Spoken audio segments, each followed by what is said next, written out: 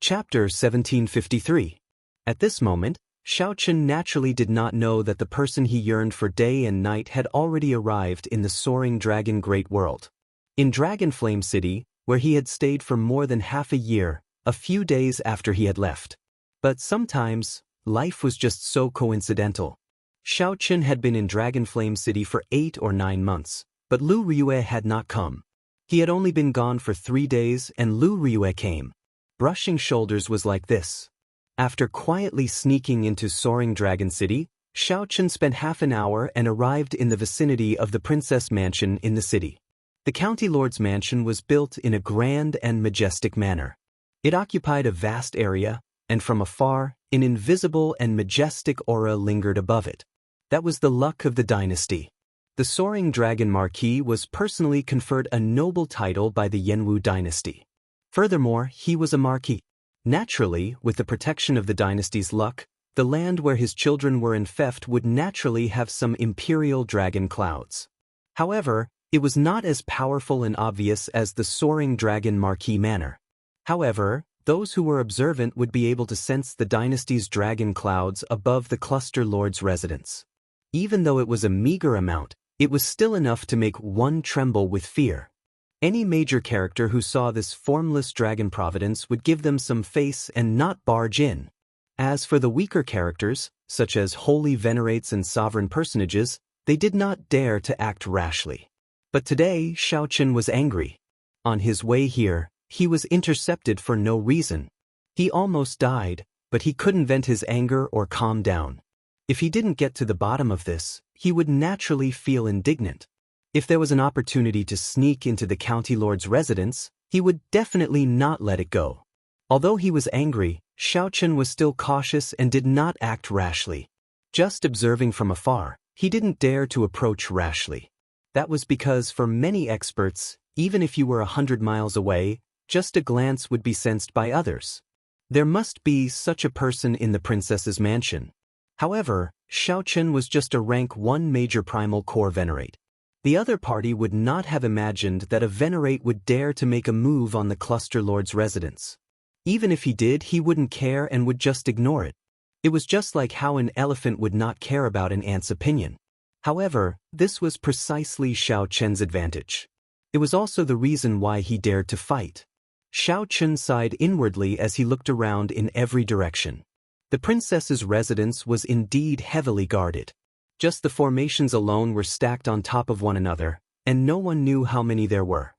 What was even more difficult to say was that there were experts overseeing every important road, and there was a large number of guards patrolling back and forth. There were no blind spots. In addition to the hired mercenaries, the experts of the county lord's mansion were stronger than most of the 4th grade sects. Are there no blind spots? Xiaochen did not believe it. The heavenly insight divine eye flew out from his glabella. The god's eye hung high in the sky, overlooking the entire princess residence, except for a few places hidden by special maze formations.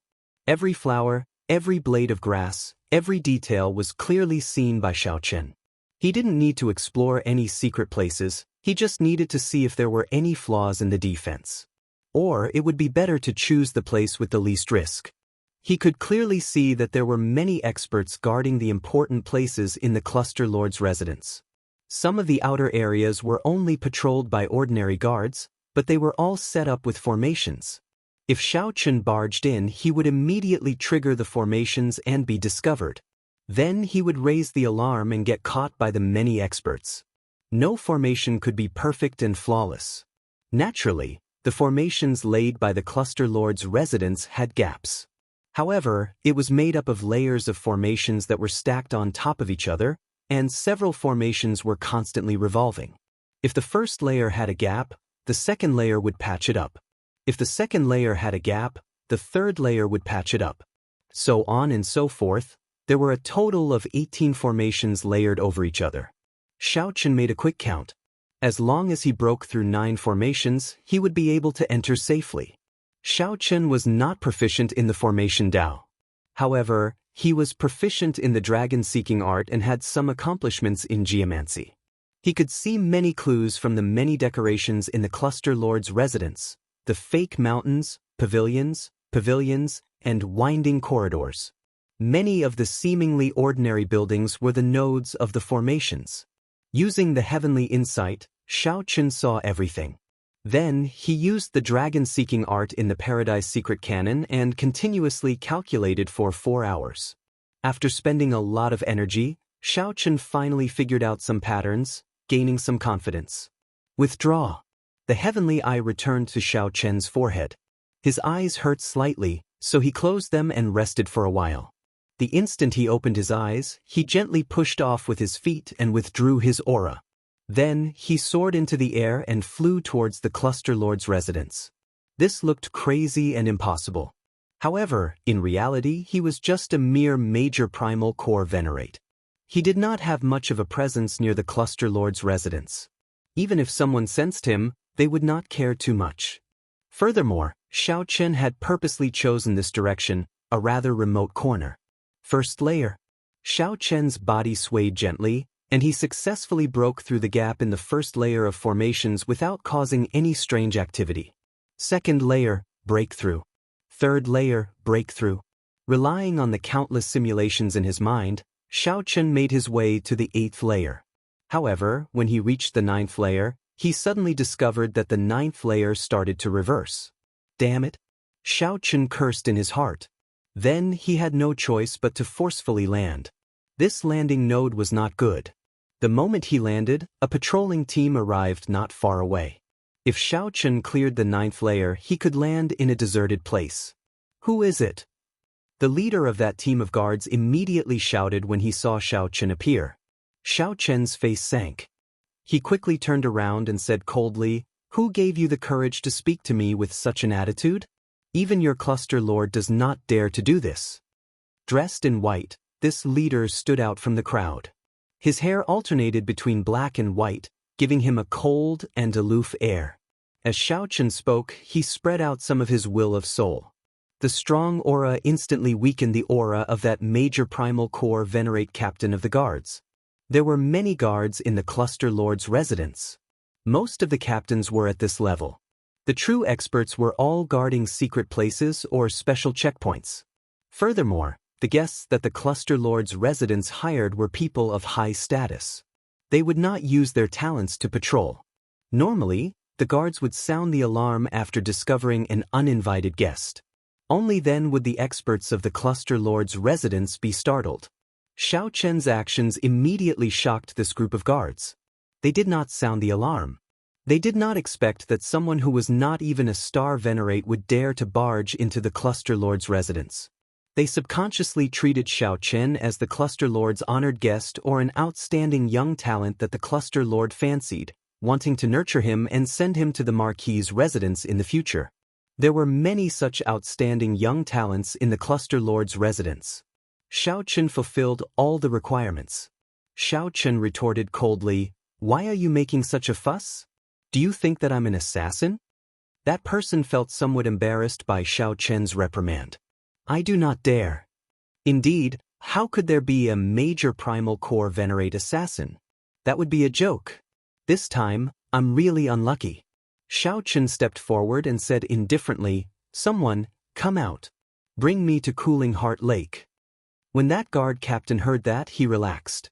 Cooling Heart Lake was an important place in the depths of the Cluster Lord's residence. Outsiders would not know about it. This white-clad bladesman should have just arrived at the Cluster Lord's residence and lost his way. He hurriedly nodded in agreement and called out someone to lead the way for Xiaochen. However, in reality, Xiaochen's heavenly eye had already seen the Cooling Heart Lake from outside. His strong state of mind allowed Xiaochen's expression to remain calm. Even after the group of guards left, his expression did not change. Along the way, he casually chatted with the guard who was leading the way. To his surprise, Xiaochen learned that Countess Goyu was currently meeting with an honored guest from the Soaring Dragon County. These guards had no idea who this mysterious person was, but judging from his demeanor, his status was definitely incomparably noble. "Young master, the Cooling Heart Lake is not far from here. I still have a mission to complete, so I won't be able to send you off personally," the guard said respectfully. Xiaochen nodded and gestured for him to leave. It was very troublesome to enter, But after entering, Xiao Chen was quite relaxed. Because basically, no one paid attention to him or suspected him. There were even people who would kiss and nod their heads to greet him. Suddenly, Xiao Chen looked around and saw a familiar face in the county lord's mansion. It's her. Xiao Chen's gaze immediately turned somewhat gloomy. No wonder. Everything makes sense now. Chapter 1754. Boom! The other guards were still entangled with Xiao Yu, the maidservant. They had no time to care about Xiao Chen, so they did not notice anything strange. After a while, he smiled embarrassedly and said, "Interesting. Why are you reacting so strongly? If you wanted it, I would have let you have it. However, you did not make a move. You have to know that many people are interested in the ancient dragon race totem. If not for giving Father Face, someone would have come here long ago to make a move. However, you did not make a move. Sooner or later, it would benefit others. Let me in. I want to see the Cluster Lord. I have urgent matters to discuss with the Cluster Lord." Lan Luo's eyes turned somewhat moist. She had never experienced such a strange emptiness and sadness before. Long Bo smiled faintly and said, "It's fine. You may withdraw. You all have done well." Then he lowered his body and hid his aura. With a somewhat dazed expression, Lan Luo said, No wonder you kept me here, not letting me out." Seventh brother? The moment Lan Luo heard that, she completely erupted. She could no longer hide her killing chi. Long Bo frowned slightly, feeling somewhat confused in his heart. What's going on? It seems like Lan Luo really wants to kill. At the entrance to the garden in front of Xiao Chen, the maidservant Xiao Yu, who once served him in the Soaring Dragon Pavilion, walked quickly in a somewhat flustered manner. That was to say, Xiao Yu's cultivation was already much higher than Xiao Chen's. He could not tell just from her aura. Xiao Chen's spiritual sense turned into a thin line and entered through the cracks in the roof. Now that he thought about it, Cluster Lord Go Yu had actually noticed him long ago. That man called Long Bo was somewhat stunned. Unexpectedly, Lan Luo's reaction was so great. Xiao Chen was startled. He could not make out this old man's cultivation at all. Based on her appearance, it seemed like Xiao Yu wanted to make a move and barge in. That mysterious honored guest's guard focused all his attention on the maidservant Xiao Yu. However, Xiao Yu did not mention the guard's obstruction. Instead, she answered, "Cluster Lord, 7th Young Master sent out the 18 Dark Shadow Guards to kill Young Master Xiao. He even got people to block the way." The scene inside immediately appeared in Xiao Chen's mind with a single glance. Clearly, Lan Luo was very impatient. She said with a sullen expression, "What exactly do you want to say? Just say it directly. Stop trying to beat around the bush." It was Xiao Yu, the maidservant who served Xiao Chen twice in the Soaring Dragon Pavilion. He didn't even notice that he was being followed. Who's up there? Only by seeing the other party in action would one be able to tell. Xiao Chen's mind raced. The other party should be reporting to the princess now. Good news? In the shadows behind him hid an extremely inconspicuous old man. His eyes were closed and he stood with his hands behind his back. Princess Go Yu was the true master of this place. A group of guards came in and knelt on the ground. Follow her. At first, Xiao Chen thought that he had seen wrongly, but after confirming it he realized that he was not mistaken. You're courting death. Xiao Chen had once met the auctioneer in the Purple Sun region's Purple Sun City, the girl who left in tears after being provoked by his words. On the eaves, Xiao Chen was greatly shocked. Could it be that he had guessed wrong? The young man smiled and said, "All right, then I won't talk anymore. I heard that an ancient dragon clan totem appeared in his younger sister's conferred land. Coincidentally, I have a friend in the imperial capital who is very interested in this and wants my help." That kind of skillful cooperation required a lot of resources and time. However, it was not a problem for the Soaring Dragon Marquis. If she wasn't the one who sent the 18 assassins, could it be someone else? Lan Luo's expression suddenly turned incredibly cold, making Long Bo feel that something was wrong. Just as he was about to say something, he pushed the maidservant, Xiao Yu, out of this place. However, it was just a strange movement, and some murderous intent appeared in Lan Luo's eyes. The old man hiding behind Long Bo suddenly opened his eyes. "How dare you? Don't you know that this is the Cluster Lord's residence? If you still don't move, don't blame me for being impolite. Longbow sat down and took a sip of tea. Then he said, "Now that things have reached this point, younger sister, don't be angry. The 18 guards should be returning soon with good news." Xiaochen quietly hid himself and followed behind the maidservant, Xiao Yu. At this moment, Xiao Yu's footsteps were flustered, her expression hurried. Seeing that something was wrong, the guards in other places also came over. If one did not look carefully, one would not have noticed them. This made Xiaochen wonder, who in the world is so thick-skinned? To think that this person was so rude to the people of the Cluster Lord's residence, not letting them in just like that. Xiaochen discovered some clues.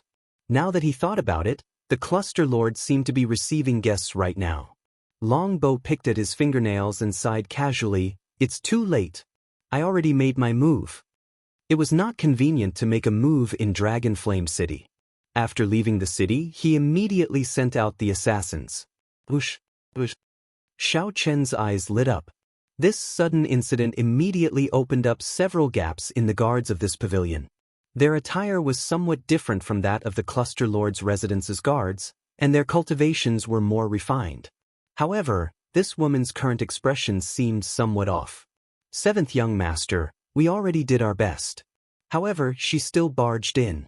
"Seventh young master, please punish her." "That is very likely. An opportunity." Lan Luo asked in shock when she noticed some wounds on Xiao Yu's body.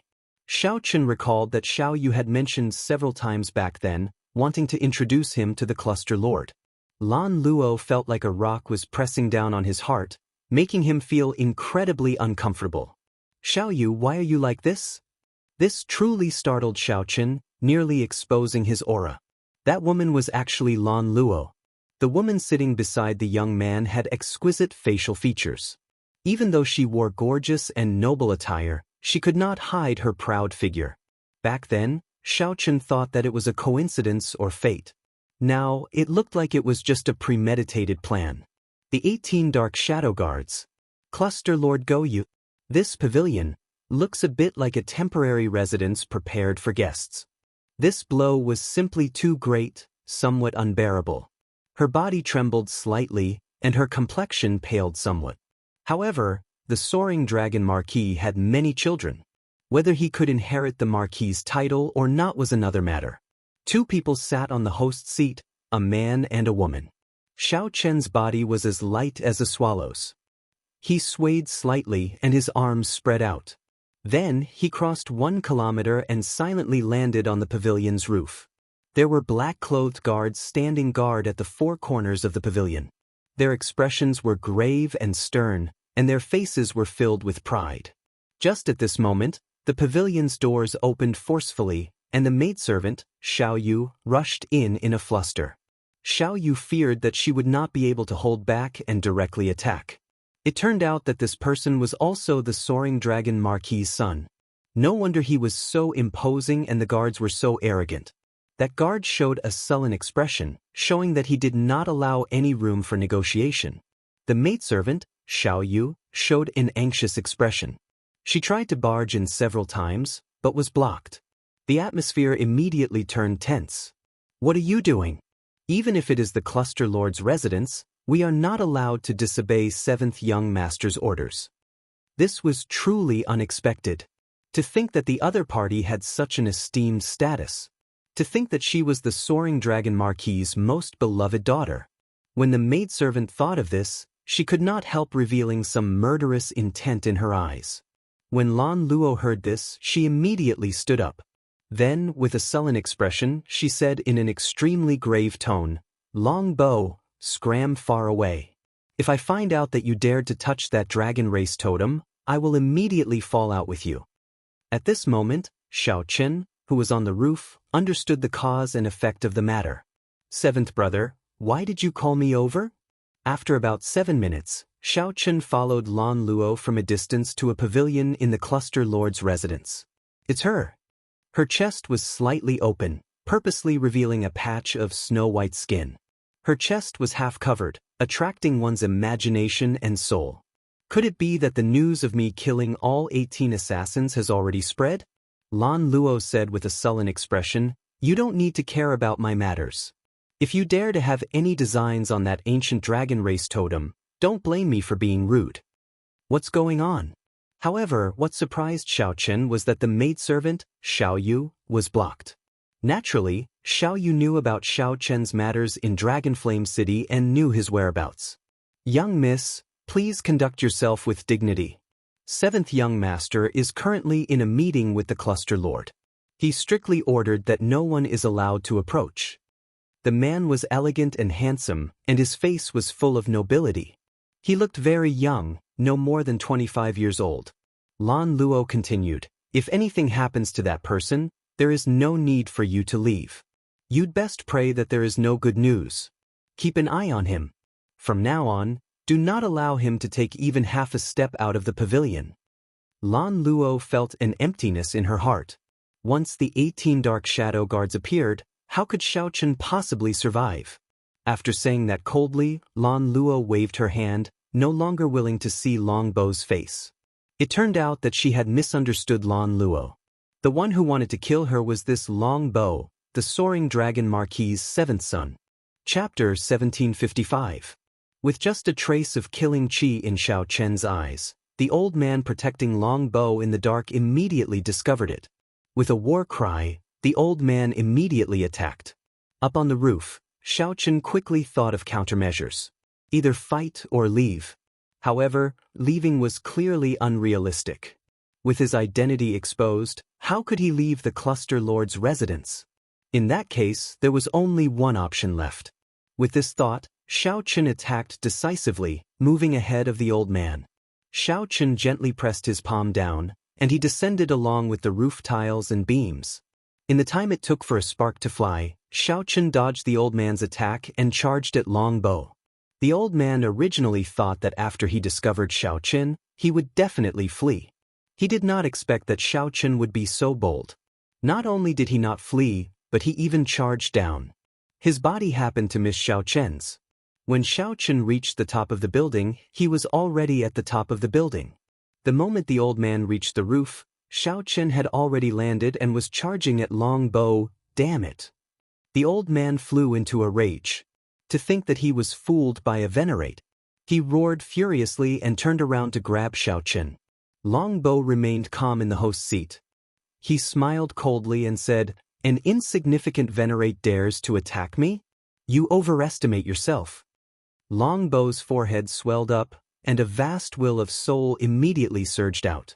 Without even thinking, Xiao Chen activated the azure-colored dragon seal in his soul pool and released a bright light. The will of soul, which contained the divine might of the blue dragon, charged forward without any fear. Boom! The two wills of soul clashed without any suspense. Xiao Chen's exquisite soul energy, which came from the faux god flame, supported the divine might of the blue dragon. The will of soul crushed Longbow's weak will of soul. Then, it continued surging forward, firmly suppressing Longbow and preventing him from moving. All this happened in the time it took for a spark to fly. Nearly at the same time, the old man launched himself over. It looked like the old man would touch Xiao Chen in the next moment and subdue him. "Stop. If you take another step, I will kill him." Relying on his will of soul, Xiao Chen extended his hand and beckoned, controlling Longbow. Then he turned around abruptly. At this moment, the black-clad old man was only half a step away from Xiao Chen. If he had been slightly slower, he would have been immediately restrained and killed on the spot. Release Lord 7 kill. Xiao Chen squeezed Longbow's neck with one hand. When he exerted some force, Longbow's pale face immediately revealed a pained expression. The black-robed old man hurriedly retreated, not daring to move recklessly. At this moment, Xiao Chen calmed down a little. That was close. The black-clad old man before him was actually a terrifying late-stage star venerate. This kind of existence only needed one move to crush him to death. Of course, that was provided that Xiao Chen did not use the divine might from the faux god flame in his sea of consciousness. Xiao Chen. Everything happened too quickly. The moment Xiao Chen landed, a middle-aged man hidden in the dark shielded the cluster lord and retreated far away. When Lan Luo clearly saw Xiao Chen's appearance, she let out a soft cry, revealing an expression of unconcealable joy on her face.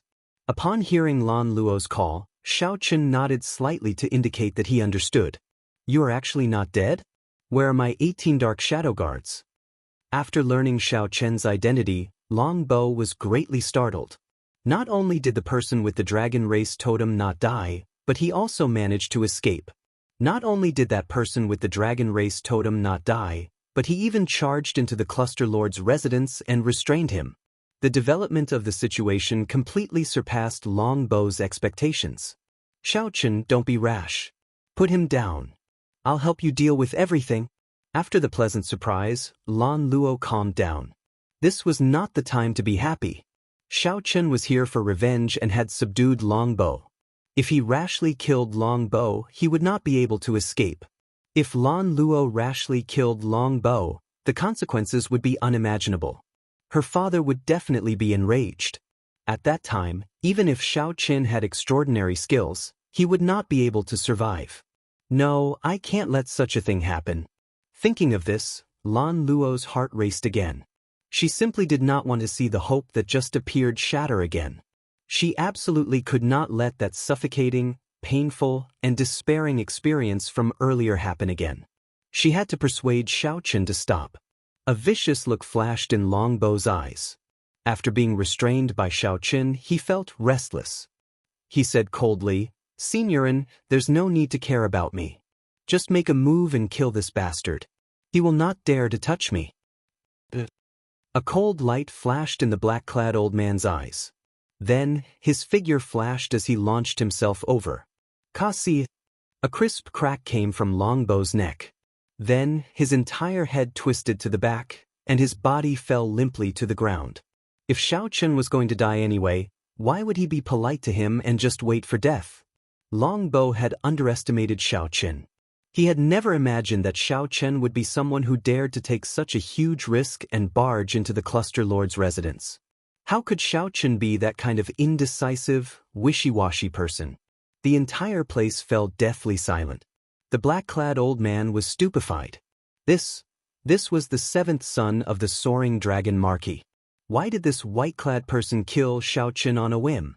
He did not hesitate at all, killing decisively and mercilessly. The black-clad old man was also naive. Why did Xiao Chen hesitate? What did he hesitate for? He stood where he was and thought about it. Was he going to do nothing in the midst of conflict and then get killed with one palm strike? Xiao Chen was not that stupid.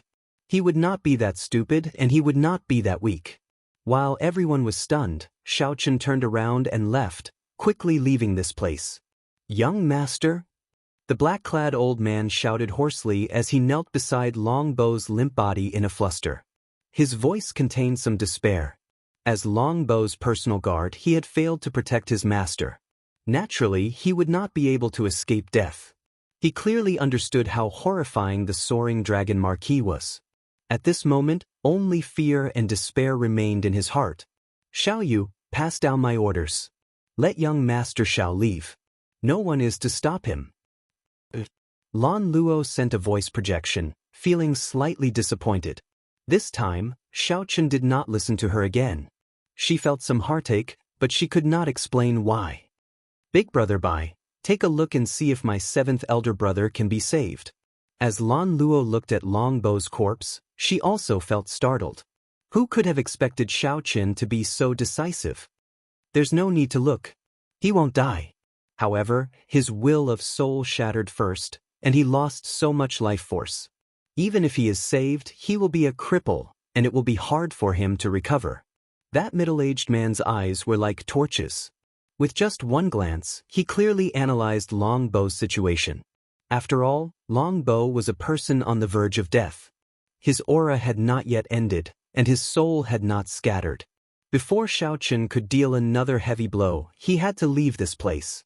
Long Bo managed to keep his life. The process of leaving the Cluster Lord's residence was much easier than Xiao Chen expected.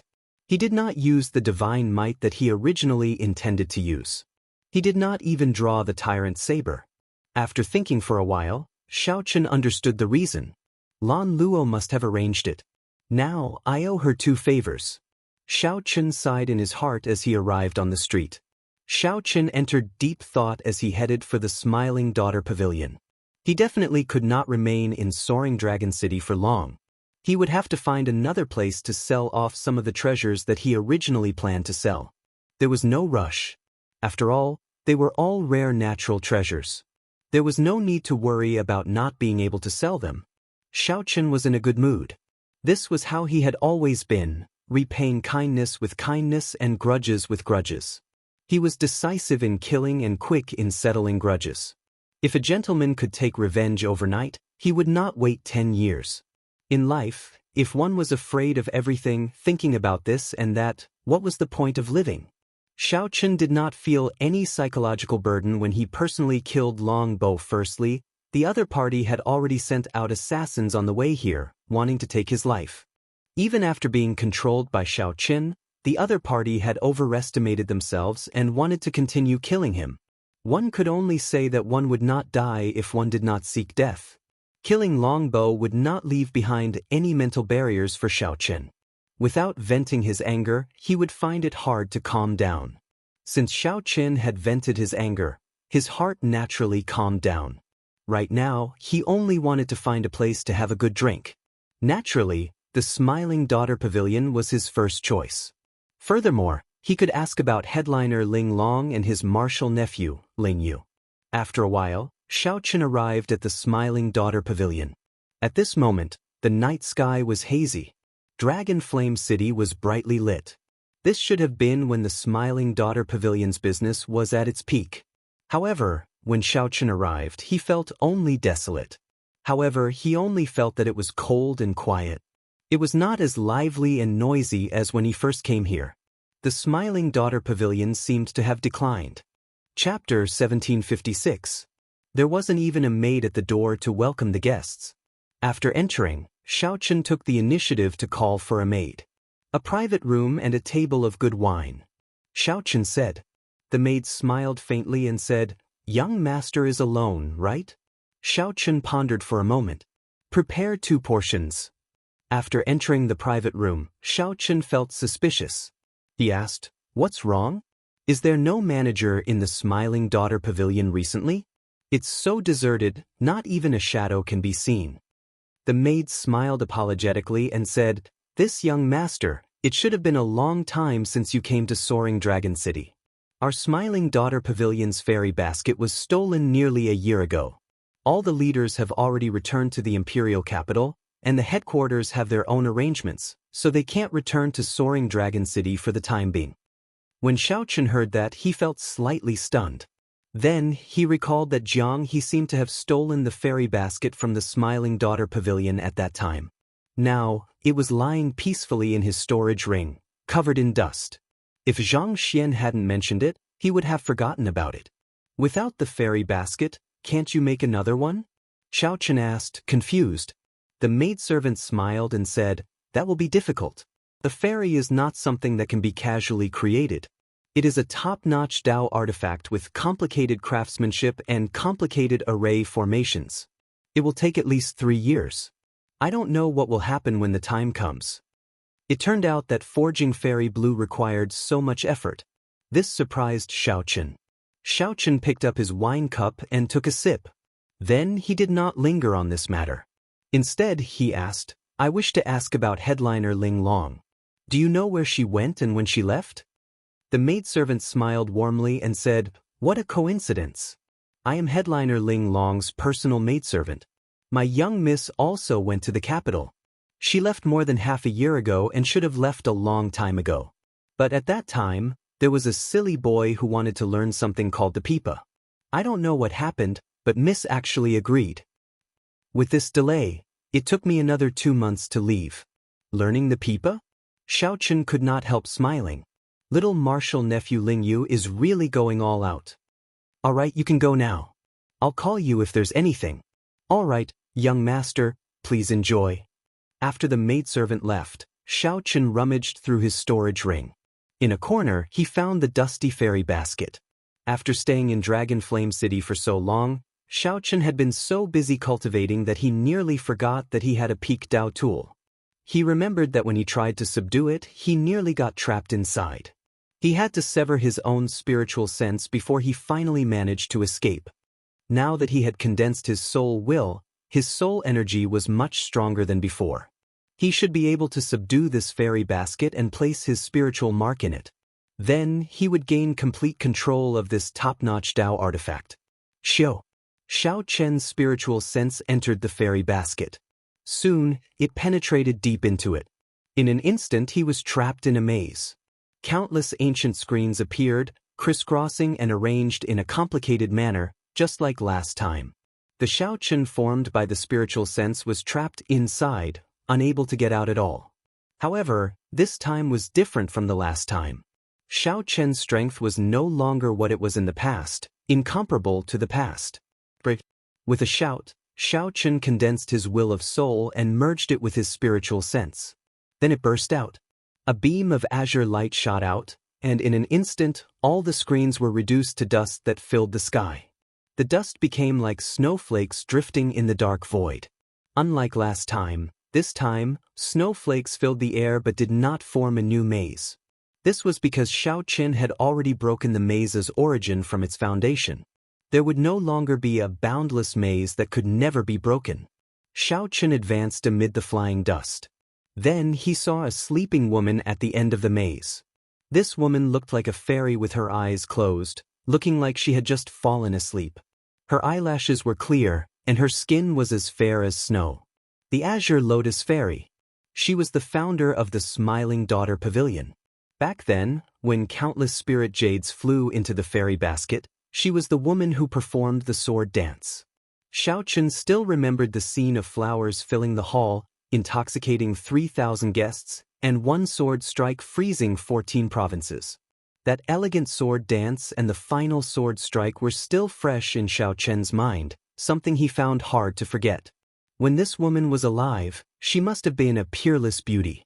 Every frown and every smile of hers could topple nations. Hence, she was given the title of the Azure Lotus Fairy. Xiao Chen moved his gaze away from this woman with some difficulty. Then he circled to the back and removed the spiritual mark that the previous owner left behind. Then he imprinted a strand of his will of soul in it. The fairy basket officially changed owners. At this moment, the dark space lit up. When Xiao Chen's feet landed on the ground, he discovered a vast formation in his surroundings. That was right. It really was a vast formation.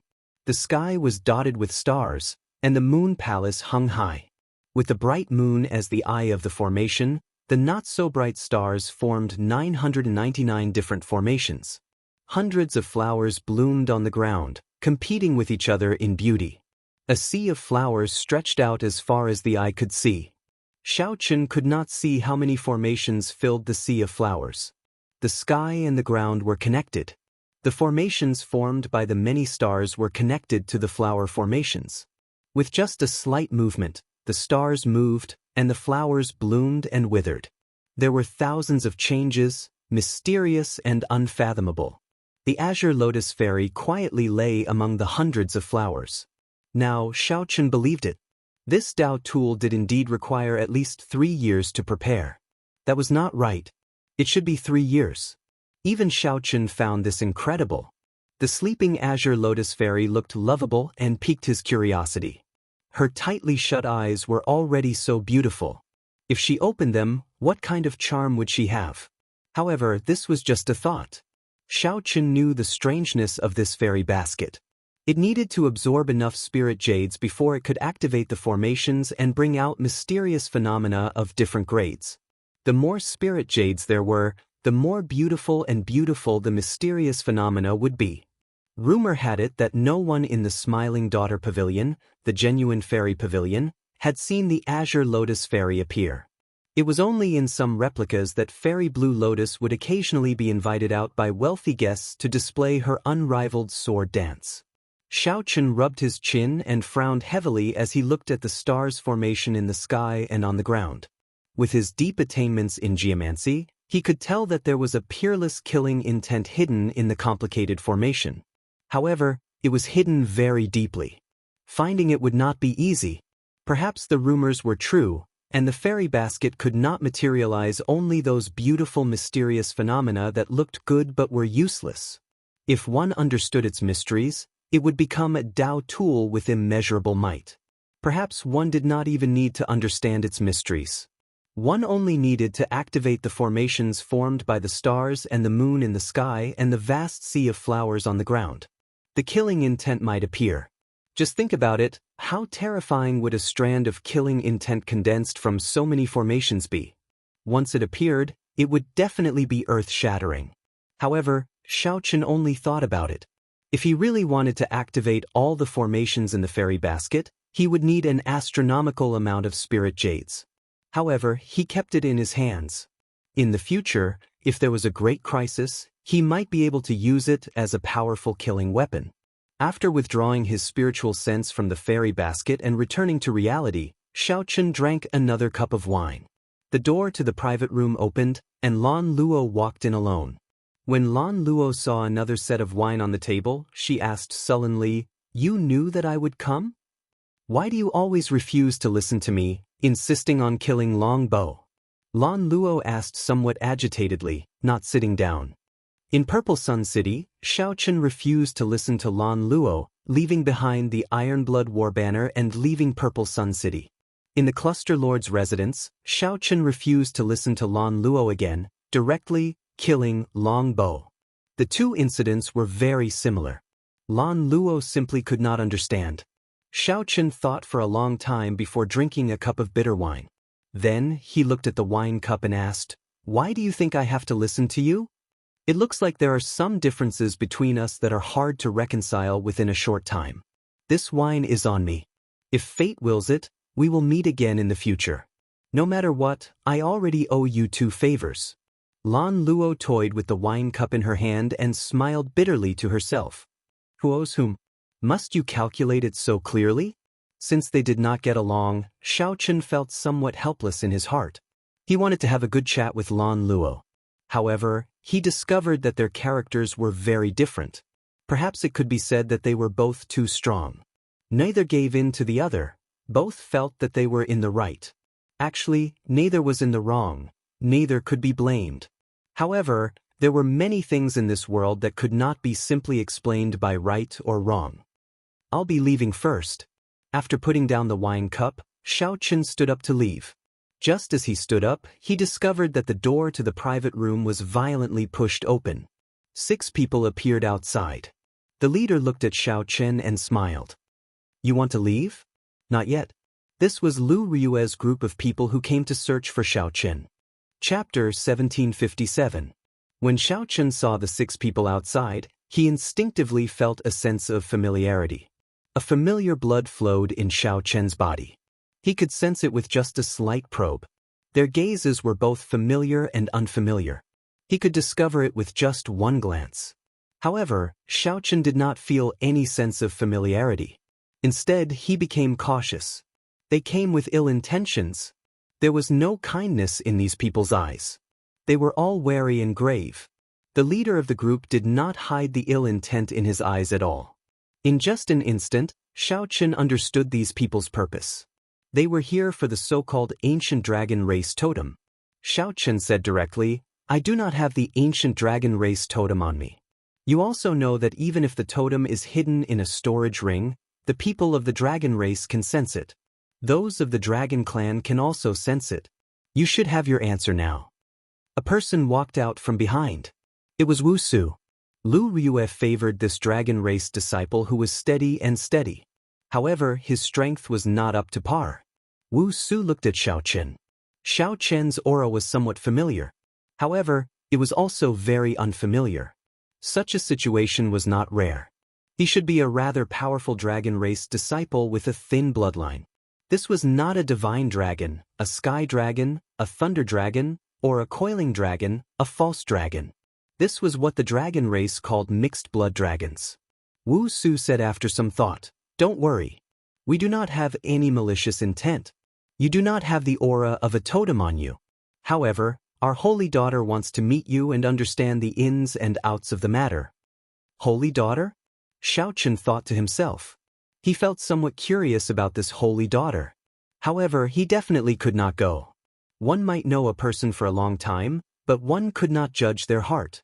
The most important thing was that he could not tell anyone about the underground dragon city. This was especially so for the people of the dragon race. He had plundered so many dragon race treasures and even inherited the faux god flame. At that time, when the holy daughter asked, how should he answer? If he could not answer, it would arouse suspicion and conflict. After thinking for a while, Xiaochen made his decision. He rejected, I have things to do. If you have any questions, you can ask me now. Furthermore, I do not have the dragon race totem, so I do not have to go with you. Jiang Qing smiled in disdain. Reject? Do you have the right to refuse? You're just a lowly, mixed-blood dragon. Whether or not you have a totem is not up to you to decide. Senior Brother Wu is just being polite to you. What arrogance! Are all the members of your dragon tribe so arrogant and conceited? When Lan Luo, who was seated, heard the words, lowly mixed-blood dragon, her heart skipped a beat, and she immediately became upset. He jumped to his feet and stood beside Xiaochen, staring coldly at Jiang Cheng. Jiang Cheng looked at Lan Luo's attire and figure. He smiled coldly and said, the noble clan scions of the dynasty's capital treat your smiling daughter pavilion's women as important people. In my, Jiang Cheng's eyes, you are just prostitutes. Scram. As soon as he said those words, he raised his hand and sent a slap over. Impudent. When Xiaochen saw this, he was immediately infuriated. He didn't mind others calling him a mixed-blood dragon. The strong had their own demeanor, and there was no need to bicker with everyone. However, insulting his friend was a completely different matter. Without even thinking, Xiaochen unleashed his aura and punched.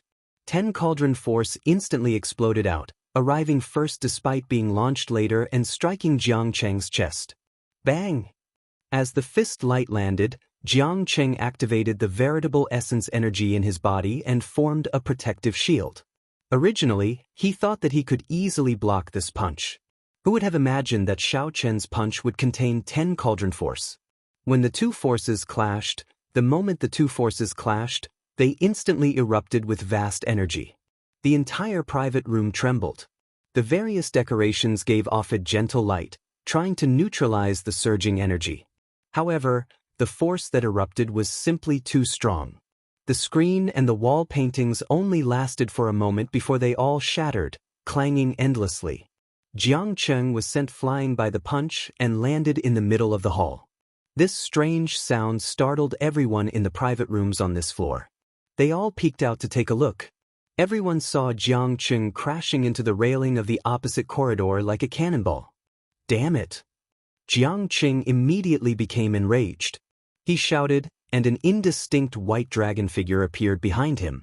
However, that white dragon roared ferociously, looking ferocious and scary. A horrifying dragon might erupted from Jiang Cheng's body. Bang! Bang! Bang!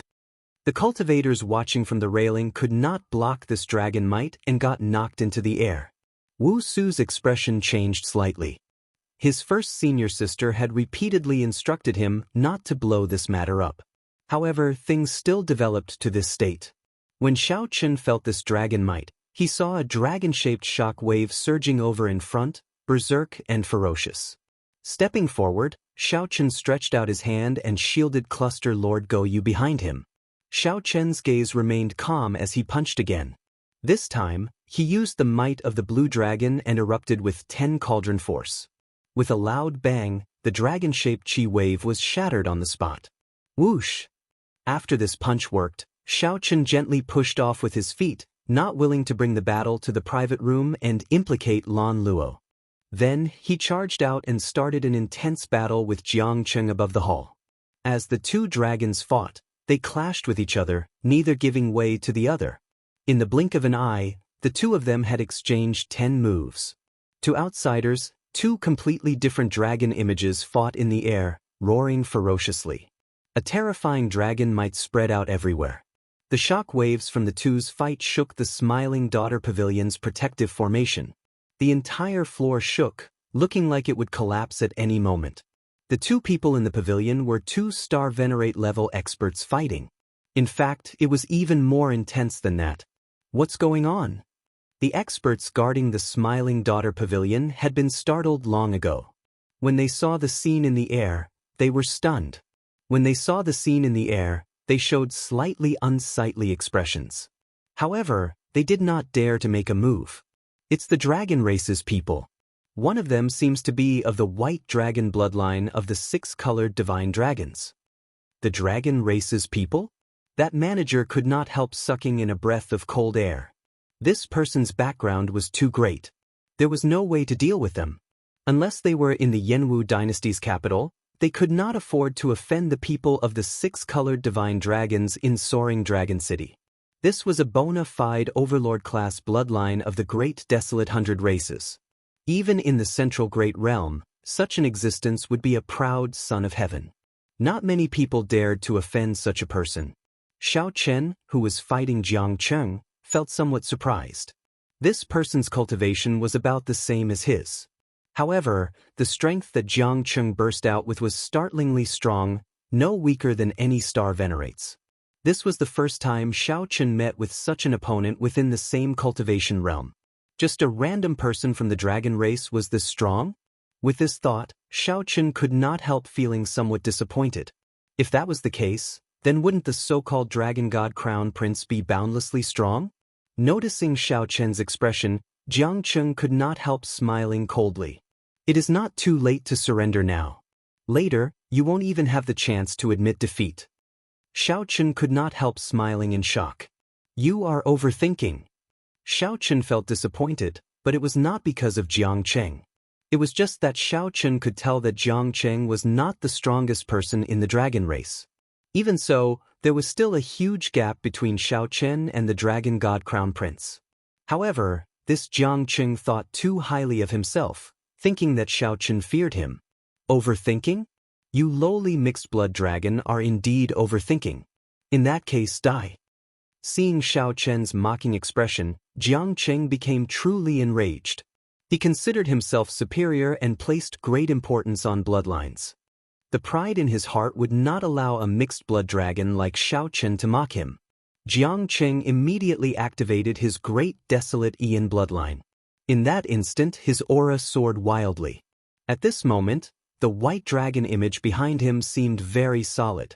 Jiang Cheng's dragon eyes turned scarlet, and the ancient great desolate Ian's dragon might reappeared in the world. The dragon might spreading in the air immediately turned incredibly heavy, looking solid. Crack, crack. Some of the nodes supporting the stairs started to loosen.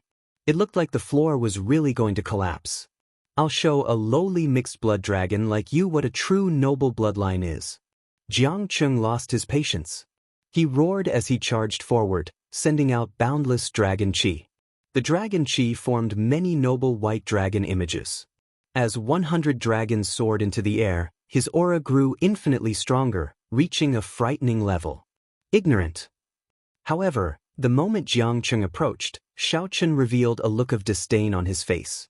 Then, his eyes suddenly filled with panic. Xiao Chen instantly activated his great desolate Ian bloodline. His grade 8 blue dragon bloodline instantly suppressed Jiang Cheng's aura. Before the other party could react, Xiao Chen kicked. Pu Si. Pu Si. A hole appeared in the Smiling Daughter Pavilion. Jiang Cheng fell to the street like a sandbag. Seeing this scene, Wu Su and the others were all stupefied.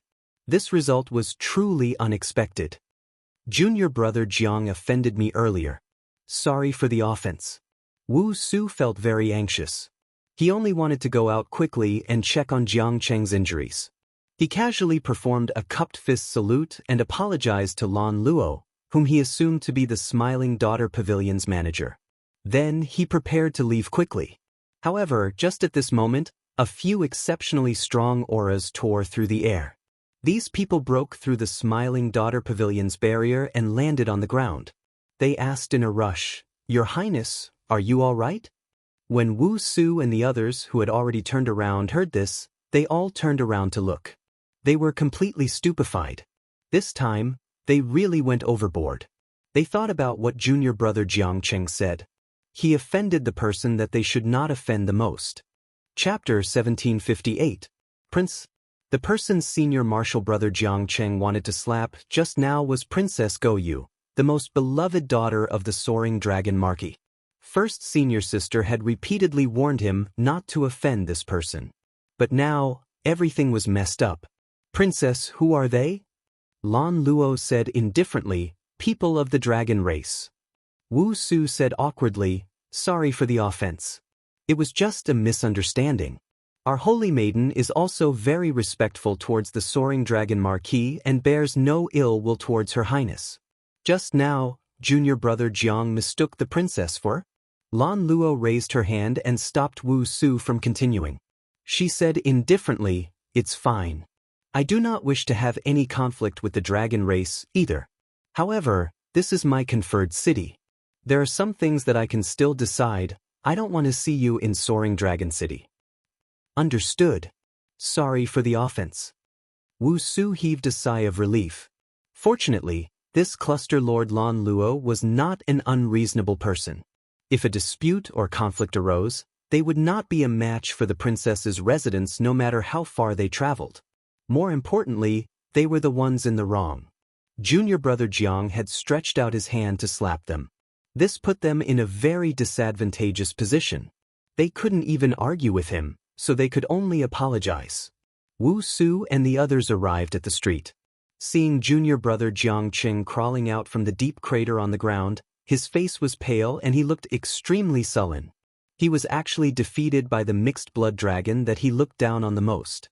Xiao Chen, who had always been proud of his white dragon bloodline, could not accept this.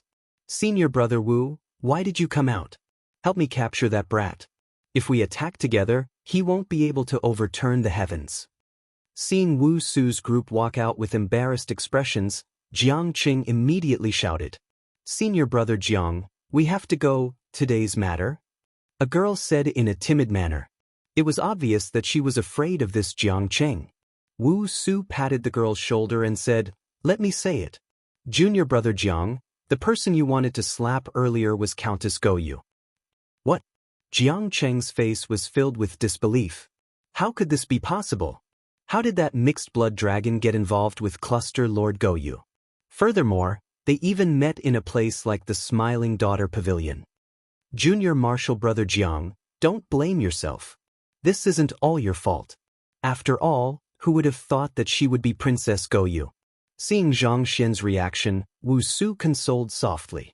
Jiang Cheng stubbornly said, she is a princess, and I offended her. I am in the wrong, and I will bear the responsibility alone. But that Xiao Chen must still be captured. He must be taken away. Senior martial sister's task must be completed.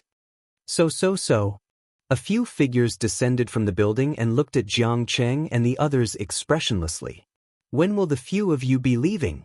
Her Highness is already urging you to leave, the leader of the group said politely as he looked at Wu Su.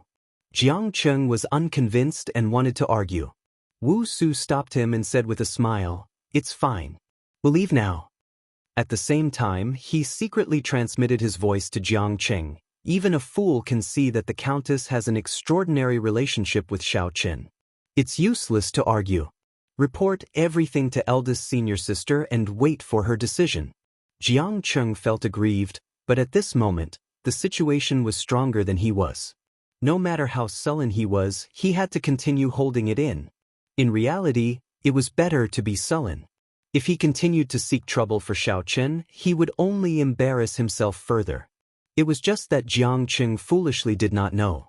After about 7 minutes, the group left Soaring Dragon City. As the group looked at the city walls, they all felt somewhat disappointed. They did not know how to face first senior sister when they returned. Unexpectedly, this Xiao Chen is a member of our dragon race. He possesses a false dragon bloodline and can still burst out with such a terrifying dragon might, someone sighed. Someone sighed. The scene of Xiao Chen sending Jiang Cheng flying with one kick at the end was still fresh in everyone's memory. Although junior brother Jiang's realm wasn't high, his future was limitless. He was known as the strongest peak major primal core expert. Within the same cultivation, no one could defeat him when he broke through to Star Venerate. In the future, when Xiao Chen broke through to Star Venerate, he would definitely soar. the seniors of the race all had high hopes for him. When Xiaochen went to Ancestor Dragon City, he kept reminding Lu Ryue to take care of him. However, Jiangqing suffered a huge defeat today. Furthermore, he lost in such an unsightly manner. This was simply unbelievable. Unconvinced, Jiangqing said, "I was just careless. If we fought again, I absolutely would not lose to him." Wu Su sighed softly and said, "Not everyone in the false dragon bloodline is mediocre. Since ancient times, there has been no lack of false dragons turning things around and becoming heavenly dragons in the dragon race's history. First senior sister often taught us that we cannot judge a person's status based on the quality of their bloodline. They are all comrades of our dragon race." Jiangqing showed a sullen expression, still unconvinced. However, Wu Su used Lu Ryue's words to lecture him. Jiangqing could not rebut anything, only sulking in his heart. However, in reality, Jiangqing was just overthinking. Wu Su did not have any intention of lecturing Jiangqing. He only wanted to use first senior sister's words to enlighten him. This way, Jiangqing would not have a knot in his heart that he could not resolve, turning him into a demon. "Junior brother Jiang, are your injuries all right? Let me check them out for you." Wu Su asked worriedly when he saw that Jiangqing's expression still did not look right. "There is no need for you to care about this hypocrisy." Jiangqing had not completed his mission and lost to Xiaochen. He roared in his heart as he walked over alone with a stern expression. "Senior brother, we did not complete the mission this time. What did first senior sister say?" the people at the side asked worriedly. First senior sister had always been strict, making clear rewards and punishments. After messing up this time, it was hard to avoid punishment. Wu Su sighed silently to himself. In the end, Jiangqing was too young, and the elders of the clan spoiled him too much. Although Jiangqing was very talented, with such a character, it would be hard for him to accomplish great things. Wu Su smiled warmly at the people at the side. "It's fine. I will explain to first senior sister. This time, I did not think things through. I did not investigate his relationship with the cluster lord first. It was not right. Let's go." The group returned on their way back, slowly disappearing at the end of the road. In the end, the Smiling Daughter Pavilion did not collapse. This allowed the person in charge to release his bated breath. Earlier, sweat had poured down his forehead continuously. The Smiling Daughter Pavilion had been unlucky recently. They lost the fairy basket, and the dragon race experts came to fight. If the pavilion had really collapsed, then the Smiling Daughter Pavilion would not be able to continue operating.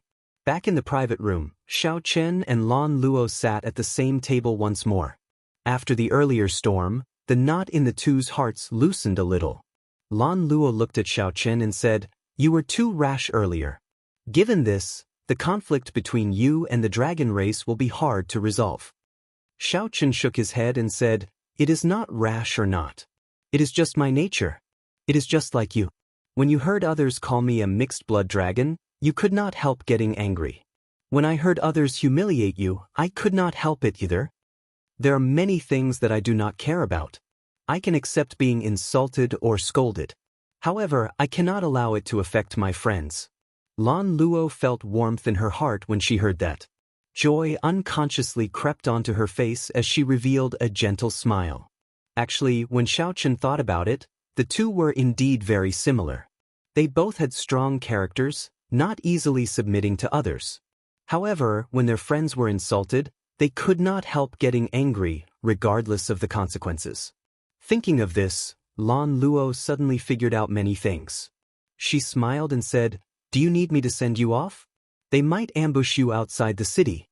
Xiaochen rejected, "There's no need. I have already troubled you enough. I will leave after drinking this cup of wine. I do not have a dragon race totem on me. As long as I go far away, they will not make a big move." After the two drank their cups, Xiaochen stood up and took his leave. "Xiaochen, no matter what trouble you encounter in the future, if you treat me as a friend, please tell me first," Lan Luo said sincerely as she looked at Xiaochen. Xiaochen was stunned for a moment when he heard that. Then he smiled happily and said, "All right, I promise you. In the future, if I find out that you are in trouble, no matter where I go, I will rush over and do what I can to help."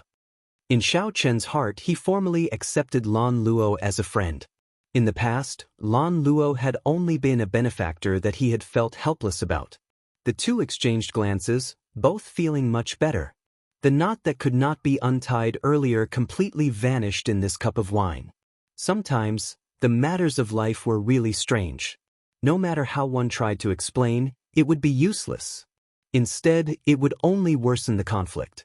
If they could see eye to eye, they would be able to understand each other with just one glance. With a cup of wine, they could put aside their past grudges. As Lan Luo watched Xiao Chen leave, her lips curled up in a charming yet melancholic smile. In the past, Lan Luo always wondered why this person never gave her any face, yet he could not forget her, finding it hard to part with her. Now, Lan Luo finally figured it out. Actually, the reason was very simple: to be himself. Xiao Chen was just being himself.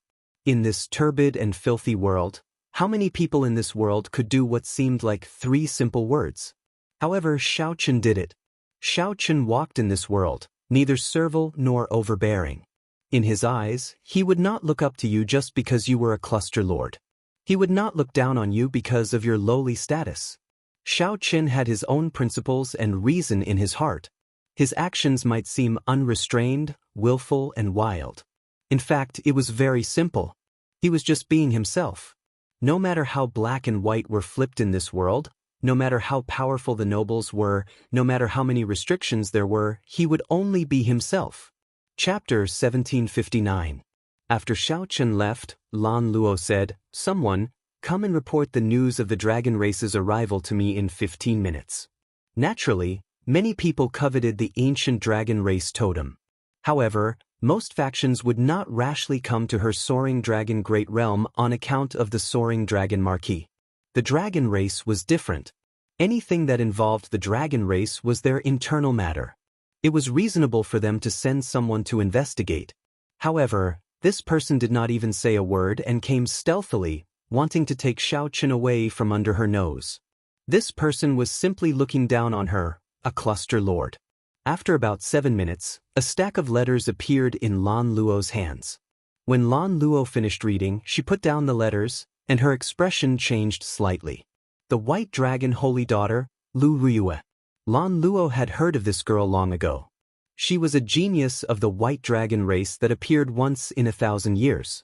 Lu Riyue's origins were mysterious. Before the age of 30, the various factions, including the dragon race, did not have any news of this girl. 30 years later, Lu Riyue suddenly appeared. She was very beautiful and talented. She was even praised as the top beauty of the dragon race. Every frown and smile of hers could topple nations. She was so beautiful that even the dragon god crown prince fell in love with her. Lan Luo simply did not expect such a famous girl to personally ask about this matter. It looked like the dragon race paid a lot of attention to this ancient dragon race totem. However, since Xiao Chen did not have a dragon race totem, it did not matter.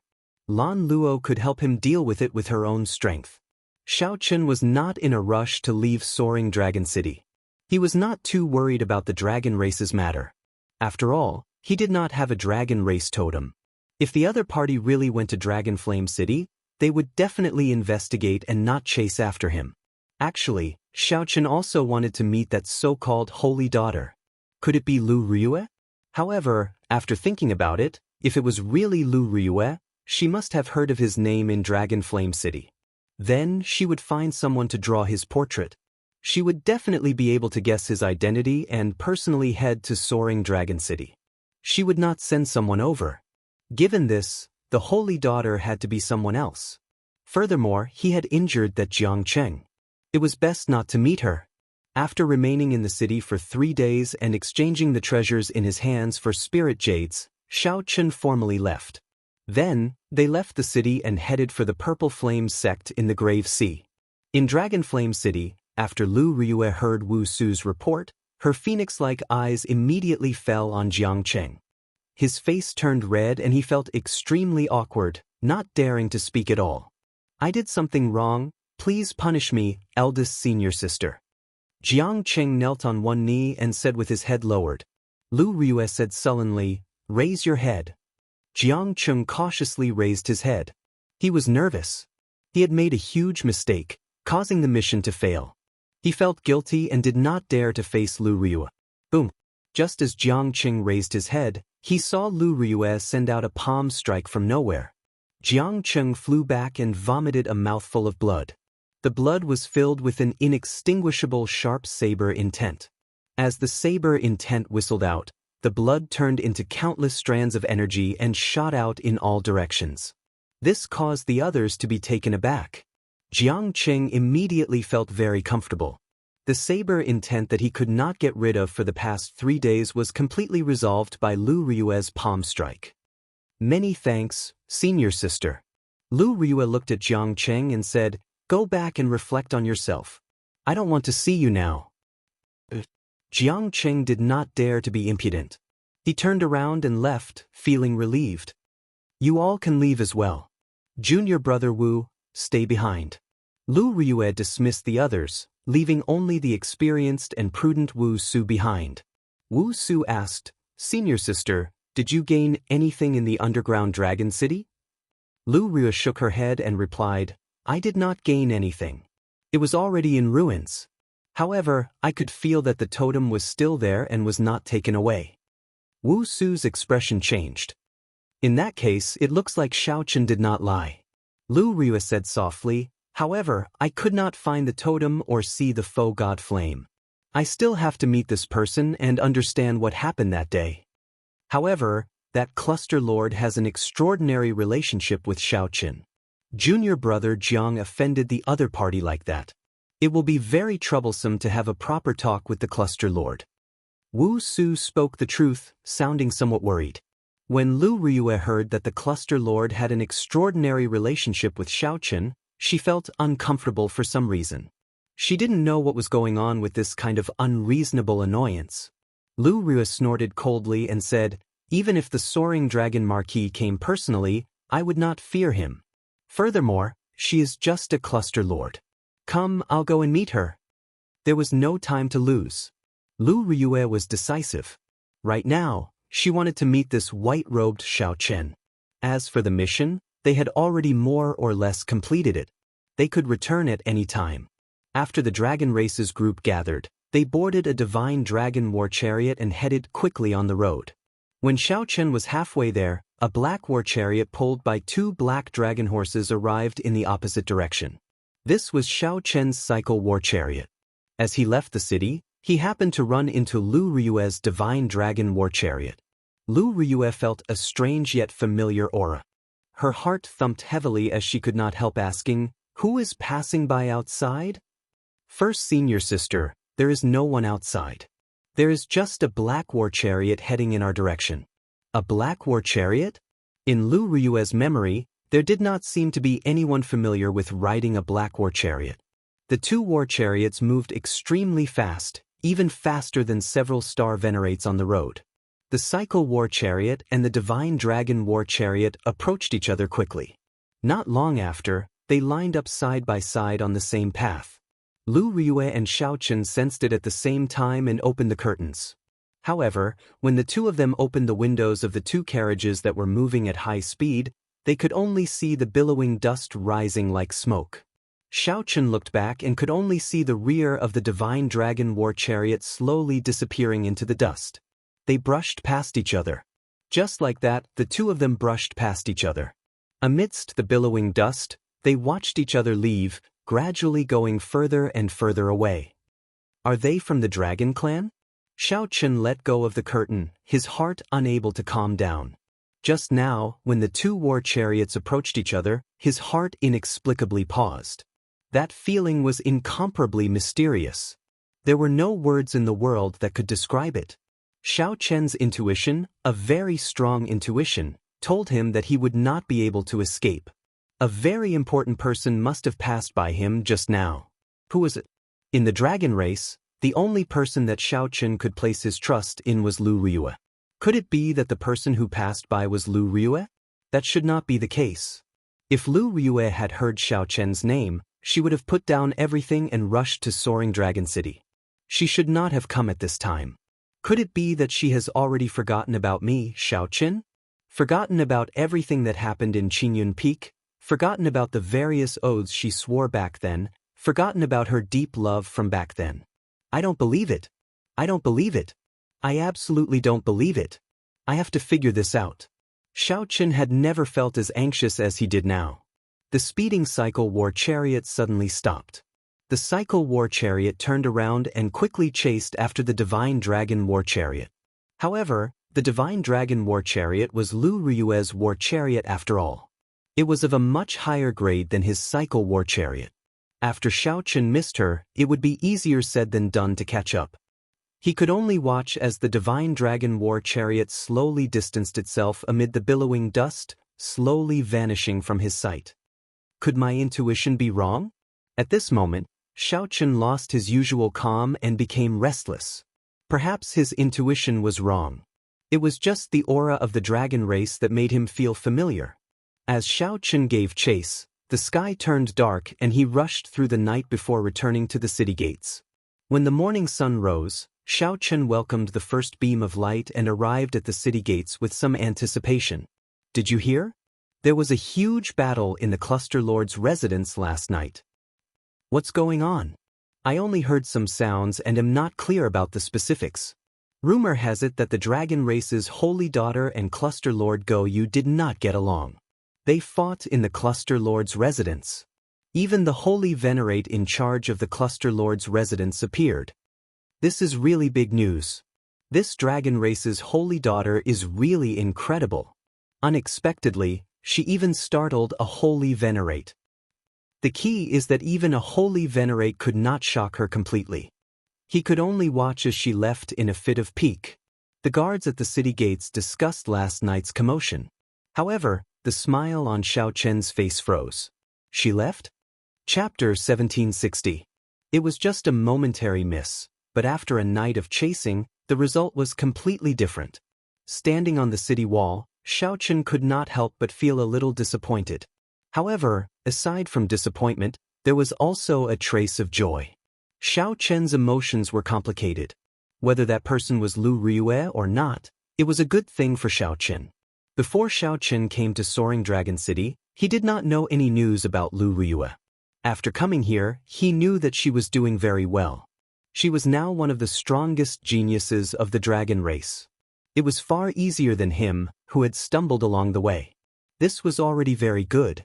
More importantly, he knew that Xiaoqin's heart had never changed. She did not even respond to the dragon god crown prince's pursuit. He was not strong enough. Sooner or later, he would personally step into the dragon race's land and meet Lu Riyue in his strongest state. The temporary disappointment did not give Xiaoqin too much of a blow. 3 days later, Xiaoqin boarded the giant starship that was on its way back. After flying for 1 month, they successfully returned to the Grave Sea's Purple Flame sect. There were still many things that he had not dealt with in the Grave Sea. He still had to formally greet the Purple Flame sect before leaving. He still had to meet his martial nephew, Ling Yu, and find his pirate ship. He wanted to see if there were any clues to the treasures that the Scarlet Blood Pirate King left behind. That was one of the things he relied on for his rise, but he never forgot that if he could get the treasure of the legendary Pirate King, this would be a great opportunity, far greater than any of his previous encounters. At the foot of the Purple Ember Sect's mountain, Xiaoqin handed over his token. The disciple guarding the mountain took a look and immediately revealed an excited expression. Senior brother Xiaoqin, you're finally back. 1 year ago, Xiaoqin fought everywhere in the Fiendish Demon battlefield. While leading the Purple Flame sect disciples in the Fiendish Demon battlefield, they gained a great harvest, far surpassing that of the other Rank 4 sections. Most importantly, they had to ruthlessly suppress the Divine Firmament sect, which was at odds with the Purple Flame sect. After defeating the unfathomable Shangguan Lei, the prestige of the entire Divine Firmament sect plummeted. Even now, the Divine Firmament sect still could not raise its head. Although his stay was short, Xiaoqin had already become a legend in the Purple Ember sect. Impressive and unforgettable. After verifying Zhang Xian's identity, many people immediately rushed over upon hearing the news. They greeted him one after another. There were even many deacons, protectors, and elders who appeared in person. When they sensed Xiao Chen's aura, they all felt incredulous. In a mere year or so, Xiao Chen's cultivation actually reached peak major primal core. More importantly, the feeling that Xiao Chen gave them was like a quiet volcano. Beneath his calm exterior was an even more terrifying power. Once it erupted, it would be an incomparable expert. This was the intuition of an expert. Xiao Chen smiled and responded to them one by one. He didn't put on any airs and returned to the courtyard. After a long time, Xiao Chen returned to his courtyard. Ling Yu is not around? Xiao Chen was slightly surprised. It would be a pity if he wasn't here. A large part of the reason why Xiao Chen came to the Purple Flame sect to bid farewell was to see his martial nephew, Ling Yu. The next time he left the Purple Ember sect, he would not return for a very long time. Junior brother Xiao. Just at this moment, Xiao Chen heard a familiar voice. He turned his head and saw that it was the top true inheritor of the Purple Flame sect, Hua Yunfeng. Senior brother Hua, it has been a long time. Congratulations. After not seeing Xiao Chen for more than a year, Hua Yunfeng successfully broke through his bottleneck and advanced to Star Venerate. This was not too strange. When Xiao Chen first arrived at the Purple Flame sect, the other party had already been in the major primal core realm for a long time. Furthermore, Hua Yunfeng was actually several years older than Xiao Chen. Hua Yunfeng said humbly, "Many thanks. I was discussing something with the sect master. When I heard that you returned, I immediately rushed over." "What is it?" Xiao Chen asked casually. Hua Yunfeng revealed a melancholic expression. After a pause, he said, "I want to leave the Purple Flame sect and go to the Central Great Realm. I feel that I still have a chance." Xiao Chen expressed his understanding. "What does the sect master think?" Hua Yunfeng sighed softly. "The sect master thinks very highly of me and hopes that I will not leave. Within 100 years, he will definitely pass the position of sect master to me." Xiao Chen nodded and said, "The sect master has good intentions.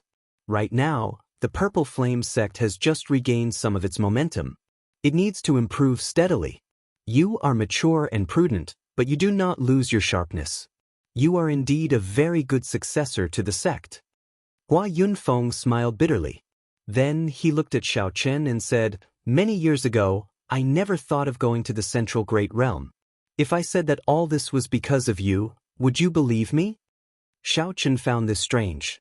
He asked, "Because of me?" "That's right. I see a kind of perseverance in you. Back then, when you first came to the Purple Flame sect, your cultivation was much lower than mine. However, I have never seen you give up on yourself. This is especially so on Thunder Controlling Peak. Your courage when facing Shangguan Lei made me feel inferior." It seemed like Hua Yunfeng had kept these words bottled up in his heart for a long time.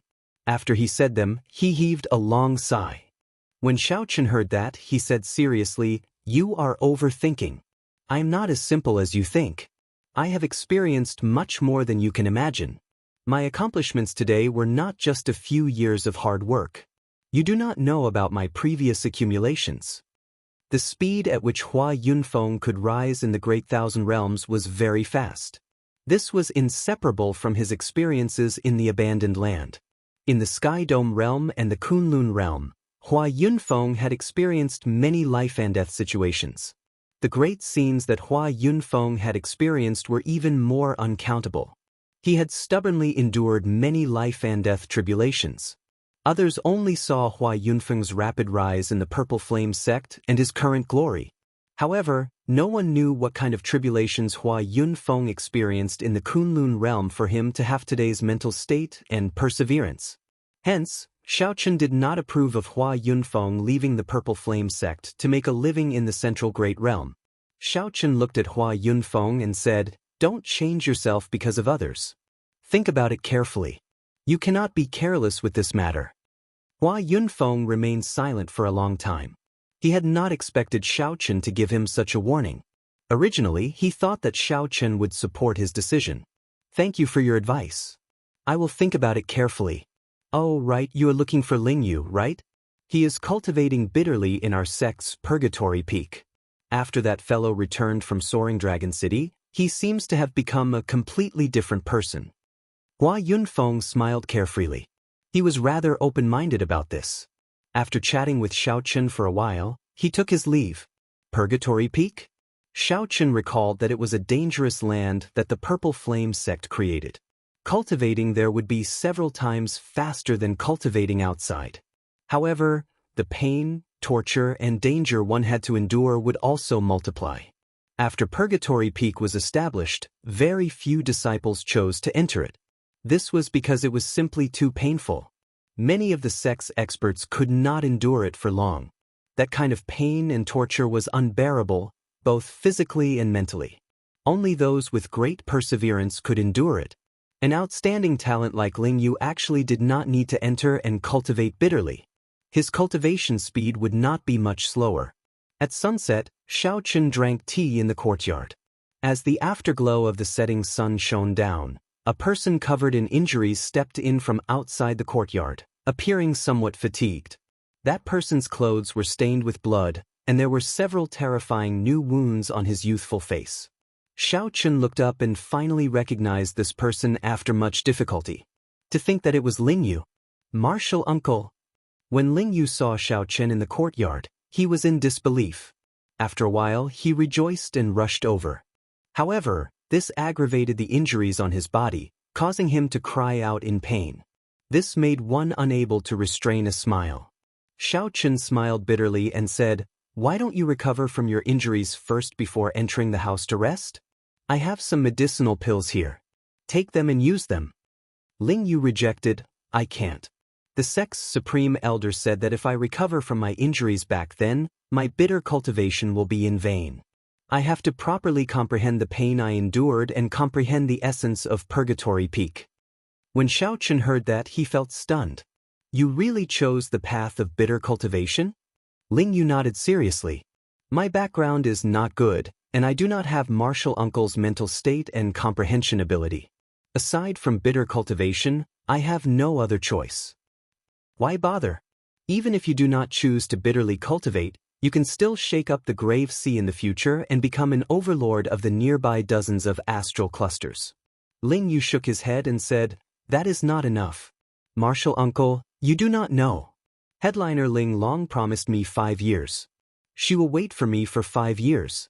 After 5 years, she wants me to go to the Yanwu dynasty's capital to look for her." As Xiaochen looked at Ling Yu's determined expression, he felt somewhat moved.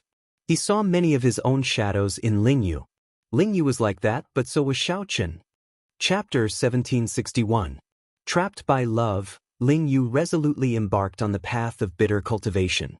Since Xiaochen did so because of love, he also embarked on a similar path. As long as there was hope, he could not give up. Ling Yu looked at the somewhat melancholic Xiaochen. "Martial uncle, did something happen to you in the Soaring Dragon Great Realm? I feel that you have changed somewhat." "What changed?" "I can't tell what exactly has changed. However, Martial Uncle has indeed changed. In the past, Martial Uncle's face always remained calm. No changes in his expression could be seen. Although it is still like that now, I can tell that there is a lingering sense of loss lingering on your face. Most importantly, Martial Uncle purposely left this sense of loss behind.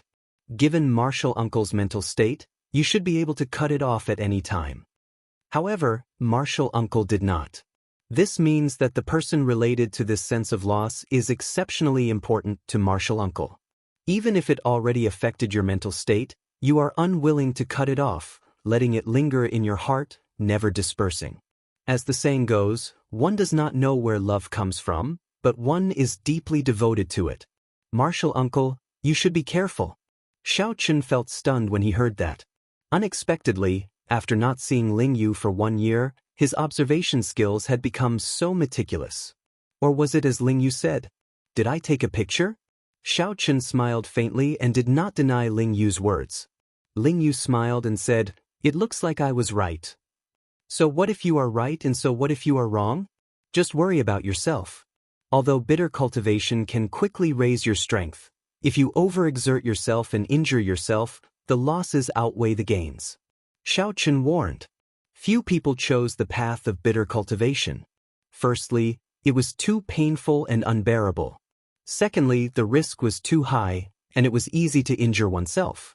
Ling Yu's stubbornness inevitably worried Xiaochen. He did not know how to face senior brother Yi in the future. Ling Yu smiled and said, "Martial uncle, don't worry about me. I won't die." "I hope so." Xiaochen sighed softly. Ling Yu had no choice but to make his own choices. After not seeing each other for more than a year, the two chatted happily. Ling Yu also told Xiaochen about some of his confusion on the martial Dao without holding back. Xiaochen patiently answered and explained. Unknowingly, the afterglow of the setting sun had completely descended. A loud shout broke this rare silence. "White-robed Xiaochen, come out. I know you're back." Ling Yu's expression changed slightly as he looked at Xiaochen. "It's Shangguan Lei." The voice came from the greeting of Sword's Edges. The greeting of Sword's Edges was where the face of the sect was.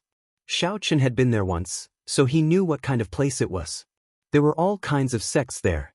Ever since Xiaochen defeated Shangguan Lei in the fiendish demon battlefield, very few people in the Divine Firmament sect dared to appear at the Purple Flame sect's greeting of Sword's Edges. This time, after Shangguan Lei found out that Xiaochen had returned, he came to take revenge. After some thought, Xiaochen understood the reason behind it. "Martial uncle, I heard that this Shangguan Lei put in a lot of effort to obtain a Dao tool to defeat you. He has been cultivating like a madman and has been waiting for you to come back. He came prepared." Ling Yu said cautiously. After all, Xiaochen had not broken through to Star Venerate yet. Ling Yu did not know Xiaochen's true strength, so he could not help worrying. Whoosh, whoosh, whoosh. Just as the two decided to go out and take a look, Shangguan Lei's figure suddenly appeared on the courtyard wall.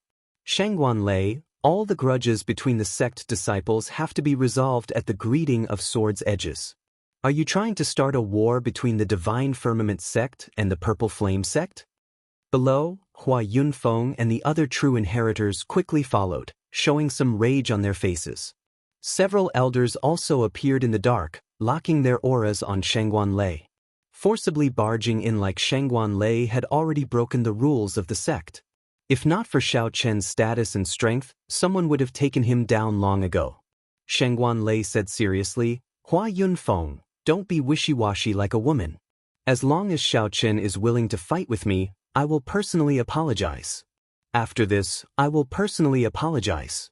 Can't you tell if I want to start a war between the sects or not?" Indeed, everyone could tell that Shangguan Lei was here purely for Xiaochen. If not for this reason, the sect elders would have worked together to chase him out long ago. "Xiaochen, if you are not willing to fight with him, we can chase him away now." The voice projections of the sect elders appeared in Xiaochen's mind. Clearly, these sect elders were very respectful to Xiaochen, speaking very politely to him. "There's no need to chase him away," Xiaochen replied. Then he indicated to Shangguan Lei, "Think carefully before you make your move. You only have one chance." When Shangguan Lei heard that, he could not help laughing loudly. "How arrogant! 1 year ago, if you held a Dao tool, how could you defeat me? 1 year later, I advanced to Star Venerate and grasped a Dao tool. Even if I gave you 3 moves, you would not be able to defeat me." Xiaochen said slowly, "Many things can change in 1 year. Cut the crap. Stop putting on an act. This old man will defeat you with 1 saber strike." Right after Shangguan Lei said those words, he roared and attacked in a fit of rage. When Shangguan Lei's saber landed, 9 thunderous explosions rang out. The Dao tool in his hand trembled 9 times in the air at a speed that was hard to detect with the naked eye. With each tremble, the thunder might from the previous tremble would layer on top of each other. Shangguan Lei's aura was already terrifyingly strong. Dark clouds covered the sky, and lightning flashed, encasing the area for 5 kilometers around. When Shangguan Lei leaped down, he looked like a raging heavenly lord of thunder. A terrifying figure appeared behind him. The saber light in Shangguan Lei's hand was 300 meters long. When the saber light landed, an overwhelming shock wave swept out in all directions. Caught off guard, this shock wave immediately knocked many Purple Flame sect disciples into the air. The Divine Firmament 9 changes layered 9 times. He really succeeded. I recall that many elders in the Divine Firmament sect can only layer 8 times. To think that he actually managed to layer 9 times. The moment Shangguan Lei executed this move, countless elders exclaimed in regret. It would have been better if they had gotten Xiaochen to come out and receive this move, forcing Shangguan Lei to leave as soon as possible. If Xiaochen lost, the prestige that he had accumulated for the Purple Flame sect would vanish like smoke. If that happened, the prestige that Shangguan Lei had accumulated for the Purple Flame sect would vanish like smoke, vanishing completely. Instead, it would allow Shangguan Lei to rise to a higher level. Even the Divine Firmament sect's prestige would suppress the Purple Flame sect. However, just as everyone worried for Xiaochen, the space in the courtyard suddenly froze. Even the dust stopped moving. Xiaochen stretched out 2 fingers and caught Shangguan Lei's saber in the time it took for a spark to fly. Just like that, Xiaochen caught the saber with 2 simple fingers. How can this be? Many exclamations rang out at the same time, their eyes filled with incredulity. Hua Yunfeng was somewhat flabbergasted, gaping. He was not that worried about Xiaochen. He believed that Xiaochen definitely had a fortuitous encounter and absolutely would not lose to Shangguan Lei. However, Hua Yunfeng did not expect that Xiaochen would use 2 fingers to catch Shangguan Lei's saber, preventing him from moving or retreating. Shangguan Lei was utterly stunned. He brought out his full power but could not advance by even an inch, much less draw his saber. Dang! Xiaochen waved his 2 fingers, and the saber in Shangguan Lei's hand trembled. A strong force rebounded. The saber immediately twisted like a water snake. The force traveled to Shangguan Lei's arm, breaking every bone in his body. The force spread to half his body before Shangguan Lei managed to block it. However, Shangguan Lei was already sent flying, crashing into the courtyard wall and vomiting a large mouthful of blood. Even standing up was somewhat difficult for Shangguan Lei. You! Shangguan Lei pointed at Xiaochen. However, he could not say anything, feeling pent up in his chest. Shangguan Lei was startled and flustered. All sorts of emotions welled up in his mind. He felt stifled in his chest, unable to go up or down. His qi and blood surged and his eyes widened. His face turned even redder, looking like an inflated ball that would explode at any moment. Xiaochen entered deep thought. Then he flicked his finger, and a strand of saber qi struck an acupoint on Shangguan Lei's chest. Pu Si. Shangguan Lei vomited another mouthful of blood, and the surging qi and blood on his face quickly receded. Xiaochen could already tell that something had gone wrong with Shangguan Lei's cultivation. Shangguan Lei only pursued strength and tyranny. This resulted in many hidden dangers in his body. If there were any setbacks, he would enter berserking qi deviation and self-destruct. This was the principle of being too firm and easy to break. Back then, Yi Zifeng had said that the master and disciple had comprehended the wrong state of the tyrannical Tao. The Divine Firmament sect's Shangguan Lei is not skilled enough. Men send off the guest. An elder of the Purple Flame sect stepped forward expressionlessly, not showing any pity for Shangguan Lei. The words, "not skilled enough," were rather mocking. Chapter 1762. Shangguan Lei was carried away in a sorry state. This farce ended here. The Purple Flame sect elders hiding in the dark all revealed themselves, revealing smiles as they arrived before Xiaochen. This time, Shangguan Lei lost. Xiaochen used 2 fingers to catch the Divine Firmament sect's consummate technique, the Divine Firmament 9 changes. The sharpness of the Purple Flame sect was completely suppressed. Most importantly, the elders could tell that Shangguan Lei's foundation was unstable. From today onward, the Purple Flame sect no longer had to worry about a strong opponent like Shangguan Lei. Furthermore, all this was due to Xiaochen's efforts, first and second. Naturally, these sect elders were grateful to Xiaochen for helping out, promising him all sorts of benefits on the spot. Some were even more direct, asking Xiaochen if he wanted to stay in the sect and hold a post. Xiaochen responded calmly, politely rejecting all sorts of benefits. "Martial Uncle Xiao, won't you reconsider? You can even be a guest official. I believe the sect master will agree." The few old men took the sect rules very seriously, addressing Xiaochen as Martial Uncle Xiao. They did not dare to mess up seniority. Many thanks.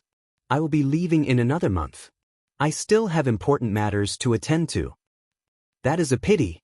Seeing Xiaochen like this, the elders did not press the issue. They performed cupped fist salutes and took their leave. After the crowd left, Ling Yu exclaimed excitedly, "Martial uncle, how did you do it?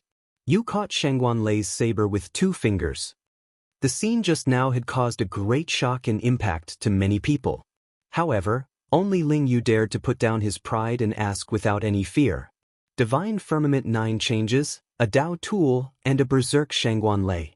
Yet, Xiaochen caught such a ferocious and tyrannical saber strike with only 2 fingers.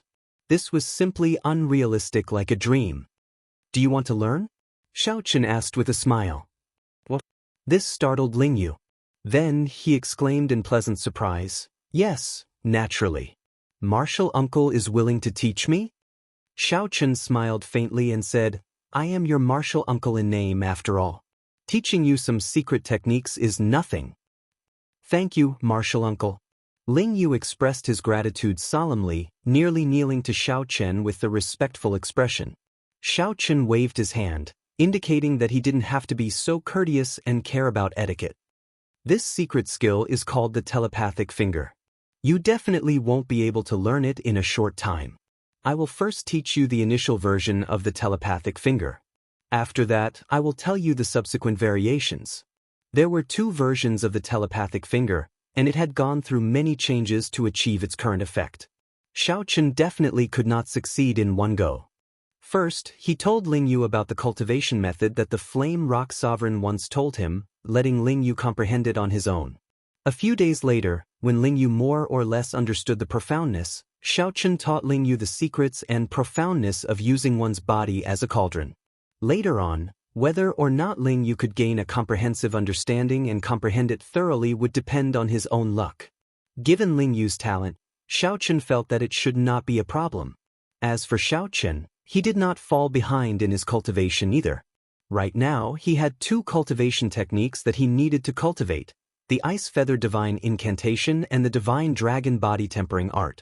Back in Dragon Flame City, Xiaochen had already cultivated the Ice Feather Divine Incantation to the peak of the 3rd layer.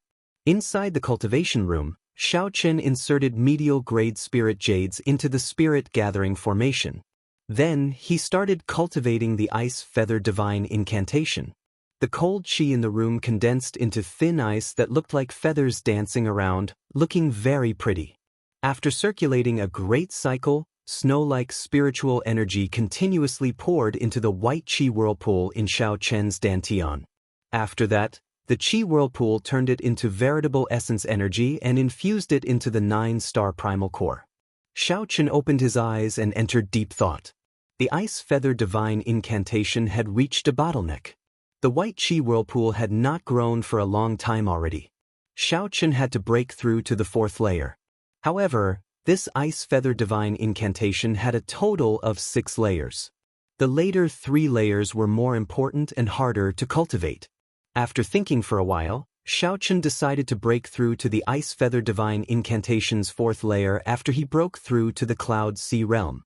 That would be safer. During this period, he would focus on the Divine Dragon Body Tempering Art. Xiaochen opened his palm and looked at the jade bottle in his palm. Dragon Blood Pill. This was one of the treasures of the dragon race that Xiaochen obtained in the underground dragon city. It was refined from genuine ancient dragon blood. Every time he used one, there would be one less. Pure dragon blood was simply too difficult to obtain. According to rumor, the current dragon blood pills were refined from the true blood of the dragon race's upper echelon. Compared to true pure dragon blood pills, the effects would be slightly weaker. Opening the bottle cap, Xiaochen consumed a dragon blood pill. Then he sat down cross-legged and started cultivating the Divine Dragon Body Tempering Art. He had already completed the 1st layer, tempering his muscles, and the 2nd layer, tempering his bones. Now, he needed to cultivate the 3rd layer, tempering his blood. Vital chi came from the blood. This 3rd layer was also the start of the Divine Dragon Body Tempering Art's main event. Soon, dragon roars came from Xiaochen's body. 18 ancient blue dragon images appeared. They coiled around Xiaochen, surrounding him. An ancient and savage aura spread throughout the cultivation room. It was like he had returned to the great desolate Aeon, when the 10,000 races fought. Xiaochen felt his qi and blood surge. It was like the floodgates opened, and boundless essence energy poured out. At this moment, not only did his vital qi soar, but Xiaochen also felt his ice and lightning veritable essence energy being refined by the ancient energy surging out of his blood. The ancient energy surging out from his blood continuously refined it. The ancient dragon might was carved into the depths of his quintessence, as if it was inseparable from his flesh and blood. From today onward, Xiaochen would not need to deliberately bring out dragon might. His veritable essence energy would give off boundless dragon might, deeply imprinted in his bones and soul. Dang, ding, ding. The most important change came from his vital qi. Many ancient dragon pattern cauldrons appeared above his head. As his vital qi soared, there were now 15 dragon cauldrons. This dragon blood pill allowed Xiaochen's vital qi to soar by 5 cauldron force, reaching an unprecedented 15 cauldron force. Every dragon cauldron was different from the ones before. They were exquisitely carved and glowed faintly. The carved dragon patterns looked like they were coming to life, looking very realistic. Xiaochen, who was immersed in the increase in his strength, felt somewhat surprised. He had not expected this dragon blood pill to be so effective. This was something he had not experienced in the underground dragon city back then. More importantly, the ancient energy from his bloodline reshaped Xiaochen's veritable essence energy and vital qi. This was the greatest benefit. It was much better than directly increasing one's vital qi and cultivation. After more than half a month, Xiaochen completely digested and absorbed the energy of this dragon blood pill. Crack, crack. The vital qi in Xiaochen's body surged in his dragon veins. His blood surged, and his dragon bones crackled. His dragon might spread out uncontrollably. Many dragon images lingered in the surroundings, looking like they were sighing with their eyes closed and roaring softly at the same time. When Xiaochen opened his eyes, they flickered with a golden light. His great desolate divine eyes had improved further. At this moment, the dragon images lingering in the surroundings also opened their eyes at the same time. Boom! The entire cultivation room could not endure this dragon might. The formation shattered, and the room crumbled. When the dust settled, Xiaochen's true body was revealed. "Martial uncle, this is a little too grand," Ling Yu exclaimed in shock as he walked out of the room. This made Xiaochen feel somewhat embarrassed. The effects of the dragon blood pill had somewhat surpassed his expectations. After stepping out of the rubble, Xiaochen looked at Ling Yu and said, "Come, let me see how your cultivation of the sharp spirit finger is going." 1 hour later, Xiaochen revealed a gratified smile. Not bad. The effects of the dragon blood pill surpassed his expectations. After 1 hour, Xiaochen revealed a gratified smile. Not bad. You improved so much in half a month. You surprised me as well. Ling Yu felt excited in his heart. However, after a while, he asked somewhat disappointedly, "Martial uncle, are we really leaving?" Xiaochen nodded and said, "All good things must come to an end. We are fated. I believe that we will definitely meet again in the future. Martial uncle, take care." Ling Yu could not bear to part with Xiaochen, but he also knew that Xiaochen had to leave. Just like him, he had his own pursuits in his heart. Based on his martial uncle's judgment, with Xiaochen's insight, Xiaochen's pursuit was probably even more difficult than Ling Yu's. Xiaochen nodded slightly.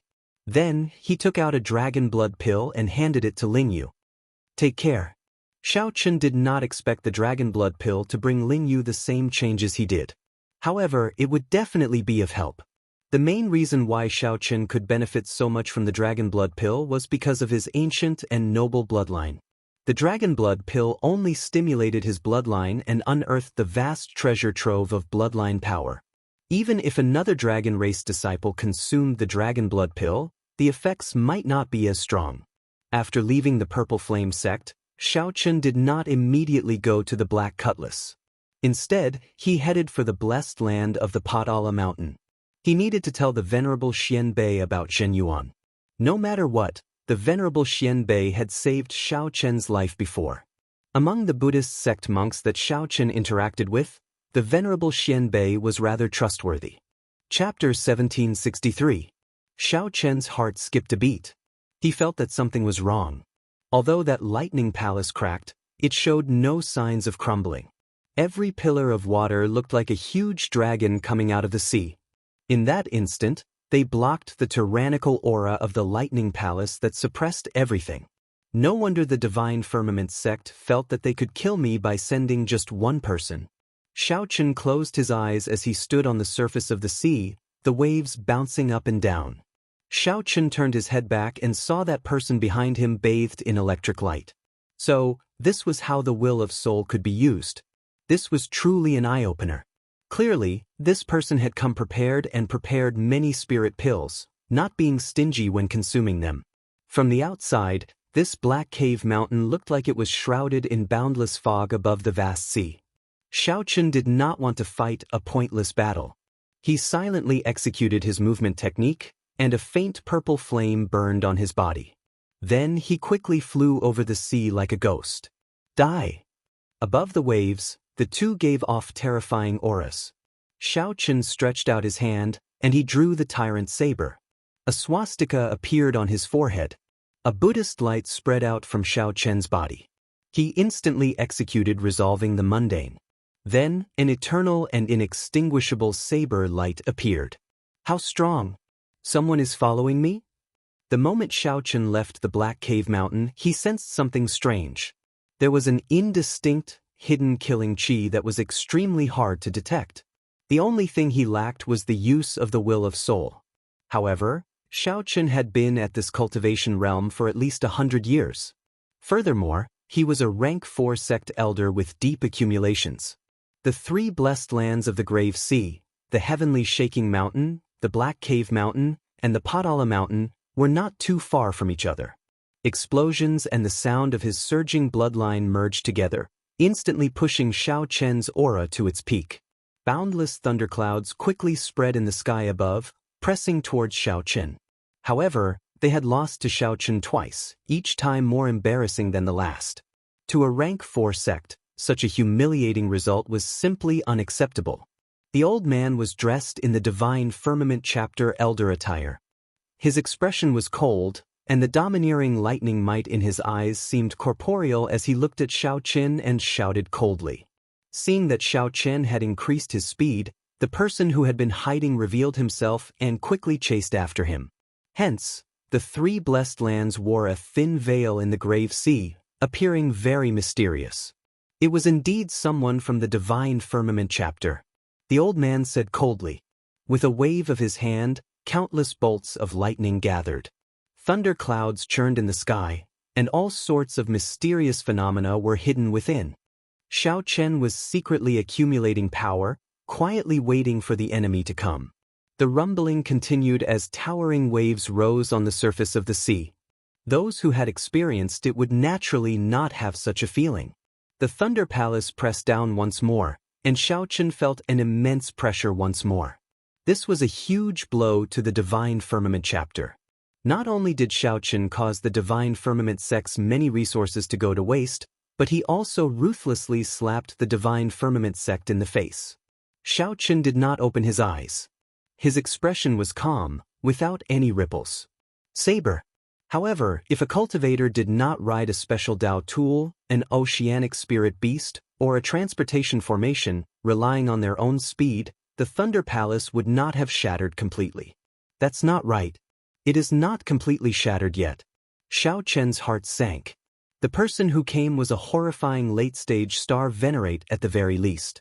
Who exactly was it? No wonder. So, that is the case. It is extraordinary. However, just as Xiaochen was about to make another move, a saber light suddenly descended from the sky. That palace was made of pure lightning-attributed veritable essence energy. It contained the will of soul and the thunder domain of the old man. After thinking about it, Xiaochen concluded that it could only be the Divine Firmament sect. Xiaochen had defeated Shangguan Lei's arrogance several times.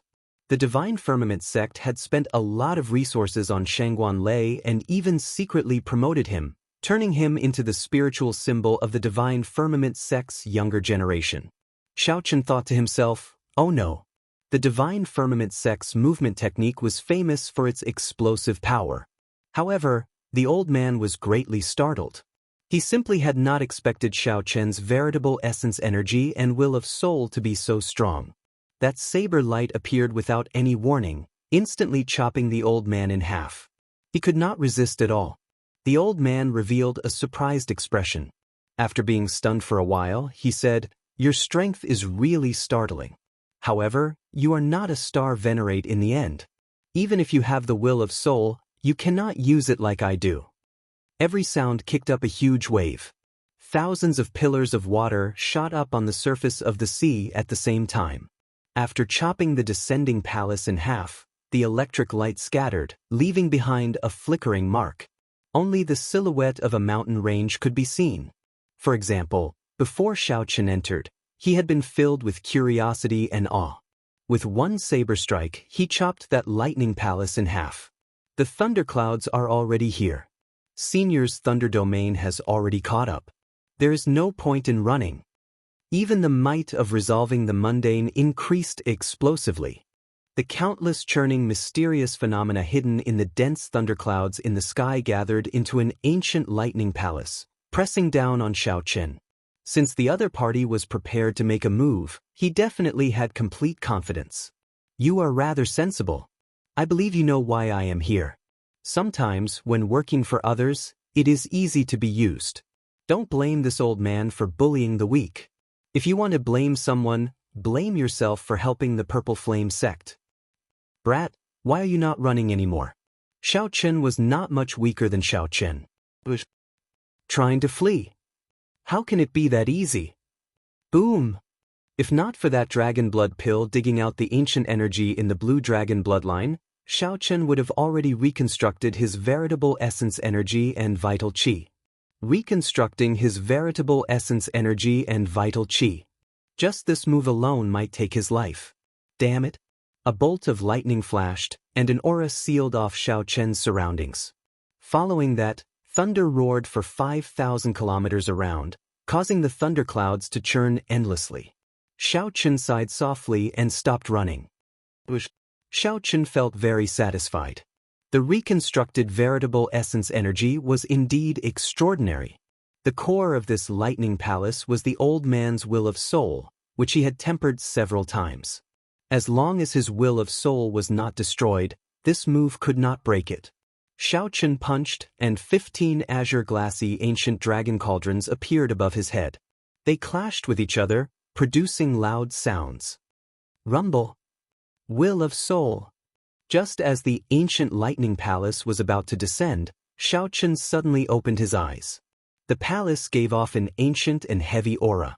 This palace must be an imitation of Xiaochen's original body, a building from the ancient era. The old man did not underestimate Xiaochen at all. The moment he made his move, he used his trump card. For many years he had been trying to portray Xiaochen as unrivaled and tyrannical among his peers. The two wills of soul clashed, erupting with a terrifying energy shock wave. Xiaochen and that old man both got knocked back. Break! Xiaochen did not stop moving. The will of soul that belonged to him instantly shot out from his sea of consciousness. After leaving the Purple Flame sect, Xiaochen left the Black Cave Mountain in only half a day.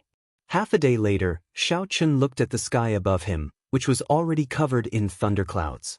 Then he looked at the blessed lands of the Grave Sea. They were only so. Xiaochen felt startled in his heart. This old man's cultivation was not very high, only about peak early-stage star venerate. In Dragonflame City, this old man had challenged many people and experienced even greater things. No matter what, this old man had not seen through Yunhai's tranquility, so there was still a gap between them.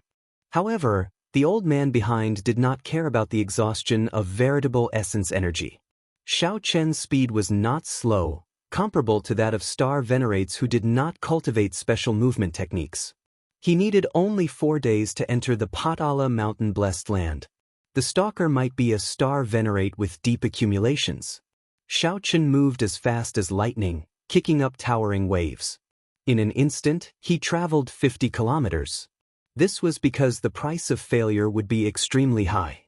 Now that Xiaoqin had entered and exited the Blessed Lands several times, no one among the youths of the 3 Blessed Lands was a match for him. With one punch, Xiaoqin detonated 15 cauldron force, causing the entire sea to sink. However, that was all there was to it. Xiaoqin's strength was not sufficient. Xiaoqin executed the fish dragon art to its limits, sticking close to the sea like a fish in water. Then he went with the surging waves, continuously pulling away. He still needed at least 7 or 8 days.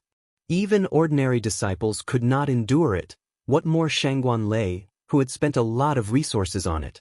A brilliant light flickered in Shangguan Lei's eyes, and the 206 dragon bones on his body gave off explosive sounds. I clearly do not have enough strength anymore. Why can't I break it? Who would be willing to do so much? A horrifying saber might spread out in all directions. Xiaoqin did not say anything, continuing to rush over the sea.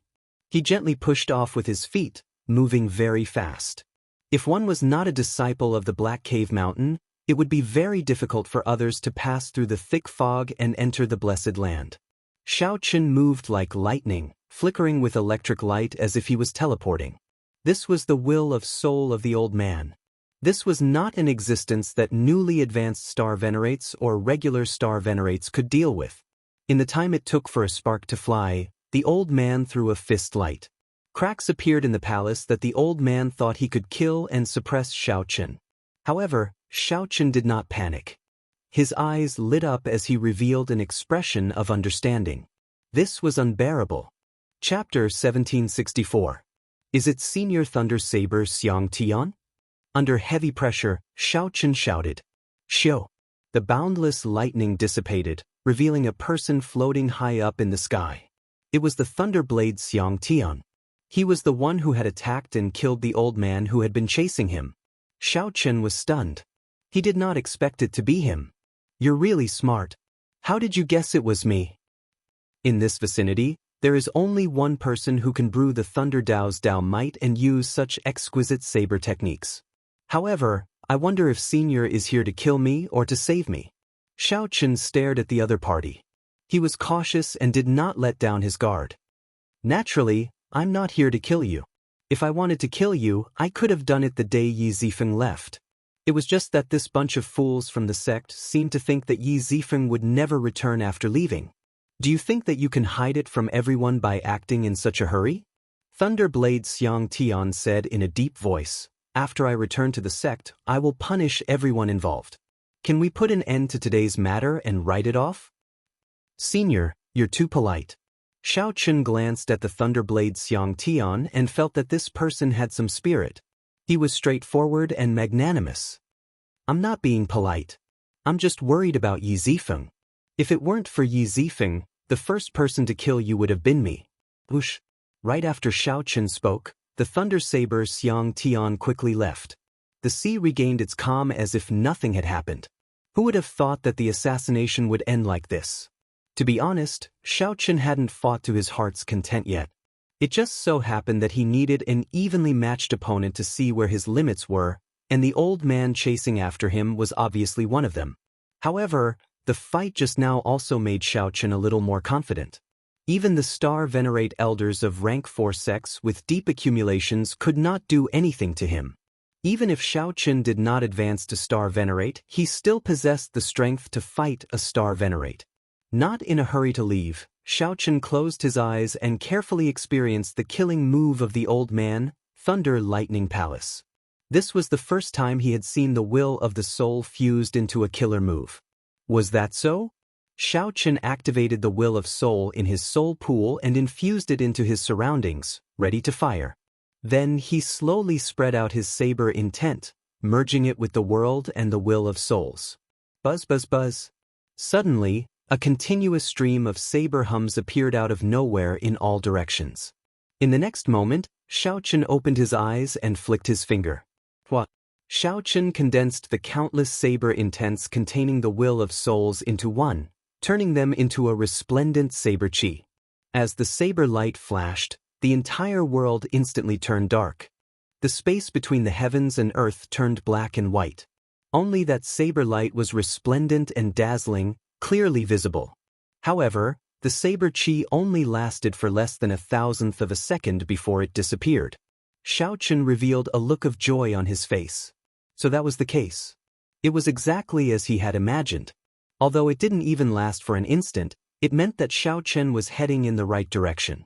As long as he headed in the right direction, truly merging the will of souls with the saber intent was just a matter of time. The earlier saber strike made Xiaochen vaguely think of the Kunlun realm's Yellow Springs land. The saber light that the Qing Emperor once left behind. Could it be that the Kunlun realm's Qing Emperor already possessed the strength of a star venerate? This was truly inconceivable. Xiaochen shook his head, finding this idea ridiculous. The Qing Emperor should have used some other method to achieve that effect. On the other side, the Thunder Saber Xiang Tian, who had not gone far, felt the saber light that disappeared in a flash. His expression froze for a long time before he came back to his senses. This comprehension ability is really startling. I even somewhat wavered in my earlier decision. A murderous intent flashed in Xiang Tian's eyes. After thinking about it, he concluded that such a person would not remain in the Purple Flame sect for long. He would go to the Central Great Realm sooner or later. With his strength, even if he did not cause trouble, he would run into trouble sooner or later. The Thunder Saber Xiang Tian withdrew his murderous intent. Then, he shook his head and continued flying towards the Divine Firmament sect. When Xiang Tian thought of the Divine Firmament sect's sect master, his face could not help sinking. To think that the Divine Firmament sect's sect master dared to hide such an important decision from me. He probably forgot how horrifying Yi Zifeng was in the past. At the thought of Yi Zifeng, some hidden shadows in Xiang Tian's heart could not help resurfacing. That was a truly ruthless person. My two senior brothers are indeed the same kind of people. 3 days later, Xiaochen arrived at the Potala mountain-blessed land. A dense fog spread over the sea. A faint Buddhist light shone through the dense fog, illuminating the surroundings. At every moment, there would be believers rushing over from the nearby islands in the sea. These believers worshipped this miraculous scene and prayed piously. After Xiaochen stated his identity, the expression of the person in charge of welcoming guests at the periphery of the Potala mountain changed slightly. You are Benefactor Xiaochen? Yes, I am. I have heard of your reputation. However, if you want to meet the Venerable Xianbei, you still have to follow the rules and notify him. The Venerable Xianbei has already been in closed-door cultivation for a long time and is not receiving guests. That's fine. Xiaochen remained calm. He believed that Xianbei would definitely come to meet him. Sure enough, after a quarter of an hour, the monk walked in with a smile on his face. Benefactor Xiao is indeed extraordinary. I'll lead the way for you. With a faint smile, Xiaochen stood up and followed the monk into the Potala mountain. The journey was rugged and took a long time. However, Xiaochen enjoyed the scenery of the Buddhist blessed land along the way, so it was not too boring. Occasionally, Xiaochen saw some monks exchanging moves with each other. This gave him a deeper understanding of the Buddhist sect's martial techniques. We have arrived. Benefactor Xiao, please enter. The monk pushed open the door to a quiet room and gestured for Xiaochen to enter. Xiaochen walked in with large strides. A sandalwood fragrance immediately assaulted his face, clearing his mind and making him feel much more at ease. This feeling was simply too wonderful for words. The Venerable Xianbei sat cross-legged before a mahogany table. There was tea on the table and 2 strands of smoke lingered in the air, creating a unique charm. It is rare for Benefactor Xiao to visit me before you leave. Xiaochen took a sip of the tea and said with a smile, Master, haven't you been in seclusion? He seems to know everything about me like the back of his hand. When I heard that you were coming, I asked someone to sort out your recent whereabouts. I knew that you were probably going to leave. Grandmaster Xianbei's voice was unhurried, and no one could tell if he was happy or sad. However, Xiaochen was able to detect a trace of lingering melancholy and self-blame in his expression. Master, there's something on my mind. Xianbei raised his eyebrows and looked at Xiaochen. He sighed and said, I don't need to hide it from you. I think you can guess it. Are you here to blame me for taking away your saber technique manual? Xiao Chen shook his head and said, I won't. Although I am not willing to accept my saber manual, I will not accept it. Since Master gave me spirit jades and the golden book, I can understand Master's painstaking efforts. Xianbei looked at Xiao Chen's expression and sighed helplessly. If Jin Yuan had half your mental state, he would not be in his current state. However, it is also my fault. He wanted to go to the hidden spirit temple long ago, but I kept thinking that his Buddhist cultivation was not sufficient. It was not the right time yet, so I told him to wait patiently. However, he did not know that a heart demon had already been planted in him. Xiao Chen put down the teacup and said, aside from catching up, I came here this time to tell Master something else. It has to do with Zhen Yuan. You saw him. The venerable Xianbei's tone turned heavy, and his expression changed greatly. It was clear that he cared a lot about this disciple. I did. Xiao Chen nodded and honestly told the venerable Xianbei about his encounter with Zhen Yuan in the underground dragon city. However, he hid the matter of him and the faux god Flame. When the venerable Xianbei heard that Zhen Yuan had absorbed the Black Dragon King's demonic nature, his expression changed dramatically. The venerable Xianbei let out a long sigh, looking like he had aged by more than 10 years. Many thanks, benefactor, for telling me all this. Seeing the venerable Xianbei bowing to him, Xiao Chen quickly stood up and returned the bow. Venerable is too serious. Venerable saved my life. That is already a great favor. This is nothing. After thinking for a long time, the venerable Xianbei said, Benefactor Xiao, can you promise me one thing? Curious, Xiao Chen asked, what is it? If you see Zhen Yuan again, if you have the ability, can you spare his life and save him from this sea of bitterness? The venerable Xianbei looked at Xiao Chen with an extremely grave expression.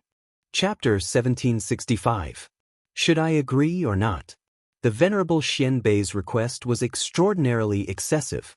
First of all, Xiao Chen's relationship with Zhen Yuan was far from good. In fact, it was more like they were rivals and had conflicts. Secondly, Zhen Yuan was not weak. After he absorbed the Black Dragon King's demonic nature, his cultivation was higher than Xiao Chen's. Zhen Yuan's comprehension ability was also not low. If Xiao Chen met such a person, how could he hold back in a fight? Holding back would be asking for his own life. However, when Xiao Chen looked into the venerable Xianbei's eyes, he could not bear to refuse. After thinking for a long time, Xiao Chen said, I'll do my best. While ensuring my own life, I'll do my best to let him live. I'll bring him back to the profound light temple. The venerable Xianbei said, many thanks, Benefactor Xiao. That is enough. That child, Zhen Yuan, does not have a bad nature. Him taking this path has something to do with me. If Benefactor Xiao can free him from this sea of bitterness, you will be able to resolve the knot in this old monk's heart. Xiao Chen thought for a while before saying, Venerable, why do you feel that I will definitely meet Zhen Yuan? The world is vast and boundless. If one is not looking for him, it will be easier said than done to meet someone. Everything is because of that Mahamaya abstinence violation saber technique. Since the two of you cultivate this saber technique, you will meet each other sooner or later. The venerable Xianbei showed a complicated expression. After a pause, he said, wait for a while. Let me show you something. The venerable Xianbei turned around and entered a secret room. After a while, he came out and handed a painting to Xiao Chen. Xiao Chen gave the venerable Xianbei a doubtful look. Then he unfurled the painting, and his expression changed slightly. The Mahamaya Abstinence Violation Saber Technique Manual. When Blessed Curls unfurled, the style of the painting was exactly the same as the incomplete saber technique manual that Xiao Chen once possessed. However, there was only one hand gesture in the painting. It looked like a saber technique manual but also somewhat different. The venerable Xianbei looked at it and said, this is not a saber technique manual. This is the starting stance of the Mahamaya Abstinence Violation Saber Technique. The complete saber technique was lost long ago and is scattered everywhere. Who knows how long it will take to collect it? The saber technique originally had a total of 9 moves. Including the starting stance, there are a total of 10 moves. Xiao Chen's eyes were solemn. He felt that he had benefited greatly from this starting stance, but he still couldn't comprehend it. Thanks a lot. After putting away the painting, Xiaochen expressed his gratitude. This was a pleasant surprise. He did not have any special intentions in agreeing to the Venerable Xianbei's request. Unexpectedly, he managed to obtain the starting stance of the Mahamaya abstinence violation saber technique. This was truly a pleasant surprise. A saber technique with a starting stance and without a starting stance were two completely different concepts. On the table are some Potala Mountain's white Xiaohua head hair, as well as some 10,000-year-old sandalwood. Consider it a farewell gift. Take it with you. Master Xianbei said in a warm voice as he pointed to the tea leaves and sandalwood on the table. The name of this tea leaf had a different kind of Zen meaning. Xiaochen loved fine wine the most, followed by tea. With such good tea, he naturally wouldn't stand on ceremony. Goodbye. Xiaochen performed a cupped fist salute and left. Under the Venerable Xianbei's gaze, he left the profound light temple and the Potala mountain. Half a month later, inside a pirate hall in the Grave Sea, Xiaochen familiarly entered and arrived at the West Wind Tower. Back then, it was in this pirate hall that Xiaochen had witnessed Ling Yu fighting another Blessed Land disciple. Now, in less than 2 years, he returned to this place. Everything was the same as before. However, Xiaochen was no longer the same as before. He did not even fear a star venerate. As Xiaochen looked at the signboard of the West Wind Tower, he stood there for a long time. Back then, he had asked this chief manager Ding of the West Wind Tower for help in entering the Black Cave Mountain, using his promise to obtain a recommendation letter. Naturally, Xiaochen did not forget about this promise. If there was an opportunity, he would fulfill this promise when he asked about the Black Cutlass. Xiaochen greets Ding Yuan, Chief Manager Ding. After reporting, Xiaochen was brought to the highest reception room of the West Wind Tower. Ding Yuan received Xiaochen with a wide smile. However, when he saw Xiaochen, he was greatly startled, showing a horrified expression. In a short 2 years, Xiaochen had advanced from a half-step primal core veritable personage to peak late-stage major primal core realm. More importantly, Ding Yuan felt an aura from Xiaochen that inspired fear in his soul. That was a pressure that only a star venerate could give Ding Yuan. For some reason, Ding Yuan felt that the one standing before him was not a major primal core venerate but a bona fide star venerate.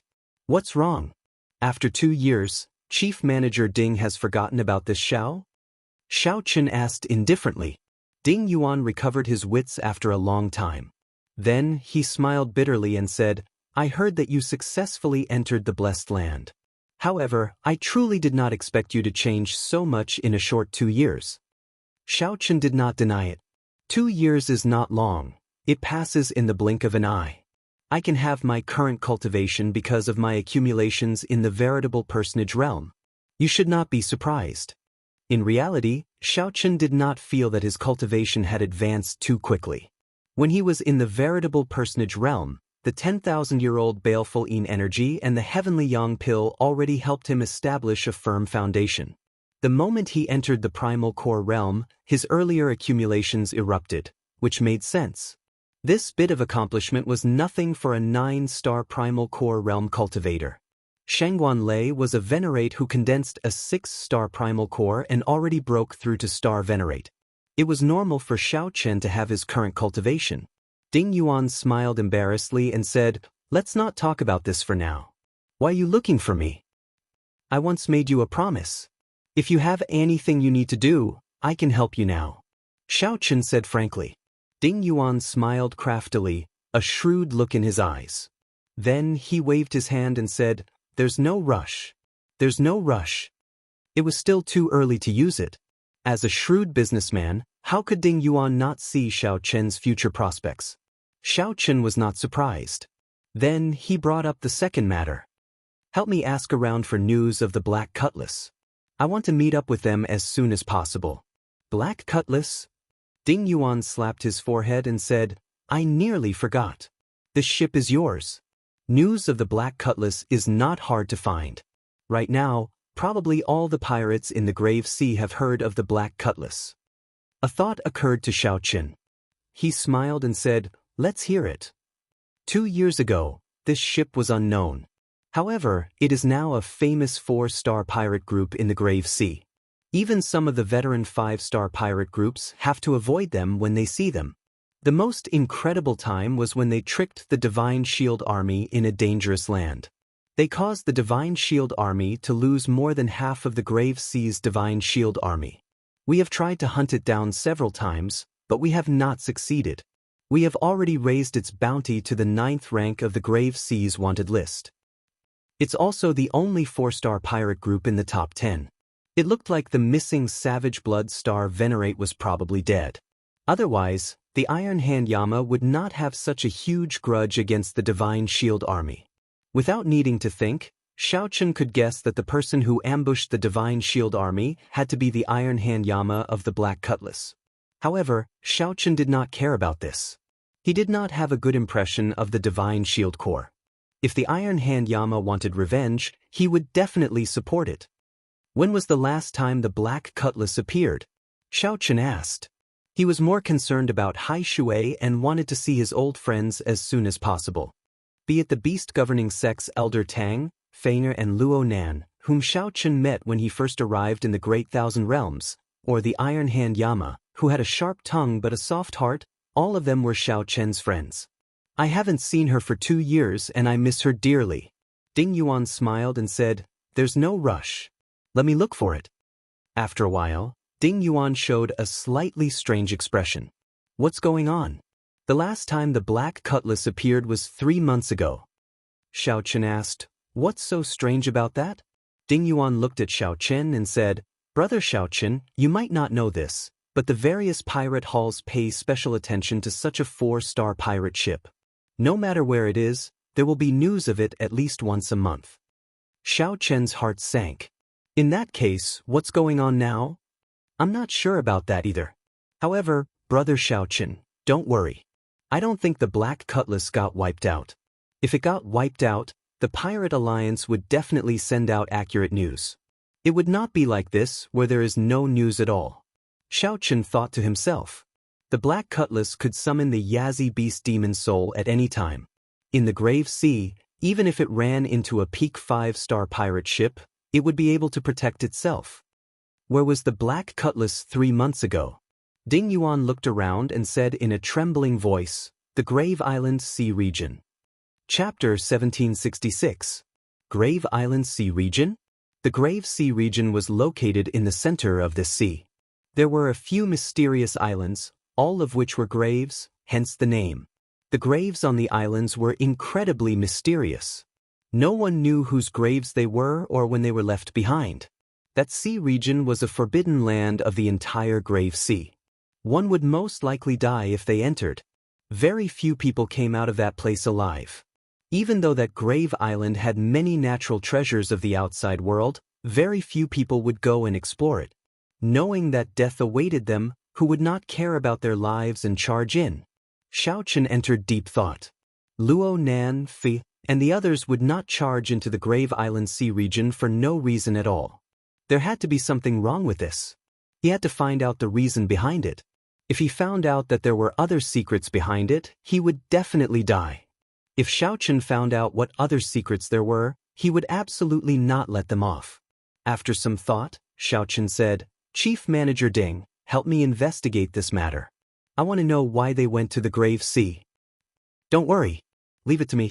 I will definitely give you an answer within 3 days." Ding Yuan's expression turned grave. It was rare for Xiaochen to ask him for help, and it was within his capabilities to do so. If Ding Yuan improved his relationship with Xiaochen, there would be even more benefits in the future. As a businessman, he could see through this kind of thing very clearly.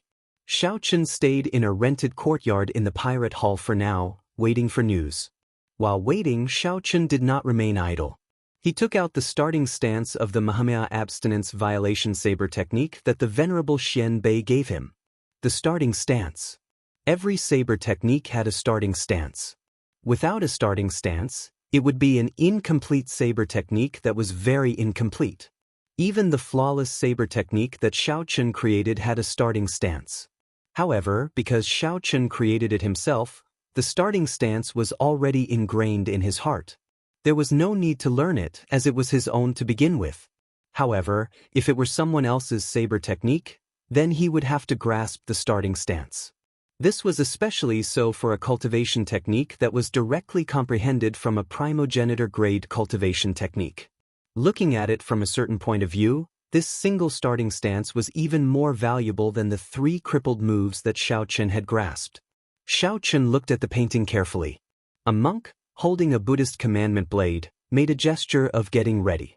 He held the saber in his right hand and pointed it at the sky. His left hand formed a special Buddhist hand seal. The manager explained that the hand seal was the 7-kill seal. It represented the 7 different killing intents in the world. This handprint was not an original creation of Buddhism. It was absorbed and dissolved from the pagan religion. In the Buddhist sect, it was a forbidden technique that ordinary people could not cultivate. There were also 7 types of killing intent? Xiaochen was deep in thought. He had never seen or heard of such a thing before. After carefully reading the annotations on the scroll, he suddenly realized that it was referring to 7 different mental states. There was an indifferent killing intent, as if he was casually stepping on an ant. There was a killing intent that was as gentle as water, as calm and unruffled as a small stream. When he killed, his mind was calm, and there was even a trace of joy. There was a world-shaking killing intent, as if he wanted to fight a powerful enemy and was willing to risk his life. There was extreme hatred and killing intent. Anger attacked the heart, shocking the heavens. There was an unbearable killing intent.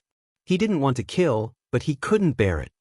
After carefully thinking about it, Xiaochen discovered that his killing intent was inseparable from these 7 types. He would eventually be able to find a corresponding one. After forming the 7-kill seal, the wielder's killing intent would increase 7-fold. Furthermore, he would be able to control it as he pleased. When Xiaochen saw this, he could not help but feel his hair stand on end. No wonder this seal was considered a forbidden technique. If an ordinary person cultivated this, it would be strange if they did not enter a state of berserking qi deviation and fall into the demonic Tao. Only a virtuous esteemed monk with a benevolent heart could resolve the repercussions of forming this seal. Xiaochen continued watching. Xiaochen discovered that the crux of this stance was not the 7-kill seal. Instead, it was the understanding of the entire Mahamaya abstinence violation saber technique. This saber technique was boundlessly vast, broad, and profound. Everyone could gain different insights from it. Every move and every style could be dismantled. When creating a saber technique according to one's character, its might would be equally terrifying. Every move and stance could be broken down into a profound saber technique. Interesting. It looks like that Zhen Yuan comprehended the Azura Hell Saber from entering hell. This person's mastery of the Buddhist Dharma was indeed superior to Xiaochen's. If Xiaochen had not seen this stance, he definitely would not have thought that a simple saber and stance could be broken down and cultivated. Closing the painting, Xiaochen entered deep thought. He had learned 2 moves of the Mahamaya abstinence violation saber technique, breaking the mundane and resolving the mundane. He thought that he had comprehended the true meaning of his cultivation. However, when he looked at this stance, he discovered that it was just the beginning. As the Buddhists said, 1 flower, 1 world, 1 leaf, 1 Bodhi. 1 move, breaking the mundane, could form a school of its own, branching out from simplicity to complexity. Xiaochen continuously evolved the true meaning of breaking the mundane, using the saber in his hand to interpret it more comprehensively. What about the end? Suddenly, Xiaochen comprehended something. He thought about the cultivation of his saber technique. He thought about his cultivation of saber techniques, but he was just repeating 2 processes, from simplicity to complexity, and from complexity to simplicity. Every time he repeated it, the second time would be even more difficult. It was just like when Xiaochen was in the Kunlun realm. At first, he only learned the simplest and most basic saber techniques. Then, he started to learn all sorts of complicated and profound saber techniques. This was going from simplicity to complexity. Finally, he comprehended the flawless saber technique. Everything he learned in half his life was in the 7 moves of the flawless saber technique. This was going from complexity to simplicity. When Xiaochen arrived in the Great Thousand Realms, his horizons were broadened. Then, he started to go from simplicity to complexity on the foundation of the flawless saber technique. Suddenly, Xiao Chen's mind became clear. His understanding of saber techniques immediately rose by another level. Invisibly, his saber Dao's great Dao energy improved further. Observing the stance of the Mahamaya abstinence violation saber technique allowed him to draw inferences about other cases, benefiting him greatly. Xiao Chen closed his eyes and deepened his comprehension further. 2 days later, Xiao Chen opened his eyes and started to focus on cultivating the 7-kill seal. Although Xiao Chen was not an esteemed monk of the Buddhist sect, his experiences had tempered his mental state to the point that it was no weaker than an esteemed monk's. Furthermore, Xiao Chen was not a member of the Buddhist sect and could not break the rules of the Buddhist sect. When cultivating, he had fewer worries, which made it harder for a heart demon to form. With his astonishing comprehension ability, Xiao Chen's cultivation of the 7-kill seal, which had clear explanations and paintings as a reference, went rather smoothly. After spending only 3 days, he gained some comprehension. As Xiao Chen's left hand's hand seals changed continuously, his heart moved accordingly. The crux of successfully forming the 7-kill seal was that the various killing intents in one's heart had to change according to the hand seals. There could not be any mistakes. Otherwise, one would fail. Slowly, Xiao Chen felt his killing intent become like water, strangely connecting with the hand seals of his left hand. As the killing intent changed, it molded into all sorts of shapes, entering a wondrous state. Xiao Chen's nimble hands formed all sorts of hand seals, and the killing intent in his heart moved accordingly. Eventually, Xiao Chen discovered that his killing intent no longer came from his heart. Instead, it was completely controlled by his left hand. Instead, his heart became a bystander, entering a certain ethereal state. It was like a lotus flower never touching water or the sun and moon never hanging high in the sky. The so-called killing intent was just pure killing intent. It had nothing to do with my heart or with me, Xiao Chen. He directly stripped the killing intent from his heart. With a quick glance, the 7-kill seal had already been formed. The entire cultivation room was enveloped by an extremely enormous and heavy killing intent, yet Xiao Chen didn't feel anything. Disperse. With a slight movement of his left hand, the boundless killing intent vanished. Gotcha. It was as if a bright moon had fallen into the water, splashing clear water. Xiao Chen's heart also fell into the water along with the bright moon. It was over. That ethereal state. Xiao Chen woke up with a start. His eyes were bright and clear. His soul seemed to have been cleansed just now. His eyes were exceptionally clear and bright, without a speck of dust, just like a gem. His body emitted a simple, elegant, and otherworldly aura that merged with the ice feather divine art that he cultivated, making him appear even more extraordinary. The cultivation techniques of the Buddhist sect were truly profound. Xiao Chen sighed in his heart. Although the 7-kill seal seemed to be boundlessly domineering, it did not seem like a Buddhist cultivation technique. But on the inside, it was a Buddhist sect cultivation technique. Young Master Xiao, I found it. Just at this moment, Chief Steward Ding's voice rang out from outside the room. Xiao Chen startled awake. 7 days have passed already? I really didn't feel it. Chapter 1767. Ding Yuan walked in with a somewhat grave expression. He said to Xiao Chen, Young Master Xiao, it is indeed as you expected. There is more to this matter than meets the eye. Is that so? What's the secret? When Xiao Chen saw Ding Yuan's strange expression, he knew that something was wrong, so he wasn't surprised. Ding Yuan told Xiao Chen about the information he gathered. Young Master Xiao, have you heard of the Wolf Smoke Pirate Group? Xiao Chen shook his head and said, I do not know much about the pirate factions of the Grave Sea. Ding Yuan said after some thought, the original 2 overlords of the Grave Sea are the Savage Blood Pirate Group and the Wolf Smoke Pirate Group. They are both peak 5-star pirate groups, and their captains are peak early-stage star venerates. With their 5-star pirate ships, unless the Blessed Enclave's Grand Supreme Elder appears, almost no one can stop them. Xiao Chen nodded to show that he understood and gestured for Ding Yuan to continue. The Black Cutlass came into contact with the Wolf Smoke Pirate Group 3 months ago. After that, the Black Cutlass went to the Grave Island Sea region. Ding Yuan said somewhat apologetically, what exactly happened is rather secretive. I'm not very clear about it. However, I guess that the Black Cutlass venturing to the Grave Island Sea region might be related to the Wolf Smoke Pirate Group. Xiao Chen entered deep thought. You mean that the Wolf Smoke Pirate Group forced the Black Cutlass to go to the Grave Island Sea region? Ding Yuan nodded and said, I don't dare to say that it is definitely so. However, based on the information I received from various sources, the Black Cutlass should be asking this Wolf Smoke Pirate for help. Helpless, I was forced to go to the Grave Island Sea region. Helpless? Forced? Yes, Remnant Blood and the Wolf Smoke Pipe were very powerful in the past, and there was a grudge between them for a long time.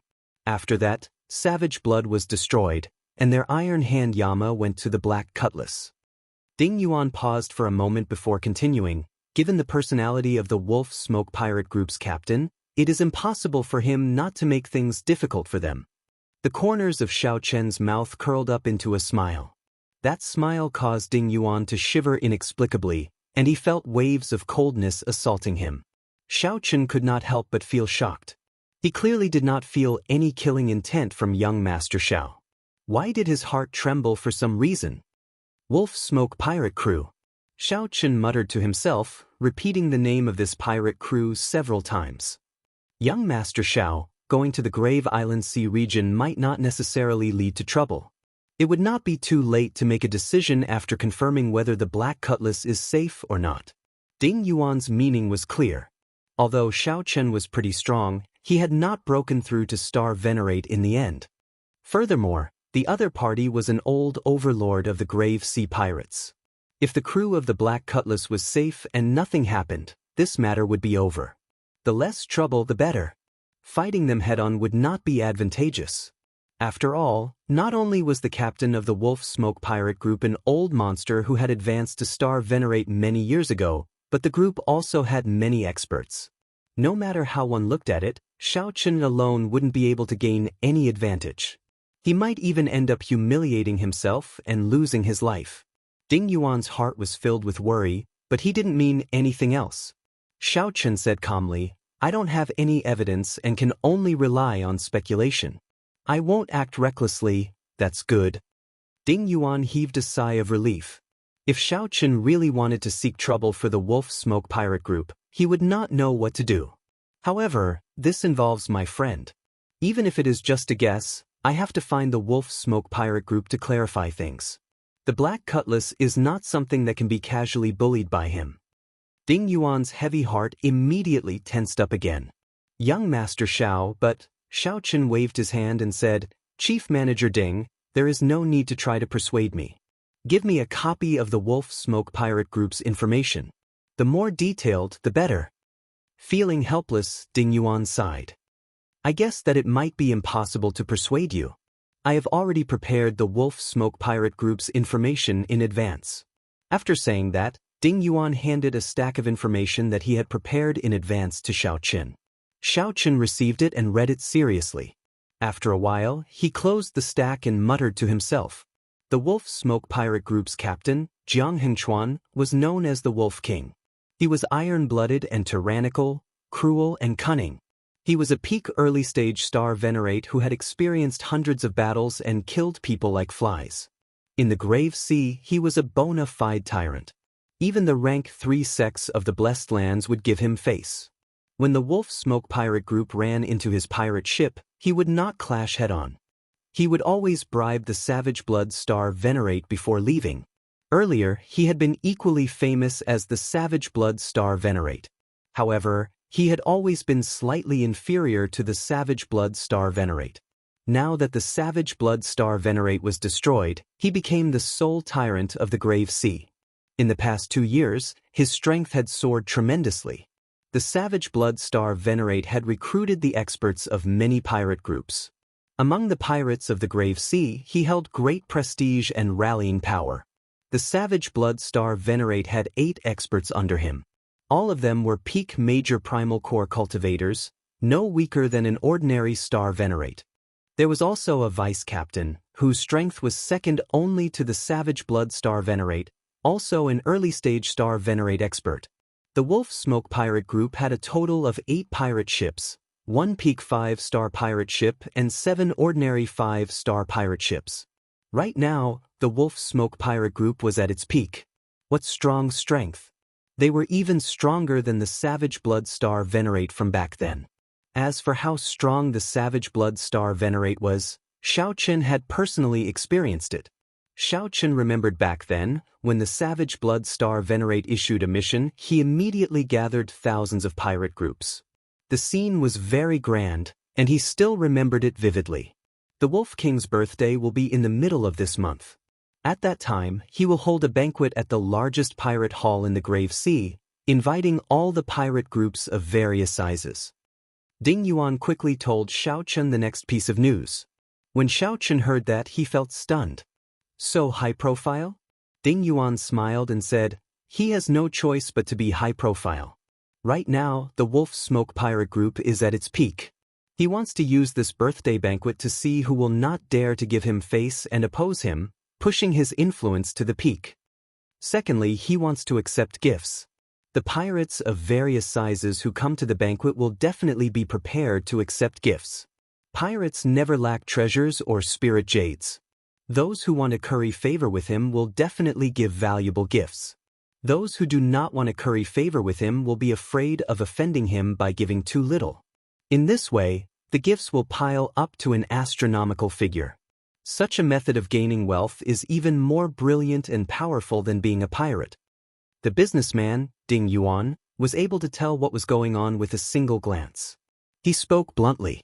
Xiao Chen looked at Ding Yuan and said, "You mean that this is the most suitable time for me to look for him?" "That's right. Otherwise, he would be on the pirate ship the rest of the time. At that time, even if young Master Xiao has extraordinary means, in the end, he will not be able to escape death." Ding Yuan hesitated somewhat, but he still spoke the truth in the end. Xiao Chen knew the might of a pirate ship.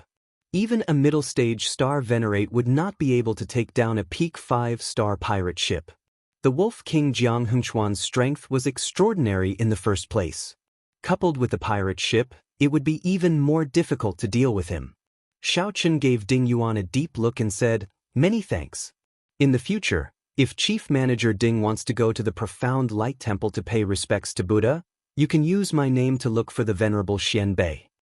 Ding Yuan was a Buddhist and was rather devout in his faith. When he heard that, he felt shocked. The Profound Light Temple was a holy land in the hearts of the Buddhist believers in the Grave Sea. More importantly, Xiao Chen actually knew the Venerable Xian Bei. Based on Xiao Chen's tone, it seemed like their relationship was close. This greatly startled Ding Yuan. He simply did not expect it. In a mere 2 years, Xiao Chen had already reached such heights. The Venerable Xian Bei was one of the top experts in the entire Grave Sea. No wonder Xiao Chen was so confident, daring to seek out the Wolf Smoke Pirate Group to clarify things. At first, Ding Yuan thought that Xiao Chen was going to send himself to death. There's no need. Young Master Xiao is too polite. This is just something as easy as lifting a finger. It was me who misunderstood earlier. Since that is the case, why don't young Master Xiao invite the Venerable Xian Bei? With the Venerable Xian Bei's status, that Wolf King will not dare to behave atrociously.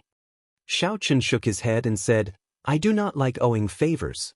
Furthermore, this is my personal matter." More importantly, Xiao Chen did not feel that he could not handle it. In Dragonflame City, Xiao Chen challenged the young experts of the dozens of nearby astral clusters. He had not suffered a single defeat. His vision was no longer limited to the Grave Sea. No matter how strong the Wolf Smoke Pirate Group was, there was a limit to it. Right now, the most important question was what exactly the Black Cutlass wanted from the Wolf Smoke Pirate Group. This was the crux of the problem. Ding Yuan had been worried about Xiao Chen's safety. That was not what he considered at all. Chapter 1768. What exactly was the matter? Why did the Black Cutlass seek the Wolf Smoke Pirate Group's help? This was the most important thing in this conflict. Xiao Chen thought for a while before saying, "Chief Manager Ding, I still have to ask you for a favor. Young Master Xiao, please speak your mind. There is no need to stand on ceremony. I would like to know why the Black Cutlass seeks the Wolf Smoke Pirate Group's help. I'll do my best. However, I cannot guarantee anything. Many thanks. After Ding Yuan left, Xiao Chen looked at the Wolf Smoke Pirate Group's information and entered deep thought. The middle of this month was the birthday banquet of that so-called Wolf King Jiang Hengchuan. After careful calculation, it was only a little more than 10 days, if the journey was also included. If one included the distance, that would leave Xiao Chen with only a short 8 days to prepare. After thinking for a while, Xiao Chen walked out of the courtyard and arrived at the Pirate Hall's bazaar. Xiao Chen never fought a battle that he was not confident in, nor would he act rashly. 8 days was sufficient for him to make proper preparations. The Pirate Hall's bazaar was always bustling. Here, one could get cheated or pick up scraps. The bazaar was not as formal as the auction house. However, there was an additional possibility. Hence, even some major customers frequented this kind of free bazaar. Xiao Chen needed a set of materials with a tyrannical attribute and filled with baleful qi that were suitable for him to carve. He could not search the auction house in 8 days, so he could only come to the bazaar to try his luck. As Xiao Chen strolled through the bazaar, his eyes flickered with a bright light.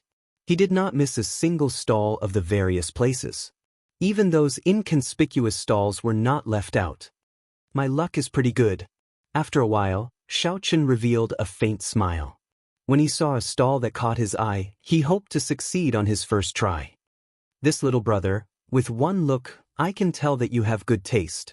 This beast bone of mine is the wing bone of one of the ancient overlords of the sea, the dragon shadow condor.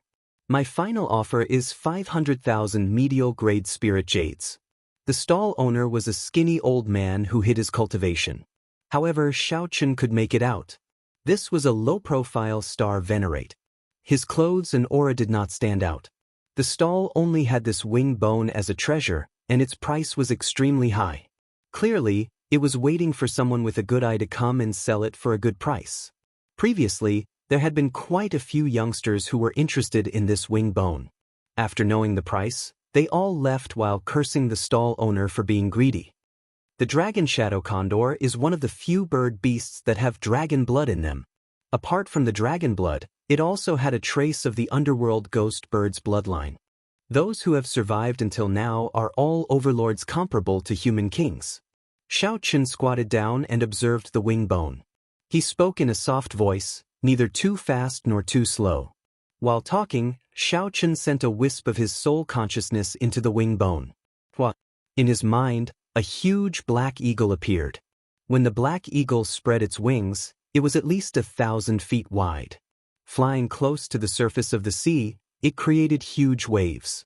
There was a faint feeling of a dragon's roar in the wind stirred up by the wings, shaking the surroundings.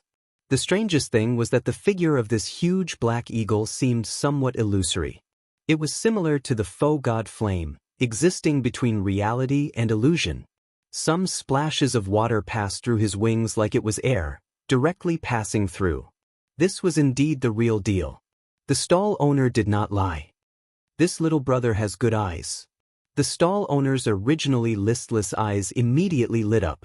Originally, he thought that Xiao Chen would be like the other youths, not knowing what was good.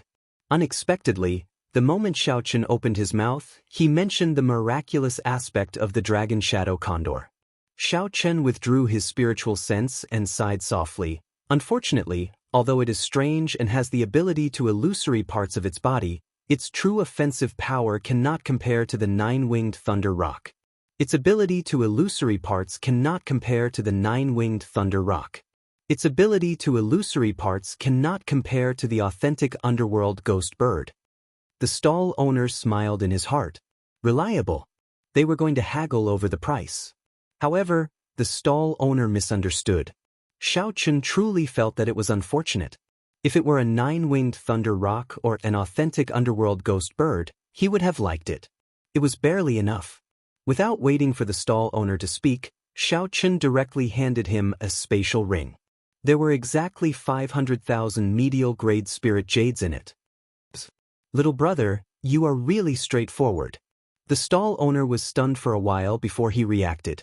He had only said a few words, and it was already done. This was truly unexpected, making him feel some regret. Did he set the price too low? Xiao Chen, who had already put away the dragon shadow condor's wing bone, turned around and said cautiously, "Are you going back on your word?" "No, this old man's reputation has always been good." The stall owner smiled and said, "I still have something that I have not sold yet. Little brother, why don't you take a look?" Time was limited. Since Xiao Chen had already obtained the materials he wanted, he no longer had the patience to remain here. No matter how precious the other treasures were, Xiao Chen had no use for them.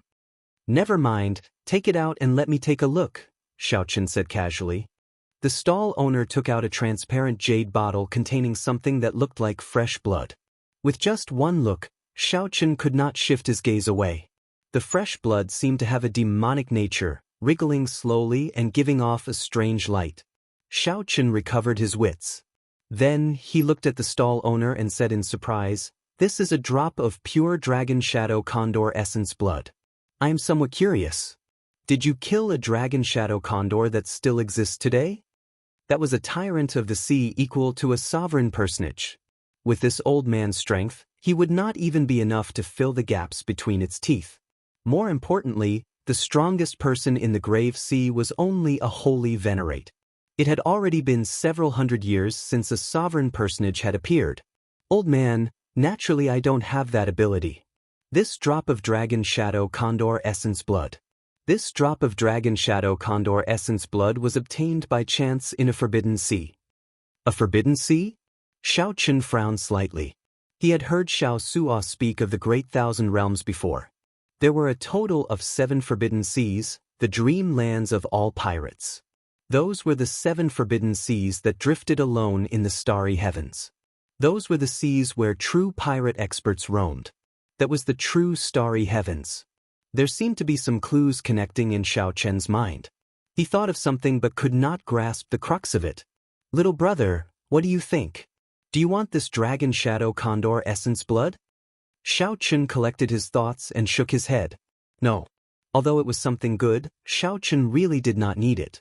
Carving the life bestowal spell did require essence blood. However, it only required Xiao Chen's essence blood. Xiao Chen's blue dragon bloodline was much more noble and tyrannical than the dragon shadow condor. When the time came, Xiao Chen's blue dragon essence blood would definitely assimilate the dragon shadow condor essence blood. It would not have any effect at all. The stall owner immediately felt very frustrated. "If you do not want it, you should have said so earlier. After waiting for so long, I thought that I could make another big deal." Ignoring the stall owner, Xiao Chen brought the wing bone back to the courtyard. After entering the secret room, he took out a carving knife and the wing bone and started carving seriously. Xiao Chen's movements were slow and focused. With every cut, he discovered that Xiao Chen's complexion paled slightly. In a place that the naked eye could not see. In the soul pool, the azure dragon medallion that represented Xiao Chen's will of soul was slowly dimming. This was the first time that Xiao Chen had spent so much effort on carving since he entered the Great Thousand Realms. Every saber strike was infused with Xiao Chen's soul energy. From the first cut, it contained spiritual energy and an inner soul.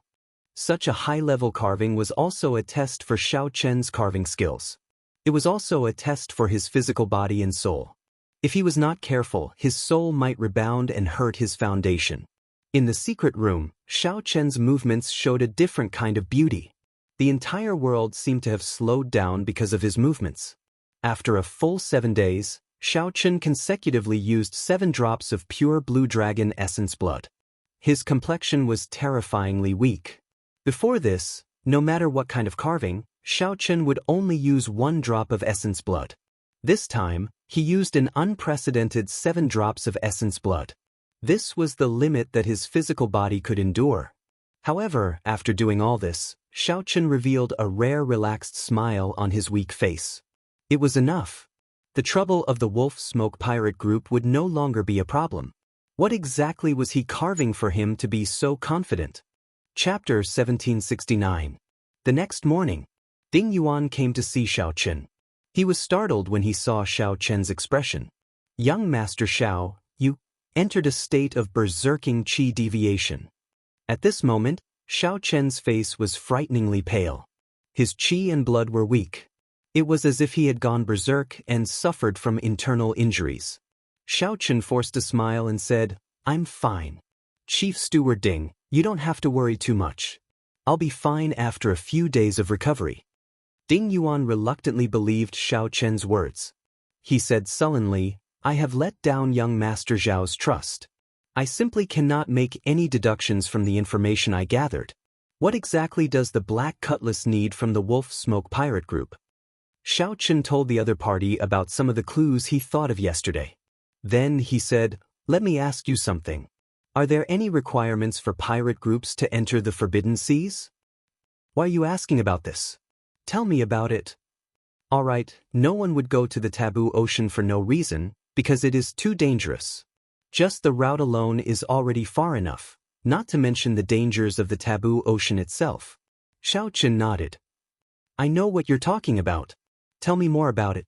"To be more specific, it is impossible for ordinary pirate ships to enter the Taboo Ocean with their own strength." Xiaochen was deep in thought. What is this common concept? Below 5 stars. The best pirate ship in the Grave Sea was a 5-star pirate ship. The Wolf Smoke pirate ship possessed the strength to deter the rank 3 sects of the Blessed Lands from clashing head-on with it. Could it be that they could not enter as well? Xiaochen couldn't help but ask his own question. Ding Yuan smiled faintly and said, "This is a little special. The Wolf Smoke pirate group just happens to have the ability to enter the Forbidden Sea." Xiaochen asked curiously, "Why?" "The Grave Seas Pirate Alliance Palace once issued 3 Iron Blood tokens to the Savage Blood pirate group, the Wolf Smoke pirate group, and another pirate group. With this medallion, one can use the power of the Grave Sea pirate group to enter the Forbidden Sea directly." Ding Yuan explained the ins and outs of the matter and told Xiaochen the detailed reasons. After hearing that, Xiaochen suddenly felt enlightened. He understood. Can the Iron Blood token be transferred? Sure. There's only one chance anyway. They would only issue the Iron Blood token if they made contributions to the Pirate Alliance in the future. The Pirate Alliance recognizes orders and not people. Xiaochen muttered in his heart. True enough. He now knew what the Black Cutlass needed from the Wolf Smoke conglomerate. It was the Iron Blood token. However, Ding Yuan did not understand Xiaochen's thoughts. He continued, "However, it looks like the Wolf Smoke pirate group has no intention of going to the Forbidden Seas at all. The Iron Blood token is simply a waste in their hands. Now, he is the king of the Grave Sea, living a carefree life. With just one birthday banquet, all the pirates of the Grave Sea did not dare to not give him face, competing to curry favor with him." Xiaochen did not continue listening. He cupped his hands and said, "Many thanks for the answer, Chief Steward Ding. I will take my leave first. See you later." Without waiting for Ding Yuan to respond, Zhang Xian left in a flash. "Answer? What is the answer?" Ding Yuan was confused. He didn't know what Xiaochen understood. After leaving the pirate hall, Xiaochen flew over the sea at lightning speed. The seawater of the Grave Sea was different from ordinary seawater. It was a sea of stars formed after countless stars shattered and merged together. The gravity was very strong and strongly corrosive. When Xiaochen first arrived in the Grave Sea, it was extremely difficult for him to fly above it. Now, there was no problem. His physique could already completely resist the gravity of the seawater. Flying above was easy. Xiaochen's destination was very clear, the largest pirate hall in the Grave Sea, the place where the Wolf King Jianghengchuan held his birthday banquet. Xiaochen's figure moved like lightning. The instant he flew over, few people could sense him. What fast speed! After not returning for so many years, the Grave Sea actually produced such a strong youth. On the surface of the sea, there was a pirate ship that did not look very majestic. A middle-aged man in captain's uniform stood at the bow of the ship.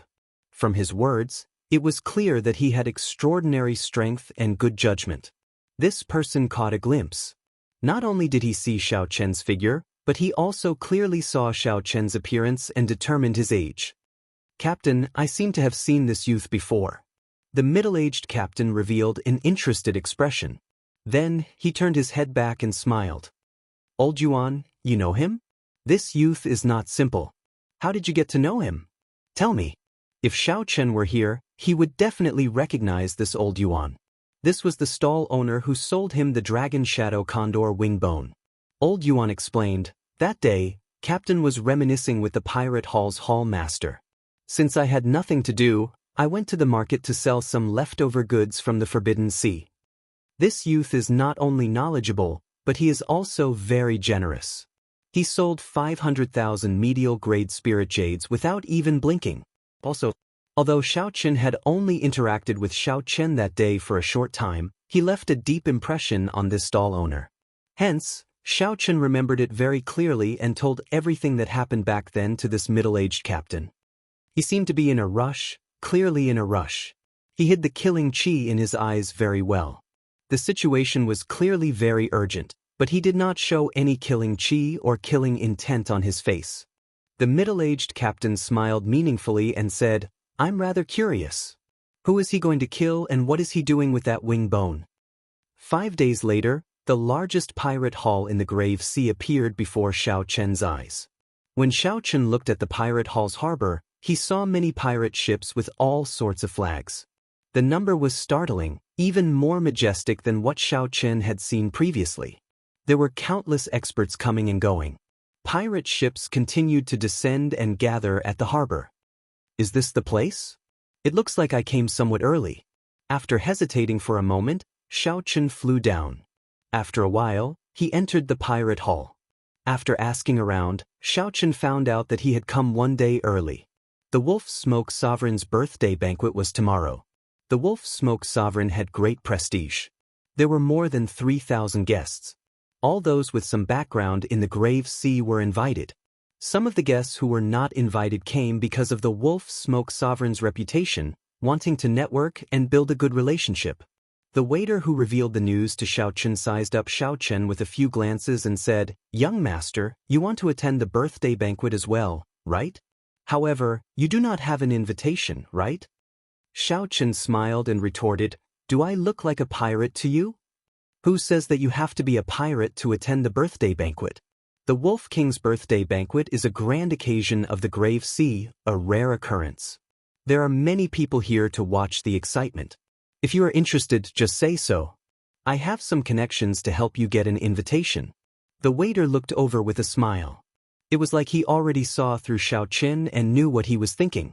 Xiao Chen put down his wine cup and said, "There's no harm in taking a look. How much does one invitation cost?" "No bargaining. 200,000 inferior grade spirit jades." Xiao Chen thought to himself, this is really shady. The Wolf King's birthday banquet not only earns money for himself but also provides for his subordinates. The Wolf Smoke Pirate Group's people must have gotten the invitation in private.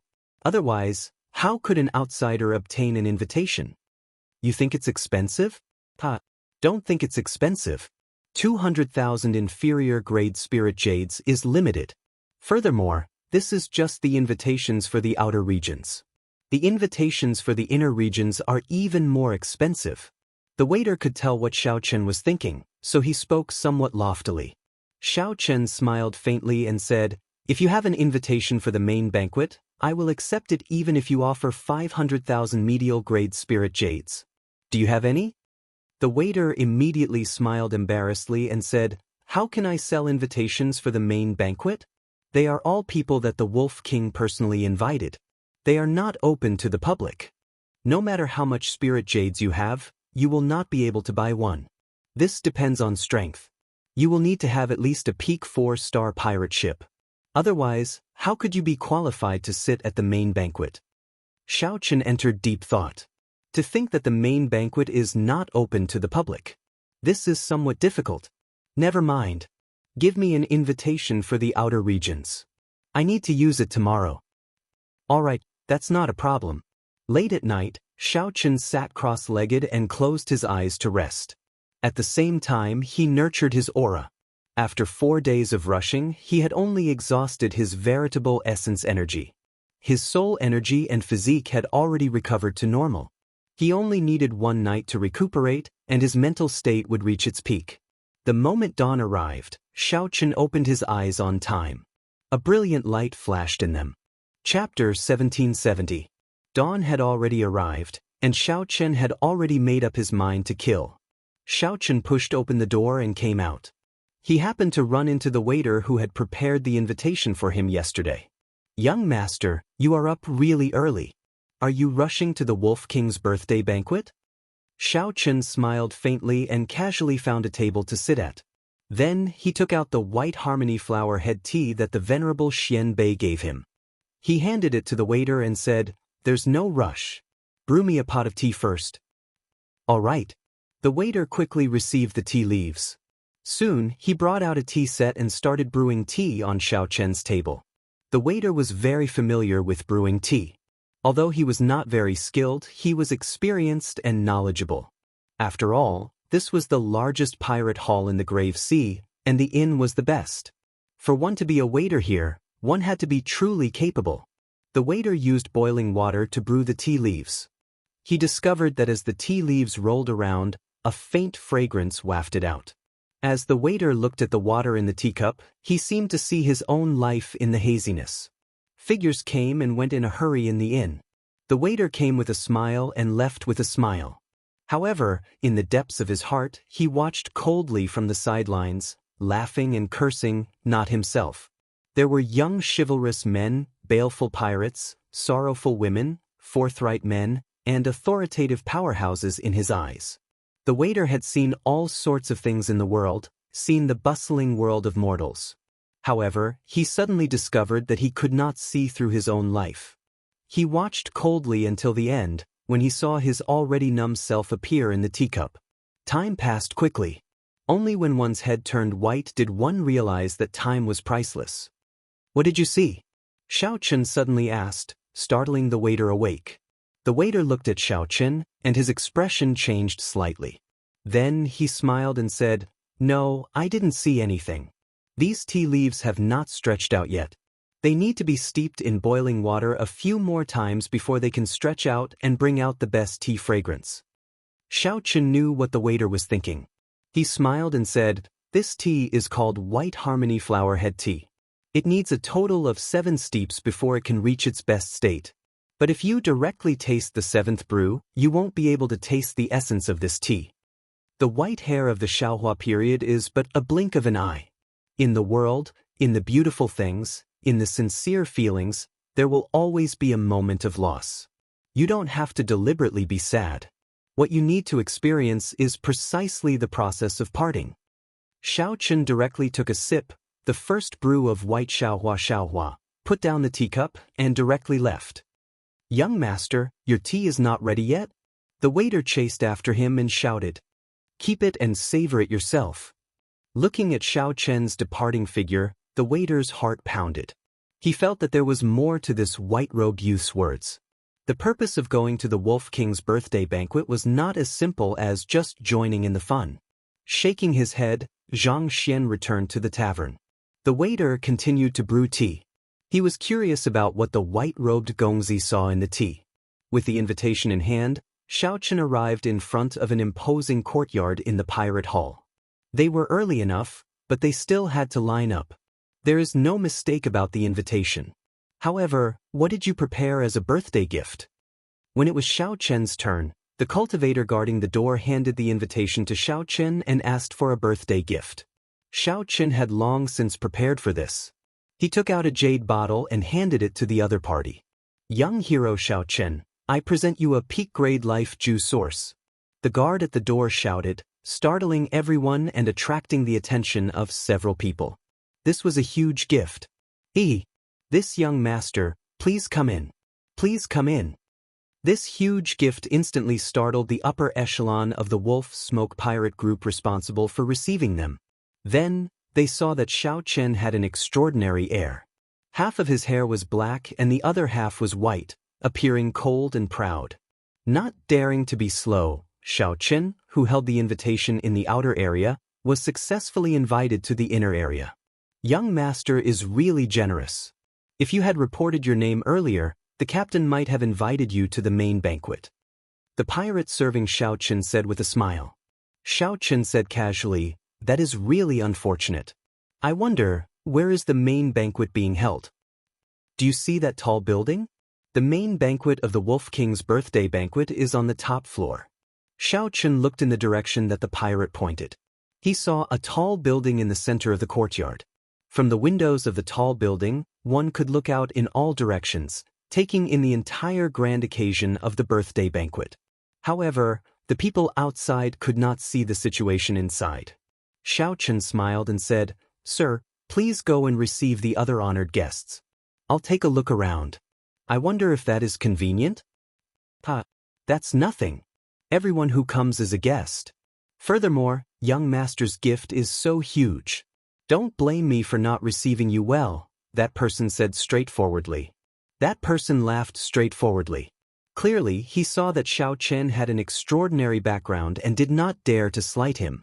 This was the effect of a huge gift. If it were an ordinary gift, Xiao Chen would not be able to enter this place casually and look around. Now that he obtained this person's approval, it would be much more convenient. It could only be said that it was worth it.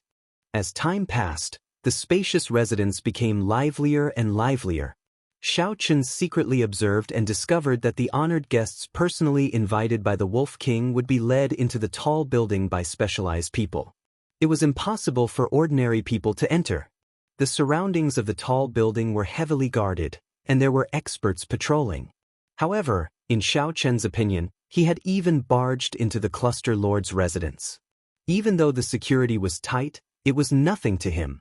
Furthermore, that Wolf King Jiang Hengchuan simply did not believe that someone would dare to cause trouble at his birthday banquet.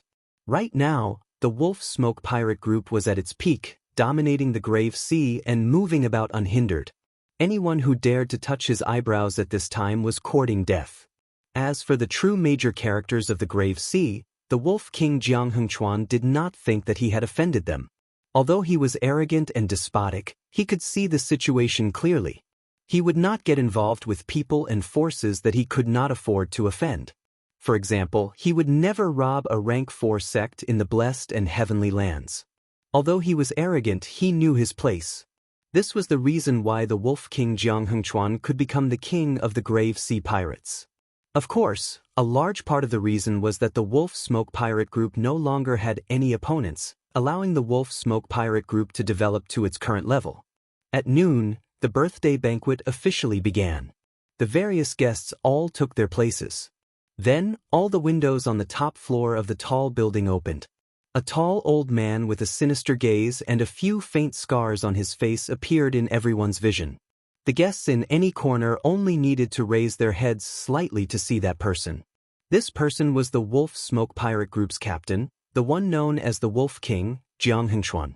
Thank you, fellow cultivators and friends, for giving this Jiang face and coming to this old man's birthday banquet. I am truly overwhelmed by this favor and do not dare to accept it. This old man will drink 3 cups to thank everyone.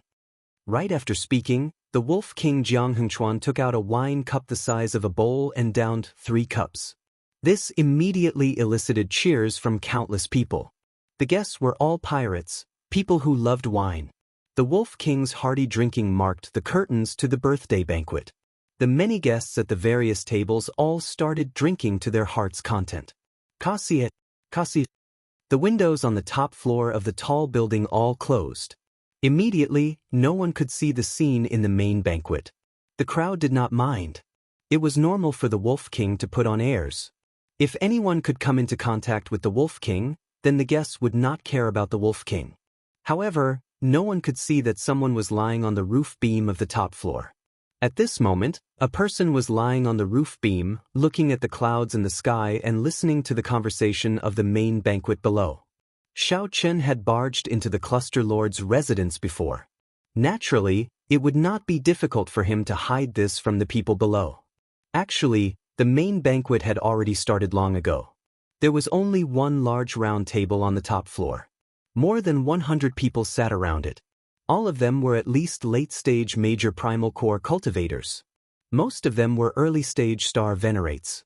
At the very least, these people were ruthless people with peak 4-star pirate ships. This was a gathering of the strongest and most influential pirates in the Grave Sea. Xiao Chen waited for an opportunity to make a move. He wanted to hear some useful information before going in to ask the Wolf King. 1 hour later, amid the clamor, when Xiaochen heard the words, Black Cutlass, he immediately perked up. Boss Jiang, I heard that the Black Cutlass came to you to borrow the Iron Blood token. After drinking, the topic of conversation became more open. One of the captains heard the news and took the opportunity to ask about it. Jiang Hengchuan smiled in disdain and said, An insignificant 4-star pirate group is really bold.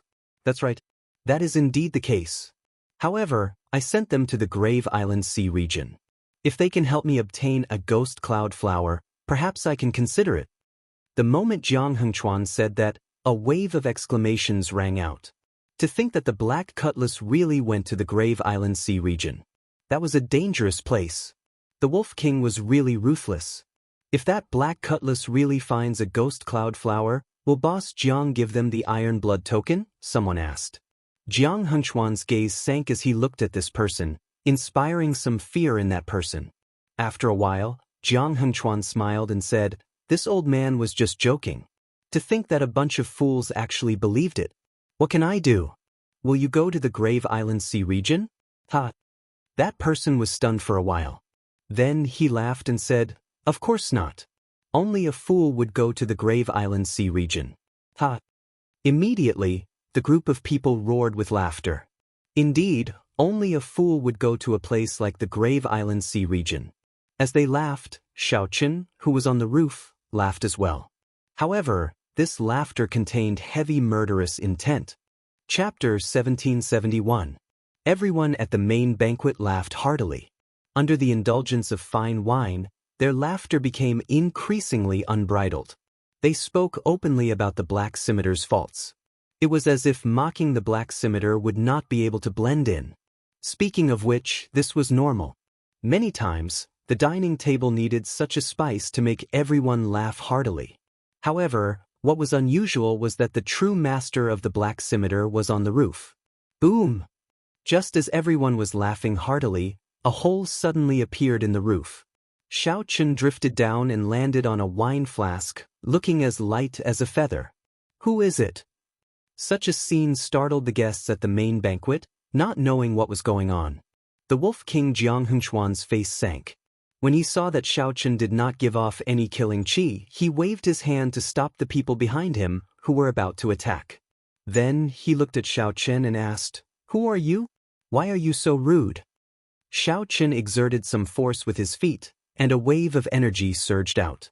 Immediately, all the delicacies on the table flew into the air and shot out in all directions.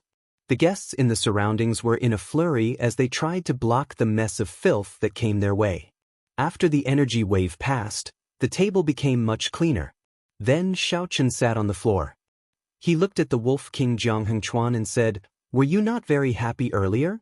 Untalented, I am the master of the Black Scimitar. The moment Xiaochen said that, a commotion immediately broke out. The guests all showed somewhat embarrassed expressions. This was normal. Speaking ill of others behind their backs, mocking them as fools. Who knew that the other party happened to be right beside them? After being caught red-handed, it would be strange if they were not embarrassed. The scene immediately turned somewhat strange. The originally aggressive people who wanted to reprimand Xiaochen immediately swallowed back their words. Just as the words were about to come out of his mouth, he forcefully swallowed them back. Actually, everyone also found it strange. Even if they spoke ill of others behind their backs, they would not feel so uncomfortable. Even if they were caught speaking ill of others, they would not feel so uncomfortable. But why was it that when he faced this young man, he felt that he was in the wrong and did not dare to be impudent? When the Wolf King Jiang Hengchuan saw Xiaochen reveal his identity, he felt somewhat in the wrong. But then he laughed coldly. What? Do you have a problem with me using the Black Scimitar as a monkey? As soon as these words came out, everyone was startled. That's right, why should I feel bad? Why should I be in the wrong? This was the Wolf King Jiang Hengchuan's birthday banquet. The Wolf King was a peak early-stage star venerate. He also had 8 strong subordinates, all small perfection early-stage star venerates or great perfection early-stage star venerates. Here, the weakest cultivator was a peak major primal core cultivator. Why was he in the wrong? The strong preyed on the weak. Even if the Wolf King scolded a peak major primal core brat to his face, he would have to behave himself and not retort. Xiao Chen sneered in his heart. He saw the changes in everyone's expressions. He stretched out his left hand and instantly formed the Buddhist 7-kill seal. It was like a lotus flower never touching water, or like the sun and moon never hanging in the sky. The instant the hand seal formed, Xiao Chen's heart entered an ethereal state. However, the killing intent hidden in his body was multiplied 7-fold, and it exploded out violently. Xiao. The killing intent that pervaded the air instantly seemed to materialize, causing everyone to have difficulty breathing. A few of the weaker ones trembled as sweat poured out of their foreheads. Their complexions paled to the extreme. Xiao Chen's killing intent was very horrifying in the first place. After it was multiplied 7-fold, how terrifying would it be? This was simply unimaginable. This is a personal grudge. Unrelated people, quickly go away. Xiao Chen said indifferently as he stared at the Wolf King Jiang Hengchuan. If someone's soul energy reached the level of a holy venerate, they would discover that the killing intent that Xiao Chen gave off was pitch black, like the claws of a monster sweeping through the surroundings. However, Xiao Chen's body gave off a faint light, appearing ethereal. Bang! Right after Xiao Chen spoke, the guests who came felt like they were relieved of a heavy burden. Using all the strength in his body, he smashed the windows one by one and fled as fast as he could. The many guests in the courtyard watched every movement on the top floor. Such a scene immediately caused a huge commotion. What's going on? The people attending the main banquet all flew out. There is killing intent. What a strong killing intent. Could it be that someone is challenging the Wolf King? When the windows shattered, the people below sensed Xiao Chen's killing intent uncontrollably. The noisy birthday banquet immediately fell silent. All the guests put down their wine cups and looked at the top floor in confusion. They did not know what exactly happened. On the top floor, the Wolf King Jiang Hengchuan's complexion had already turned ashen. However, he did not dare to act rashly. The previously noisy main banquet emptied out in an instant, leaving only his subordinates and himself. The unrelated people were all frightened by Xiao Chen's 7-fold killing intent, not daring to remain. When Xiao Chen revealed that horrifying killing intent, no one dared to doubt Xiao Chen's strength anymore. They were all people who cherished their lives. How could they dare to get involved? Kill him, the Wolf King roared, unable to endure Xiao Chen's killing intent. The people behind him endured the pressure and wanted to charge over. However, this was the opportunity Xiao Chen was waiting for. He was waiting for the 7-fold killing intent to make them irritable and reveal openings in all aspects. Xiao Chen instantly drew the tyrant saber. After completing the starting stance of the Mahamaya abstinence violation saber technique, resolving the mundane condensed an eternal saber light and swept it out. Boom! The moment the saber light appeared, all the might of the 7-kill seal, which had been storing up power for a long time, infused into this saber. The Wolf King's subordinates cried out miserably as they bore the brunt of the attack. The saber light knocked away the roof beams, leaving only Xiao Chen standing upright with his saber and the Wolf King Jiang Hengchuan, who blocked the saber light. Several of the Wolf King's subordinates blocked in front. The Wolf King dodged the greatest impact of resolving the mundane's 7-fold killing intent and suffered only 30% of its might. Even so, he still sustained significant injuries. The main reason was that Xiao Chen's killing intent was simply too vast. The impact it brought him felt even more terrifying than that of a middle-stage star venerate. Someone really wants to kill the Wolf King. How bold! What a terrifying saber light! Combined with that overwhelming killing intent, he actually managed to force back the Wolf King's bodyguards with one saber strike. Who is this white-robed bladesman? I don't think I've heard of this person in the Grave Sea. The guests who were watching this scene were all shocked and dumbfounded. It was already unexpected that someone dared to cause trouble at the birthday banquet. What was even more unexpected was that it was such a young bladesman. Inside and outside, all the guests in the courtyard stared fixedly at the top floor, completely lost in their own thoughts. The Wolf King wiped off the blood from a corner of his lips. Then he looked at Xiao Chen and smiled. I once thought about this scene many times. Who would be the first to step forward to challenge me? However, I never expected it to be an arrogant and conceited brat. No matter where you learn the secret technique to make your killing chi so terrifying, you will definitely die today. Today, you will die without a doubt. Who do you think you are facing? You are facing the Wolf Smoke Pirate Group. It is the entire Wolf Smoke Pirate Group. It is the pack of wolves that have walked through mountains of corpses and seas of blood with me, Jiang Henchuan. Where is the pack of wolves? Jiang Henchuan's tone became increasingly agitated, and his voice slowly turned resonant. In the end, it sounded like rumbling thunder, deafening and making everyone's blood surge and their bodies tremble. Many figures soared into the sky from the ground. The members of the Wolf Smoke Pirate Group filled the sky, surrounding the entire tall building in 3 layers from the inside and 3 layers from the outside. In that instant, countless eyes stared at Xiao Chen. They were like hungry wolves staring at their prey. Xiao Chen casually looked around. With a rough count, there were at least 1,000 people, all of them elites of the Wolf Smoke Pirate Group. Seeing that Xiao Chen did not show any fear on his face, Jiang Henchuan felt slightly startled. After some thought, he said, "Interesting. Even the savage blood star venerate back then was not this bold, daring to come and kill me alone." "Kill you?" Xiao Chen shook his head and said, "You are overthinking. I only came here to ask for an answer. However, it does not matter now, as you indeed deserve to die." The Wolf King smiled and said, "There are many people in this world who deserve to die. I will die as well, but not now. Today, there will only be one person who deserves to die, and it will be you." The Wolf King's voice suddenly turned cold. As he looked at Xiao Chen, he ordered coldly, "Kill him." The Wolf Smoke Pirate Group's members in the surroundings did not hesitate to launch themselves at Xiao Chen.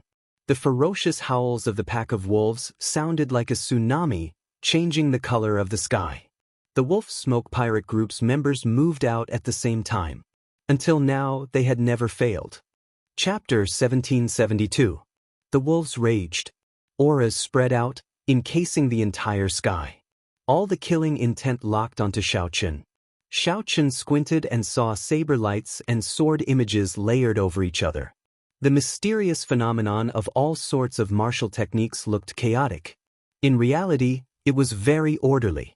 The Wolf Smoke Pirate Group had more than 1,000 members, split into 10 layers. Each layer had 100 people. 100 was the limit for attacking a single target. Otherwise, adding one more person would be a waste. After a round of attacks, only 100 origin stones would be able to hit Xiao Chen. This was because the Wolf Smoke Pirates already covered Xiao Chen's entire body. If there were more, they would not be able to find a target. If Xiao Chen attacked rashly, it would disrupt the rhythm and send the entire wolf pack into chaos. Without giving Xiao Chen much time to think, the first round of attacks arrived in the blink of an eye. To others, it looked like a boundless wave swallowed up Xiao Chen. They could not see his figure at all. Amid the chaotic, mysterious phenomenon of martial techniques, the sound of weapons clashing rang out continuously. There were also many flickering saber lights. These saber lights were like the most dazzling stars among the stars in the sky. They were exceptionally eye-catching among the various mysterious phenomena. The saber lights flickered so fast that only an afterimage could be seen. The afterimage flashed by the face of the person who attacked, revealing a stern face and black and white hair that fluttered in the wind. Then, it disappeared in an instant. There was no time to look carefully. "It's that white-robed bladesman." He blocked it. He blocked the first round of attacks. What a fast saber strike. Everyone was startled. Then, they suddenly discovered that Xiao Chen, who was being swallowed up by the surging tide, did not fall. However, he did not fall. Instead, he stubbornly blocked all the attacks, breaking apart every martial technique that came at him. Xiao Chen used the saber in his hand to move at lightning speed, creating an impenetrable screen of sabers. The pirates of the Wolf Smoke Pirate Group formed groups of 100 people. When the front wave disappeared, the back wave would arrive. Not long after, 10 waves rolled up. Strong winds blew in the surroundings, and the sky changed color as shock waves surged out. The clouds churned at the top of the tall building, forming a strong wind. Amidst the strong winds, thunder and lightning flashed, and the saber light did not stop. The white-robed Xiaochen held the tyrant saber in his hand as he stood in the center of the storm. His defense was impenetrable. No matter how the pack of wolves roared, how they shouted, how they were filled with murderous intent.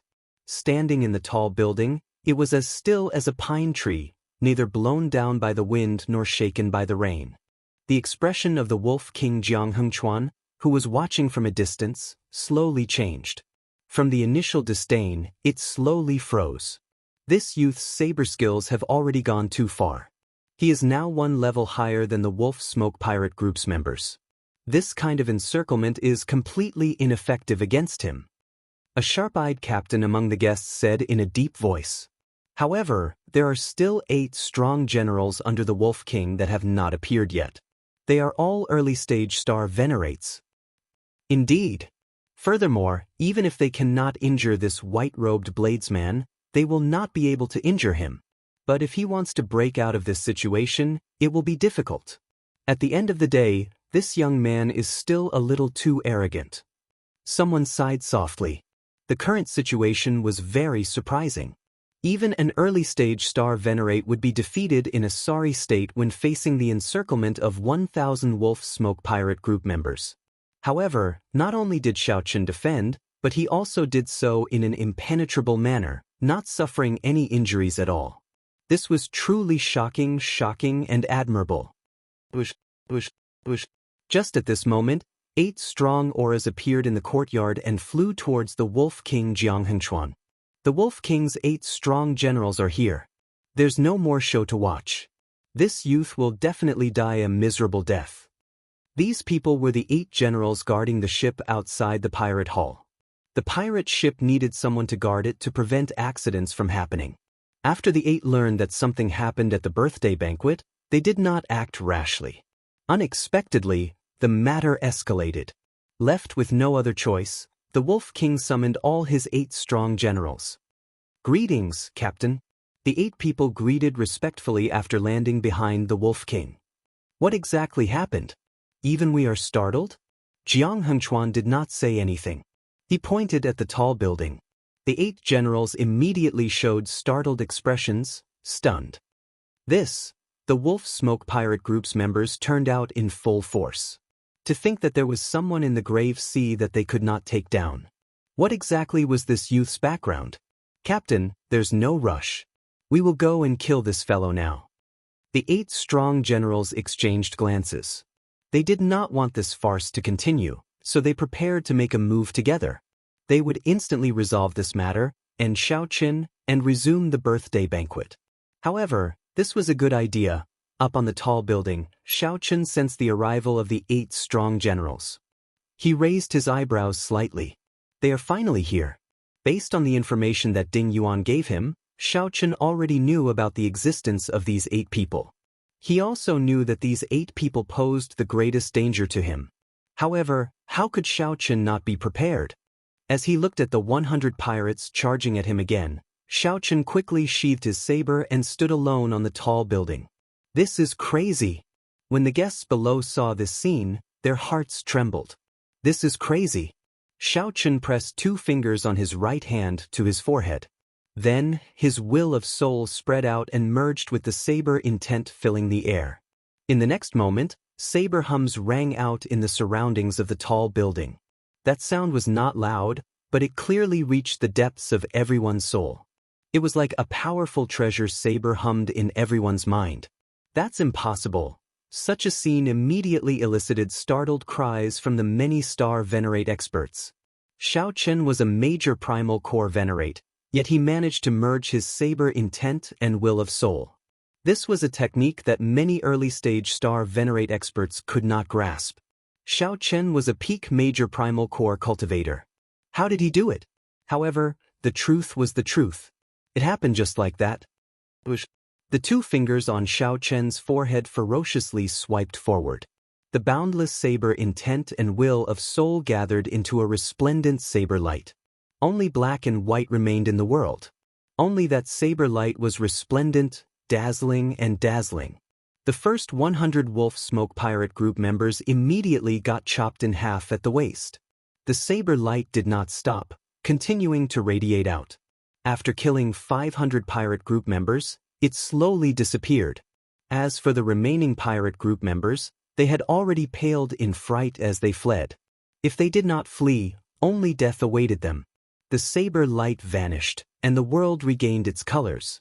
A gentle breeze blew endlessly around the tall buildings. The various mysterious phenomena and chi waves disappeared. The scene that had been bustling like waves a moment ago instantly became boundlessly quiet. Only the white-clad bladesman remained standing on the tall building, holding his saber. The 8 generals who had rushed over to help were dumbfounded.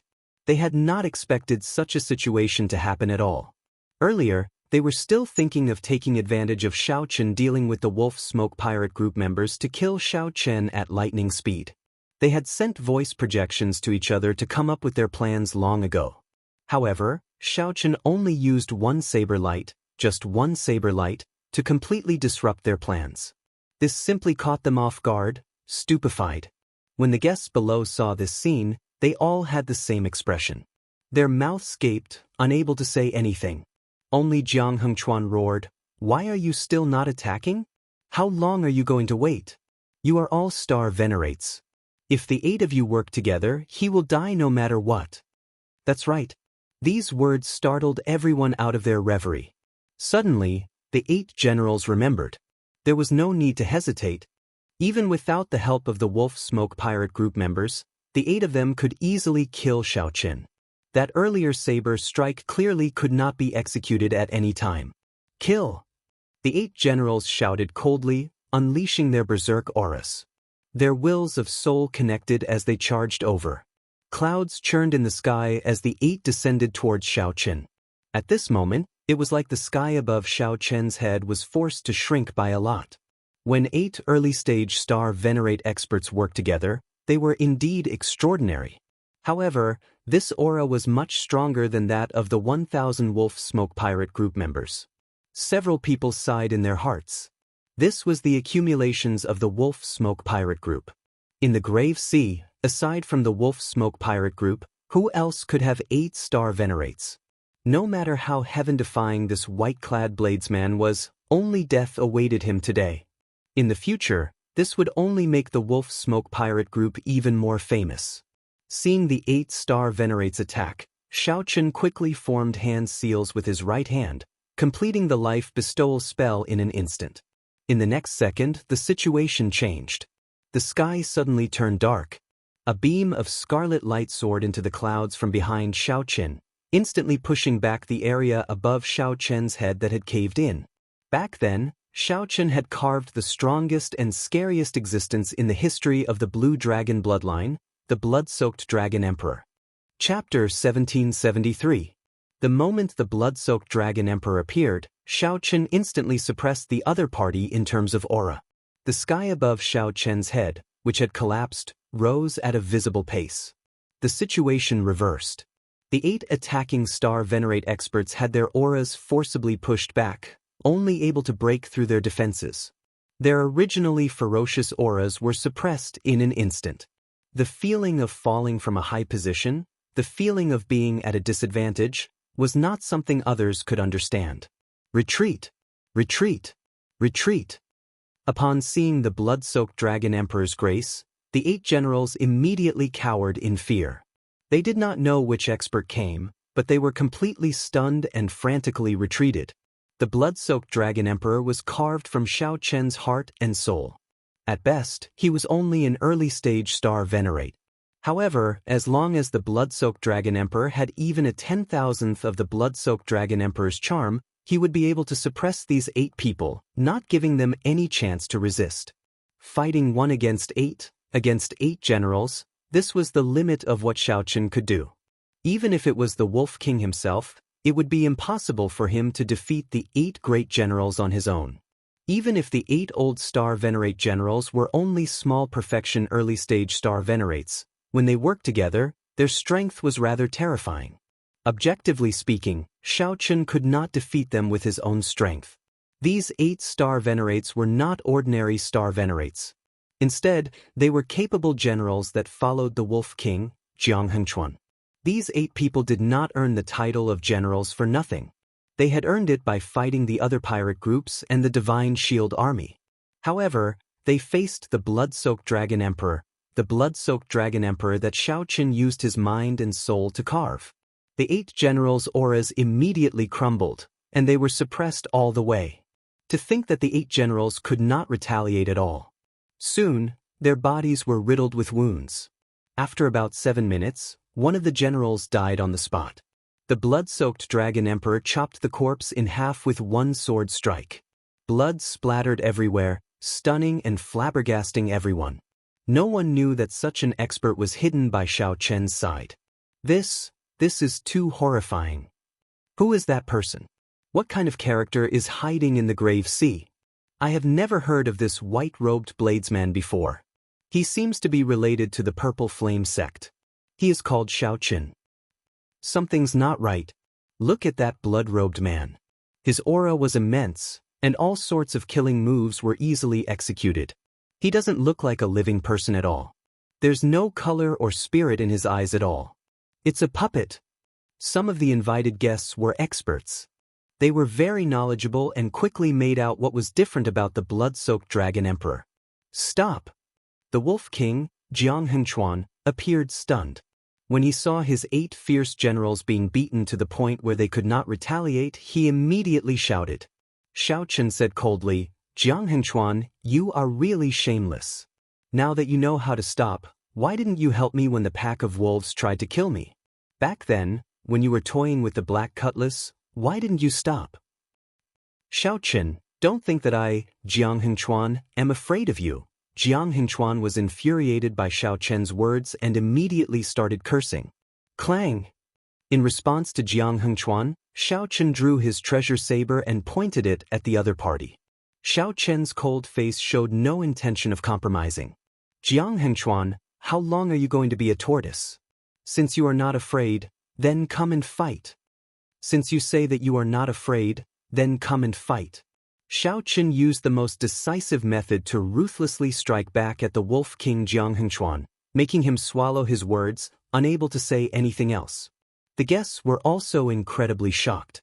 Who could have expected that Xiao Qin would be so stubborn? Who could have imagined that a junior would call the existence that they did not dare to offend a coward in front of everyone? However, now that they thought about it, this Jiang Hengchuan was indeed a coward. From the very start, he never took the initiative to make a move. Jiang Hengchuan cherished his life. Even at the final moment, he still wanted to compromise with Xiao Qin, unwilling to make a move. Now, Xiao Qin forced him to the edge of a cliff, not giving him a chance to retreat at all. Many people could not help having other thoughts. It seemed like the Wolf King Jiang Hengchuan's doomsday was right before their eyes. What if he really lost? Thinking of this, everyone felt a chill, finding this extremely inconceivable. The matters of the world truly changed in an instant, the universe unfathomable.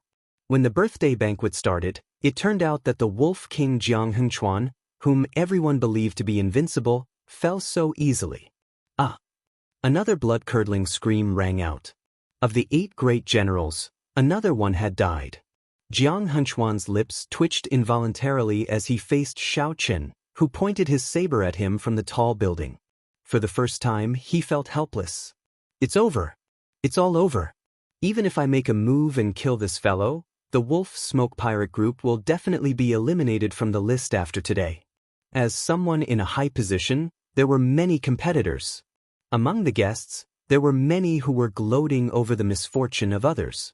Even if Jiang Hengchuan managed to kill Xiao Qin by luck, others would kick him while he was down. When Xiao Qin pointed his saber at him, Jiang Hengchuan knew that he lost. I admit defeat. The Wolf King Jiang Hengchuan said helplessly as he looked at Xiao Qin. His voice sounded very aged and ancient. If Jiang Hengchuan had another chance, he definitely would not toy with the Black Cutlass, forcing it to the Grave Island Sea region, a forbidden land with a slim chance of survival. Xiao Qin stretched out his hand and beckoned. The blood-soaked Dragon Emperor turned into an exquisite sculpture and landed in his hand. After sheathing the blood-soaked Dragon Emperor, Xiao Qin landed before Jiang Hengchuan and said coldly, You are rather smart. Bang. Right after Xiao Chen spoke, he immediately threw a palm strike, instantly driving 10 cauldron force. This palm strike, which came without any warning, gave off a loud sound. Jiang Hengchuan vomited a mouthful of blood as Xiao Chen sent him flying. Bush, bush, bush. This action immediately angered several Wolf Smoke Pirate group members. They all stood up and glared at Xiao Chen in rage. Don't move. Jiang Hengchuan stood up and wiped the blood off his lips. Then he raised his hand to stop the Wolf Smoke Pirate group members. Bang. What answered Jiang Hengchuan was Xiao Chen's second palm strike.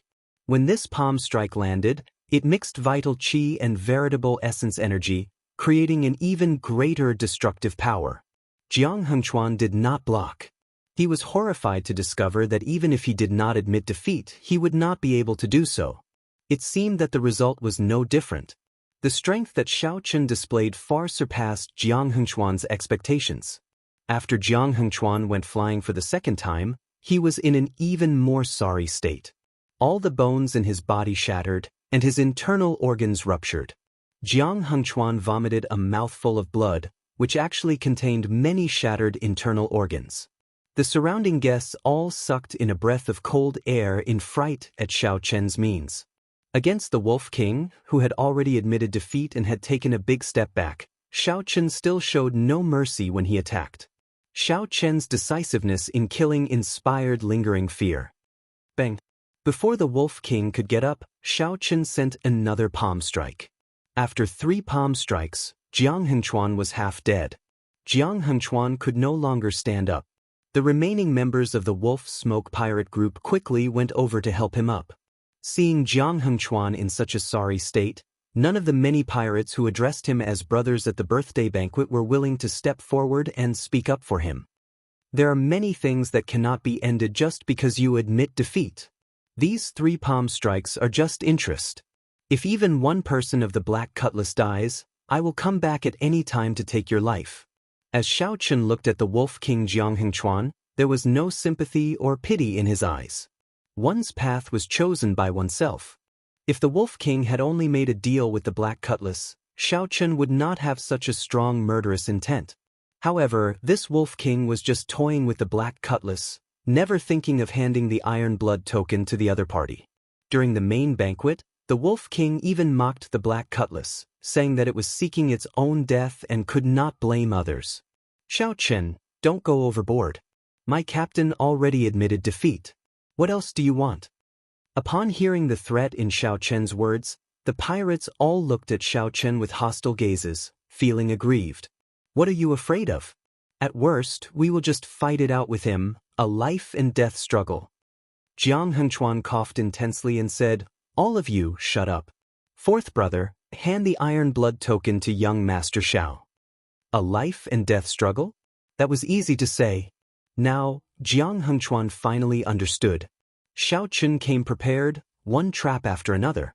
The other party had calculated all of Jiang Hengchuan's reactions. However, Jiang Hengchuan did not know anything about Xiao Chen. It was impossible for them to fight to the death. They would only lose their lives in vain. One of the 8 generals showed an unresigned expression. However, he still took out the Iron Blood token and handed it to Xiao Chen. Xiao Chen received the Iron Blood token and swept his gaze over the surrounding guests. Then he said, only I can take his life.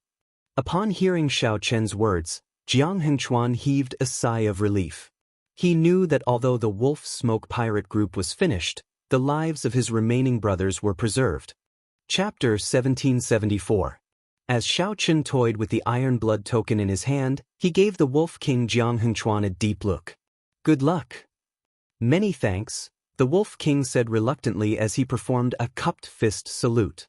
Whoosh! Right after speaking, Xiao Chen left the courtyard with a few flashes, heading back to his inn. Dressed in white, Xiao Chen stood out on the street. However, he appeared calm and unruffled, showing a calm expression without any fluctuations. He did not look like the tyrannical white-robed bladesman who caused a huge commotion at the Wolf King's birthday banquet earlier. When Xiao Chen blended into the crowd, aside from his conspicuous white robes, he did not look much different. When Xiao Chen returned to the inn, He was surprised to discover that his tea was still there.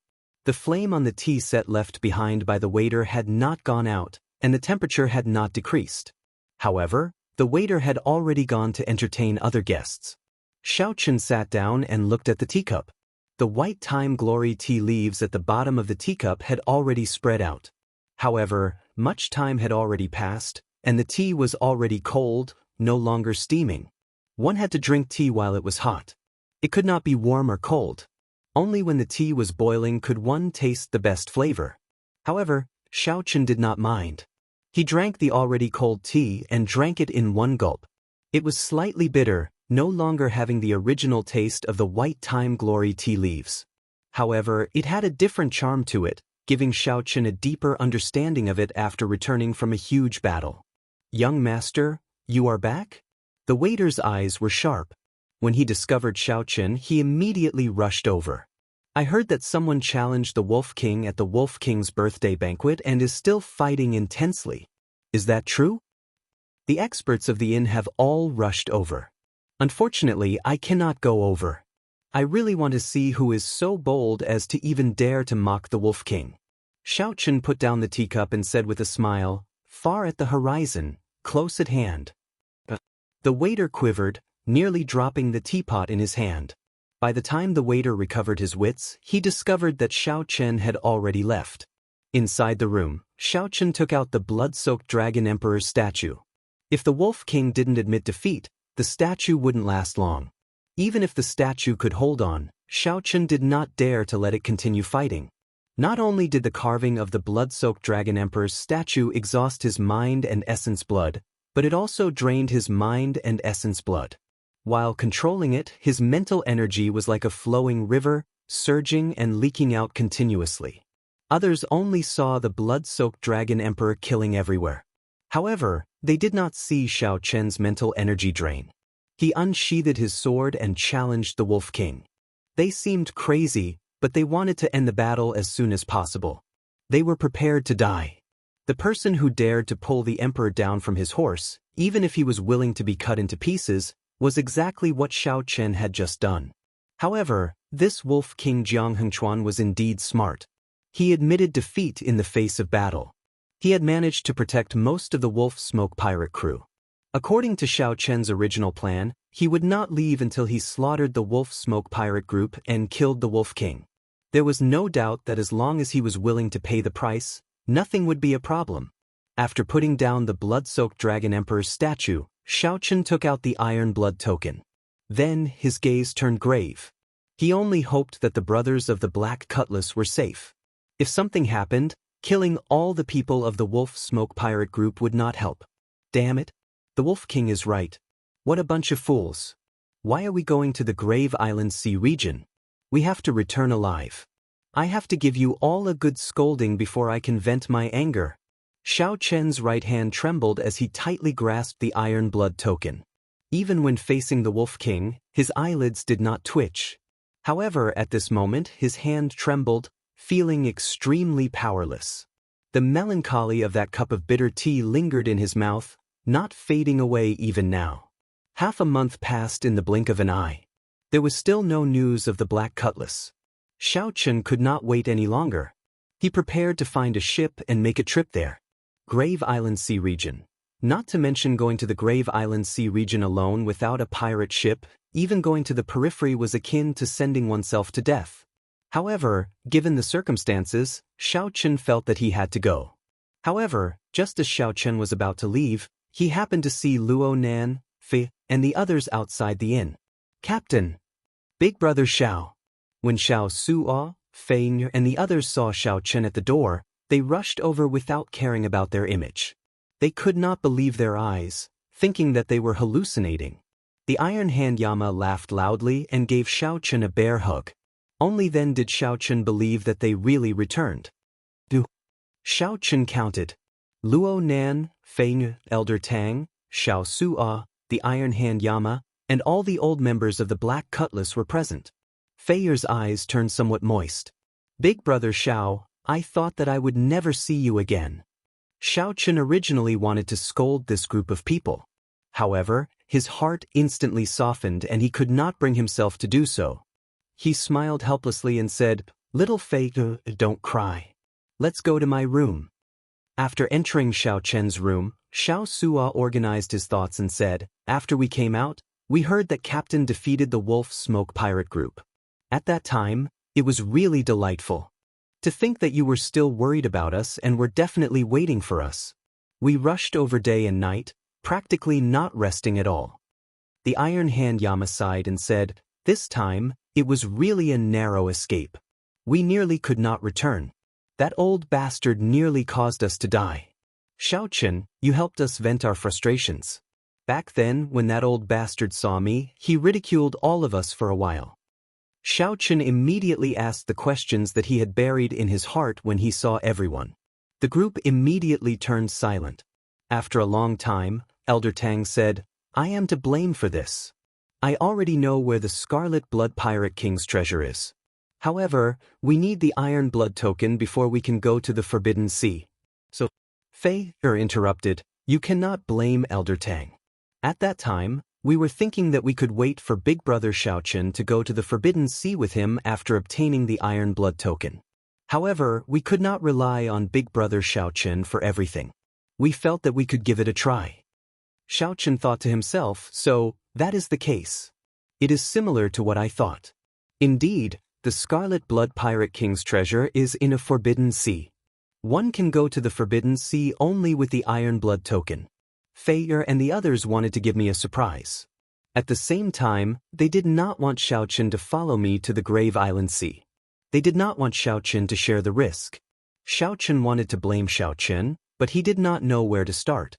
However, just at this moment, Xiao Sua's expression suddenly turned somewhat grave. He said, "Young Master Xiao, I have something to tell you." When Xiaochen saw that the others' expressions were not quite right, his heart sank as he had a bad feeling. "What is it? Speak." "We lost the Scarlet Blood War banner." "Lost it?" Xiao Chen's expression did not change. However, he felt shocked in his heart. The Scarlet Blood War banner was a crucial tool for finding the Scarlet Blood Pirate King's treasure. If the war banner was lost, it meant that the treasure would be gone as well. However, Xiao Chen was very carefree. After his emotions fluctuated for a while, he quickly adjusted himself. If the war banner was lost, then he could only head for the Central Great Realm in advance. Should he go directly to the Dragon Race's territory, or should he go to the Yanwu Dynasty or the Tianwu Dynasty first and understand the situation in the Central Great Realm before going to the Dragon Race? However, he had to make a decision. "Big Brother Xiaochen, are you not angry?" Fei looked at Xiaochen somewhat nervously. Xiaochen smiled faintly and looked at Xiao Sua. "Don't be dispirited. In the end, Xiao Sua was the one who bought the war banner. It is not mine. There is really no need to blame yourself. You being able to return alive is better than anything else. There are many fortuitous encounters in the world, but we only have one life. I will say this very seriously, don't take such risks in the future." Xiao Chen's words came from the bottom of his heart. His sincerity warmed Fei and the others. After hesitating for a while, the Iron Hand Yama said, "Actually, we might not have lost it. Given my understanding of that person, I feel that he will return the Iron Blood War banner in the end and not snatch our things." When Xiaochen heard that, he felt slightly stunned. There is more to this than meets the eye? What exactly is going on? After some thought, the Iron Hand Yama said, "Didn't I say earlier that we nearly could not return? Someone saved us in the Grave Island Sea region. At that time, Xiao Sua was using the Iron Blood War banner to fight. That is where the problem lies. After we were rescued, that person suddenly said that he wanted to borrow the Iron Blood War banner to take a look and that he would return it to us the next time we meet. The other party is very strong, and his pirate group is even stronger. Although he said he wanted to borrow it, there was no way to refuse." Chapter 1775. The other party was very strong? These words coming out of the Iron Hand Yama's mouth were somewhat unusual. After all, he had once been a member of the Savage Blood Pirate Group. What pirate crew? Could it be stronger than the Wolf Smoke Pirate Group? Xiaochen asked in confusion. Fei, Luo Nan, and the others nodded slightly, indicating that it was indeed true. The Iron Hand Yama said, It's the Iron Horn Pirate Group. In the past, there were 3 pirate groups in the Grave Sea that obtained the Iron Blood token. One was the Savage Blood Pirate Group, which is now the Wolf Smoke Pirate Group. The last one is the Iron Horn Pirate Group. Iron Horn Pirate Group? When Xiaochen heard that, he felt slightly startled. He seemed to have heard Ding Yuan say that the Grave Sea Pirate Alliance had indeed sent out 3 Iron Blood tokens. At that time, he only knew that Savage Blood and Wolf Smoke had obtained them, but he did not ask who had obtained the remaining Iron Blood token. However, this Iron Horn Pirate Group went to the Forbidden Sea long ago and has not returned to the Grave Sea for more than 20 years already. I've never seen the Iron Horn Pirate Group before. I've only heard about some of their deeds. They were the overlords of the Grave Sea many years ago. Then they went to the Forbidden Sea. This time, they are already a 6-star pirate group. A 6-star pirate group would have almost no hope of snatching back the Scarlet Blood banner. Somewhat ashamed, Xiao Suo said, "Leader, I'm sorry. If only I had not used the Scarlet Blood War banner back then. Otherwise, he would not have borrowed it." Xiaochen comforted him, "Don't say that. It's enough that you're alive. If you did not use the Scarlet Blood War banner, you would have been wiped out long ago. We won't be able to last until the Iron Horn Pirate Group arrives." Xiaochen did not have much hatred for the Iron Horn Pirate Group. It was natural for pirates to rob others. The other party was already very benevolent by not making things difficult for the Black Cutlass out of consideration for their old friendship. If Xiaochen was ruthless and did not help, he would still be able to obtain the Scarlet Blood War banner. "Let's call it a day. How's the ship?" Xiaochen asked. He was more concerned about whether the Black Cutlass was damaged or not. "The ship is fine. We just need to repair it a little. This time, we have gained something." He had found 8 stalks of ghost cloud grass and other natural treasures. It is enough to turn the Black Cutlass into a 5-star pirate ship. Xiao Suo said excitedly as he perked up a little when he mentioned the pirate ship. Bang, bang. At this moment, someone knocked on the door. It was the waiter who had come to look for Xiaochen. "Young master, someone just delivered a storage ring and mentioned that it was for you. He even said something about congratulating the people of the Black Cutlass for returning safely." While the others were at a loss, Xiaochen guessed. "It is a gift sent by Jiang Hengchuan as an apology. You may leave. Just say that I have accepted the gift." Luo Nan and the others exchanged glances, finding this hard to imagine. The Wolf King who had made things difficult for them 3 months ago was now apologizing to them.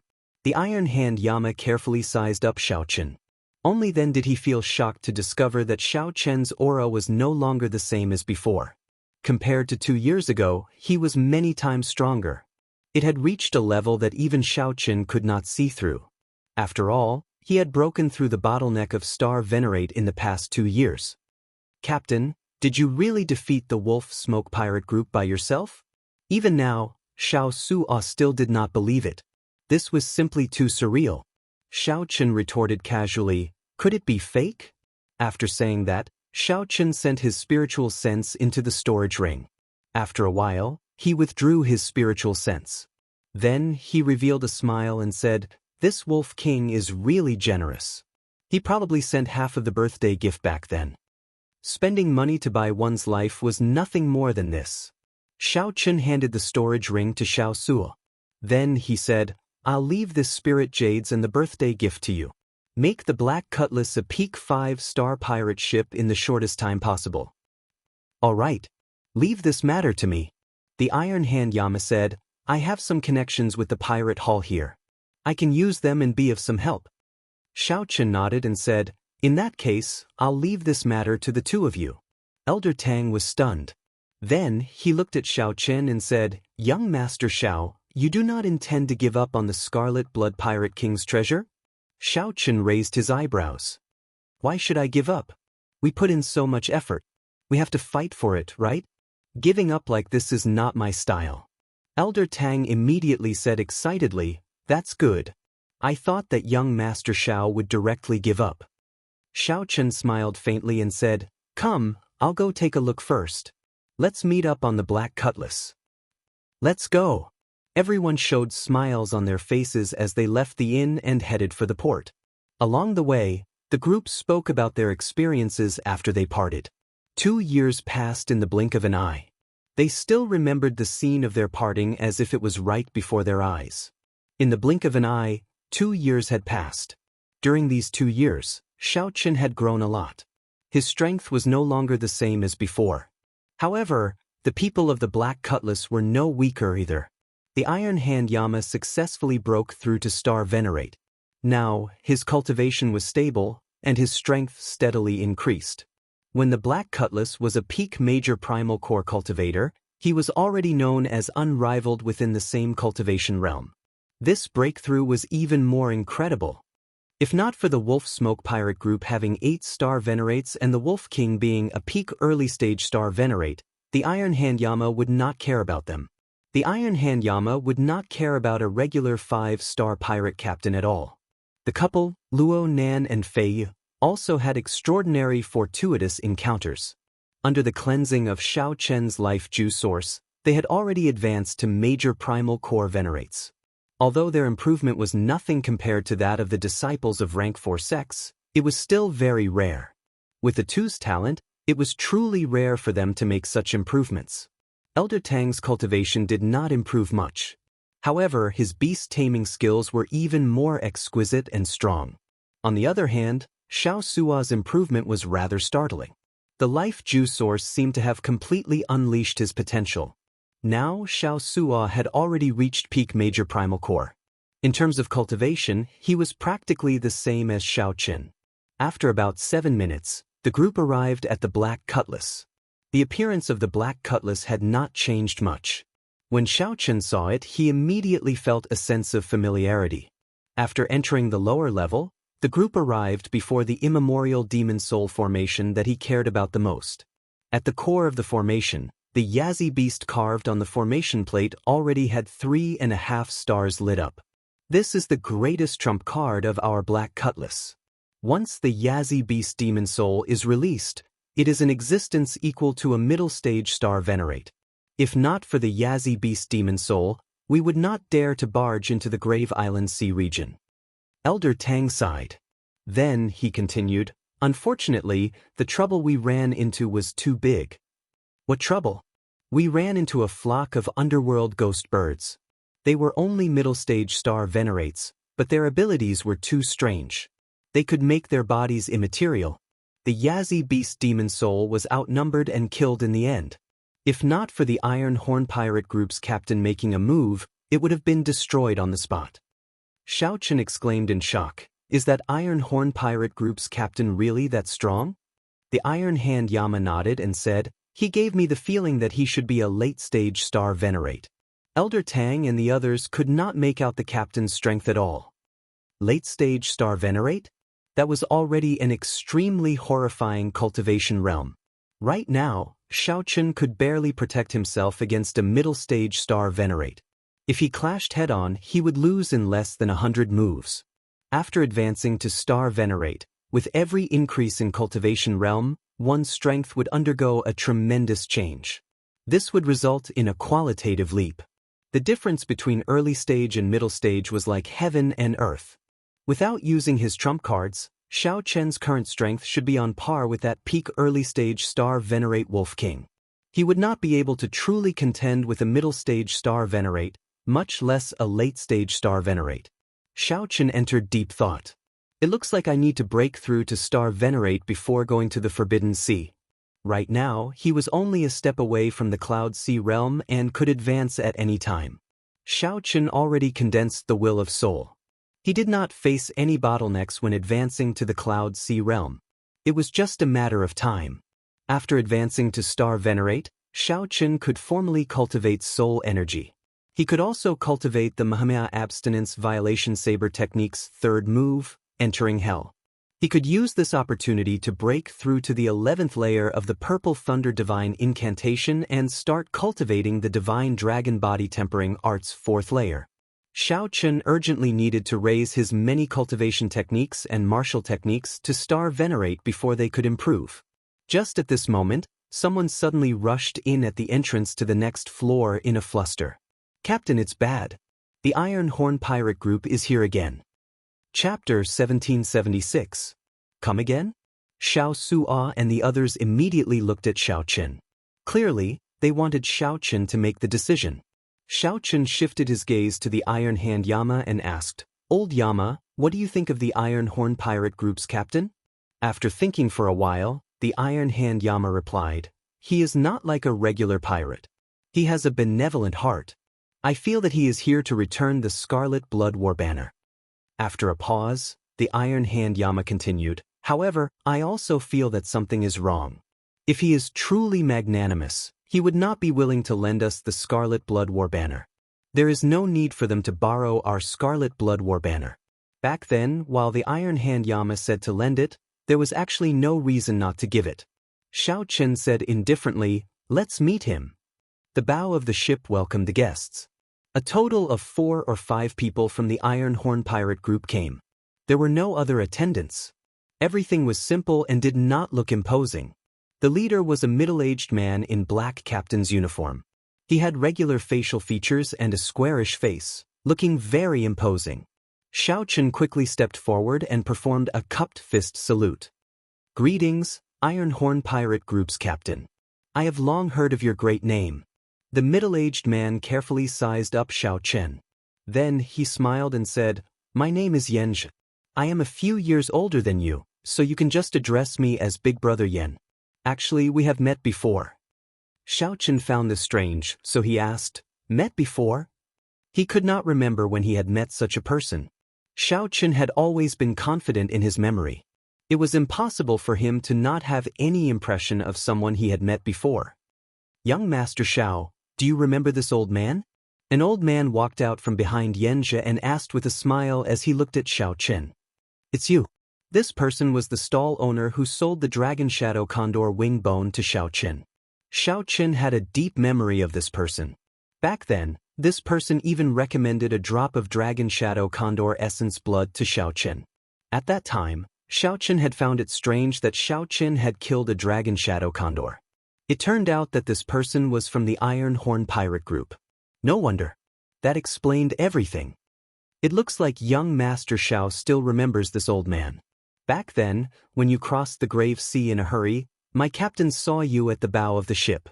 You left a deep impression on me, and I still remember it clearly. The old man explained with a grin. Xiao Qin suddenly understood and said, So that's how it is. Big Brother Yen, please come inside. I still haven't properly thanked you for saving my friends and brothers. Yenja waved his hand in refusal and said, It's just a small matter, just something that happened in passing. It's not worth mentioning. I didn't come here for this. Right after Yenja spoke, he tossed out the Scarlet Blood War banner. Xiao Qin stretched out his hand and gently caught it. Buzz. The war banner instantly unfurled, flapping loudly in the wind. A feeling of a bloodline connection came from the Scarlet Blood War banner. Back then, he had held the war flag and fought against the powerhouses of the Divine Shield Legion. After obtaining the Scarlet Blood War banner's acknowledgement, although the war banner had not recognized him as its master yet, this feeling of being connected by blood, like an arm, continued. A bleak and domineering aura emanated from Xiao Qin's body. The flapping war banners made the surrounding wind even louder. A strong wind blew on the bow of the warship, causing the clouds in the surroundings to tremble slightly. It conjured a strange phenomenon of fighting for supremacy and a long flag in the wind. Yenja chanted softly, My name is Qi Shui. I have a body of scarlet iron, and my blood is burning hot. I have been up and down for half of my life, wandering from place to place. I have been invincible for half of my life, and I have been fearless. My body is like a sword, unyielding and unyielding. My heart is like the sun and moon, shining for 10,000 years. My body is like a mountain, spanning tens of thousands of miles. My eyes are like the stars, the sky is dark. I cover the sky with one hand and proclaim myself an emperor with the other. As the Scarlet Blood Pirate King spoke his last words, the Scarlet Blood War banner burned with a faint scarlet flame, looking even more tyrannical than before. Pa. Yenja clapped his hands and praised, What a great Scarlet Blood Pirate King. Even after his death, his will is still so strong. Thinking back to his life, It was truly admirable and filled with emotions. Young Master Xiao is truly a young hero. To think that you managed to obtain the acknowledgement of the Scarlet Blood War banner. This Yen also admires you. This mysterious phenomenon happened in the time it took for Xiao Chen to take a breath. It was purely something that happened automatically after Yen Zhe received the war banner. With a gentle wave, Xiao Chen put away the war banner. Without changing his expression, he said, "Big brother Yen, you even returned a treasure like the Scarlet Blood War banner." This also makes Xiao Chen feel admiration. "You are too polite." Yen just smiled faintly and did not deny it. "Goodbye then. I have an appointment with the Pirate Hall's Hall Master, so I will not disturb you any longer." Xiao Chen personally sent Yen Zhe off. As he watched the other party leave, a contemplative light flickered in his eyes. This Yen Zhe really has the air of a major character. To think that he really returned the Scarlet Blood War banner. This is truly unexpected, the Iron Hand Yama said somewhat ruefully. Xiao Sua's lips twitched as he said, "You fellow, didn't you say that this person would return it? It turns out that you were just consoling me." The Iron Hand Yama smiled and said, "It was just a feeling. Who would not be tempted by a treasure like the Scarlet Blood War banner? Even I would be tempted. I can only say that I ran into a good person this time." "Big brother Xiao, why aren't you saying anything?" Xiao Chen recovered his wits and smiled. "I was wondering when he would return." "Ugh." The others were shocked. Would he return? Xiao Chen's first feeling was that this Yen Zhe was not that simple. However, Xiao Chen could not figure out Yen Zhe's character for now. After sending the Black Scimitar to be modified, Xiao Chen and the other members of the Black Scimitar rented a courtyard in the Pirate Hall. Inside the cultivation room, Xiao Chen thought hard. In the end, he gave up on advancing to Star Venerate. He needed a turning point to break through. Such a breakthrough was simply too casual. Although Xiao Chen was currently at peak Major Primal Core realm, his various aspects were still very malleable. There was no rush to break through. The modification of the Black Scimitar took half a month, using up 10 million Spirit Jades. Most of the Spirit Jades came from the Wolf King's compensation. Xiao Chen did not spend much himself. The Black Scimitar was already a peak 5-star weapon. Furthermore, with the immemorial Demon Soul formation, the Black Scimitar could rival a regular meteor pirate ship. For half a month, Xiao Chen used it all to temper his saber techniques. After obtaining the starting stance of the Mahamaya Abstinence Violation Saber technique, Xiao Chen planned to comprehend a saber technique from it. Just like Zhen Yuan's Azura Hell back then, breaking the mundane and resolving the mundane ultimately chose to use breaking the mundane as the foundation. Xiao Chen would create a saber technique that belonged to him around it. This saber technique had a beautiful name, Dreamlike Mundane World. This time, from the moment Xiao Chen created this saber technique, he infused his great Tao energy and soul energy into it. This was very difficult and also the most challenging. After half a month, Xiao Chen had not comprehended a single move. He only had a vague method and a general feeling. Entering a dream with the saber, using a dream as a saber. After half a month, Xiao Chen was about to go on a long journey, using the Iron Blood token to head to a forbidden sea. Yen Zhe arrived. "Ha! Young Master Xiao, after not seeing you for a few days, your air has changed again. This is truly admirable." Yen Zhe came alone, without any attendants or subordinates, appearing very casual. It seemed like this was the case. Whims come when whims come. Xiao Chen smiled and said, "Big brother Yen is too polite. You came at the right time. If you had come one day later, I would have been leaving the Grave Sea." "Leaving the Grave Sea?" Yen Zhe appeared slightly startled. "Are you going to the ash-gray sea of the 7 great forbidden seas?" Xiao Chen nodded. "Yes, the ash-gray sea. According to Elder Tang's deduction, the Scarlet Blood Pirate King's treasure was in the ash-gray sea of the 7 great forbidden seas. It looks like Big Brother Yen knows where the Scarlet Blood Pirate King's treasure is as well," Xiao Chen asked casually. Yen Zhe was rather straightforward. He said softly, "I was in the ash-gray sea for 30 years and saw the Scarlet Blood Pirate King's last words. With a little deduction, I figured out where the Scarlet Blood Pirate King's treasure is.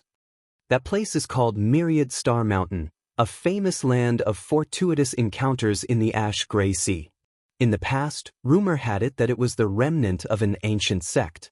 Unexpectedly, it was where the Scarlet Blood Pirate King left his treasure. Many rank 6 sects use that place as a dangerous land for experiential training for their disciples. Occasionally, the elders of the large sects might even personally charge over. Xiaochen smiled calmly and said, "It looks like Big Brother Yen understands this myriad star mountain very well." Naturally. After being in the ash-gray sea for 30 years, I know these things. If you need help, you can come and look for me at any time. Yen Zhe took out a jade strip and handed it to Xiaochen. Then he said, "This jade strip contains my will of soul. If you want to contact me, you just need to use your soul energy to activate the jade strip." Yen Zhe was very generous. After leaving behind the jade strip, he left again. Chapter 1777. As Xiaochen held the jade strip and looked at Yen Zhe's back, he entered deep thought. Luo Nan, who was at the side, whispered, "This senior Yen is really magnanimous. To think that the Myriad Star Mountain is such a dangerous place. Should we invite him to come with us?" Xiao Suo said seriously, "So, the Myriad Star Mountain is such a place. Many rank 6 sects use it for experiential training. It is somewhat hard to imagine." Sects were categorized into ranks. Rank 7 was the highest. Above that were the various holy lands, the transcendent factions that did not leave the mundane world. A 6th grade sect was already a bona fide supergiant. An elder of a rank 6 sect could easily flatten the entire grave sea without any effort. Xiao Suo's worry was not without reason. Xiaochen had interacted with rank 5 sects before. In Dragonflame City, he had fought with the many rank 5 sect disciples of the Yanwu dynasty. He had even fought with the true inheritors. All of them lost to him. The rank 6 sect disciples might be strong, but they would not be that strong. Xiaochen did not fear them. What he feared were the rank 6 sect elders. If he ran into them, he would have no chance of victory. Xiaochen looked at the Iron Hand Yama and asked, "Old Yama, what do you think?" After thinking for a while, the Iron Hand Yama said with some conflict, "There is no way to ask for help. Our strength is not equal. We cannot work together unless we give up most of the benefits. In any case, I do not believe that this Yen Zhe will really help us at all costs after just a few meetings." Elder Tang interjected, "The Scarlet Blood Pirate King's treasure trove must be incredibly vast. Even if we only take 1% of it, we will still be able to gain a lot and obtain significant fortuitous encounters." However what? The Iron Hand Yama asked. Elder Tang hesitated for a while before saying, "However, what if the other party burns the bridge after crossing it and does not give us even 1%? We will not have the strength to deal with him." "That can't be. I don't think that Senior Yen is that kind of person. If he were, he would not have saved us the first time we met." "The first time we met did not involve any major benefits. It is hard to say what happens next." Everyone had their own opinions, and the discussion went on endlessly. The Iron Hand Yama, Elder Tang, and the others split into 2 factions. These 2 veterans did not believe in the so-called good things in the world. Everything was possible when it came to benefits. Luo Nan Fe and Xiao Suo felt that they could trust Yen Zhe, so they invited him to Myriad Star Mountain. "Young Master Xiao, what do you think?" Only then did the others remember that Xiaochen hadn't spoken a word, so they hurriedly looked at him. Xiaochen's eyes were solemn as he said, "This person is not normal." "What?" It was fine if he didn't speak, but the moment he did, Xiaochen's words were shocking, causing everyone to be extremely surprised. "Say, who can remain so calm after hearing about the Scarlet Blood Pirate King's treasure? Calm and unruffled, without the slightest hint of agitation or excitement. Is there such a person?" Xiaochen's question immediately caused the Iron Hand Yama, Xiao Suo, and the others to exchange glances. Naturally, there are such people. Once their strength reaches a certain level, they will not care about the Scarlet Blood Pirate King's treasures. However, what does he count for? He is just a late-stage star venerate. How can he be so calm? Fei Yer's expression changed slightly, and she asked softly, "Then he was pretending?" Xiaochen nodded silently. This person is very scary, too shrewd and scheming. He knows our every move like the back of his hand. Of all times, he came just as we were about to leave, coincidentally appearing. After that, he inadvertently told us how dangerous the Myriad Star Mountain is and what kind of factions surround it. He clearly wants to explore the Myriad Star Mountain with us. However, he is trying to scare us off, wanting us to go and beg him ourselves. The expressions of Luo Nan, Fei, and Xiao Suo immediately changed. They thought about it. Yen just said that that place was too dangerous, so they wanted to invite him to explore the Myriad Star Mountain with them. They had fallen for his trap and scheme. Xiao Suo thought hard and said, "However, I can't figure out why he thinks so highly of us. Given his strength, he actually does not need to care too much about us. Right now, even if everyone on the warship worked together, they would not be a match for him. At best, Xiaochen could barely protect himself and flee from him. To them, a late-stage star venerate was already an extremely terrifying existence." Whoosh! Xiaochen stretched out his hand and summoned out the Scarlet Blood War banner. Perhaps it is because of this.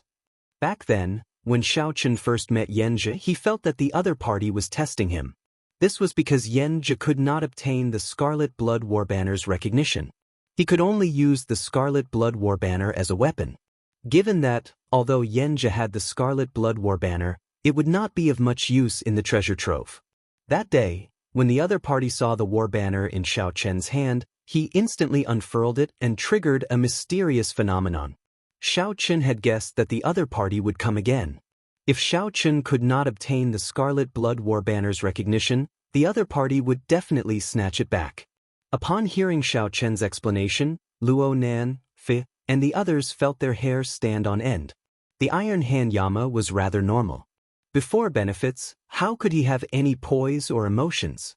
After fighting in the Ash-Gray Sea for so many years, if he were really so benevolent, he would have been eaten up long ago. If he was really so benevolent, I'm afraid he would have been eaten long ago and wouldn't have been able to hold his current position. What should we do? For a moment, the group found themselves in a dilemma, unable to make up their minds. After being schemed against by such a strong enemy, every step they took felt like there was a sword at their backs, like they could fall into the deep abyss at any moment. Xiaochen was rather calm. "We'll beat them at their own game." On the other side, after Yanzhi returned to his residence, the core members of the Iron Horn Pirate group started asking questions. After hearing Yanzhi's explanation, they all revealed confused and surprised expressions. "Captain, are we just going to let them go like that?" "Indeed. That concerns the Scarlet Blood Pirate King's treasure." The Scarlet Blood Pirate King was a legendary pirate king. It is hard to imagine how vast the treasure he left behind is. If we can obtain it, it might be possible for the Iron Horn Pirate Group to become a legend. The few subordinates were incredibly excited, and some were even more anxious. They immediately asked for permission to capture Xiaochen and the others.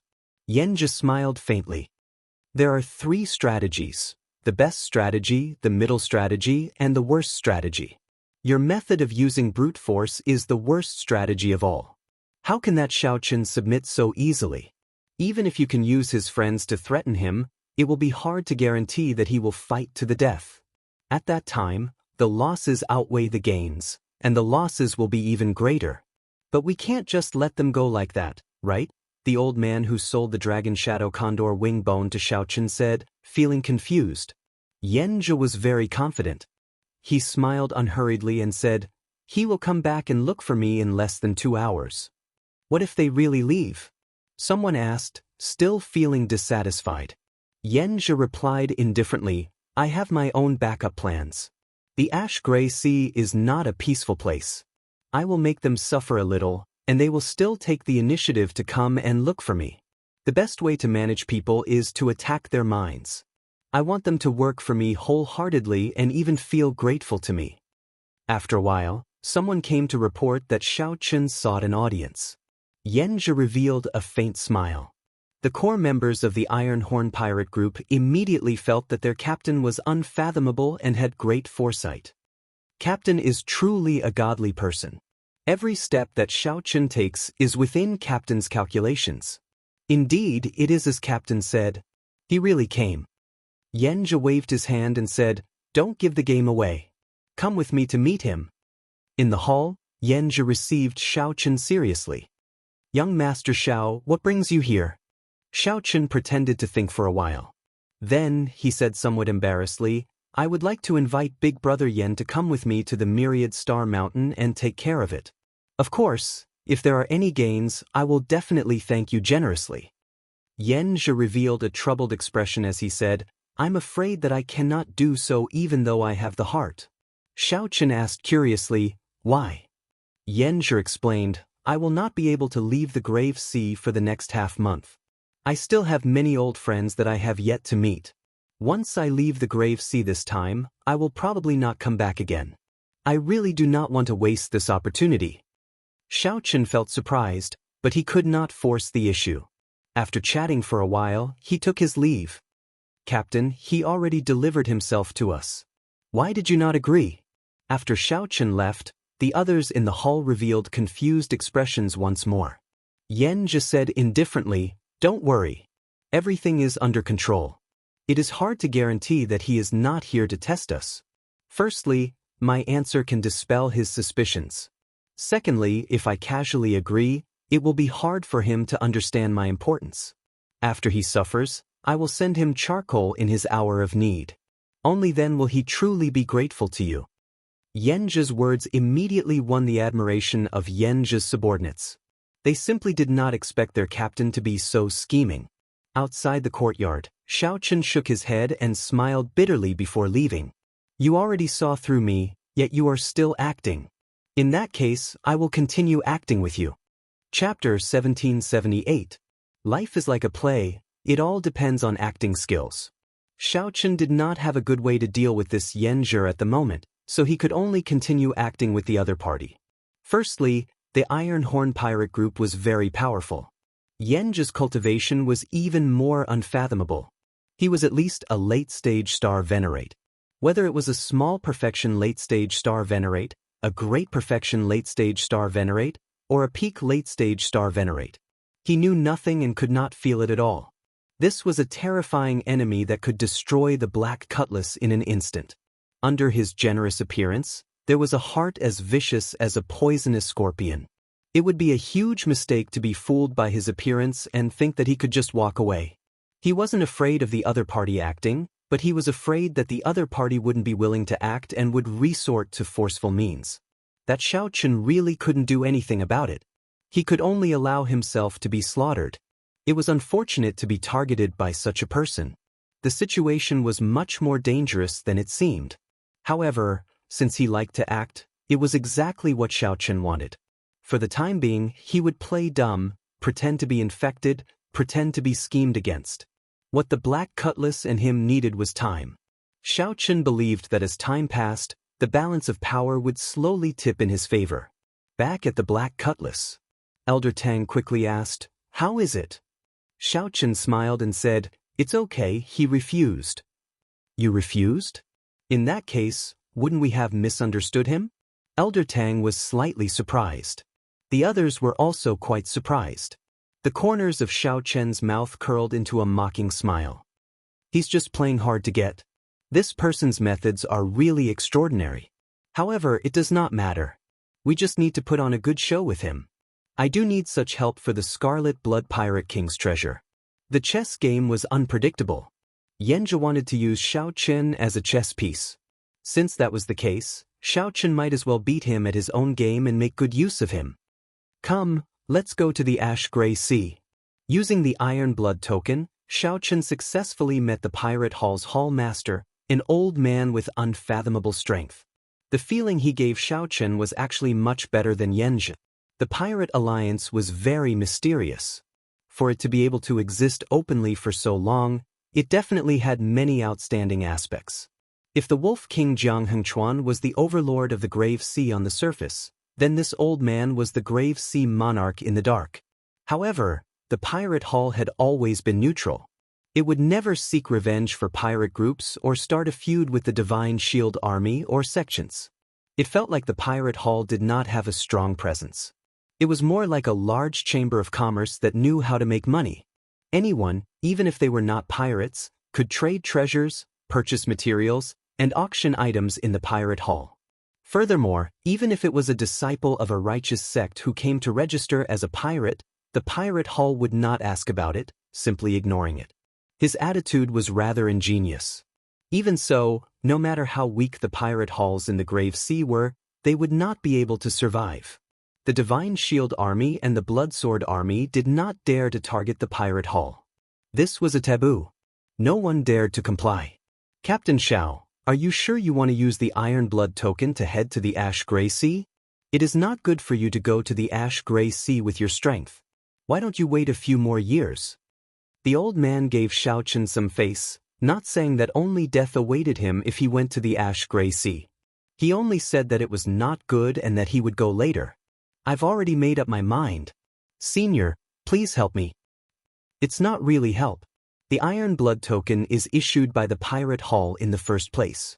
I will follow the instructions of whoever holds the Iron Blood token. When the old man saw how determined Shao Chen was, he did not say anything more. The old man ferociously clenched his fist and directly crushed the Iron Blood token. Boundless blood flowed out of the old man's hand.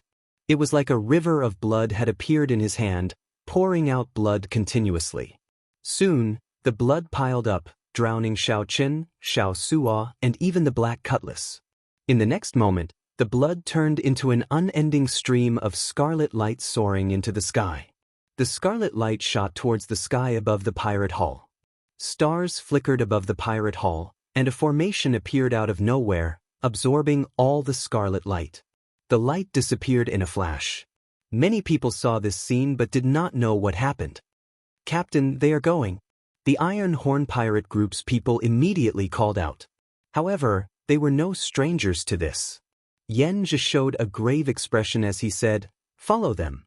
Right after Yenja spoke, an Iron Blood token appeared in his hand, and he crushed it. After a while, another beam of scarlet light soared into the sky, entering the mysterious starry heavens formation above the pirate hall.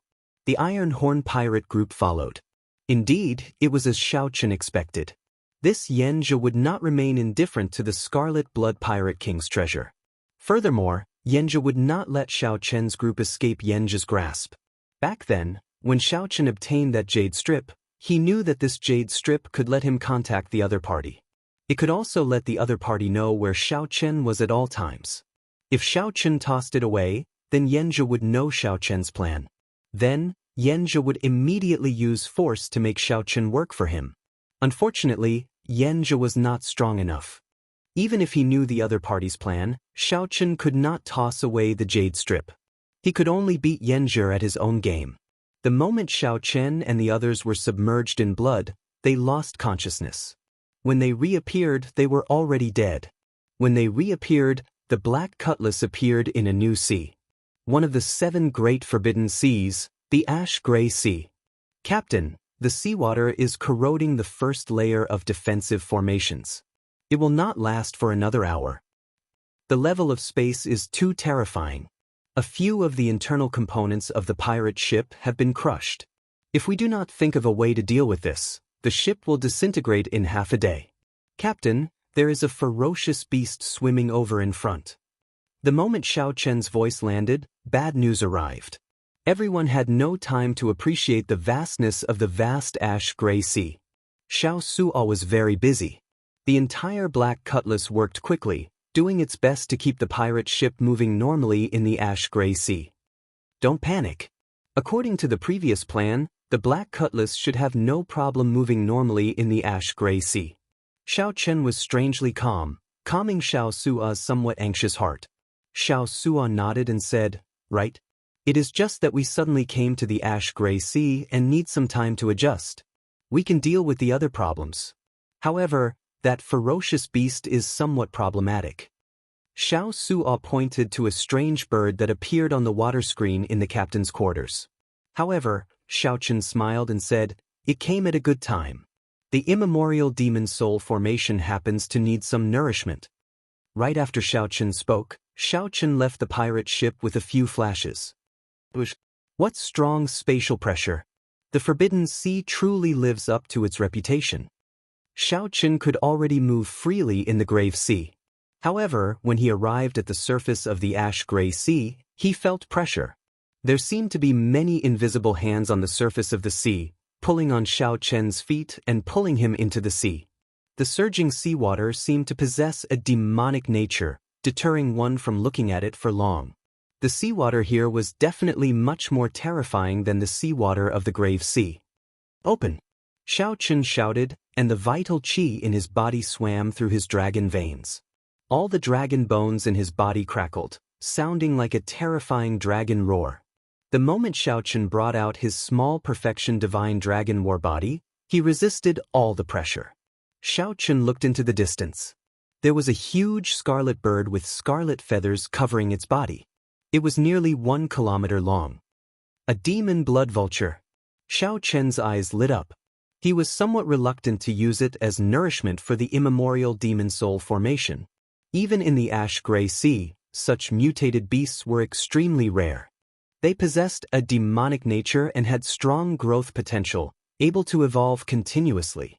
It would not be strange for several demon blood vultures to evolve into existences like the underworld ghost bird or the dragon shadow condor.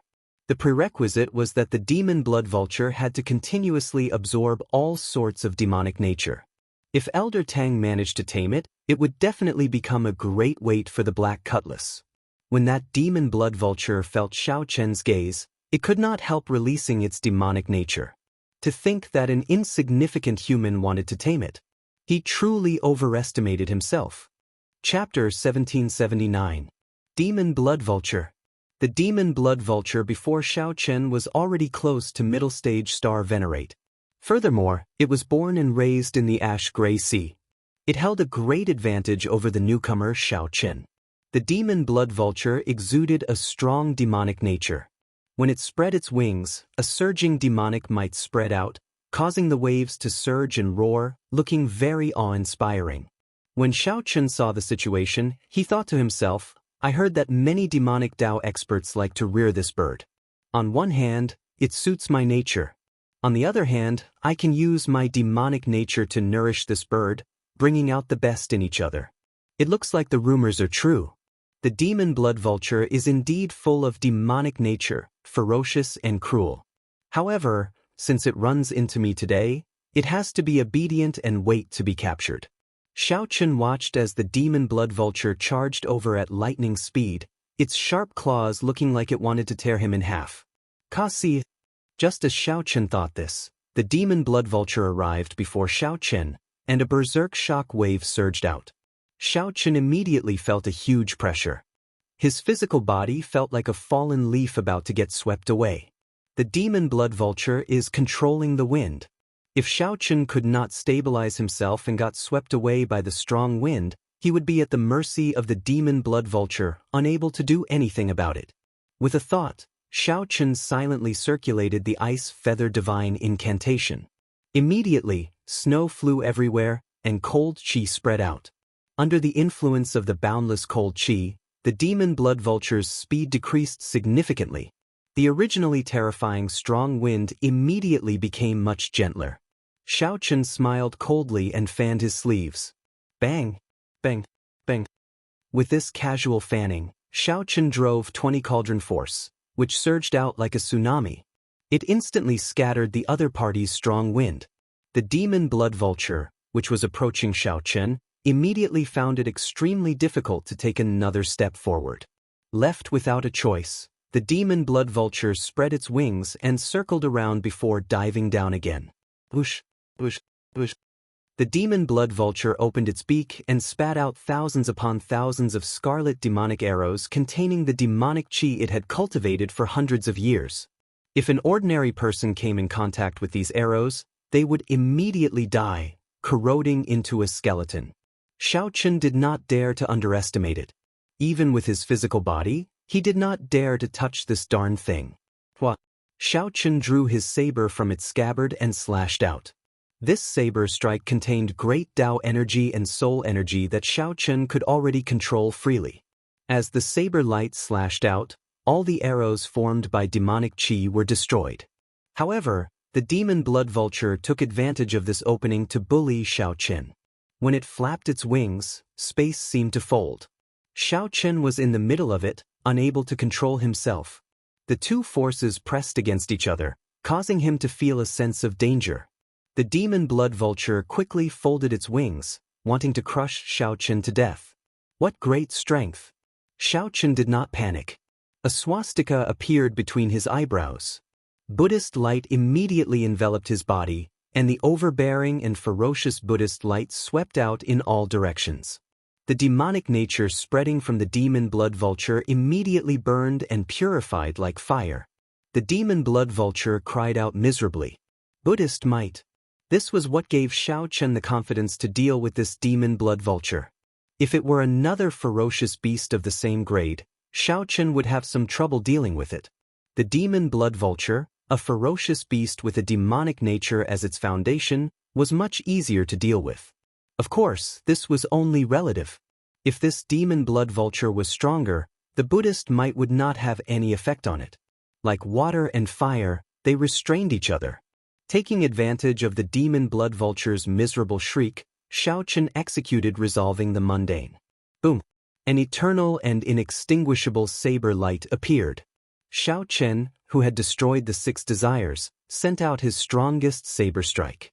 The strong aura immediately pushed back the demon blood vulture and averted the danger of being shocked to death by its wings. When the boundless saber light landed, a long wound appeared on the demon blood vulture's body. Blood continuously flowed out. It immediately wailed and flapped its wings as it fled frantically. To think that it still has such strong life force. Xiaochen's figure flashed, and he landed on the demon blood vulture's head. The demon blood vulture remained unconvinced. It tried to fling Xiaochen off, doing its best to struggle. Xiaochen sheathed his saber, and the top of the scabbard landed heavily on Xiaochen's head. This shook the demon blood vulture's soul, and its injuries worsened. Then, Xiaochen sent a strand of spiritual sense into the untamable demon blood vulture's mind. Be obedient, or else I will take your life. After a few clashes, the demon blood vulture was at a complete disadvantage. It was forced to carry Xiaochen back to the Black Cutlass. The expressions of the Black Cutlass's crew members immediately changed drastically. When they saw Xiaochen above, they revealed shocked expressions.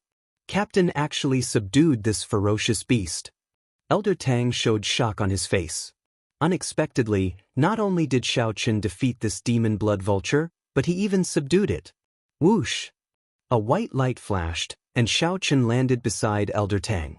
Senior Tang, I'll leave the matter of completely taming this demon blood vulture to you.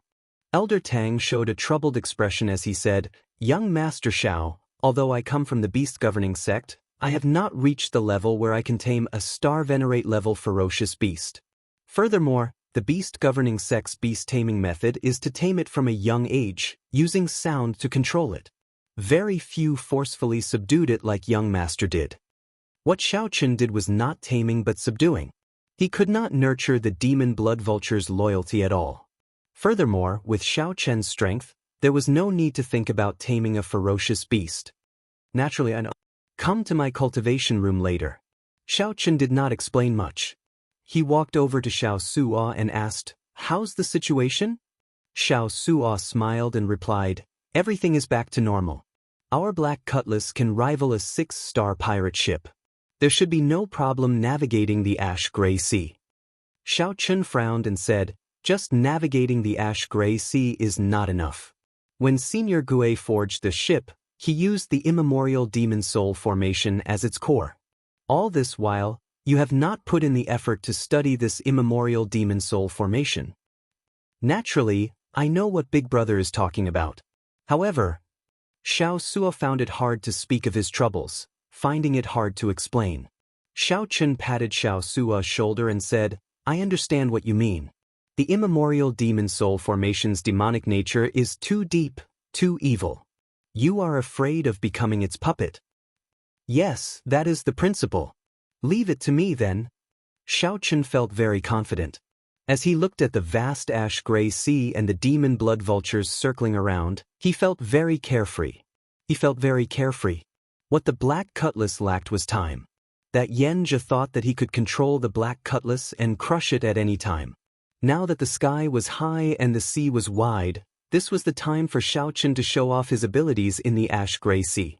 Xiaochen took out Yen's jade strip and smiled coldly to himself. So what if you know where I am? After about 7 minutes, Elder Tang discovered that the Iron Hand Yama was in the cultivation room as well. However, he did not see Xiaochen. Old Yama, why do you think young Master Xiao called us over? Elder Tang felt somewhat nervous as he looked at the Iron Hand Yama in confusion. The Iron Hand Yama drank wine and smiled. Little brother Xiaochen has been planning this trip to the ash-gray sea for a long time. Now that he is here, he should be carrying out his plan. What do you mean? The Iron Hand Yama smiled mysteriously. Did you not notice that little brother Xiaochen did not panic at all after he saw through that Yen's plan? He must have planned this long ago and is not afraid at all. Otherwise, given his character, he would definitely travel alone and not bring us along to take the risk. Elder Tang's expression changed slightly as if he thought of something. Just at this moment, Xiaochen walked out. He nodded slightly to the two before taking a seat. Xiaochen looked at Elder Tang and said, Senior Tang, this is a beast-taming cultivation technique that I just copied. Take a look. Beast-taming art? Elder Tang felt slightly surprised. Many beast-taming cultivation techniques in the world had such names. Just from the names, one could not make out anything special. After looking at it for a while, Elder Tang's expression changed drastically. This is the ancient beast-taming abode's beast-taming cultivation technique. Young Master Xiao, where did you obtain it? Where did Xiaochen get it?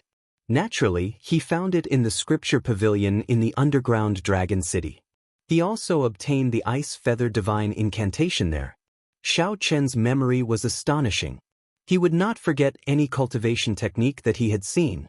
After thinking for a while, Xiaochen found a cultivation technique related to beast taming. This beast-taming art was created by an expert. It was a unique method that allowed one to carve formations in the minds of subdued ferocious beasts. The formation merged with the soul and bloodline. Not only could it control the ferocious beasts, but it could also control the descendants of the ferocious beasts. By relying on this cultivation technique, any disciple of the beast-taming abode could easily control hundreds of ferocious beasts during the ancient era. The strong ones could even control thousands or tens of thousands of ferocious beasts. There was more to the beast-taming art.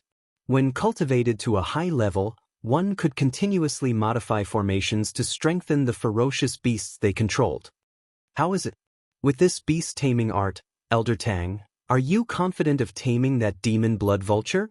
Elder Tang laughed loudly and said, It will be easy. Young Master Xiao, rest assured. After obtaining the beast-taming art, Elder Tang felt incredibly excited. He immediately took his leave and started studying it. Now, only Xiaochen and the Iron Hand Yama remained in the cultivation room. Old Yama, you are the most experienced on the black cutlass. Do you know why I only handed this beast-taming art to Elder Tang after arriving at the ash-gray sea? The Iron Hand Yama smiled faintly and said, Our every move in the pirate hall cannot escape that Yen's eyes and ears. Any sign of trouble will startle him. At that time, we might end up helping him for nothing. Xiaochen nodded and praised the Iron Hand Yama. He truly lived up to his reputation. Actually, that Yen's is nothing much. I have never paid too much attention to him. If we treat him as our opponent, then our vision is too narrow. A brilliant light flashed in Xiaochen's eyes. He had seen true experts before and received the inheritance of the faux god flame. His vision was already extraordinary. However, we do need to use him on the trip to the Myriad Star Mountain. I'm afraid that even more incredible people will appear. It would be best for him to be our vanguard. At the same time, we can probe his limits. The Iron Hand Yama said in a gratified manner, It looks like little brother Xiaochen already has a card up his sleeve. My previous worries were for naught. Xiaochen smiled faintly and took out a secret manual for the Iron Hand Yama. These are the cultivation techniques and martial techniques that I chose for you. They are both medial grade earth ranked. You will need them when you advance to Star Venerate. The Iron Hand Yama received them and took a look. His heart immediately thumped heavily. They were indeed medial grade earth ranked cultivation techniques and martial techniques. Even in a rank 6 sect, Such cultivation techniques would require extremely high contributions before one could read them. Xiaochen casually took out 2 books. This was really a big move. There is no need to thank me. The ash-gray sea is vast and full of danger. If we are not careful, we will get wiped out. However, this is also the best opportunity for our black cutlass to rise up. The Scarlet Blood Pirate King's treasure is just one of them. Chapter 1780. When the Iron Hand Yama heard Xiaochen's words, he immediately felt a sense of lofty aspirations spread in his heart. Xiaochen's words were somewhat hot-blooded, inspiring encouragement. The Scarlet Blood Pirate King's treasure trove was just one. In that case, how high was Xiaochen's goal? In the end, these people were just ants in this great thousand realms. The things they saw and the things they experienced were just the tip of the iceberg of the great thousand realms. However, Xiaochen was different. He had inherited the faux god flame. In the memories of that faux god senior, he had inherited the faux god flame. In the memories of that faux god senior, Xiaochen felt the vastness of this world, the true strength of those peak experts. Plucking the stars and grabbing the moon was no myth. In the eyes of those experts, it was just a trivial matter. There was the even more mysterious true god realm.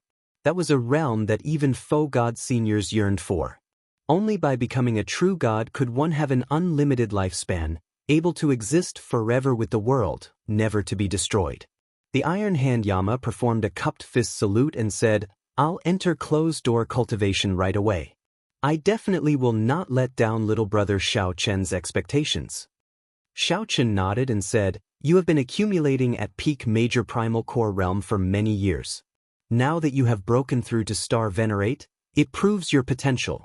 You are no weaker than the experts of those large sections. You just lack fortuitous encounters and resources. What's even rarer is your experience of killing. Those sect experts simply cannot compare to you." When the Iron Hand Yama heard this, he felt encouraged, like he had been reborn. Originally, he had thought that reaching peak late-stage Star Venerate in this life would be the end of him. However, when he heard Xiaochen's words, he felt that he could still improve further. He had set his sights too low. Elder Tang and the Iron Hand Yama were currently the 2 strongest people on the Black Cutlass. Naturally, Xiaochen had to nurture them well. As for Xiao Suo, Luo Nan, and Fei, Xiaochen had made preparations as well. However, these people's cultivations were not high enough. The cultivation techniques and secret manuals that they prepared could not be used yet. This was especially so for Xiao Suo. Xiaochen had even higher hopes for him. Right now, Xiao Suo was at the juncture of breaking through to Star Venerate. Xiaochen hoped that Xiao Suo could figure out his own Tao before giving him help. Once he succeeded, it would not be difficult for them to overtake Elder Tang and the Iron Hand Yama, even though they started later. His future potential would be even greater. After a moment of silence, Xiaochen began to think about his path in the cultivation room. He was wondering if he could forcefully break through the 11th layer of the Purple Thunder Divine Incantation. Xiaochen's original plan was to smoothly break through to the Purple Thunder Divine Incantation's 11th layer after he became a Star Venerate. That way, there would be no risk and it would be extremely safe. But the more he thought about it, the more he felt that it was unreliable. After the Purple Thunder Divine Incantation reached the 7th layer, a lightning tribulation would descend with every layer. If the lightning tribulation could be safely passed without any challenge, the lightning tribulation would not be of any help to him at all. In the Kunlun realm, Xiaochen had been able to surpass his potential and break through his limits many times. It could be said that it had something to do with the lightning tribulations. Now that he had come to this great thousand world, he had neglected the essentials and focused on trifles. It was really a little too clever for his own good. I need to break through to the 11th layer of the Purple Thunder Divine Incantation before I become a Star Venerate. Coincidentally, my Thunder Tao has reached a bottleneck. If I can break it, I might even be able to grasp the Thunder Great Tao. Xiaochen said softly. The light in his eyes grew increasingly brighter. The clouds parted, and his eyes became clear. Before Xiaochen obtained the Tyrant Saber, he already had extremely high attainments in the Thunder domain. After obtaining the Tyrant Saber, his understanding of the Thunder Tao deepened. After using the Tyrant Saber's Thunder Great Tao several times, his comprehension deepened and he benefited greatly. Actually, Xiao Chen had a similar experience in the Kunlun realm. The facts proved that one could not purposely avoid lightning tribulations. There was a world of difference in the benefits obtained from enduring lightning tribulations and clearing them without any threat. However, this vast ash-gray sea looked quiet and uninhabited, looking boundlessly vast. However, it was hard to predict how many dangers hid under the water.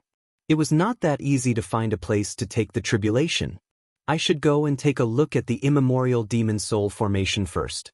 Xiao Chen collected his thoughts and entered the next layer, arriving before the immemorial demon soul formation. Sometimes, Xiao Chen wondered what Senior Gray's intentions were when he placed this terrifying formation on the Black Cutlass back then. This formation was strong, strange, and evil. No one dared to think too deeply about it.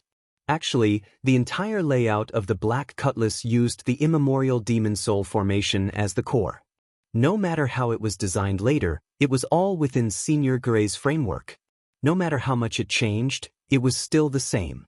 However, Xiao Chen and the other crew members of the Black Cutlass would not use the immemorial demon soul formation unless it was a critical moment. The reason was that this formation was too evil. Actually, using the flesh and soul of cultivators to replenish this formation was the fastest way to light up the pearls. However, the people on the ship, including Xiao Chen, did not have such thoughts. Once they made an exception and enjoyed the benefits, they would not be able to stop. This was no different from how the demonic Tao did things. Sooner or later, it would affect their hearts. The scarlet demonic formation was profound and complicated. The leaping scarlet light covered the entire formation in layers of thick scarlet mist. Xiao Chen had been suppressing it, so the scarlet mist was not as exaggerated. Otherwise, the incredibly evil and demonic blood mist would have covered the entire Black Cutlass. Whoosh! Xiao Chen stretched out his hand and grasped the formation plate at the core. The scarlet mist covering the formation immediately scattered. The immemorial demon soul formation stopped operating, and the entire Black Cutlass was affected. The various defenses of the ship weakened significantly. A cold sensation spread out, and Xiao Chen felt like he had fallen into an ice cave. His body no longer had any warmth. An evil aura invaded Xiao Chen's body, spreading throughout it. It is much stronger than before. Xiao Chen had a strong will. Naturally, he would not be affected. With a thought, he removed the tyrannical evil aura from his body. Xiao Chen flipped the formation plate over and saw 4.5 pearls on the Yazzie beast's chest, looking exceptionally scary. If all 18 pearls were lit up, who knew how strong it would be? The Yazzie beast looked like it would fly out at any moment. It stared at Xiao Chen ferociously, not treating him as its master at all. Xiao Chen remained indifferent. No spells would work against such an evil thing. There was no shortcut to restrain it. One could only be stronger than it. As long as one was stronger than it, they would not be able to do anything. Xiao Chen casually waved his hand, and the formation plate returned to its original position. Then, the hazy scarlet chi rose up again. Xiao Chen entered deep thought. This scarlet chi that leaked out was filled with evil, containing an incredibly pure demonic nature. This was a huge hidden danger of the Black Cutlass. The Black Cutlass had to be careful at all times to suppress it. If the demon blood vulture absorbed this scarlet chi, it could resolve the hidden danger of the Black Cutlass and increase its strength at the same time. With a casual wave, a suction appeared in Xiao Chen's hand, instantly absorbing a small portion of the scarlet chi. Whoosh, whoosh, whoosh. After a while, Xiao Chen left the pirate ship with a few flashes and arrived in the air. At this moment, the demon blood vulture was injured. It was currently curled up on the spirit beast platform behind the Black Cutlass. The spirit beast platform looked like it was only 100 square meters. However, it was actually an incredibly vast world inside. Such a spatial formation was expensive to build and even more expensive to maintain. Many 6-star pirate ships could not maintain it. However, Xiao Chen did not lack spirit jades. Naturally, he could build one. There were 2 cold steel eagles and some other ferocious beasts that Elder Tang tamed in the spirit beast platform. The demon blood vulture dominated the area, and no other ferocious beasts dared to approach it. Feeling Xiao Chen's gaze, this demon blood vulture opened its eyes. It remained unruly, looking at Xiao Chen with murderous intent. It is indeed very demonic. Even now, it is still thinking of how to eat me. Xiao Chen could not help smiling when he saw the demon blood vulture from the air. There were burn marks from the Buddhist light on the demon blood vulture's body. Its originally beautiful scarlet feathers no longer had their luster. They looked like wild chicken feathers, dispirited and listless. Xiao Chen waved his hand, and a scarlet light shot out. The scarlet mist that the demon blood vulture absorbed in the immemorial demon soul formation entered its body. The demon blood vulture immediately trembled, and its curled-up body suddenly unfurled. The demon blood vulture's dispirited aura was swept away, and its injuries healed quickly. The scarlet feathers covering its body gave off a beautiful scarlet light. The demon blood vulture looked mysterious and noble, as well as a trace of evil. Whoosh! When the demon blood vulture finished absorbing the scarlet light, it soared into the air and charged at Xiao Chen. The demon blood vulture immediately unleashed its demonic nature. The sudden eruption caught everyone off guard. If it were an ordinary person, the demon blood vulture would have torn them to shreds and eaten them alive in the next moment. Xiao Chen snorted coldly, and a golden light suddenly flashed in his eyes. He activated the great desolate divine eyes, and the blue dragon's dragon might spread out from his body. The demon blood vulture's aura trembled, and its speed slowed significantly. However, it still refused to give up and continued charging forward. Xiao Chen spread out his Dao might again. A Dao disc appeared behind Xiao Chen, and the Saber Dao's great Dao's might spread out. Hesitation flashed in the demon blood vulture's eyes as it continued charging forward. This great humiliation made it hate Xiao Chen to the bone. After the demon blood vulture recovered from its injuries, its demonic nature immediately erupted. What a great demon blood vulture! You are really rebelling. Xiao Chen raged, and a swastika appeared on his forehead. His Dao might, dragon might, and Buddhist might merged, and his aura reached its peak. Xiao Chen punched ferociously, and 20 cauldron force instantly exploded out. The demon blood vulture, whose aura suffered setbacks, went flying with one punch from Xiao Chen. The dragon might, the Dao might, and the Buddhist might terrified the demon blood vulture. With the 3 combined and 20 cauldron force, the demon blood vulture tumbled back. Xiao Chen somersaulted and landed on the demon blood vulture, which had just stabilized itself.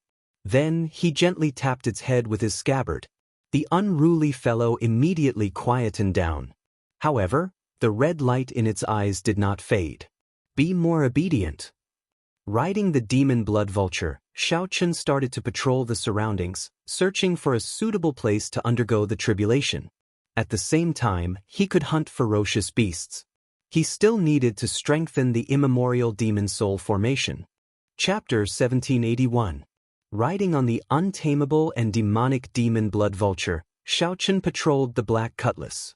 Firstly, he could quickly adapt to the ash-gray seas environment.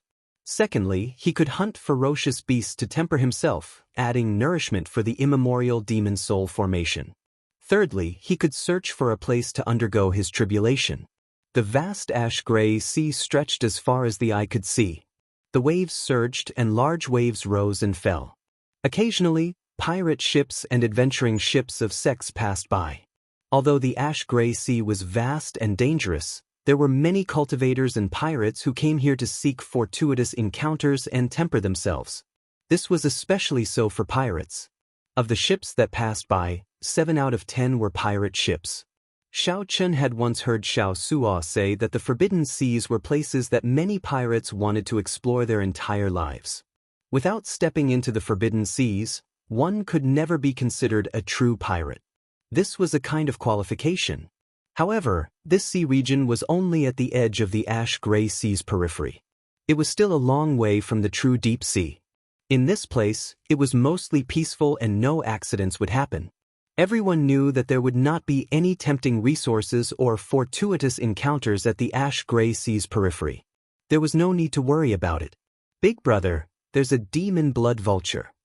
A cultivator at the bow of a pirate ship discovered the demon blood vulture soaring in the sky, and his eyes immediately lit up. The demon blood vulture was a rare ferocious beast. Its entire body was a treasure. This was especially so for cultivators who cultivated demonic cultivation techniques. It was a great supplement, even more attractive than dragon blood or dragon meat. Don't get any ideas. Don't you see that there is another person on that demon blood vulture? It is best not to offend someone who can even tame a demon blood vulture. Otherwise, you will not even know how you died. That captain was very knowledgeable. When he saw Xiao Chen on the demon blood vulture, he immediately gave up on that idea. There were many similar people. However, when they saw someone tame a demon blood vulture, they all gave up. Their eyes filled with pity. A demon blood vulture was something that they would not run into even once in a blue moon. Even if they ran into one, it would be astonishingly strong and possessed an overwhelming demonic nature. One could not afford to offend it. For example, when Xiao Chen ran into a middle-stage star venerate and a demon blood vulture that had yet to fully mature, he could be said to be bursting with luck. Over there! Xiao Chen, who sat casually on the demon blood vulture, looked around and discovered a strange black fish at the bottom of the sea. His body was like a small island. If not for the fact that he was bobbing up and down, one would really think that he was an island in the sea. Xiao Chen knew quite a lot about dire beasts, but he didn't know what this strange black fish in front of him was.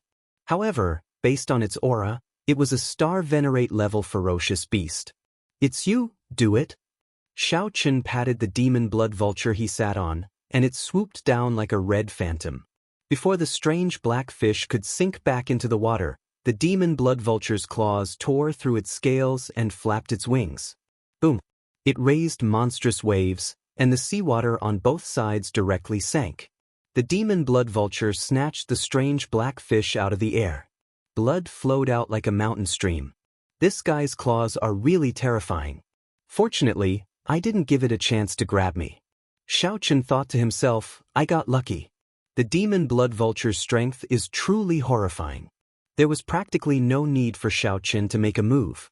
The instant the demon blood vulture grabbed the strange fish and soared into the air, it used its sharp beak to peck and puncture the strange fish's head.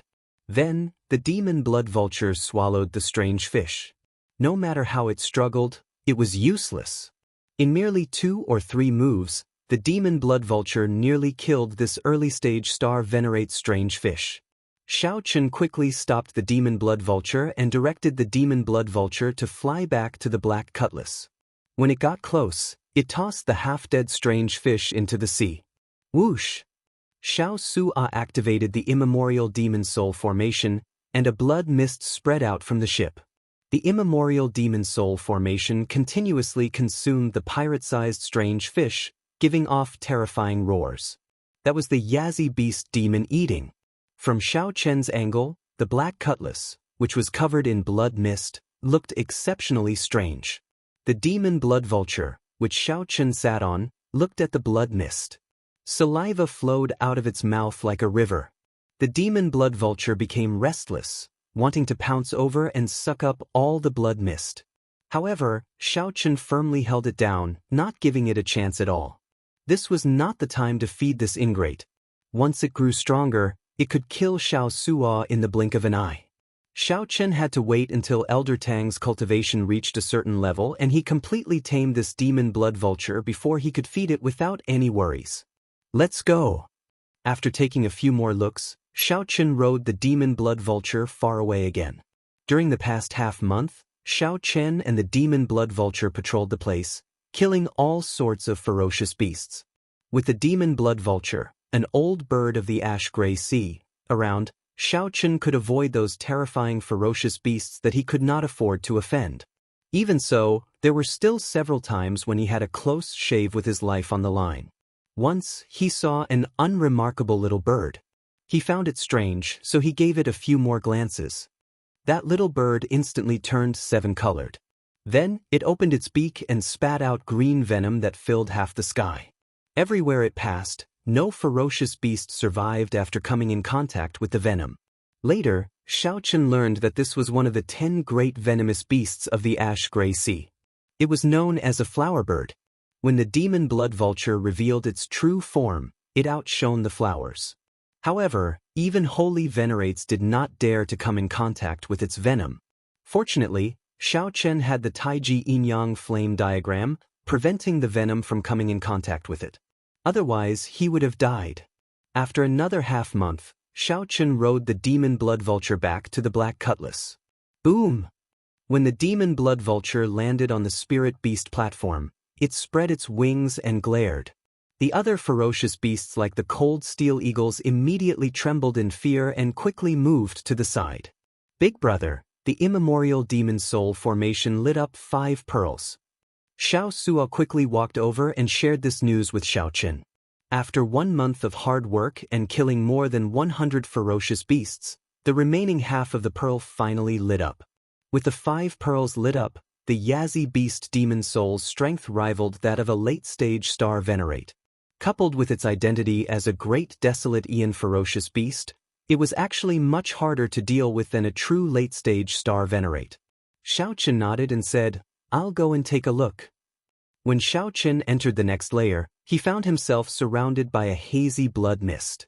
There was practically no place for him to stand. The blood mist, which originally only covered the formation's surface, had already seeped out completely, spreading to every corner of the next layer. Xiao Chen observed carefully and discovered that much of the blood mist could perfectly permeate the various components of the ship. Actually, this Black Cutlass was slowly absorbing the blood mist at all times. However, it was clear that the speed at which the ship absorbed the blood mist could not keep up with the speed at which the blood mist seeped out. Otherwise, the ship would not be in this state, not even having a place to stand. Big Brother, I noticed this mysterious phenomenon long ago.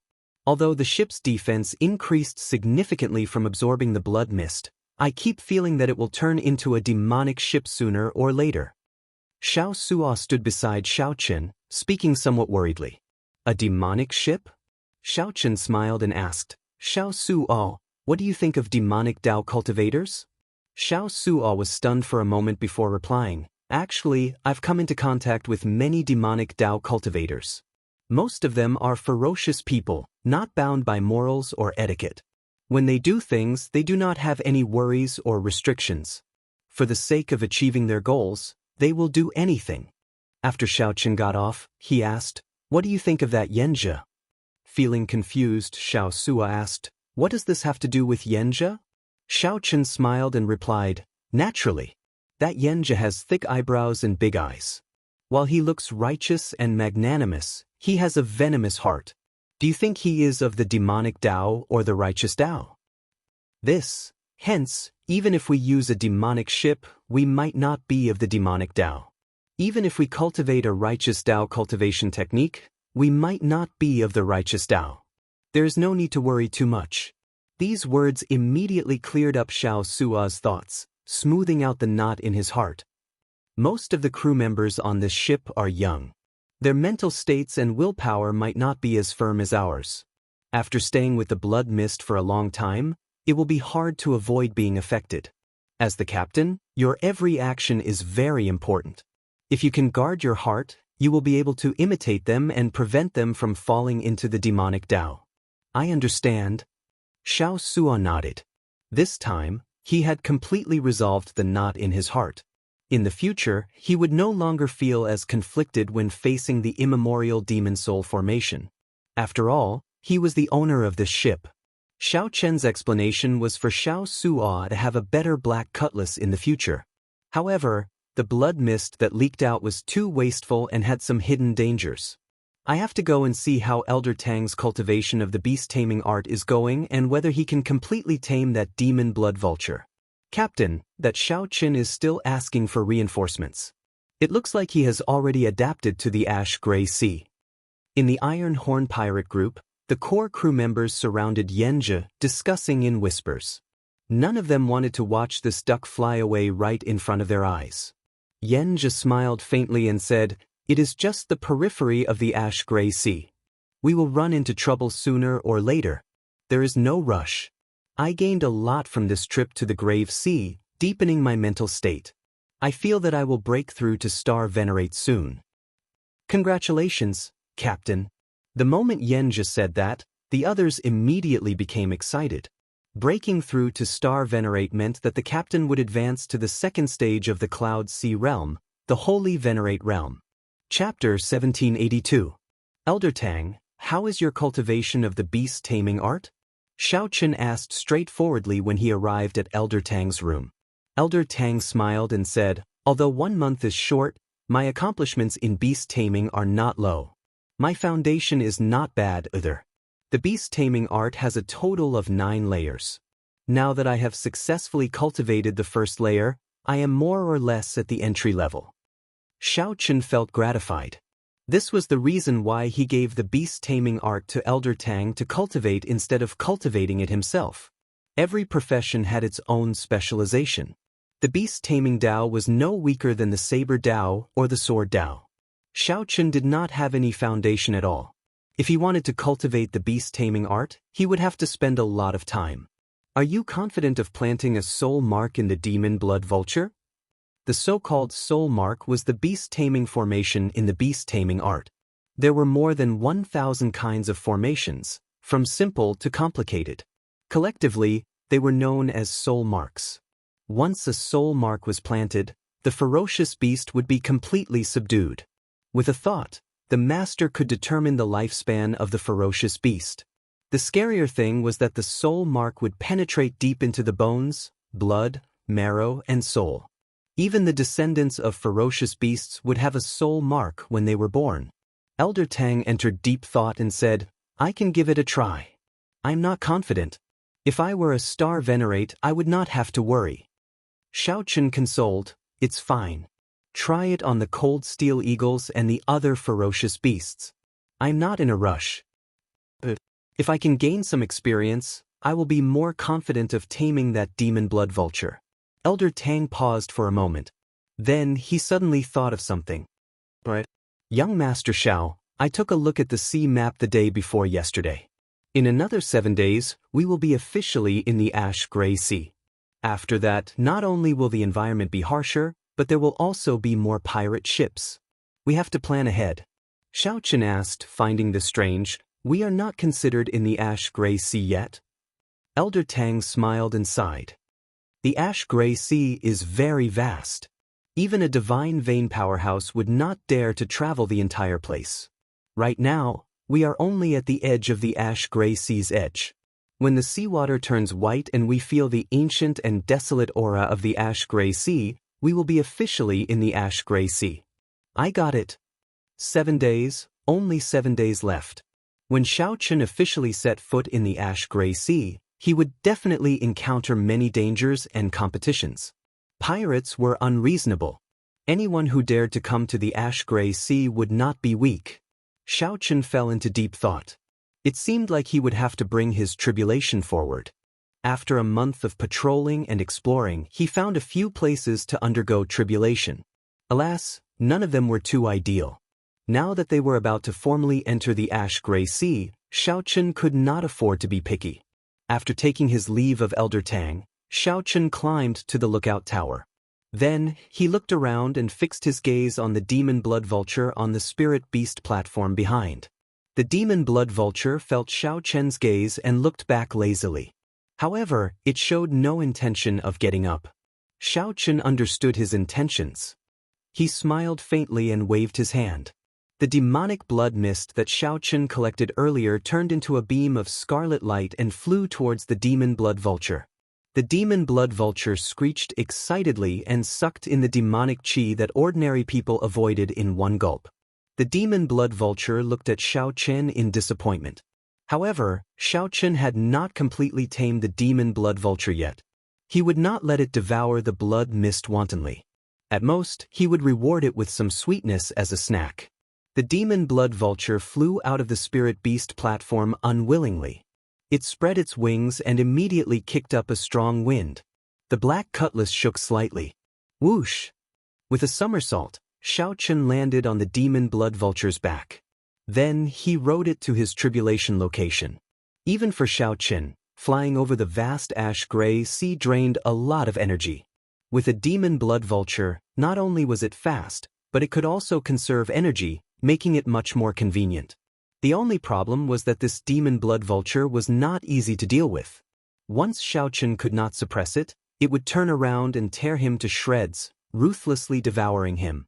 After flying for 500 kilometers, an island appeared before Xiaochen. Huge waves surged in the surroundings. Occasionally, huge splashes soared into the clouds. This place was remote, with strong winds and strong waves. Few ships would take this route. This was one of the places that Xiaochen chose to undergo his tribulation. The environment here was harsher. The lightning tribulation that he triggered would definitely be more intense. Xiaochen had no choice but to choose the tallest of the shortest. Go back then. Xiaochen patted the demon blood vulture's head and told it to return. He did not fear the demon blood vulture fleeing. Clearly, the demon blood vulture liked the blood mist a lot, to the point of addiction. The demon blood vulture kept thinking about how to kill Xiaochen and devour more of the blood mist. It would not flee at all. Xiaochen stared at the demon blood vulture in the distance. He discovered that it started circling midway, not listening to Xiaochen's instructions to return to the black cutlass. This fellow, Xiaochen could not be bothered with it. After sighing, he withdrew his gaze. In any case, he left a mental mark in the demon blood vulture's body. No matter where it flew, it would be found. Whoosh! Xiaochen's figure flashed, and he landed on the island. The island was rather vast, spanning about 200 or 300 kilometers, nearly the size of a small city. There were mountains, rivers, lush vegetation, and a vast forest. Xiaochen gently pushed off with his feet and landed on the tallest mountain on the island. Then he took out the medial-grade spirit jades from his storage ring and laid a spirit-gathering formation. After he finished, he sat down cross-legged and closed his eyes, choosing the core of the formation. The purple thunder divine incantation slowly circulated. Pure and thick spiritual energy immediately poured into the spirit-gathering formation from the ash-gray sea. Then, the spirit-gathering formation sent the spiritual energy into Xiaochen's body. Then, the purple thunder divine incantation converted the spiritual energy into the purer lightning-attributed veritable essence energy.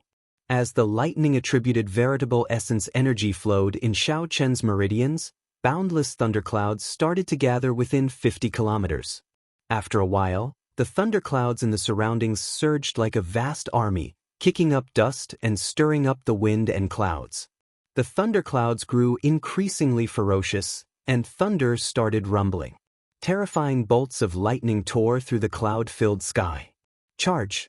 Charge! Charge!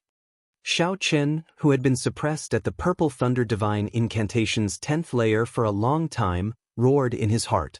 At this moment, he circulated the purple thunder divine incantation without any worries. The purple chi whirlpool in his dantian that belonged to the purple thunder divine incantation spun wildly. The berserk purple color spread throughout his dantian, completely covering up the normally weak ice-attributed chi whirlpool. Flickering sparks appeared on the surface of his skin. His long, black and white hair fluttered wantonly. At this moment, although Xiaochen's eyes were closed, he looked domineering, showing off his sharpness.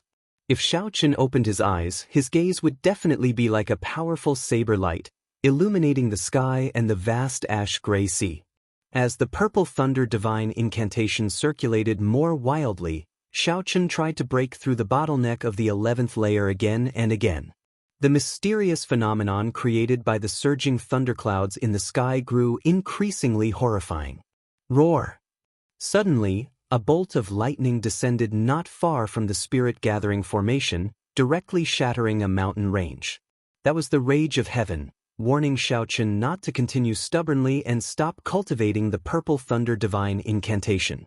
If he continued stubbornly, the rage of heaven would descend with a lightning tribulation. It would crush his bones and scatter his ashes, never to reincarnate. As Xiaochen slowly broke through the bottleneck, all sorts of terrifying lightning continuously landed around him. 1 hour later, the small mountain where Xiaochen was already barren, leaving only the lone peak where he sat. Break, break, break, break. Stubbornly, Xiaochen used his veritable essence energy in his meridians to break through 7 acupoints, opening up all the meridians that the purple thunder divine incantation's 11th layer required. Whoosh!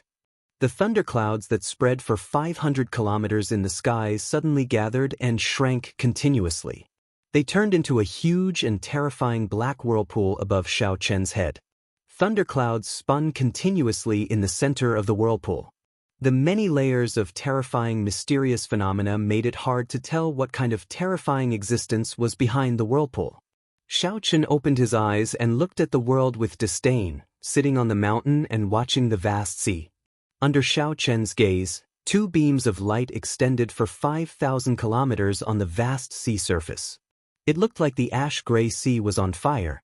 At this moment, the sea region, which was originally filled with endless waves, suddenly quietened down. Everything in the vicinity, including the many sea birds and ferocious beasts, sensed danger approaching. They all fled in all directions like crazy.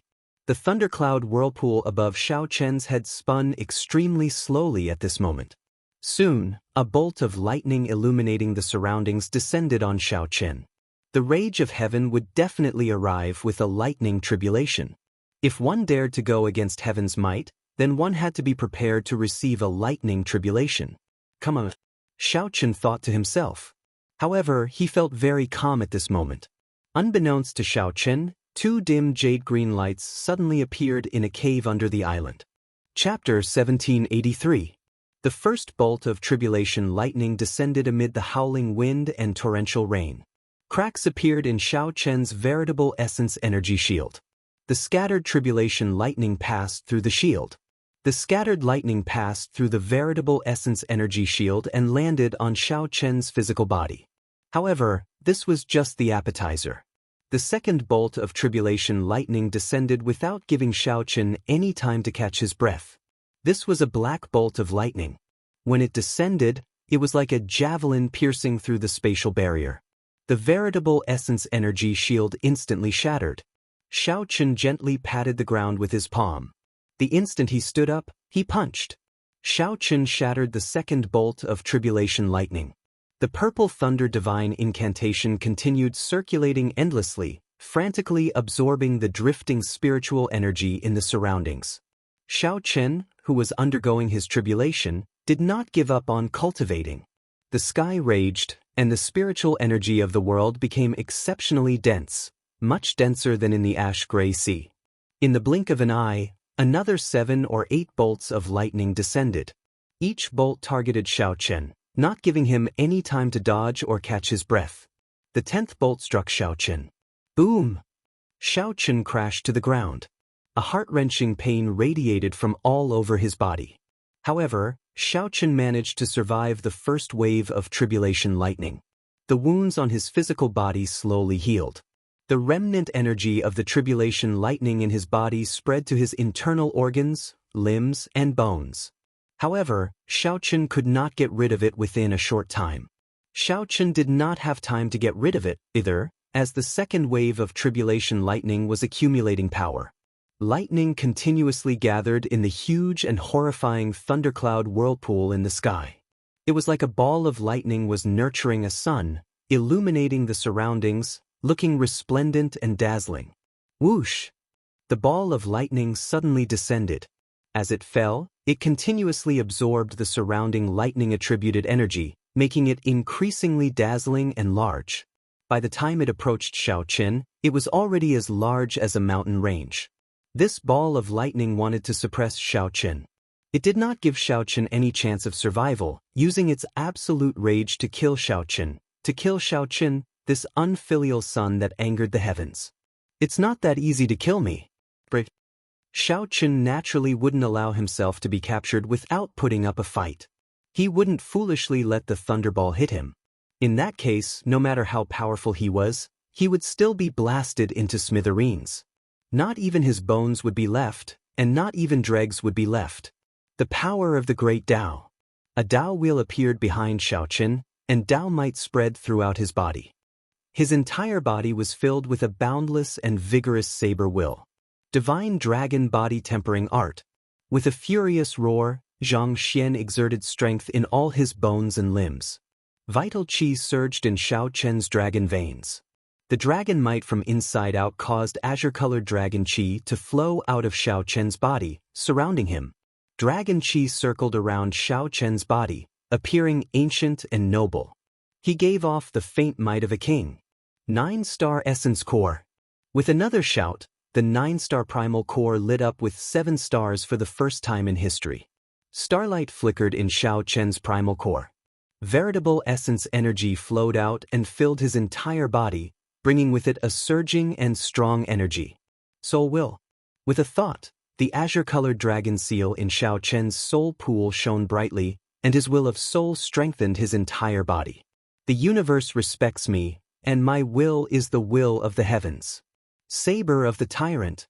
With the support of many energies, Xiao Chen took out the tyrant saber and ruthlessly chopped down in the time it took for a spark to fly.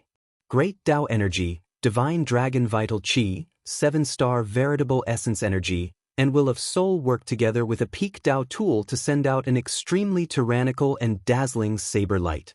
Heaven and earth dimmed under this saber light, leaving only black and white.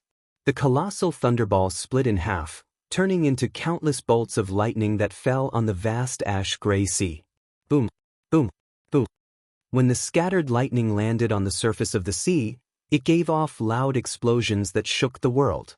The lightning exploded, erupting with intense and berserk energy. Thousands of holes appeared on the surface of the sea and the land, turning the place into a mess. In the surrounding 5,000 kilometers, only Xiao Chen's feet were on high ground. He stood upright while holding his saber, looking coldly at that terrifying thundercloud whirlpool. Let's see what exactly you are. Xiao Chen roared and soared into the sky, flying towards the horrifying whirlpool in the sky. Kneel, kneel, kneel.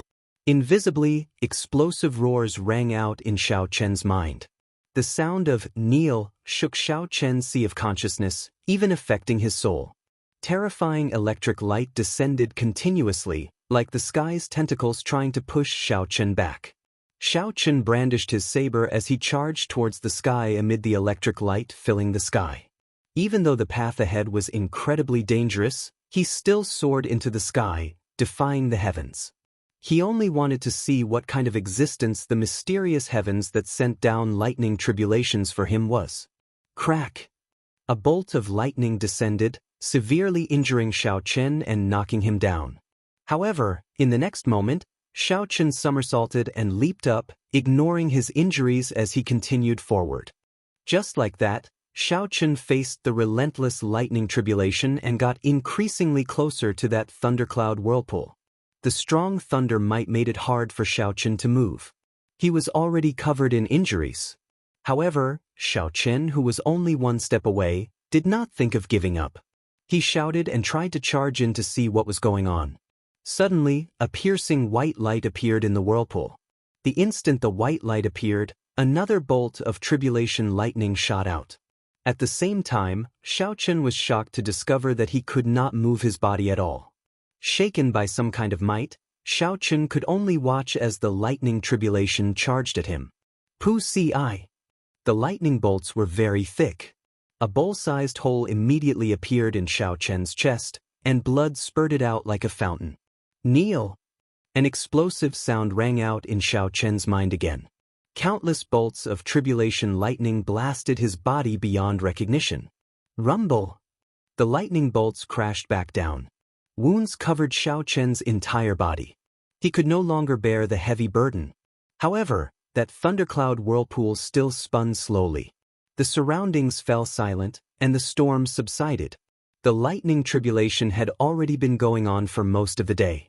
That earlier lightning strike severely injured Xiao Chen with 1,000 bolts of tribulation lightning. It was as if it represented the end of the tribulation. Xiao Chen coughed a few times and spat out a mouthful of blood. He struggled to raise his head and look at the wounds on his body. His body was riddled with holes, especially when he was trying to enter the thundercloud vortex. There was a bowl-sized hole in his chest that had yet to heal. It was a terrifying sight. Is it over? Xiao Chen stabbed the tyrant saber into the ground and lay on the ground. He looked at the slowly dispersing thunderclouds in the sky as he spoke softly. The lightning tribulation this time was far stronger than the previous one. His defiance of the heavens increased the difficulty of the tribulation. Fortunately, his powerful fleshly body helped him endure it. Once he recovered in the future, his body, which had been baptized by tribulation lightning, would improve further. His comprehension of the Thunder Tao would similarly benefit him greatly. However, just as Xiao Chen was about to stagger to his feet, the thundercloud whirlpool suddenly condensed together and transformed into a huge bell that was engraved with many runes. Then, it slammed down toward Xiao Chen. Damn it! It's not over yet. Xiao Chen cursed in his heart. His eyes instantly turned golden as he activated his blue dragon bloodline. The energy from the ancient great desolate eons spread throughout his body. With the activation of his bloodline, Xiao Chen felt his strength rapidly increase. The ancient and strong aura allowed Xiao Chen's aura to soar in a berserk manner. Xiao Chen drew the tyrant saber beside him and soared into the sky. After activating his bloodline, he erupted with the strength of a late-stage star venerate. A saber light infused with the will of soul ruthlessly chopped down on that lightning bell. Ding, ding, ding. The lightning bell gave off loud sounds, shaking Xiao Chen's internal organs and shattering them. Blood continuously flowed out of Xiao Chen's mouth. His soul received a huge shock, and his vision turned blurry and dizzy. The lightning bell did not shatter immediately. Instead, it pressed down on Xiao Chen, pushing him towards the ground. Xiao Chen had only one thought in his heart: to shatter this lightning bell. Otherwise, only death awaited him. Boom! The saber tore a long crack in the lightning bell. However, the lightning bell also pressed Xiao Chen to the island. Amid loud sounds, the island bore the brunt of the lightning bell's impact, blasting it into pieces. Break! Xiao Chen roared ferociously as he used his full power to send out one final saber strike. The lightning bell finally shattered. Purple electric light spread out in all directions. The seawater looked like it had been shaved off by 100 meters. The sky cleared up and the thunderclouds scattered. This lightning tribulation was officially over. The island was no longer there. Xiao Chen lay on the surface of the sea and heaved a long sigh. The spiritual energy in the surroundings of the ash-gray sea surged into Xiao Chen's body as he circulated the purple thunder divine incantation's 11th layer. Xiao Chen did not consume any medicinal pills. He just relied on his physical body to slowly recover. Only then could he completely refine it. The energy left in his body by the tribulation lightning would bring him boundless benefits. His physique was extremely strong. Since the lightning tribulation didn't exist, he would definitely die. Since the lightning tribulation was gone, his physical body recovered extremely quickly. In mere moments, the horrifying hole in his chest had already healed. Xiao Chen closed his eyes and recalled his experiences in the lightning tribulation, doing his best to comprehend the Thunder Great Tao. He wanted to use this opportunity to break through the final bottleneck of the Thunder Great Tao. However, just at this moment, a fatal aura of danger appeared in Xiao Chen's heart, prompting him to interrupt his comprehension of the Thunder Great Tao in a fluster and open his eyes. Chapter 1784. Just what I wanted. However, the huge waves surging out of the sea swallowed up Xiao Chen. When the water dragon approached, Xiao Chen threw a punch, quickly punching with the power of rushing lightning. With this thought, Xiao Chen retreated quickly. The island was so vast, at least 50 kilometers wide. Such a ferocious beast had to be huge and extremely strong. This startled Xiao Chen. It turned out that he had been undergoing his tribulation on the back of a ferocious beast. If he properly absorbed everything he comprehended today and cultivated for a while, his strength would definitely soar. A pair of jade-green eyes came out of the island and stared at him. The wall of waves grew taller, and the Tao might of the water great Tao became incredibly heavy.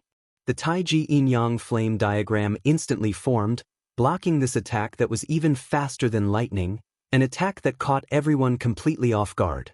However, at this moment, the aura of lightning made him look as tall and mighty as a god. It's it. Whoosh! Xiao Chen's internal organs immediately churned. He felt like a thick metal mountain crashed into him. Seeing that Xiao Chen was in danger, the tortoise beast revealed itself and used its wings to break the two water palms that carried huge force. Bang! Xiao Chen's body continued to climb. However, he discovered that his physical body had already reached a critical point in the ash-gray sea, unable to continue rising. Just at this moment, Xiao Chen looked around and discovered that the island that the lightning tribulation blasted apart floated to the surface again. Before Xiao Chen could react, a complete Dao disc appeared behind him and slowly unfurled. Boom, boom, boom. With a thought, lightning immediately filled the sky. Rumbling thunder resounded in the world. Seeing that it could not take down Xiao Chen, the tortoise beast used the same trick. The sea suddenly soared 3 kilometers, forming an overwhelming wave that surged towards Xiao Chen. It was the demon blood vulture. It turned out that it had not left all along. As Xiao Chen watched the surging wave, his purple lightning spun endlessly, frantically absorbing the lightning-attributed energy in the sky. He had already comprehended the Thunder Great Tao and gained enough. After he returned, he would enter closed-door cultivation for a few more days. This was clearly a late-stage star venerate ferocious beast. Although it was not a peak late-stage star venerate, it was not far from it. Bang, bang. If he had been shot, it would have pierced through his chest. The injury he had just received would have worsened.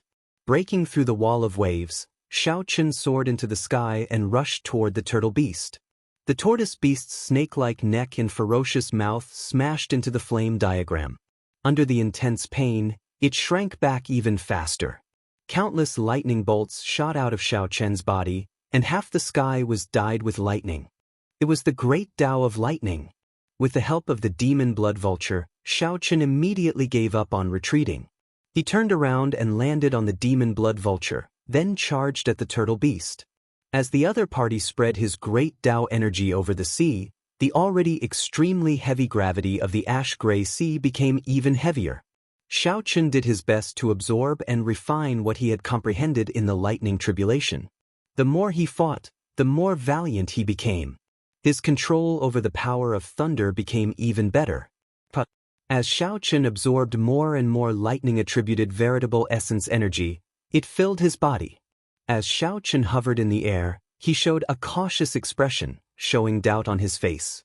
The island rose higher and higher until it finally emerged from the water. Now, Xiao Chen had retreated far away. As Xiao Chen roared, he ferociously opened his hand, and boundless electric light shot out. Sensing that the other party's aura had already locked onto him, Xiao Chen did not retreat. He cautiously looked at the other party, storing up his aura. A wave of water shot out like an arrow from the spot where he had been lying. Xiao Chen's body became more nimble, dodging the attacks of the various waves and water dragons even more easily. He poured out all the lightning-attributed energy he had accumulated in his body. The Tao disc behind him condensed into a point and soared up. The sky above him seemed to rise higher. Boom! The purple thunder divine incantations circulated wildly. Xiao Chen shouted, and lightning-attributed energy exploded in the surroundings. Then he charged out of the huge waves surrounded by electricity. Bang! The sky turned dark and thunderclouds spread out. As Xiao Chen hovered in the air, he appeared to be in a sorry state. Xiao Chen roared in his heart. There was no time to think. 2 spots of light flickered in his eyes. This was the sea region. Water-attributed ferocious beasts had an innate advantage. Furthermore, this was an old tortoise beast that had lived for an unknown period of time. Pu Si. Xiao Chen revealed an expression of understanding. The sea region's environment was very harsh. The waves never stopped, and some even soared into the clouds. Xiao Chen simply somersaulted in the air and quickly landed on the surface of the sea. Just as Xiao Chen was thinking this, he saw 2 spots of dim light shoot out from the entrance of the cave. As Xiao Chen refined the tribulation lightning in his body, he discovered that the ash-gray sea's restraints on him were slowly weakening. Without the Tyrant Saber's help, Xiao Chen could execute the Thunder Great Tao alone. He could not help rejoicing. Xiao Chen had just undergone his tribulation and had just recovered from his severe injuries. The Tyrant Saber's timing was really good. He had already passed the place where he underwent his tribulation. Furthermore, this place was remote and uninhabited. Who could be sneak attacking him? Xiao Chen could not help thinking. When Xiao Chen saw the scene, he could not help laughing. You still have some conscience.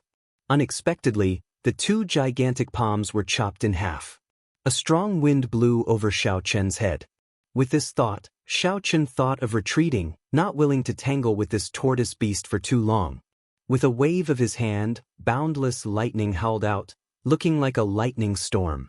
The tortoise beast roared, and the huge waves on the sea surged even more terrifyingly. Who is it? Xiao Chen's expression turned grave, and a lofty aspiration appeared in his heart. He had just undergone his tribulation lightning. Along with this, huge waves rose on the surface of the sea, looking like a tsunami trying to swallow him up. Interesting. You tortoise beast, are you thinking of eating me? When Xiao Chen saw the startling wall of waves surging over, he punched. Electricity flickered in Xiao Chen's eyes, losing their usual color. Killing this ferocious beast would be as difficult as ascending to the heavens. Just by looking at that tortoise shell, one could see how strong its defense was. The tortoise beast's head quickly elongated, looking like a terrifying python biting at Xiao Chen. Electric light exploded in the fist light. In one breath, Xiao Chen punched 100 times, shattering the golden water dragon. Without giving Xiao Chen any time to feel confused, the calm water suddenly surged with huge waves, one after another. Xiao Chen, who was alone with one punch, stood before the towering waves, looking incredibly insignificant. It had reached an unprecedented level. At this moment, his hair had completely turned purple. He comprehended the Thunder Great Tao and was just half a step away. The other party was using the Water Great Tao to fight him, giving his Thunder Great Tao some motivation to advance. If this continued, the tortoise beast would exhaust Xiao Chen to death sooner or later. Xiao Chen vaguely felt that he had broken through some limit. Water-attributed Great Tao energy spread out. This tortoise beast was very talented. It actually comprehended Great Tao energy.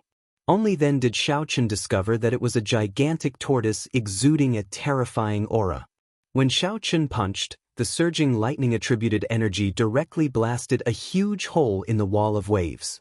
A whirlpool appeared in the water, sucking in Xiao Chen and pulling him towards the gigantic tortoise. The tortoise beast was a late-stage star-venerate ferocious beast in the first place. Furthermore, it comprehended the Water Great Tao and held the geographical advantage in the ash-gray sea. Where is it? What ferocious beast is it? Thousands of water dragons surged out, carrying terrifying energy as they charged at Xiao Chen. One by one, the water dragons were blasted apart by the lightning. However, after the water dragons dispersed, they would quickly reform. This sea region returned to how it was when Xiao Chen first arrived. Furthermore, it was much more dangerous. However, the battle continued, not allowing Xiao Chen time to rest. Xiao Chen's movement technique suffered another setback, greatly reducing his nimbleness. Damn it! This tortoise beast really wants to swallow me up. However, just at this moment, the two halves of the wall of waves suddenly turned into two gargantuan hands that pressed together with immense force, wanting to smash Xiao Chen into a meat patty. Originally, Xiao Chen did not investigate the cause and effect. Now, it looked like a ferocious beast was causing trouble. That tortoise was even faster than lightning. When it opened its mouth and sucked, it produced a huge suction force, immediately hindering Xiao Chen's movements and significantly slowing him down. Just at this moment, something strange happened. In the end, it formed a terrifying pillar of lightning encasing Xiao Chen, connecting to the lightning-attributed energy of the world. Xiao Chen heavily smacked the surface of the sea with his palm. Then he somersaulted and soared into the air. That island was formed on the back of that ferocious beast. The tortoise beast showed a ferocious light, not showing any gentleness at all. Chapter 1785. With the demon blood vulture's help, Xiao Chen's confidence in defeating this turtle beast immediately increased. One man and one beast had fought together for more than 30 days, so they had developed some tacit understanding. Xiao Chen used his Thunder Great Tao to fight the turtle beast's Water Great Tao, while the demon blood vulture focused on attacking. With the two working together, the situation immediately became much better.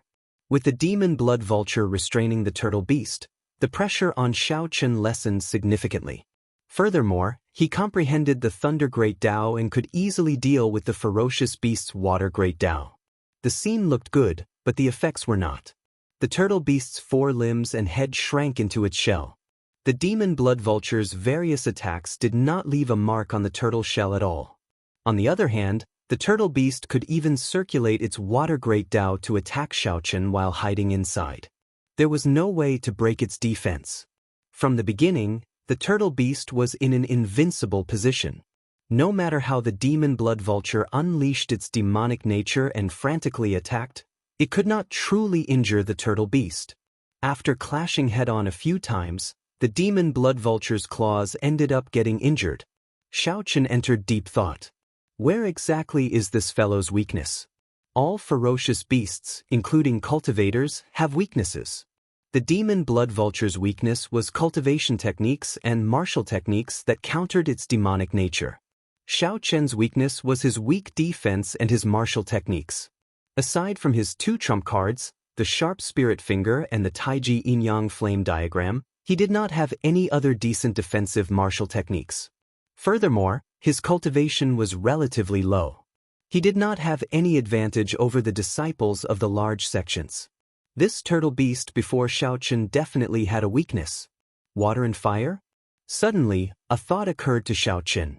This turtle beast was clearly a water-attributed ferocious beast. Xiaochen had been using his Thunder Great Tao, but he could only fight it on equal footing. If he used flames, there might be an unexpected effect. Fire naturally countered water.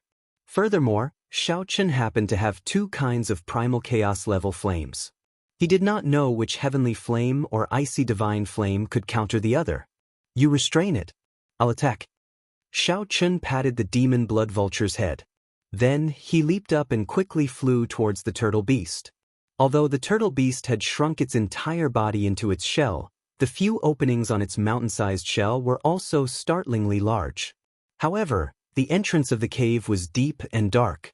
Thinking about it, the turtle head's attack was even faster than lightning. It really took some courage to approach the turtle beast. He seemed to feel the threat brought by the rapidly approaching Xiaochen. The pair of dark green eyes shrunk in the turtle shell, emitting waves of cold light. Its cold gaze was firmly locked onto Xiaochen, clearly still treating him as its greatest enemy. Xiaochen and the demon blood vulture wanted to kill this turtle beast. The tortoise beast also didn't want to give up on the 2 pieces of fat meat in front of it. It wasn't stupid at all. The fact that it was able to endure until Xiaochen finished his tribulation showed how scheming it was. Xiao. Suddenly, a dark light shot toward Xiaochen. Xiaochen barely dodged it.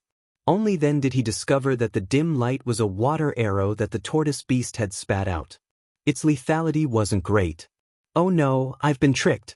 Before Xiaochen could change his direction, the tortoise beast's neck elongated infinitely like a snake coming out of its hole. It seemed to have calculated where Xiaochen would dodge. A terrifying mouth appeared above Xiaochen and swallowed Xiaochen up. However, in the next moment, the retracted head suddenly opened up in pain and spat out a clump of fierce fire. While the tortoise beast was scheming against Xiaochen, Xiaochen was scheming against it as well. This time, the heavenly flame struck the tortoise beast, burning all its internal organs. After spitting out Xiaochen, the tortoise beast's head retracted completely, and its entire body slowly sank. After the heavenly flame burned its foundation, the tortoise beast no longer dared to fight. How can I let go of the fat meat that is already in my mouth? Xiaochen waved his hand, and the ice snow divine flame spread out. The surface of the sea instantly froze. When that tortoise beast sank halfway, it discovered that it could not sink any further. The tortoise beast could only move its body and shatter the ice. Slowly, it sank much slower. Seeing the tortoise beast in a sorry state, the demon blood vulture took the opportunity to move. It folded its wings and flapped them ferociously. Countless beams of red light shot out like arrows and entered the tortoise shell. That was a lethal venom. Earlier, the tortoise beast's defense did not have any openings. It could always use the water Tao to block the demon blood vulture's venom. At this moment, its internal organs were burning, and it could not even fend for itself. There was no way for it to block the venom. The heavenly flame burned internally, and the venom corroded externally. It attacked from both the inside and the outside. The seemingly undefeatable tortoise beast's strong life force slowly corroded away, and its life force grew increasingly weak. Xiao Chen did not want the tortoise beast to die just like that. The immemorial demon soul formation needed such strong nourishment. He sent a voice projection to Xiao Sua, telling him to bring the black cutlass over. For hours later, a pirate ship with a black banner appeared in Xiao Chen's vision. When Xiao Sua and the others saw that colossal tortoise beast, they were startled. Xiao Chen's figure flashed, and he landed on the deck. Activate the immemorial demon soul formation, then. Young Master Xiao, this seems to be a late-stage star venerate ferocious beast. This is a black profound tortoise with the bloodline of the black tortoise. Elder Tang, who was rather familiar with the ash-gray sea, marveled at the tortoise beast, finding it incredible. It has the bloodline of the black tortoise? No wonder it is so hard to deal with. Xiao Chen revealed an expression of understanding, immediately making Elder Tang feel embarrassed. It is just that it is somewhat hard to deal with. It is already very heaven-defying that no one died. Xiao Sua giggled and said, "Captain, this is a great harvest. The shell of this black profound tortoise is a rare, top-notch material. It is excellent in forging armor and refining Dao tools." This was indeed a great harvest. The immemorial demon soul formation took 1 hour to consume this black profound tortoise until only a bare tortoise shell remained. As a war trophy, the tortoise shell entered Xiao Chen's universe ring, occupying a large space. "I'll be in closed-door cultivation for a few days. I'll leave the ship's matters to you," Xiao Chen said to Xiao Sua before entering the captain's quarters to cultivate. Xiao Chen had successfully cleared his tribulation and comprehended the Thunder Great Tao. It had to be said that today was indeed a great harvest for Xiao Chen. The Purple Thunder Divine Incantation was about to reach consummation. Xiao Chen was filled with anticipation as to what would happen after the 12th layer be like. The cultivation technique that the Sky Dome Immortal Lord left behind should contain some secrets. Very few people could be like Xiao Chen, starting from the weakest cultivator and never changing their main cultivation technique. More accurately, there was no such thing. Xiao Chen could not possibly not change his cultivation technique. Otherwise, if the cultivation technique could not keep up with his cultivation, it would definitely hinder his cultivation. It was just like the Ice Feather Divine Incantation. At most, he could cultivate it to the sovereign stage before he had to change it. "I hope that I can understand some of your intentions," Xiao Chen muttered to himself. Aside from the Purple Thunder Divine Incantation, what made Xiao Chen happier was naturally his comprehension of the Thunder Great Tao. Even the outstanding talents of the Central Great Realm, even if their cultivations were much higher than Xiao Chen's, few could reach his level. At his age, Xiao Chen already comprehended 2 Great Tao. Being able to comprehend one type of Great Tao energy was already an incredible thing, let alone 2 types of Great Tao. Xiao Chen closed his eyes and cultivated. In the blink of an eye, 7 days had passed. Xiao Chen's cultivation stabilized. His physical body had absorbed the tribulation lightning, improving further. He finally gained some control over the Thunder Great Tao and could use it freely. He could merge the Saber Tao and the Thunder Tao even more smoothly, moving them as he pleased. Now, his overall strength had more than doubled compared to before the tribulation. After leaving the captain's quarters, Xiao Chen went to find Elder Tang. Young Master Zhao's strength is becoming increasingly unfathomable. As Elder Tang looked at Xiao Chen, who comprehended 2 Great Tao, he felt even more awe and unfathomable. In just a few days, Xiao Chen's improvement in strength was truly flabbergasting. Xiao Chen smiled faintly and said, "It's just a matter of time. Elder Tang, how is your beast-taming art?" At the mention of this, Elder Tang revealed a confident expression. "I placed a soul mark on the ferocious beasts in the Spirit Beast platform. Now, I am 90% confident of placing a soul mark on that demon blood vulture. It was best to root out this hidden danger as soon as possible. No one knew when the demon blood vulture's demonic nature would erupt and turn on its master. No one would feel at ease with such a ticking time bomb." When the two arrived outside the Spirit Beast platform, The demon blood vulture lay lazily at the side.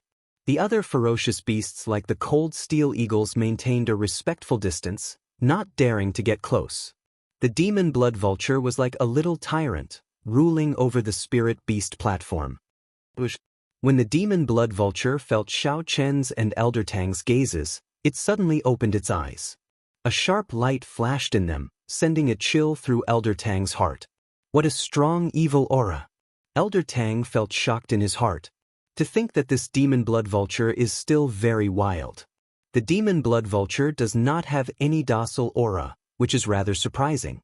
Xiao Chen had been feeding the demon blood vulture for some time already. He had used both kindness and severity, but there was no effect at all. For some reason, Xiao Chen felt that Elder Tang's process of placing a soul mark might not go smoothly. The demon blood vulture before him was somewhat extraordinary. Chapter 1786. Might and pressure continuously spread out from that finger, inspiring fear in the demon blood vulture. A vast sea chart lay on the table in the middle of the group. Shouldn't the demon blood vulture be completely tamed after the soul mark was planted? Why was the situation the other way around? When the others saw the mark on Elder Tang's forehead, they could not hide their smiles. Enslaving the demon blood vulture ended up being enslaved by the demon blood vulture. This was simply hilarious. When the demon blood vulture finished swallowing the blood mist, it revealed a ferocious look in its eyes. It roared ferociously and spread its wings, flying out of the spirit beast platform and launching itself at Xiao Chen. Xiao Chen could only see a blurry light moving about. Then, a mysterious mark appeared in Elder Tang's eyes. Bang! In the time it took for a spark to fly, Elder Tang swung his saber. A saber light flashed and electric light spread out, illuminating the surroundings. The demon blood vulture raised its head and looked arrogantly at Xiao Chen, its eyes filled with mockery. The demon blood vulture spread its wings and immediately kicked up a strong wind. Its feathers glowed. The demon blood vulture fell to the ground. Only now did the demon blood vulture truly bring out the horrifying might of a Dao tool.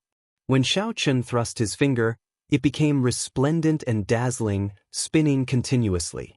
It was like the demon blood vulture had become Elder Tang's master. After a series of moves, the demon blood vulture felt extreme pain, enduring immense pressure. Xiao Chen had two choices before him. One was to kill the demon blood vulture, and the other was to keep it like this. The demon blood vulture watched in resentment as Xiao Chen left. Its eyes filled with dissatisfaction and some hidden fear. Then, it activated the tyrant saber, and its thunder Dao might instantly soared. When Xiao Chen saw the situation, he quickly helped Elder Tang up. If not for that terrifying demonic chi and how strange it was, the demon blood vulture would really look like a divine bird. As long as Xiao Chen was strong enough, he could suppress this demon blood vulture and not fear it playing any tricks. With a weak expression, Elder Tang staggered and rushed back in a fluster. 3 days later, the pirate hall that Xiao Sua mentioned appeared before everyone.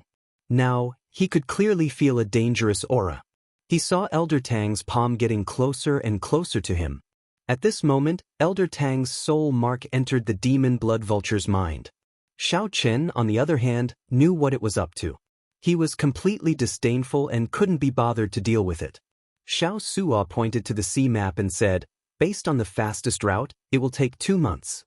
Of course, that is on the premise that no accidents occur. The two leaped up and arrived before the demon blood vulture.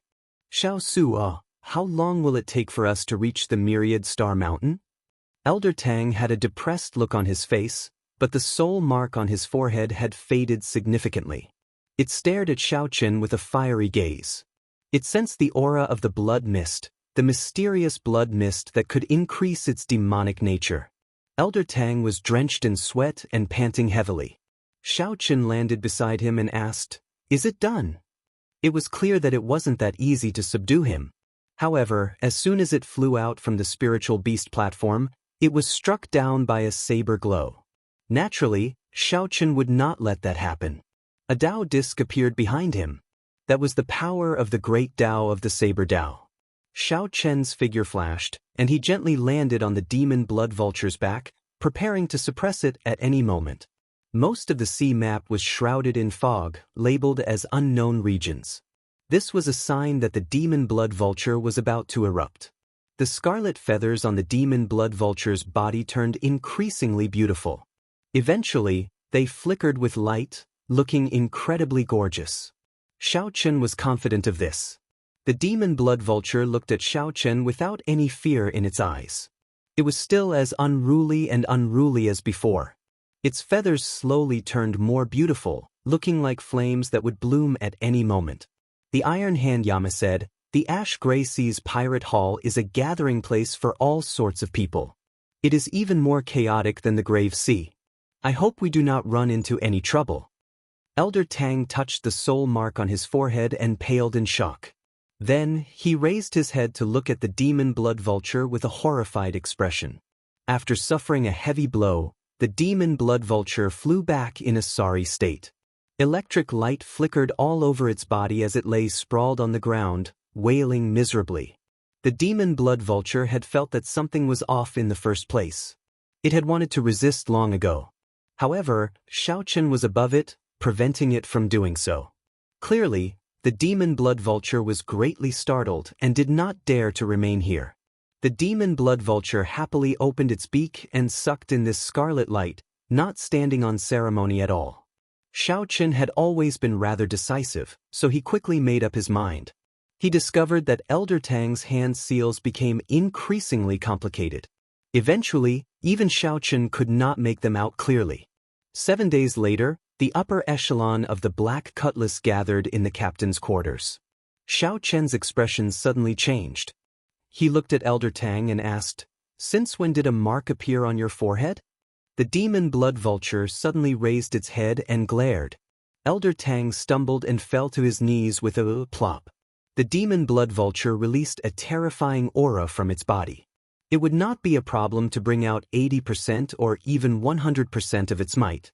After a while, Xiao Chen arrived before the immemorial demon soul formation. A scarlet fog spread out, even denser than the previous time. At the very least, it could keep him alert and allow him to improve. The pressure slowly weakened the demon blood vulture's aura. Finally, Xiao Chen brought out his Buddhist might. Xiao Chen looked at the demon blood vulture. After a while, he suddenly smiled and said, "Great, you are quite capable." Then, he returned to the spirit beast platform. That was the uninhabited area of the Ash Gray Sea. Only some ancient clans or peak experts would have an accurate sea map of the uninhabited area. The demon blood vulture looked like it wanted to fight Xiao Chen to the death, looking very scary. Xiao Chen did not even need one move to kill Elder Tang.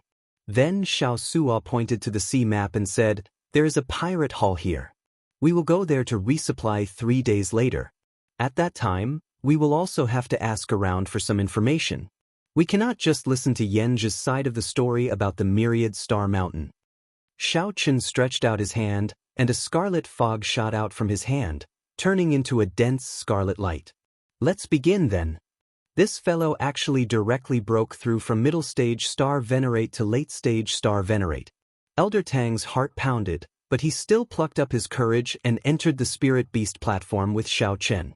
"Never mind, that's it." Elder Tang's 10 fingers flickered with flowing light, and his complexion slowly paled. Sweat dripped down his forehead.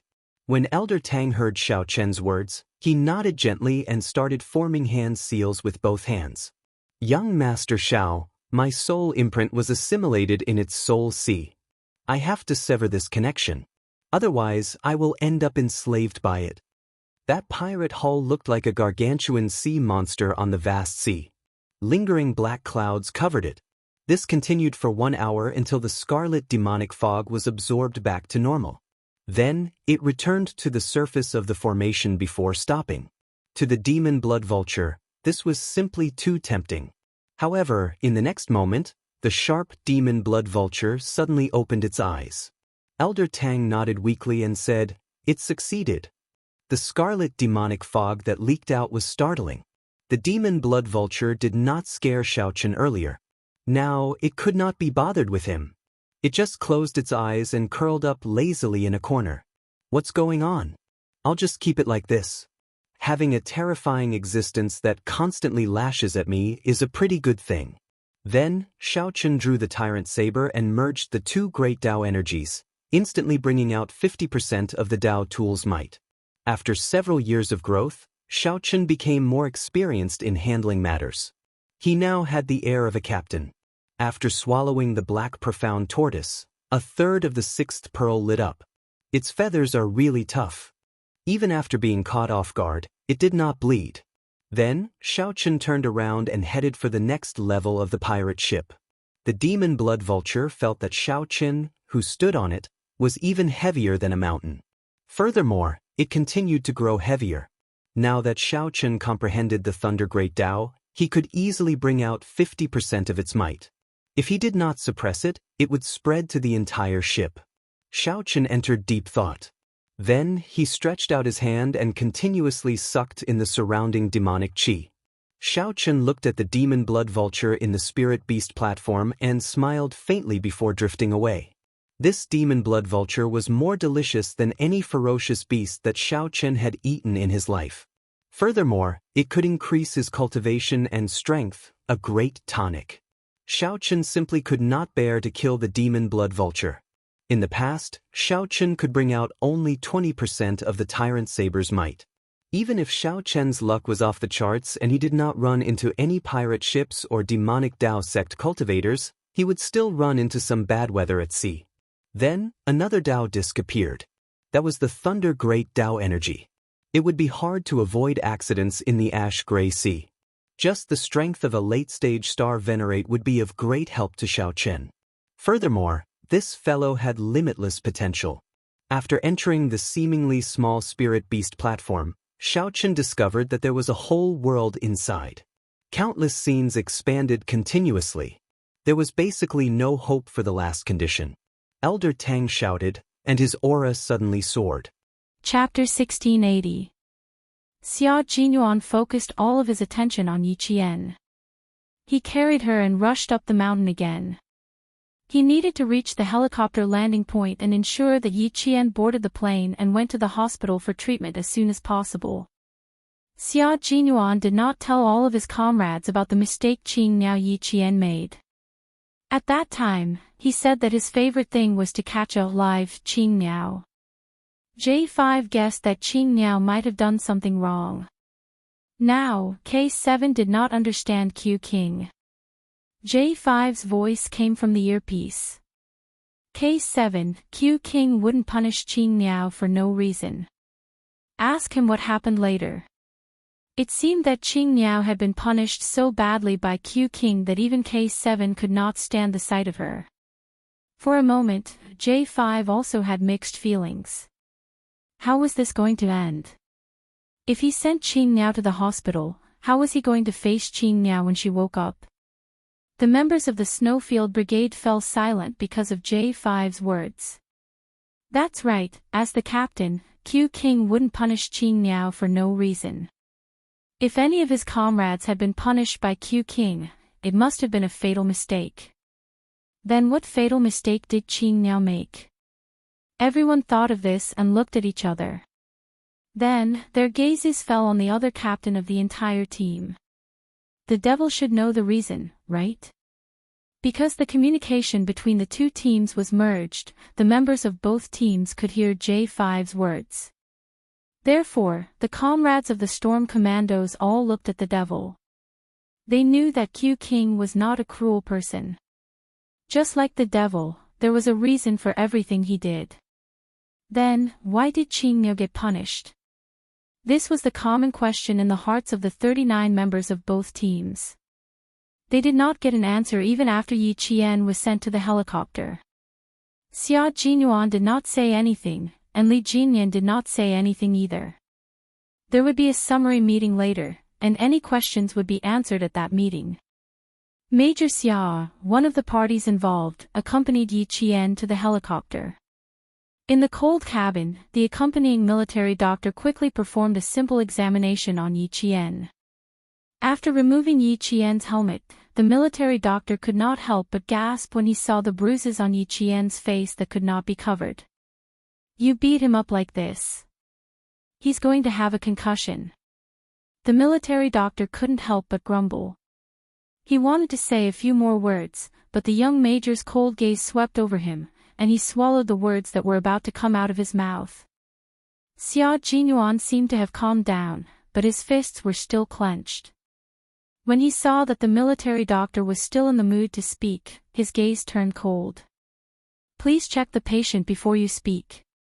They were soldiers who walked on the edge of life and death. They always understood when and what was the most important thing. Yi Qian was already in trouble. What he wanted was for the military doctor to take effective measures as soon as possible, not for him to be merciful. His fingers had been pressing on Yi Qian's carotid artery. His fingertips felt the pulse that represented life under the blood vessels, which made him feel at ease. K7 walked over and saw that Xia Jinyuan's eyes were red, and his hands. K7 frowned. He took out a first aid kit from his combat vest. He took out anti-inflammatory medicine, hemostatic powder, and disinfectant gauze. He said to Xia Jinyuan, "I'll hold her. You take care of your hands." Xia Jinyuan stared at the unconscious Yi Qian without even turning his head. No need. Chapter 1681. K7 was right. If he had been more careful, he would have noticed that something was wrong with Yi Qian, but he didn't. He didn't even think about the possibility of her being sick. From the beginning to the end, he had never thought about it. He should have thought about it. She was still on her period. A woman's body would be much weaker during her period. Plus, she was rolling around in the snow with a male soldier. She fought and ran. In the end, she was even surrounded by him. How could she have survived? At that moment, Xia Jinyuan didn't regret teaching Yi Qian a lesson. He just blamed himself for not being more careful. K7 saw that he was so stubborn and didn't try to persuade him anymore. His hand was injured when he carried Yi Qian on his back. He didn't wear combat gloves when he was boarding the plane. He was in a hurry and his palm was badly injured. It was fine if he didn't want to treat it. This kind of injury was nothing to them. The military doctor listened to Yi Qian's heartbeat and pupils. Then, he removed Yi Qian's combat vest, unbuttoned his combat uniform, and unbuttoned his windproof thermal jacket. He pulled the jacket up to his belly button and checked his back. Although there was a large area of redness, his breathing and heartbeat were still okay. His life was not in danger for the time being. His condition is still okay, the military doctor told Xia Jinyuan after the examination. But we can't rule out any unforeseen events. Xia Jinyuan looked at K7. He nodded slightly when he saw his comrade. Before he said anything, K7 said in a deep voice, "Skin allergic reaction can cause neurovascular edema. In serious cases, it can cause exfoliative dermatitis. She's still in a critical condition." K7 said in a deep voice. The military doctor couldn't help but look over. The military doctor was right. But why did it sound like he was trying to scare the young major? His breathing is a bit rapid. He might have asthma, alveolitis, pulmonary fibrosis, and damage to his nervous system. In serious cases, he might even die. The military doctor was very sure that the officer in charge of medical treatment was just trying to scare him. The female soldier's skin allergy was not wrong, but it was not as serious as he said. Moreover, the rash on the female soldier's neck was much fainter than before. It could be seen that the situation was stable and did not worsen, but it was not ruled out that there would be unforeseen events. He said that just now to scare the young major, because he felt that he was the one who had beaten the female soldier to such a state. After hearing what K7 said, Xia Jinyuan's heart felt like it was being hammered by an iron nail, so much so that his heart stopped beating. The temperature of his blood was still dropping. With the rumbling sound of the helicopter, it finally dropped to the freezing point. If something were to happen to his lover, his little fox, and his comrade, he would lose his life. Because Yi Qian was his life. The helicopter arrived at the tertiary hospital in the nearest city at the fastest speed. The hospital did not have a helipad, so Xia Jinyuan carried Yi Qian on his back again and tied him up with a rope. He carried the feverish Yi Qian down the swaying rope ladder step by step. The doctors in the hospital were already on standby. They placed the unconscious Yi Qian on a stretcher. Xia Jinyuan, who was running with the doctors, did not have any intention of stopping. He almost rushed into the emergency room along with the hospital. The nurse quickly blocked him. "You can't go in. You can only wait outside." Xia Jinyuan, who was braking, watched the emergency room door close. He stood there as if his feet were rooted to the ground. He could not move even half a step. Chapter 1682. Case 7 caught up from behind and saw the figure that was usually as tall as a mountain and the lighthouse in the hearts of all his comrades. Now, he was standing so straight that a few nurses who passed by had to take a detour with a nervous look on their faces. "The resuscitation will take some time. Sit down for a while." Case 7 walked over and stood beside him. He looked at the red light above the resuscitation room and reminded him again, "Your hands were injured twice. If you don't treat them now, do you plan on touching Yi Qian's face with your blood again?" Xia Jinyuan raised his hand, looked at his palm, and finally moved. When he sat down on the cold plastic chair, he looked at Case 7 weakly. Under the light, his clear forehead was covered in sweat. He asked, "Are there any sequelae after the resuscitation?" "There are plenty."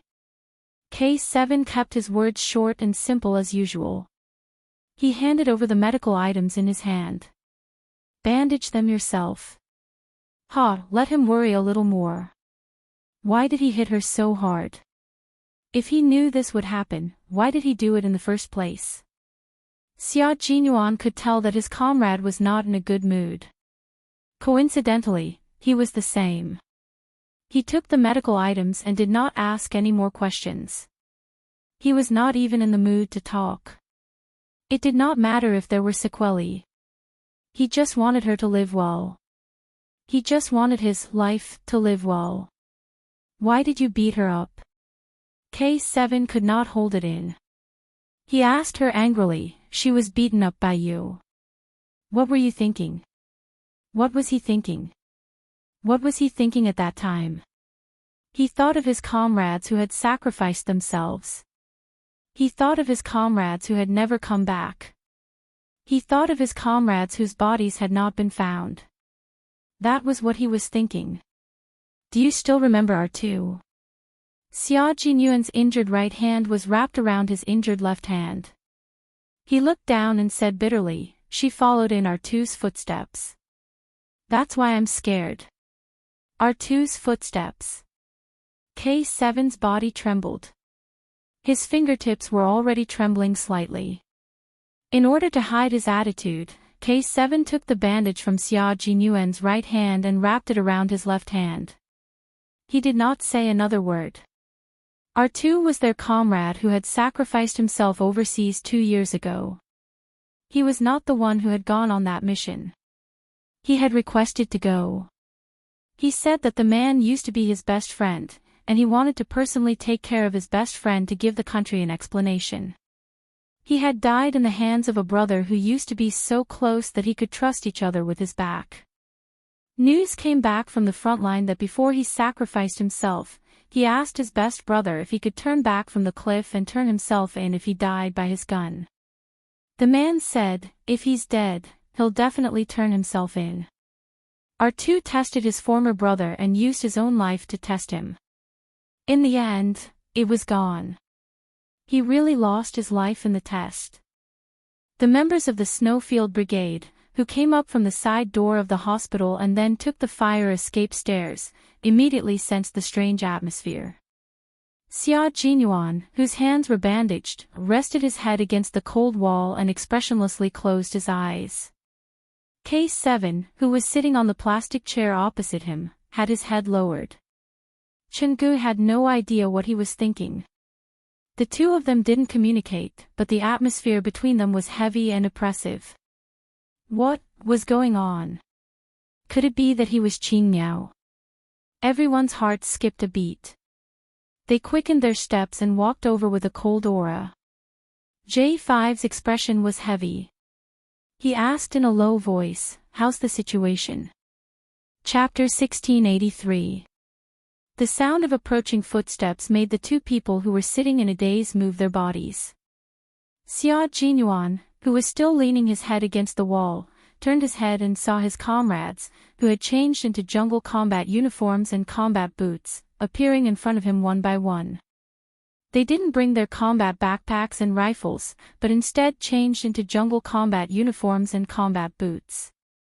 "They're here," he said with a hoarse voice. He turned his head and continued to wait without moving.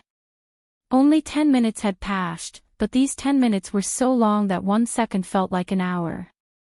After a long and silent wait, Xia Jinyuan looked at the closed door of the resuscitation room and gently closed his eyes. Waiting on the battlefield and waiting in the hospital were two completely different moods. On the battlefield, he could be calm and collected, waiting for the right moment to arrive. But waiting in the hospital was so long, and he felt that life was so fragile. The smell of disinfectant was like the smell of death. It was everywhere and there was no way to escape. This kind of waiting was filled with helplessness and helplessness, but it was also filled with hope. At the same time, it was also filled with panic. Xia Jinyuan thought that he would never like a place like the hospital in his life. If he stayed in the hospital for too long, it would torture a normal person into a psychopath. The red light was still on. Even if he stretched his neck, he still couldn't see what was going on inside. His beloved, his life, was still lying inside and had not come out. Xia Jinyuan chose to ignore the gazes of his comrades. He didn't want to say anything. His heart and mind were only filled with his lover. Major Xia, who was emitting a hostile aura, made his comrades take a few more glances at him. Then, they shifted their gaze to Case 7, who was standing up. "Let's talk on the rooftop." Case 7 put his helmet under his armpit and walked towards the fire escape stairs with his long legs. It was already dawn. Case 7, who was standing on the rooftop, took in a deep breath of the cold wind. Facing his comrades who were all concerned about how they came back, his usually cold and thin face had a hint of coldness. His gaze swept across his comrades' faces, which were still covered in paint. Just when everyone thought that he needed to think for a while, Case 7 suddenly opened his mouth. As soon as he opened his mouth, it was as if he threw two grenades. One was a killer grenade, and the other was a chemical grenade. First, everyone was stunned. Then, they were all stunned. "Qing Miao took the same path as our two," Case 7 said. That was what Case 7 told them. With just a few words, everyone's eyes sharpened, and they pressed their lips together. Because of their change, the north wind that blew over seemed to be filled with lead. It was heavy and full of pressure. The rooftop was cold and windy. It was a day where there was no sun and no snow. The only thing that could be seen was the gloomy sky. The figures standing on the rooftop were like white poplars facing the wind and snow. No matter how strong the wind was, it couldn't bring down their tall figures and straight backs. This was a group of soldiers who fought on the front line and used their lives to protect their country. They were a group of soldiers who were loyal to their country. They had shed too much blood and suffered too many injuries. Some of them even almost died in foreign countries. The road they took was too difficult and too hard. Each of them was a brave warrior who walked on the tip of a knife. They cut through all obstacles and sang a long song while bathed in blood. It was so hard, so difficult, but they didn't shed a single tear. At this moment, there were already tears in the corners of some of their eyes. The unyielding Special Forces soldiers secretly wiped away their tears and gritted their teeth, forcefully suppressing their surging emotions in an incomparably savage manner. Chapter 1684. So, that's how it is. J5 nodded lightly. His voice was dry, probably because he had been exposed to the cold wind for a long time. Qing Niao has indeed committed a grave mistake this time. After he finished speaking, he rubbed his face and scrubbed the paint on his face into a ball. Only his sharp eyes were shining with a dim light. This time, I support Q King's decision. Putting aside Qing Niao's gender, she is a soldier like all of us, a soldier who puts her life on the line. Now that she has violated the principles of being a soldier, it is normal for her to be punished by Q King. This time, I stand on Q King's side. He did not do anything wrong. I will send you all away and wait for your return. Brothers, this is the team motto passed down by word of mouth in the Snowfield Brigade. Our two's sacrifice is a wake-up call for us. We will never allow something like this to happen again. J5's words made the members of the Snowfield Brigade nod slightly. Putting aside their emotions and using the logic of a soldier to deal with the problem, Q King was indeed not wrong. This was because they did not want to see their comrades leave only to be met with the grievous news of being separated forever. How is Qing Niao's condition? Did the doctor come out and say anything? Pigeon asked in a low voice. He had watched the entire process of Qing Niao being beaten up. At that time, Q King's ruthlessness had made him a little scared. Kick after kick, punch after punch, he did not hold back at all. He used all of his strength. He even suspected that there were signs of fractures. Her skin is allergic due to the fever medicine. Her body is flushed. Her breathing and heartbeat are normal, except for the high fever. K7 only wanted to scare Xia Jinyuan.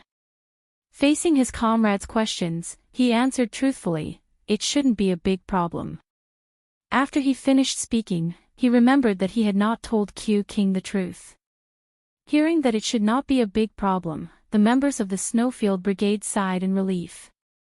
Then they heard K7 say, but I was a little angry at that time, so I scared Q King. Now, I'm afraid that he still thinks that Qing Niao is in big trouble. After a few seconds of silence, his comrades in jungle combat suits gave K7 a thumbs up. Good job, brother. Well done. We're very angry too. Since you scared Q King, you've helped us vent our anger. The T6 combatant had just expressed his agreement when he remembered that he would also be part of the team that would deal with Qing Niao. He suddenly felt his vision darken. It's over. It's over. He had yet to win in Jessen's heart, but in the end, he had beaten up her best friend. This matter had to be kept a secret. For a moment, T6 felt like he was in an abyss of suffering. He was worried that something would happen to Yi Qian, but he was also worried that the girl he was chasing would ignore him because of this. T6 felt tormented standing in the cold wind. Another team member was also worried. Han Zheng from Z7 sighed softly as he looked at his comrade who was relieved to know that Qing Niao was fine. After Qing Niao made a mistake and was taught a lesson by Q King, his comrades all expressed their understanding and agreement. But, brothers, don't you know that the two of them are now in a relationship? As her boyfriend, Q King had beaten up his girlfriend until she was hospitalized. What if his girlfriend woke up and wanted to break up with him? What should he do? What should he do? What should he do? Commander-in-Chief Xia was also very worried about this problem. After listening to Bai He's report from the Snowfield Brigade, Commander-in-Chief Xia finally understood why his son had been so ruthless in dealing with his future daughter-in-law. Chapter 1685. After thinking about it for a while, Commander-in-Chief Xia decided not to think about it anymore. From a soldier's point of view, his son did not do anything wrong. But from the perspective of his family and his future father-in-law, this matter could really be serious. Commander-in-Chief Xia felt that his son would have a headache over this matter if his girlfriend, his future wife, was sent to the hospital. Let him have a headache then. When his future daughter-in-law woke up, he would call her to ask about her. He would also tell her that since the kid was so ruthless, she should not spoil him. She could do whatever she wanted with him. But there was a condition: don't mention anything about breaking up. Commander-in-Chief Xia was afraid of this matter. His son had to understand more about it. After all, his relationship with his ex-wife had affected his son's views on marriage. He used to say to him, "If worst comes to worst, I'll just be a general without an army and never get married." Now that there was finally a girl that his son would stick to like a piece of plaster, if they broke up, he was really worried that his son would be single for the rest of his life. Moreover, he had a very good impression of Yi Qian. He did not want there to be any twists and turns in their relationship. He did not want others to take advantage of the situation and steal his future daughter-in-law away. As both a father and a mother, Commander-in-Chief Xia was worried sick at this moment. He made up his mind to call Yi Qian as soon as she woke up and put in a few good words for his son. At this moment, Xia Jinyuan was a little confused. His gaze swept back and forth between his four comrades, T6, K7, G3, and Z7. He held a tissue in his hand and wiped off the last bit of paint on his face before saying, "No way, it's not that serious, right? Are you guys trying to scare me and avenge your personal grudge?" The four of them were in the bathroom removing the paint on their faces. When their faces were revealed, Z7 voiced out their worries. "You're so ruthless. What if your girlfriend wakes up and wants to break up with you?" Major Xia was dumbfounded when he heard this. He did not even think about this.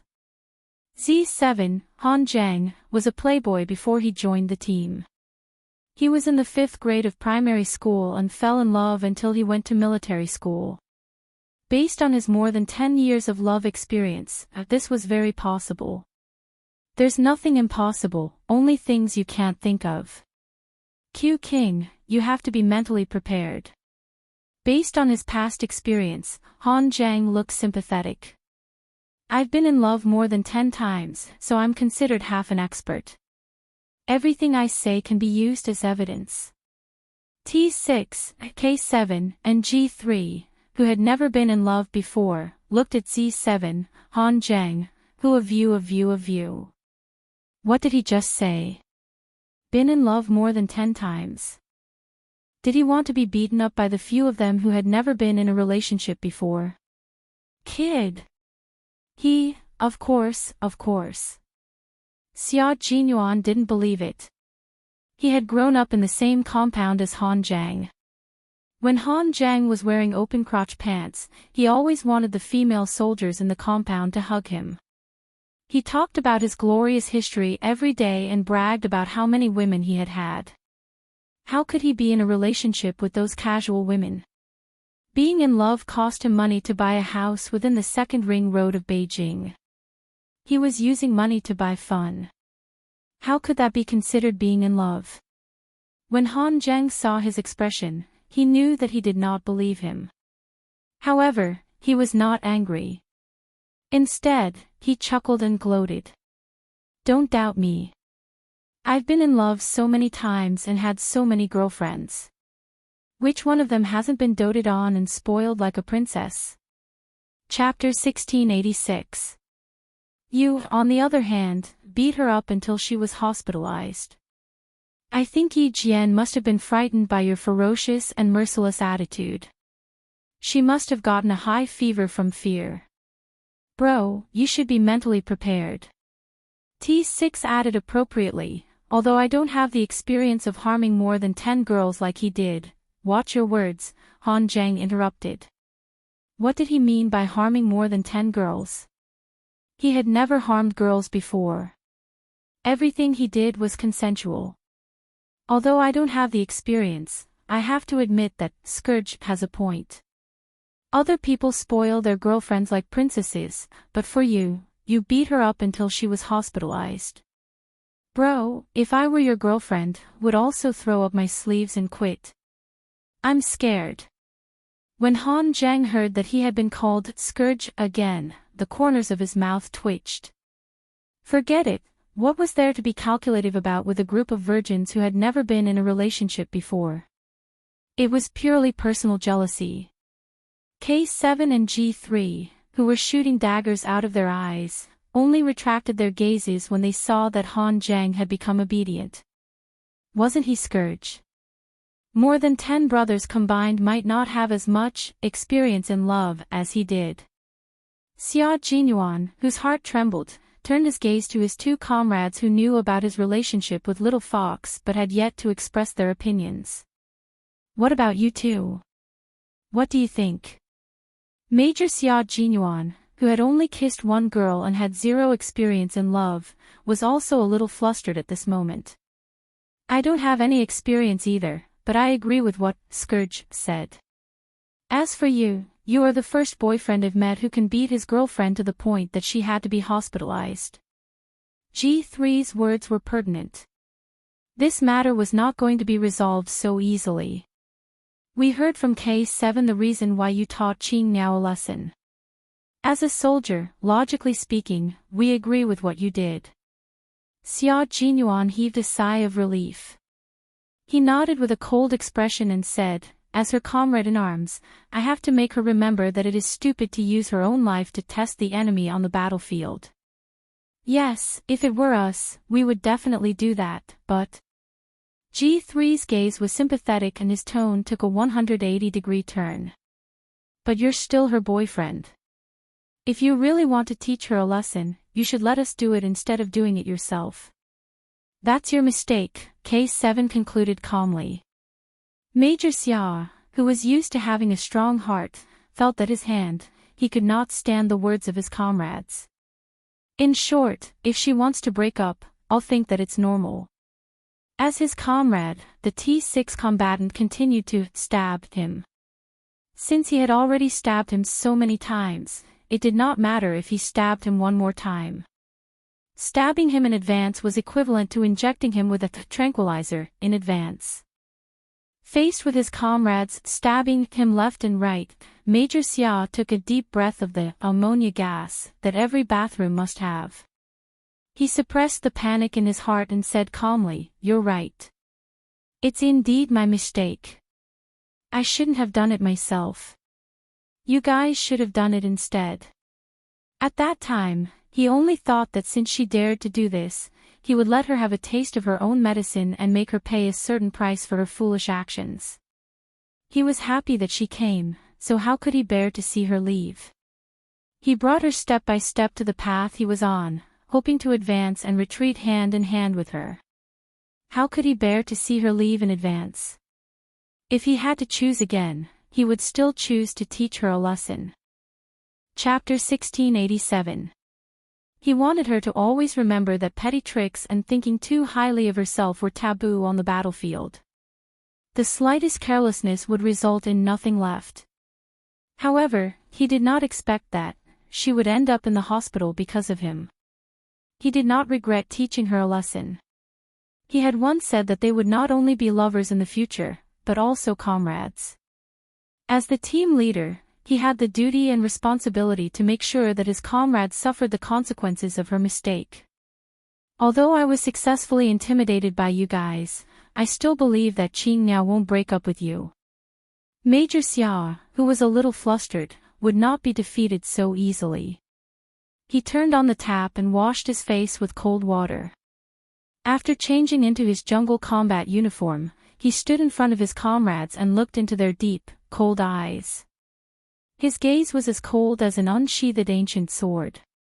He said calmly, "Although I believe that Qing Niao won't break up with me, as her boyfriend, I still have to apologize first." The corners of G3's mouth twitched. Looking at his expression just now, he thought that he would never apologize to Yi Qian and say that he regretted teaching her a lesson. The next second, the all-round soldier king bent over for love. The comrades guarding outside saw their team leader walk over with his head held high. Although the corners of his mouth were swollen, he looked very calm as he walked over. "There's no need for all of you to stay in the hospital. Go back and reorganize. Captain Li will lead you to the second training base." The hospital was not the army. It was already 7 in the morning, and there would be more and more people in the hospital. It would be too eye-catching for a group of people to wear their combat uniforms. They would become the target of everyone's attention, so they had to leave immediately. When Yi Qian wakes up, I'll let you know immediately. I'll also convey your concern to her. Everyone, stand at attention. A minute later, the team left. Han Zhang walked forward and patted his good friend and comrade on the shoulder. He said earnestly, "Lower your head and apologize properly. At times like this, you have to pretend to be a coward. Don't be stubborn. Be careful that you don't lose your girlfriend and let your brothers take advantage of you." Looking at how Qing Miao was acting, if she was not his brother's girlfriend, he would have pursued her. T6 was even more devastated. Jesin is her good friend. My heart is bleeding right now. Why did I agree to go with you to hunt down Qing Miao back then? Am I stupid or not?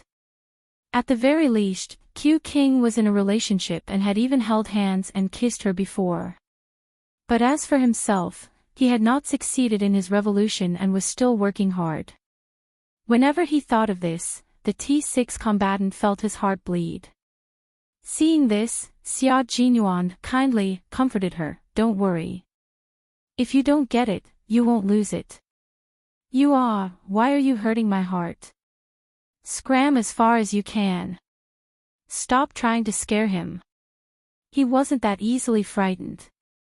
Yi Jian did not know that Major Xiao's heart was churning violently at this moment. She, who had fainted from the fever, gradually regained her clarity. The second she felt as if something was about to touch her, she, who was lying in the emergency room, suddenly opened her eyes. At the same time, her right hand gripped the nurse's wrist tightly. Ah! The nurse who was about to insert the needle into Yi Qian was so shocked that she almost dropped the syringe in her hand. She subconsciously looked up and was once again shocked by the coldness in Yi Qian's eyes. The trembling syringe in her hand did not escape the fate of dropping and fell to the floor with a thud. When the doctor heard the commotion, he turned around and saw that the patient had regained consciousness. He did not even have time to take off his sterile mask and walked over to the bed. He smiled at the female patient and said, "You're awake so soon. Do you feel better?" Chapter 1688. Her skin allergy wasn't serious, but she had a high fever and fainted. After a series of examinations, a skin test, and a normal anti-allergic fever medicine, the patient woke up in less than 3 minutes. He was indeed a soldier with a strong physique. Yi Qian blinked her eyes in a daze. Her long eyelashes fluttered, and she seemed to confirm where she was. She gently closed her eyes and let go of her hand at the same time. She fell into a deep sleep again. The frightened nurse patted her chest and picked up the syringe. She had to refill the medicine. The lights in the emergency room turned from red to green. Xia Jinyuan rushed over immediately. Yi Qian was lying on the hospital bed and being wheeled out by the nurse and doctor. All he could see was Yi Qian. He saw that his beloved lover's lips were abnormally red. It was the color of lips that only appeared when the fever had not completely subsided. There was a shocking bruise at the corner of her mouth, and there were small scratches on the left side of her face. These injuries were all caused by him. They were all caused by him. Her pale face, bright red blood, and snow-white quilt. The bright colors made Yi Qian look as fragile as a porcelain doll that would break at the slightest touch.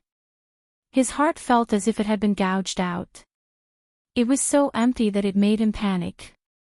When he saw the drip and the doctor's expression, Xia Jinyuan felt as if he had really come back to life. The doctor and nurse looked at the young soldier in front of them. Their gazes swept past the wound at the corner of his mouth. How did he get injured like this? The female soldier lying on the bed was examined. There were more than 10 bruises on her body, especially the first 2 bruises on her back. These 2 bruises were the most obvious. The subcutaneous tissue was severely congested and had turned black. Fortunately, the bruises had avoided important areas such as the back and did not hurt any vital parts. The male soldier also had bruises on his face. He guessed that his body was not much better. Xia Jinyuan asked in a low voice, "Doctor, how is the patient? Is she out of danger?" He was not in a hurry and spoke very slowly. However, the doctor could hear the urgency in his voice. It was as if he did not allow him to speak nonsense. "It's not a big problem. Her condition is very good. The patient has a strong will. She woke up groggily 2 minutes ago. She will be fine after she wakes up naturally." The doctor condensed a few sentences into one sentence. He picked what the other party wanted to hear and did not beat around the bush. He said that he still needed to observe and did not rule out the possibility of changes. Xia Jinyuan's professional intuition told him that if he really said that, the soldier would not have the patience to ask him. With the hospital's words, Xia Jinyuan felt that his cold blood was finally warming up. He said, "Thank you," politely and pushed the bed into the ward that had been arranged earlier. The doctor followed Xia Jinyuan all the way to the ward. He said to Xia Jinyuan, "Contact him if anything happens." Then he left with the nurse. This was a special ward. After the hospital received the call, several doctors were on standby.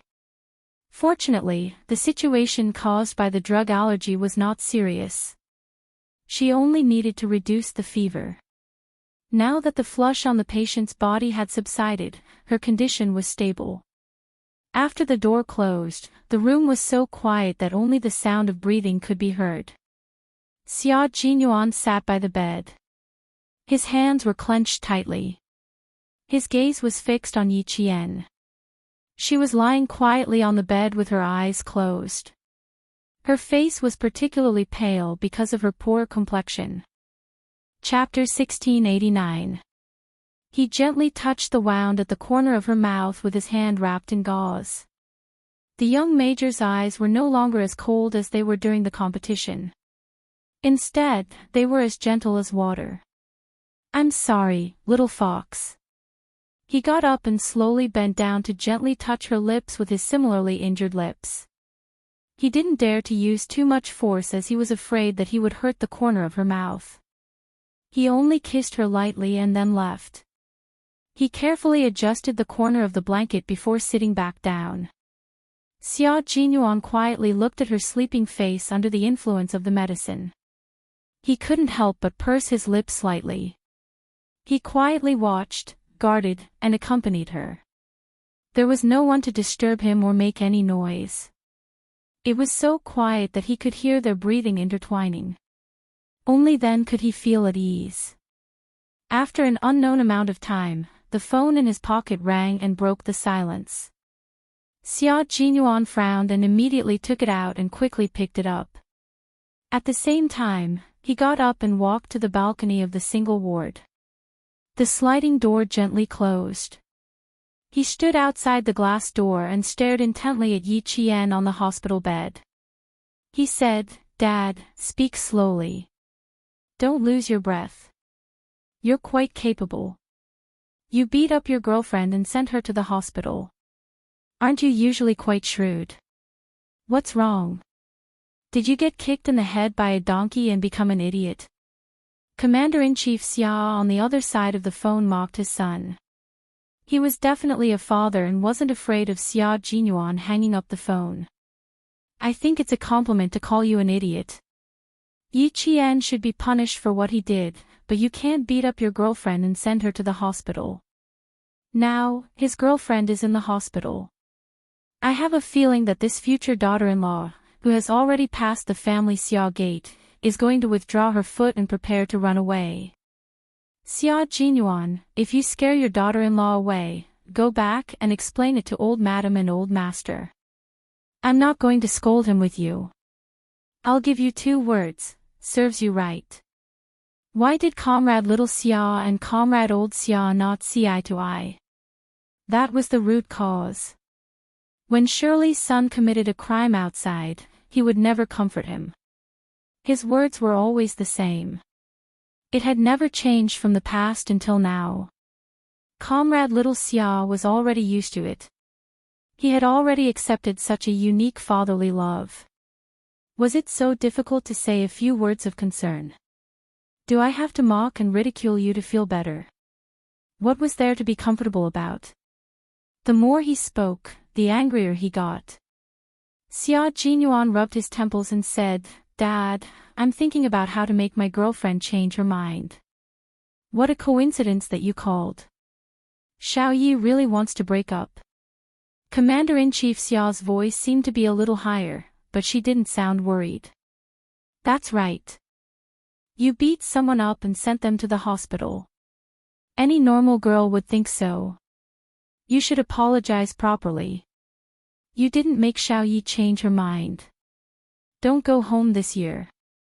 Spend the new year alone outside. He was definitely his biological father. He actually heard a hint of schadenfreude in his voice. Xia Jinyuan snorted. Don't laugh too early. Ha, I'm not laughing too early. You should think about this matter carefully. Daughter-in-law, I only acknowledge Xiao Yi as my daughter-in-law. You can't change it to someone else. Commander-in-Chief Xia could tell that his son didn't give up because of this. He was determined to stick to the basic path and continue to cling on to Xiao Yi. He immediately felt relieved.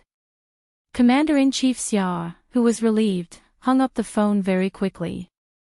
He didn't give Xia Jinyuan any time to mentally prepare himself. Xia Jinyuan could only sigh about this phone call. He sat down by the bed again and held Yi Qian's hand. He whispered, "Little fox, you mustn't break up with me. If there's anything, we can talk about it calmly. Just don't say anything that will hurt our relationship." Chapter 1690. My dad is panicking. I heard that he told old master and old madam about it. He even said that I'm going to make you disappear and that I can't even go home. Major Xia started racking his brains to think of a way to apologize. This was the first time he had to apologize after punishing his comrade. He had no experience at all. No matter, he would explain the whole story to his usually reasonable little fox first, then apologize properly. Remember, he definitely could not say things like, "I hit you for your own good." He also had to remember that when his little fox woke up, he would obediently do whatever she told him to do. G3 said that if a woman was willing to follow them in their line of work, it was definitely because he had done good deeds in his previous life that he was able to find a good girl in this life. His girl, his little fox, was one of a kind in the world. He had chased after her for so long, so how could he give up now? It was undeniable that his comrade's words had affected his mood, but if he had to choose again, his little fox, he would still choose the same. Any training in the army was to prepare for war. It was tense, serious, and filled with danger. Once they were divided into factions, it meant that they were in the middle of a battle. Your every move will be the key to whether you can survive or not. He brought her all the way here not to see her sacrifice herself for his mistake one day, but because he wanted the two of them to walk side by side and live well together. He wanted the two of them to live well. When Yi Jian woke up, there was no more foredrip. Someone was lying quietly on the right side of her. His bent back was like a cheetah hiding in a tree. As long as there was a slight movement, he would immediately wake up and show his sharp claws and teeth. His hand moved slightly, and the highly vigilant man suddenly raised his head. At the same time, his gaze locked onto Yi Qian's face. 3 hours later, his little fox finally woke up. She had slept very soundly, and there was color on her face. Her seductive red lips were much lighter, and it was obvious that she was much more energetic after waking up. "I'll go get a glass of water." He let go of her hand and carefully placed it under the blanket. When he got up, he lowered his head and gently kissed her forehead. "Lie down properly. Drink some water before we talk." Yi Qian blinked and watched as he poured her a glass of water, tested the temperature of the water, and waited for her to come back with the glass. He served her like a baby, and even held her from behind to feed her water. Yi Qian's throat was indeed dry from the fever. After enjoying his meticulous service, she stared at him with her dark and obvious eyes without blinking. She immediately informed the nurse and the doctor. After that, she sat down again and said softly, "Lie down properly and wait for the doctor to come and examine you." "Captain Xia, you seem a little strange." Yi Qian was keenly aware of his cautiousness. She could not help but ask, "Don't tell me you have some big move waiting for me." Hearing this, Xia Jinyuan held his breath. She was really scared. The doctor knocked on the door. He said in a low voice, "Let's wait for the doctor to finish his examination and leave. And don't think too much. You need to rest well now." The doctor rushed over and asked the nurse to take Yi Qian's temperature. Then, he checked her arms, neck, back, and other areas to see if the rash had subsided. After the examination, he smiled and said, "The rash on your body is gone, and your temperature has dropped. It seems like you only need to rest for a day." Chapter 1691. While the doctor spoke to Xia Jinyuan, the nurse helped Yi Qian straighten his clothes and said softly, "There are many ruptured capillaries in the subcutaneous tissue. You can use ointment and massage to promote blood circulation and remove blood stasis. There are 2 serious injuries on your back. Use ointment as soon as possible." The nurse was reminding him out of kindness. Yi Qian didn't think much of it, but Xia Jinyuan felt a little awkward. The injuries on his back were caused by him. Xia Jinyuan asked the doctor if there were any taboos and if there was anything else he needed to pay attention to. After confirming that there were no more questions, he sent the doctor away. After the doctor and nurse left, the ward became quiet again. Xia Jinyuan, who was locking the door, paused slightly on the handle. He sighed softly and turned around. It made him feel like he had died a heroic death. It was exactly 11 p.m, time for lunch. Xia Jinyuan poured a glass of warm water and placed it at the bedside. He said softly to Yi Qian, "You must be hungry. What do you want to eat?" "I'll go to the cafeteria to get some takeout." He was indeed hungry. Yi Qian smiled and said, "Something light, like porridge or something like that will do." "What else do you want to eat?" "Steamed buns and dumplings are all fine." Xia Jinyuan felt that his words lacked confidence.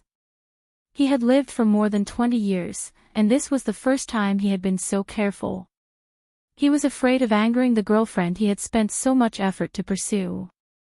This kind of cautiousness mixed with an indescribable sweetness and faint anticipation made his emotions so complicated that he didn't know how to sort them out. But there was one thing he was sure of.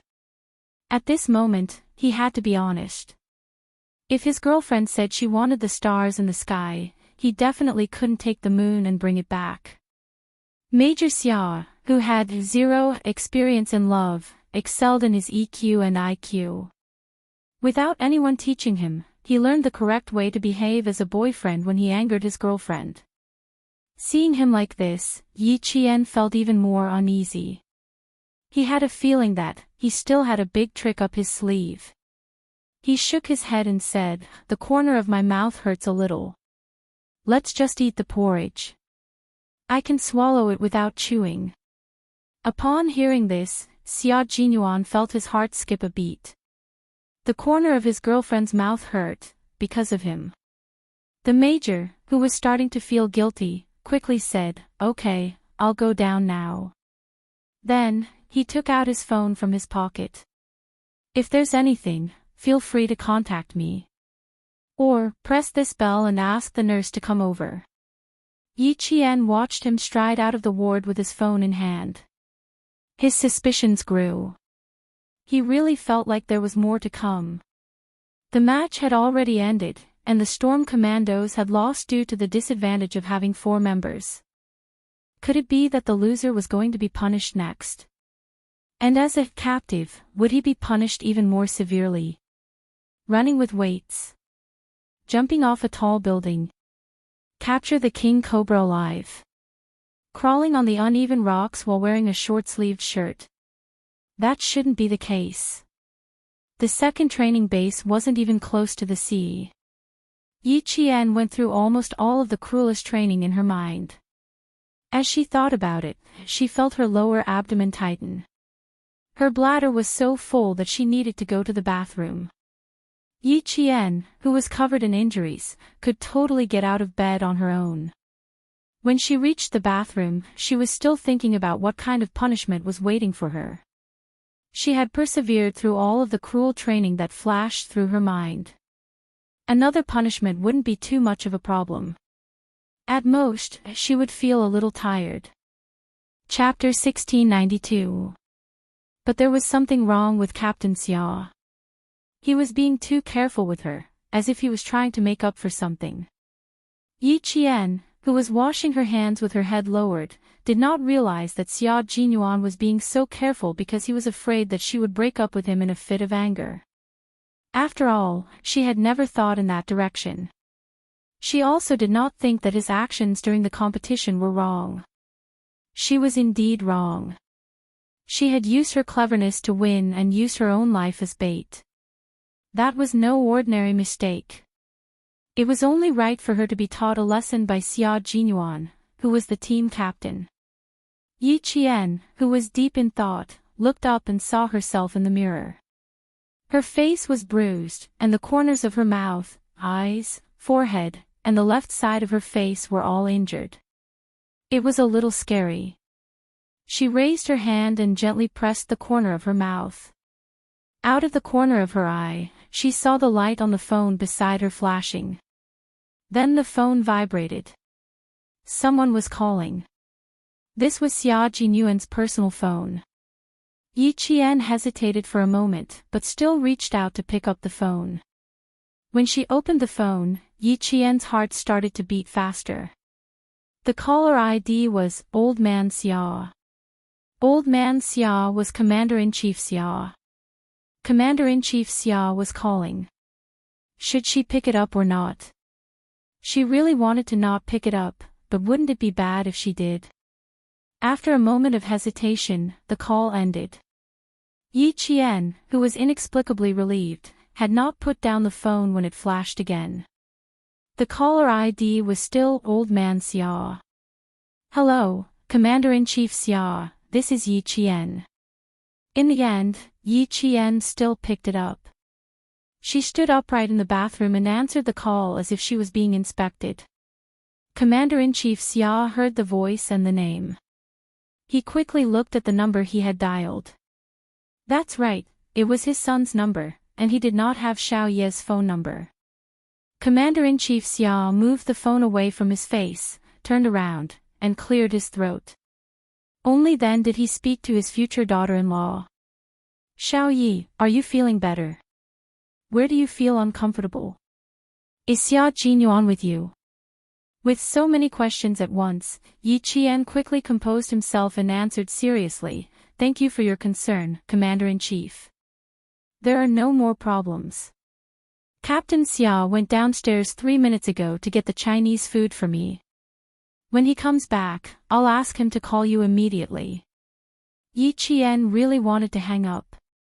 She did not know why, but when she took Captain Xiao's phone and answered the call from the Commander-in-Chief, she felt extremely guilty. Commander-in-Chief Xia did not hear what Yi Qian was thinking. Since his son was not around, it was easier for him to talk. It's okay. I just wanted to ask him about your situation. Now that you're talking to me directly, I don't need to ask him anymore. Since the person who answered the phone was himself, Commander-in-Chief Xia had to criticize him. His tone suddenly became serious as he said in a deep voice, I already know what happened to you. This time, as a soldier, you made such a big mistake, which really shocked us. Whether it's me, the Army Major General, or the Navy Commander, we can't accept your low-level but extremely serious mistake. Yi Qian stood upright and accepted the criticism from the military leader. Her expression was cold and she did not resist at all. Even though her body hurt all over, she still stood upright and accepted the criticism seriously. Sacrifice has always been something that we try to avoid as much as possible. We all know that there will be sacrifices in battle. But knowing and accepting is the biggest difference between reason and emotion. As your comrades, they are already prepared to sacrifice themselves for each other. But one day, when they find out that their comrades have sacrificed themselves because of their own misjudgment, Yi Qian, do you know what kind of impact this will have on your comrades and the battle commander? Chapter 1693. It's self-blame that you'll feel day after day, perhaps even for your entire life. Your comrades will blame themselves for not discovering it earlier, and your commanders will blame themselves for not strengthening your training. You sacrificed yourself, but you left behind more pain for your comrades. Is this what you want to see? Yi Qian clenched her teeth and took a few deep breaths to suppress her emotions. She kept her voice steady as she replied, "No, this is what I don't want to see the most." Yi Qian was completely shaken, and the corners of her eyes were red. How could she be willing to do this? Very well, remember what I said, and remember who you are. You're a soldier who will carry a gun and fight against death at all times. Commander-in-Chief Xia did not fly into a rage. He believed that with her intelligence, she would be able to understand. After he finished criticizing her, Commander-in-Chief Xia's voice suddenly softened. The first part was a conversation between a military leader and a soldier who made a mistake, and the next part was a conversation with his future daughter-in-law. In an instant, even his voice became much gentler. Then let's talk about you and Xia Jinyuan. About her and Captain Xia. Even though the commander-in-chief's voice had become much gentler, Yi Qian did not relax at all. Go ahead. After a few words, Commander-in-Chief Xia could tell that his future daughter-in-law was a little uncomfortable talking to him. He sighed and said, "Xiao Yi, putting aside my position in the military, I'm actually your elder. You have to admit that, right? You have to admit that, right?"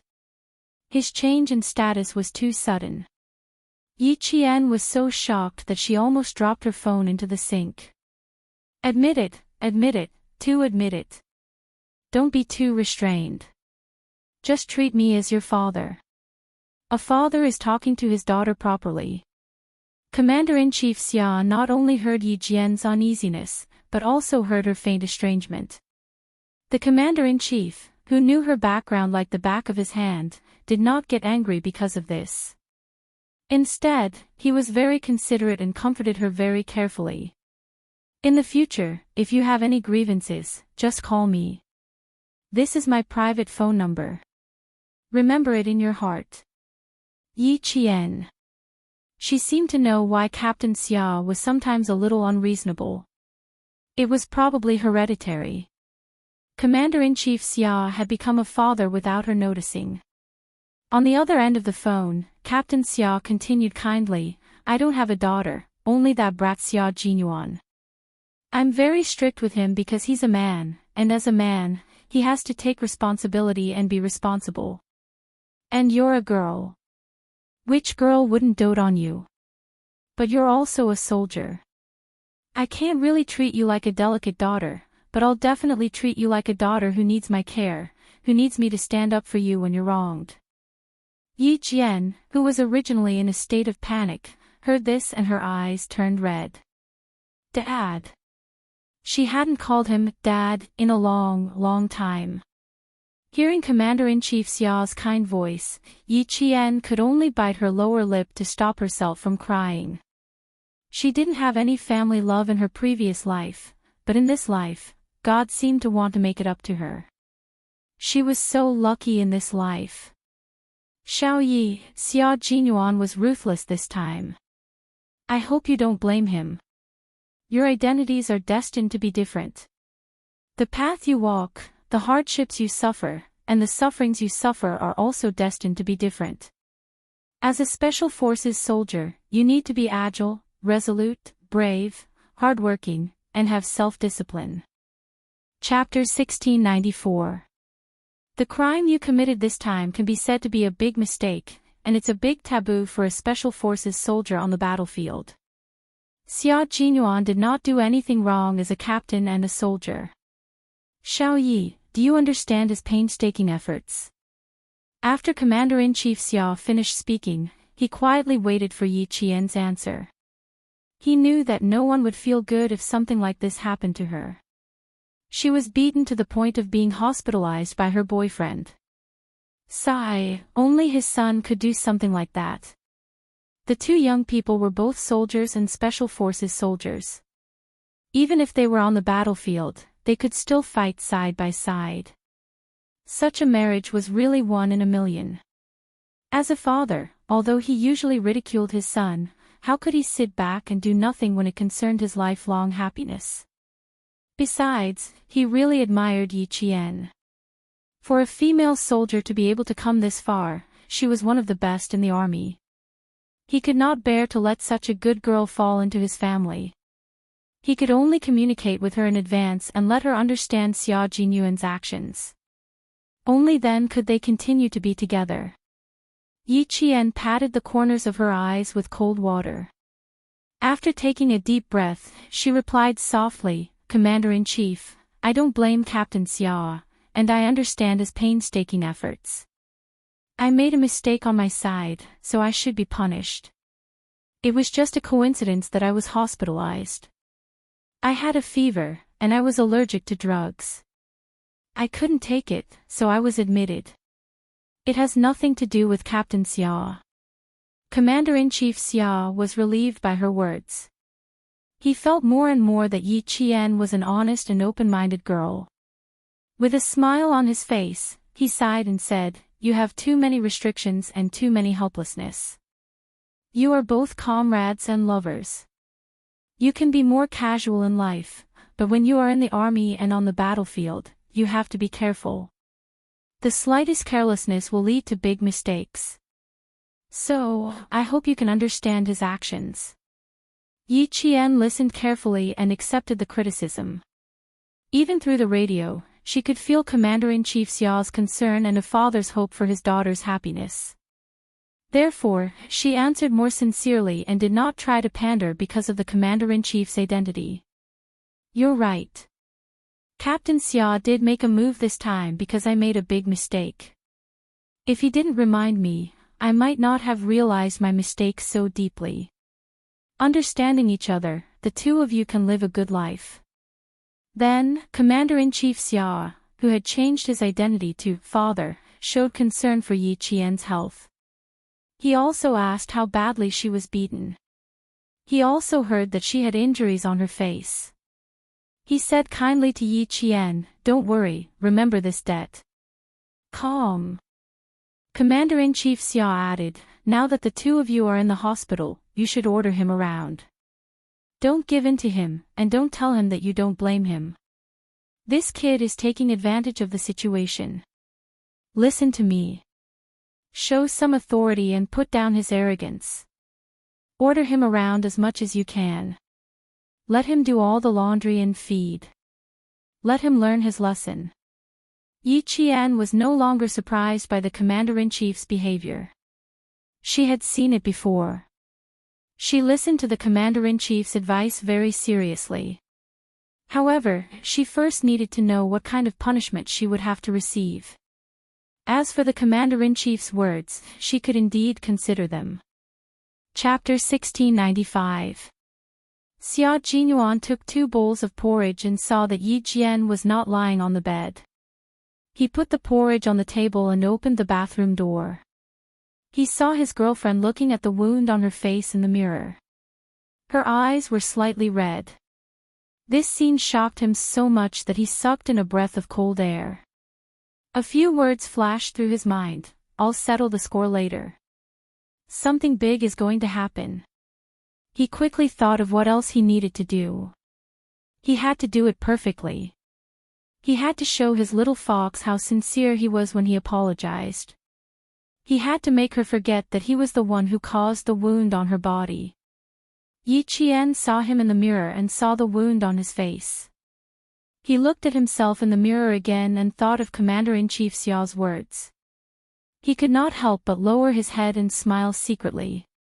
Commander-in-Chief Xiao only cared about how badly she was injured, but he never asked about Captain Xiao's injuries from the beginning to the end. She disfigured her boyfriend's handsome face, especially the bridge of his nose, which was swollen. It was rare to have a girlfriend as fierce as her. She seemed to have hit him with the handle of a dagger. Now that he thought about it, he regretted it. What if she hit his eyes? Yi Jian held the mentality of, I'll be stabbed no matter what. When the major sitting next to her spooned porridge to feed her again, Yi Jian raised her hand to block it and asked decisively, Captain Xia, what punishment is waiting for me next? Just tell me directly. Xia Jinyuan felt his knees go weak. Finish the porridge first, then we'll talk about other things. Punishment. He did not dare. He was afraid that she would punish him. Seeing this, Yi Qian, who liked to cut the Gordian knot, took the bowl of porridge from his hand, tilted his head back, and drank it all like drinking water. She handed the bowl back to him. Okay, you can talk now. Major Xia wanted to cry but had no tears. He wanted to feed her the porridge and take the opportunity to apologize, but his girlfriend did not give him the chance. She did not even need to feed him and directly finished the porridge. He lost another chance to perform well. Major Xia, who had always handled things calmly and gracefully, put down the empty bowl in his hand. Let's start. He had to finish it early so that he would not feel uneasy. There is no punishment, little fox. The competition is over and the plan to capture you has also come to an end. You have also paid the price for your actions and received punishment. I believe that after this lesson, you will remember that even if you meet an acquaintance on the battlefield, as long as they are enemies, you must not test them. His voice was low and very serious. Yi Qian listened carefully and did not miss a single word. He had done a lot for her, and she remembered it all. He was a man who was responsible for his personal life and had the tenderness of a soldier. I learned a lot this lesson. I won't forget it for the rest of my life. Yi Qian laughed. As she spoke, she raised her eyebrows slightly and joked, I don't want to be beaten up by my boyfriend again and have to lie in the hospital. It's enough for me to go through this once. The corners of Xia Jinyuan's eyes twitched as he secretly heaved a sigh of relief. His dark eyes were full of affection as he gently held Yi Jian's hand with both hands. He lowered his eyes and kissed the back of her hand with his thin lips. Then, he slowly raised his head and gazed at Yi Jian affectionately again. His voice was low and he spoke in an exceptionally gentle voice, I need to apologize to you. I only want to apologize to you because of my identity as your boyfriend. I didn't take good care of you and didn't protect you. This is my fault. I shouldn't have done that. Chapter 1696. The more he spoke, the smoother he became. Major Xia was a man who dared to take responsibility for his actions. Since he was going to apologize, he had to do it properly. He couldn't just brush it off. Whatever he wanted to say in his heart, his mouth said whatever he wanted to say. He didn't even need to draft his words as he continued to speak naturally. As a man, I should take good care of my girlfriend. I should support the sky for you, shelter you from the wind and rain, and not let you get hurt at all. I'm sorry, little fox. This time, I didn't fulfill my responsibilities as a boyfriend. It's my fault. If you're unhappy with anything, feel free to vent. I promise to accept it all. Yi Qian instantly understood why Xia Jinyuan was so careful. It turned out that he had hit him and was afraid that she would be unhappy with him. Looking at Xia Jinyuan, who was so careful and anxious, Yi Qian didn't feel proud. Instead, he felt a little heartache. For her, such a high and mighty man had lowered himself and apologized so carefully just to not make her angry. Yi Qian, oh Yi Qian, you're lucky to have met him. How could you bear to scold him? Yi Qian sighed softly, his heart aching. He had his own position and responsibilities. As the team leader, he was the commander of the entire team on the battlefield. He led his comrades on the battlefield, used the correct strategy and techniques to achieve victory and successfully completed the mission assigned by the country. At the same time, he had to ensure the safety of every comrade and minimize unnecessary sacrifices. How to ensure the safety of every comrade didn't mean that he had to keep an eye on them all the time on the battlefield. Instead, he had to be serious and strictly supervised during training. He also had to lead by example and train together with his comrades. As the team leader, Captain Xia had to work harder than his teammates. He had to work harder than his teammates. He had no choice. He was the brain and core of the Snowfield Brigade and played a decisive role in battle. During training, he had to restrain himself and manage his comrades. He had to know everything accurately, and know everything quickly. In this way, as long as he found out that someone had made a mistake, as the commander, he had no choice but to punish that person to ensure that he could bring his comrades back safely during battle. Captain Xia apologized to her so carefully. Yi Qian knew that she really felt sorry for him. She felt very sorry for him. Hearing her sigh, Xia Jinyuan mistakenly thought that she was considering whether to forgive him. Feeling a little nervous, he tightened his grip on Yi Qian's hand. There was still something he wanted to say, but he had to say it all. As your boyfriend, I didn't fulfill my responsibility to protect you. But little fox, as a soldier, I have to treat your mistake seriously and severely. This is punishment, and it's also the punishment you deserve. As your comrade and your captain, I must be strict with you. Once you find out that you've made a mistake, you must not show mercy to me just because I'm your boyfriend. Yesterday, they said that my biggest mistake was to teach you a lesson with my own hands. After thinking about it, I'd rather do it myself than let someone else do it. We're comrades in arms and lovers for life. How can I let someone else teach you a lesson?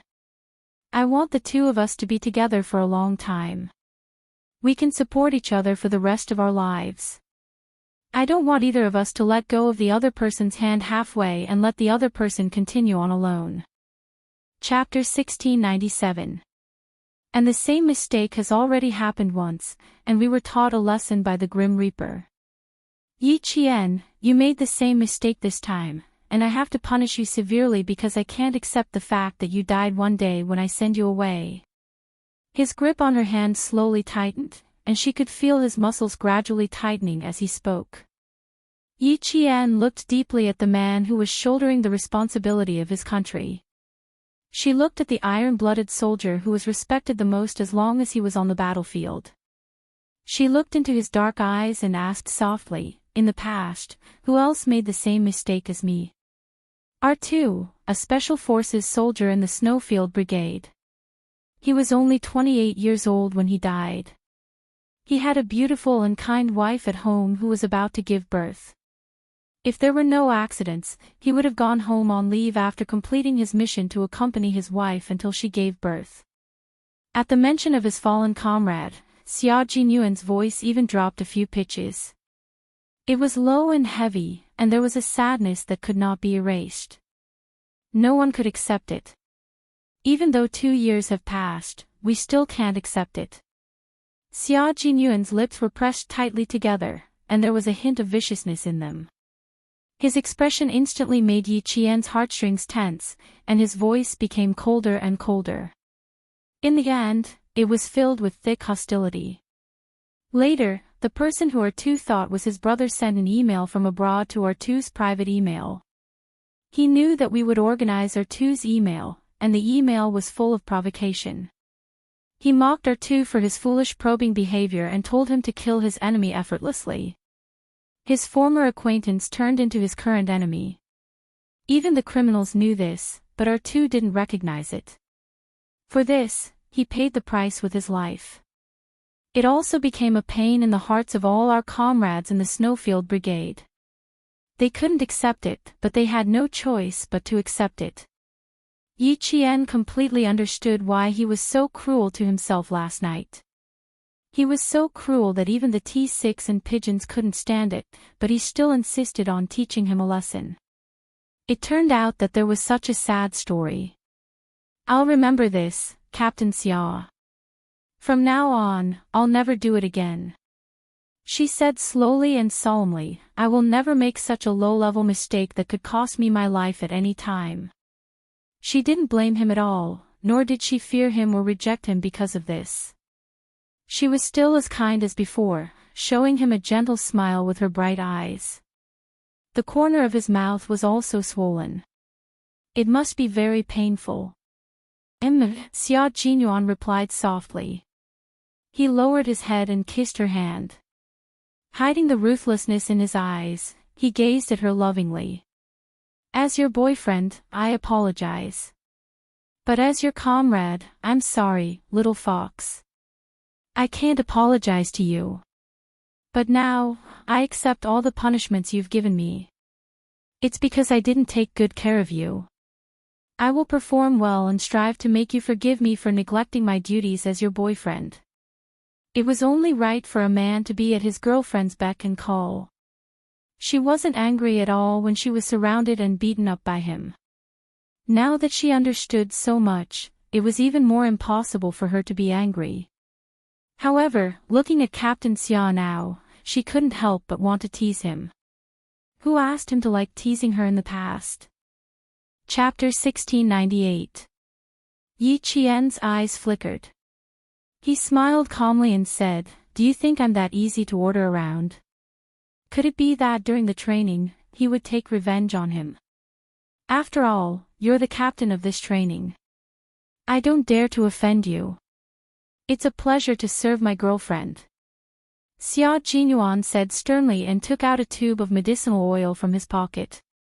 When I came up, I went to the pharmacy to get a tube of medicinal oil for promoting blood circulation and dispelling blood stasis. Lie on your stomach and I'll use the medicinal oil to rub your wounds. I'll start with your body.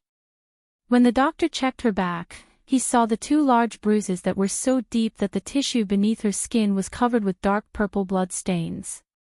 He couldn't bear to take another look at it. Yi Qian grabbed the medicinal oil. He raised his eyebrows and said with a faint smile, As a soldier, I'll definitely forgive you for what you did back then. But as your girlfriend, Captain Xia, I'm not that easy to coax.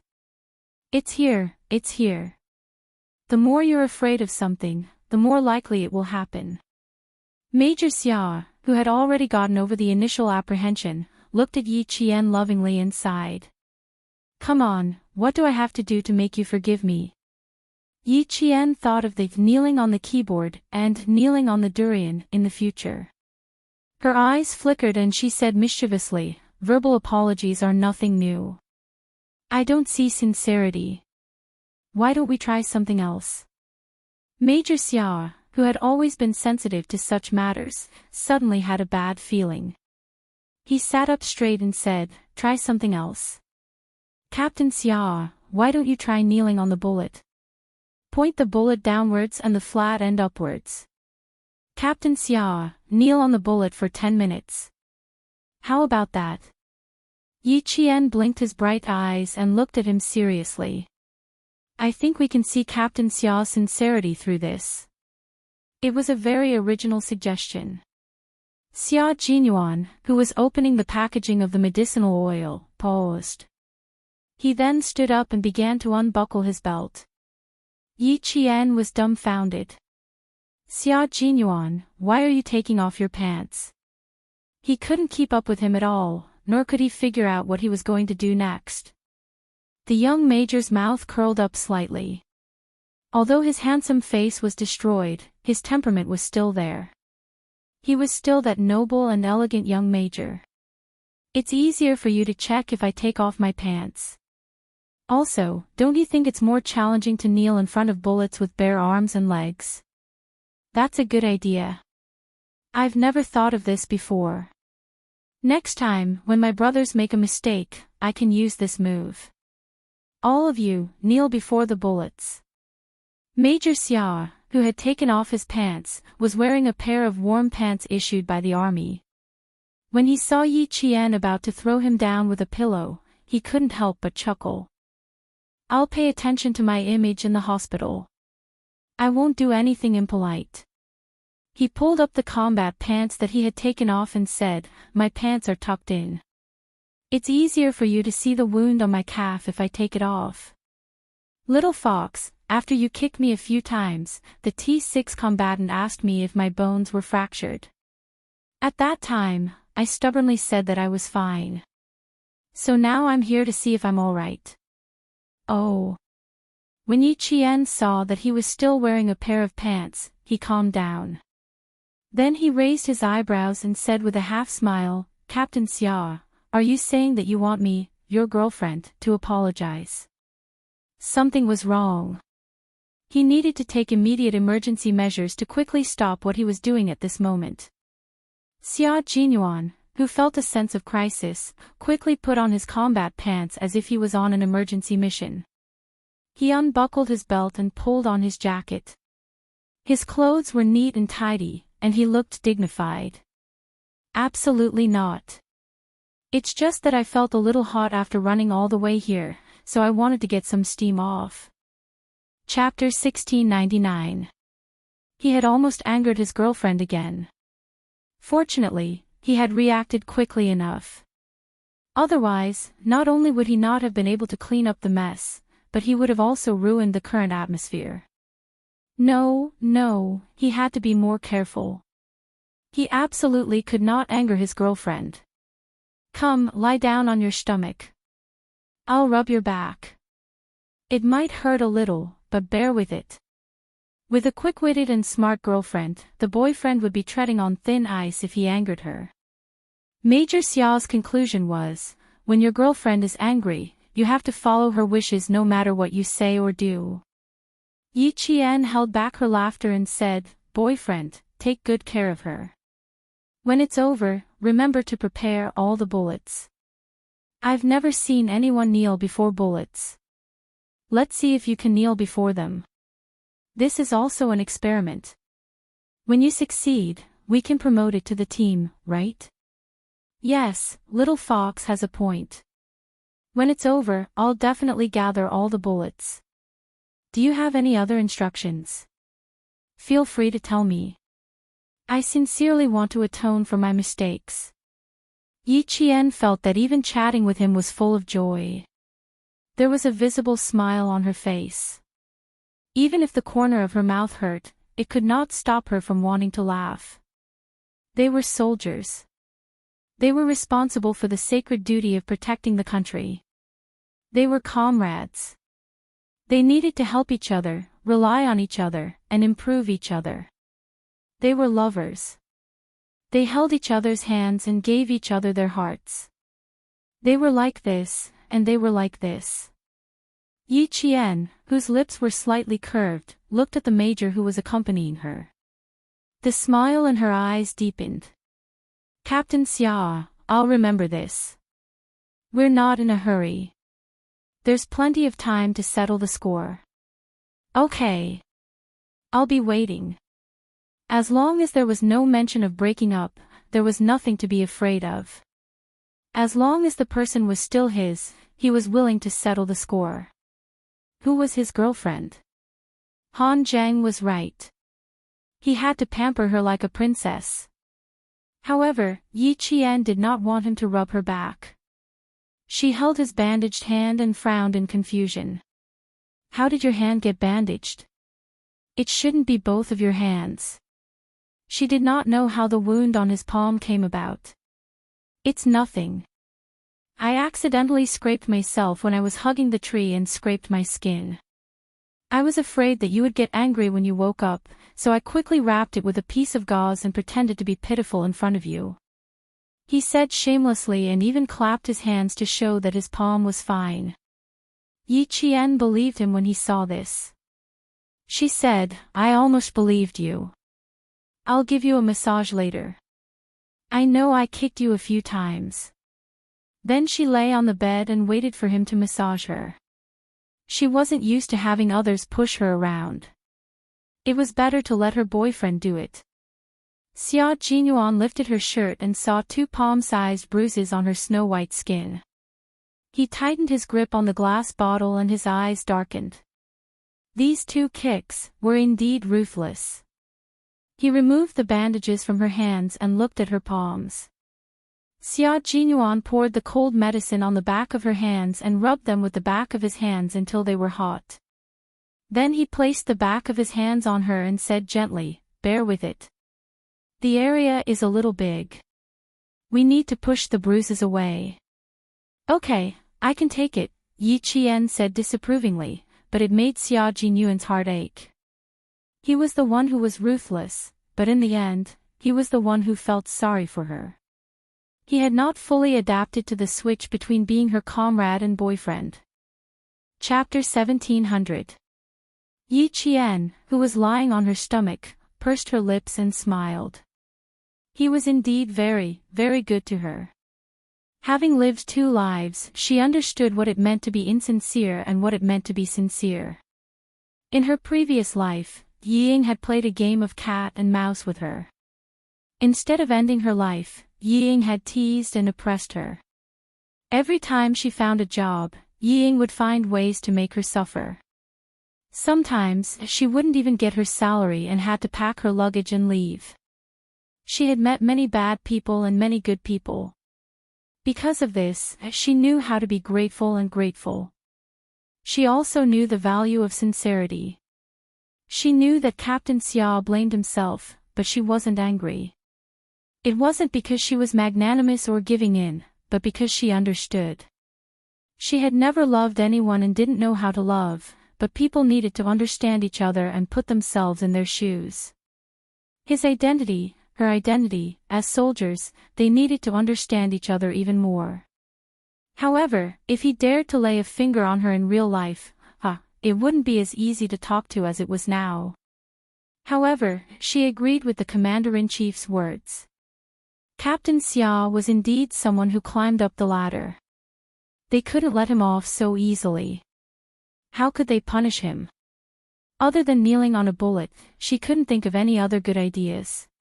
During training, Captain Xia had helped her wash her clothes. Every time after training, he liked to tell her in front of all his comrades that he had something important to tell her to look for him. When she found him, he would pull her to a more secluded place and immediately become extraordinarily gentle. He would be busy massaging her legs and shoulders. He put his sincerity in front of her.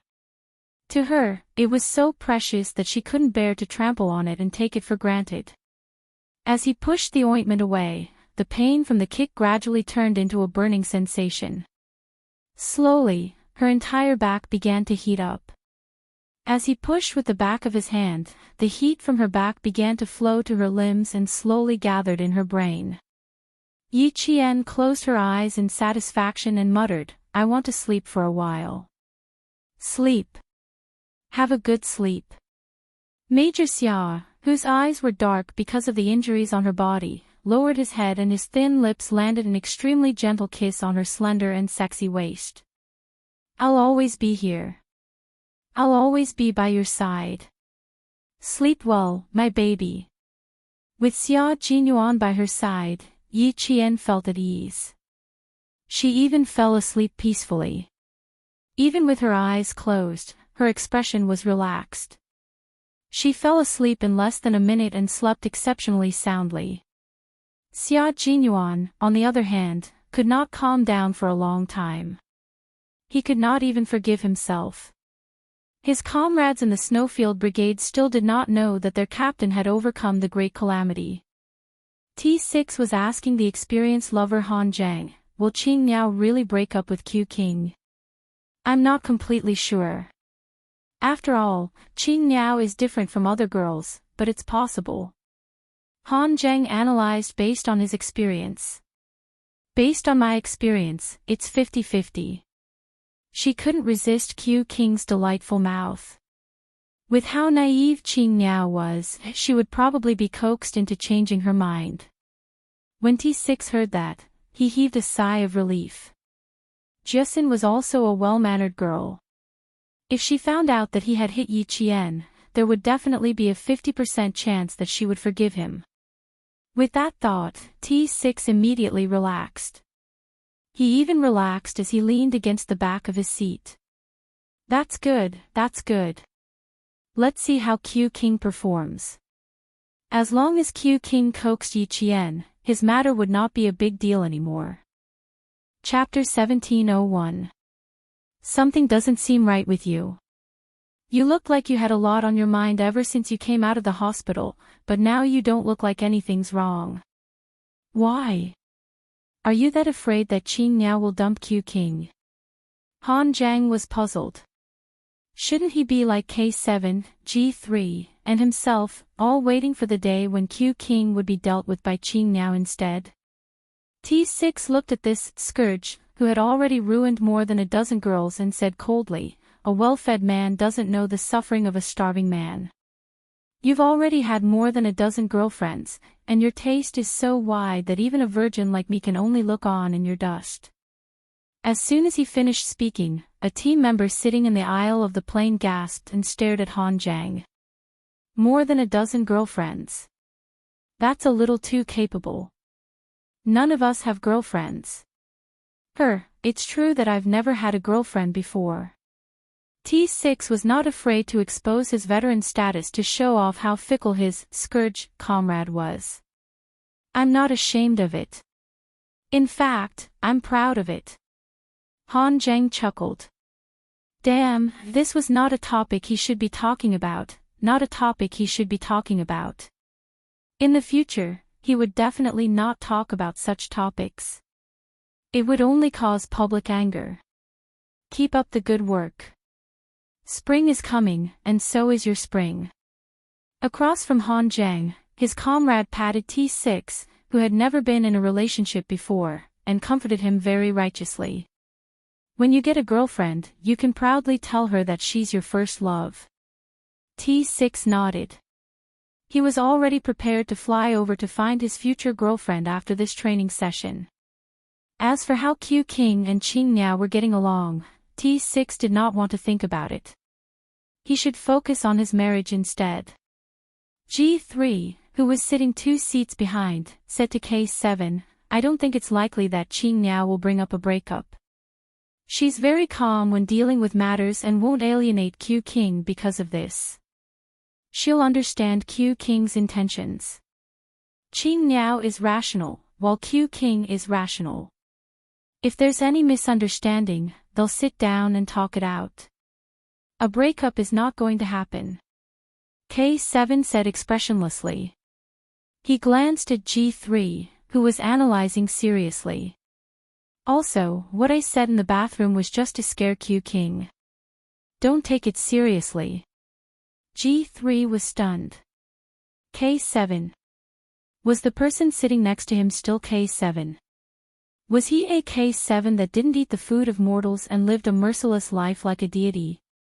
Not only did he bluff Q King once, he even tried to bluff him a second time. And then, he actually believed him. Sleep. K7 put the cap on his face and ignored his stunned comrade. Under the cap, K7's lips curled up. After the Qing Niao days, life in the military was finally a lot more interesting. The matter of Major Xia dealing with Qing Niao seemed to have come to an end just like that. Only the people involved knew. The settling of accounts after autumn had yet to begin.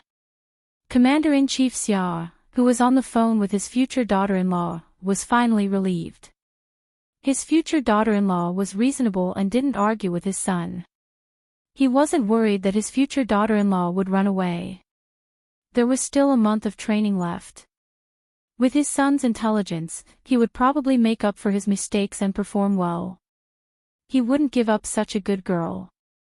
Commander-in-Chief Xia was relieved that his daughter-in-law didn't run away. Commander-in-Chief Xia couldn't be blamed for being worried. It was mainly because Major General Liu mentioned that the Navy commander wanted to be a matchmaker and introduce Yi Qian to Li Jinyan. He even said that the two were a match made in heaven. This old dong really knew how to poach people. He even tried to poach his own family Xia. Li Jinyan, the captain of the Storm Amphibious Frogman Assault Team. He was young, promising, talented, and capable. He was calm and strategic. He was a young major with the potential to be a general. If he really became Xia Jinyuan's love rival, he would be a formidable opponent. Chapter 1702. A girl like Xiao Yi was extremely rare.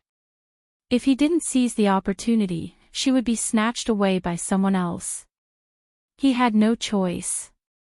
For the sake of his family Xia and his son, he could only thicken his skin and become the father of his future daughter-in-law. Fortunately, Xiao Yi didn't reject him. Otherwise, he would have personally run over and tied Xia Jinyuan up with a rope and forced him to apologize to Xiao Yi.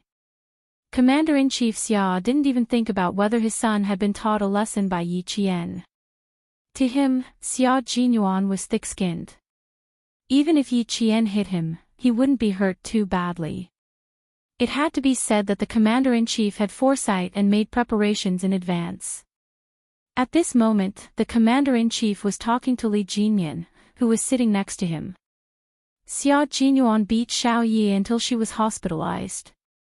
Jinyan, your chance is here. You have to seize it, okay? Xiao Yi is such a good female soldier. She's so capable and likable. She has a good personality and is a good person. She's not worse than the male soldiers in all aspects. You're not young anymore. It's time for you to start a family. I won't introduce other female soldiers. They can't handle the messy matters in your family. Xiao Yi is good. She's from the special forces like you. If anyone in your family dares to be rude to her, we'll settle it with force. Let's see who dares to be impudent. And you don't have to worry. You're not afraid that your wife will be bullied. Don't tell me that you don't like Xiao Yi. I don't believe that you won't be tempted by such a beautiful female soldier standing in front of you. After saying a bunch of things, the Navy commander felt that he had reached the main point. He was just waiting for this soldier, who was excellent in all aspects, to answer him. He looked at Li Jinyan with a serious expression, as if he had to hear an accurate answer. The members of the Snowfield Brigade sat in front of him with stern expressions. Fortunately, they were separated by their own people. Otherwise, with the Snowfield Brigade's hearing, they would have heard the commander-in-chief's words clearly.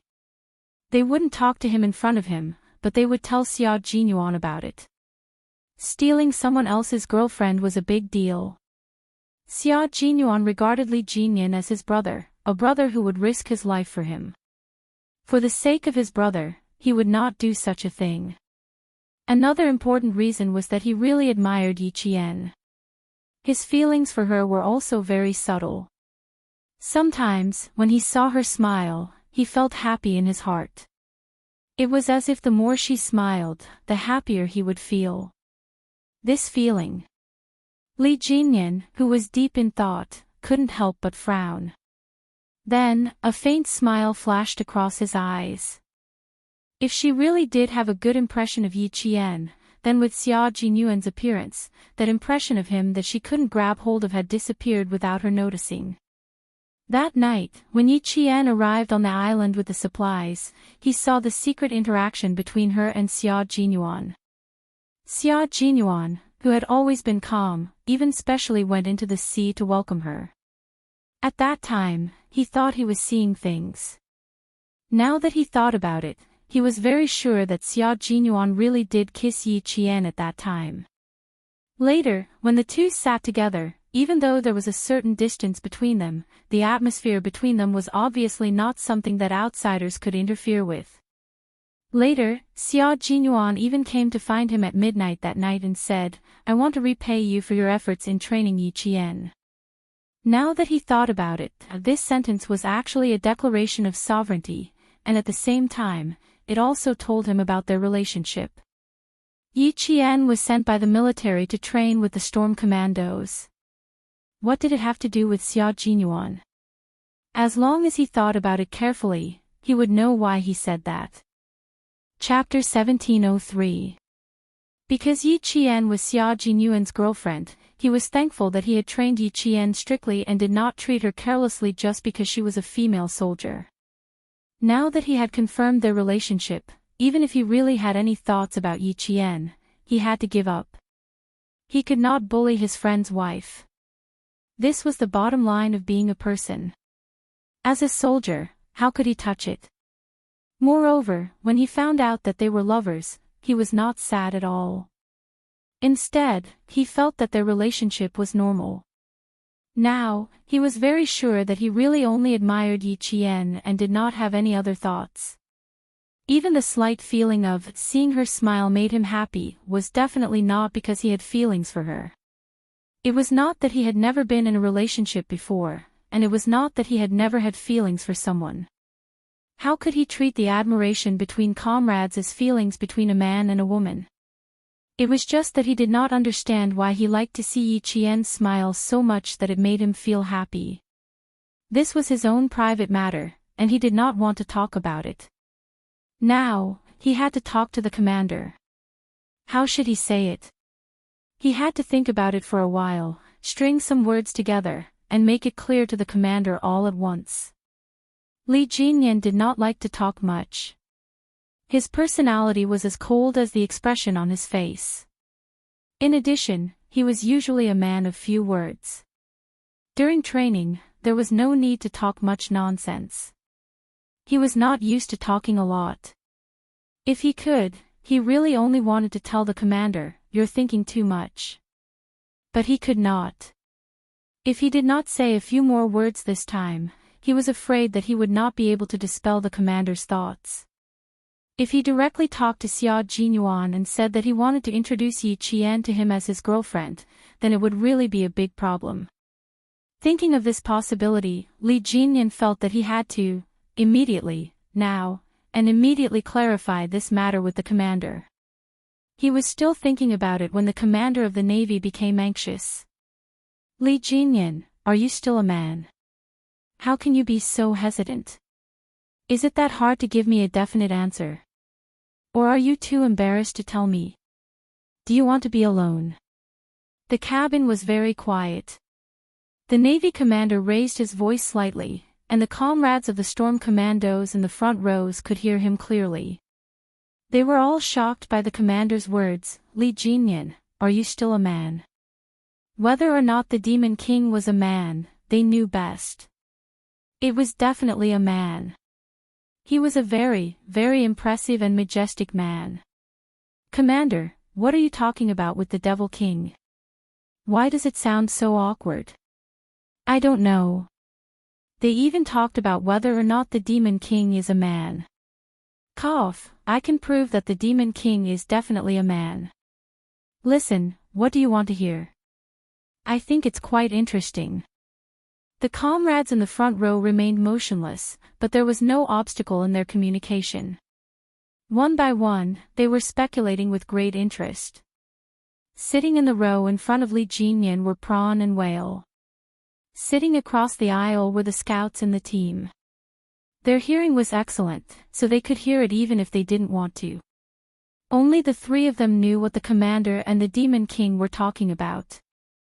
Pursuing Qingniao Yi Qian was something that they would definitely support. The two of them cooperated well in battle. It was not at all obvious that this was their first battle. The two of them stood together very well. Qingniao was tall and slender, and the Demon King was tall and straight. In addition, they were both very good-looking. If they really were to be together, it would indeed be a joyous occasion. Chapter 1704. Li Jinyan, who was prepared to give a long speech, first swept his gaze over the scouts sitting side by side. When they received his gaze, which was as cold as a knife, the three scouts moved in unison. They twisted their necks and turned their heads in unison toward the window. The Devil King had discovered that they were eavesdropping.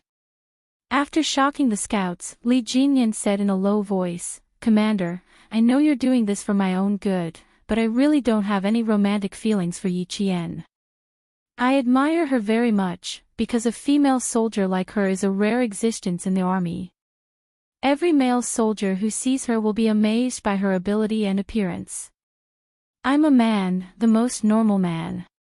I can't avoid this. I also have to admit that Yi Qian is definitely a very suitable girlfriend for us soldiers.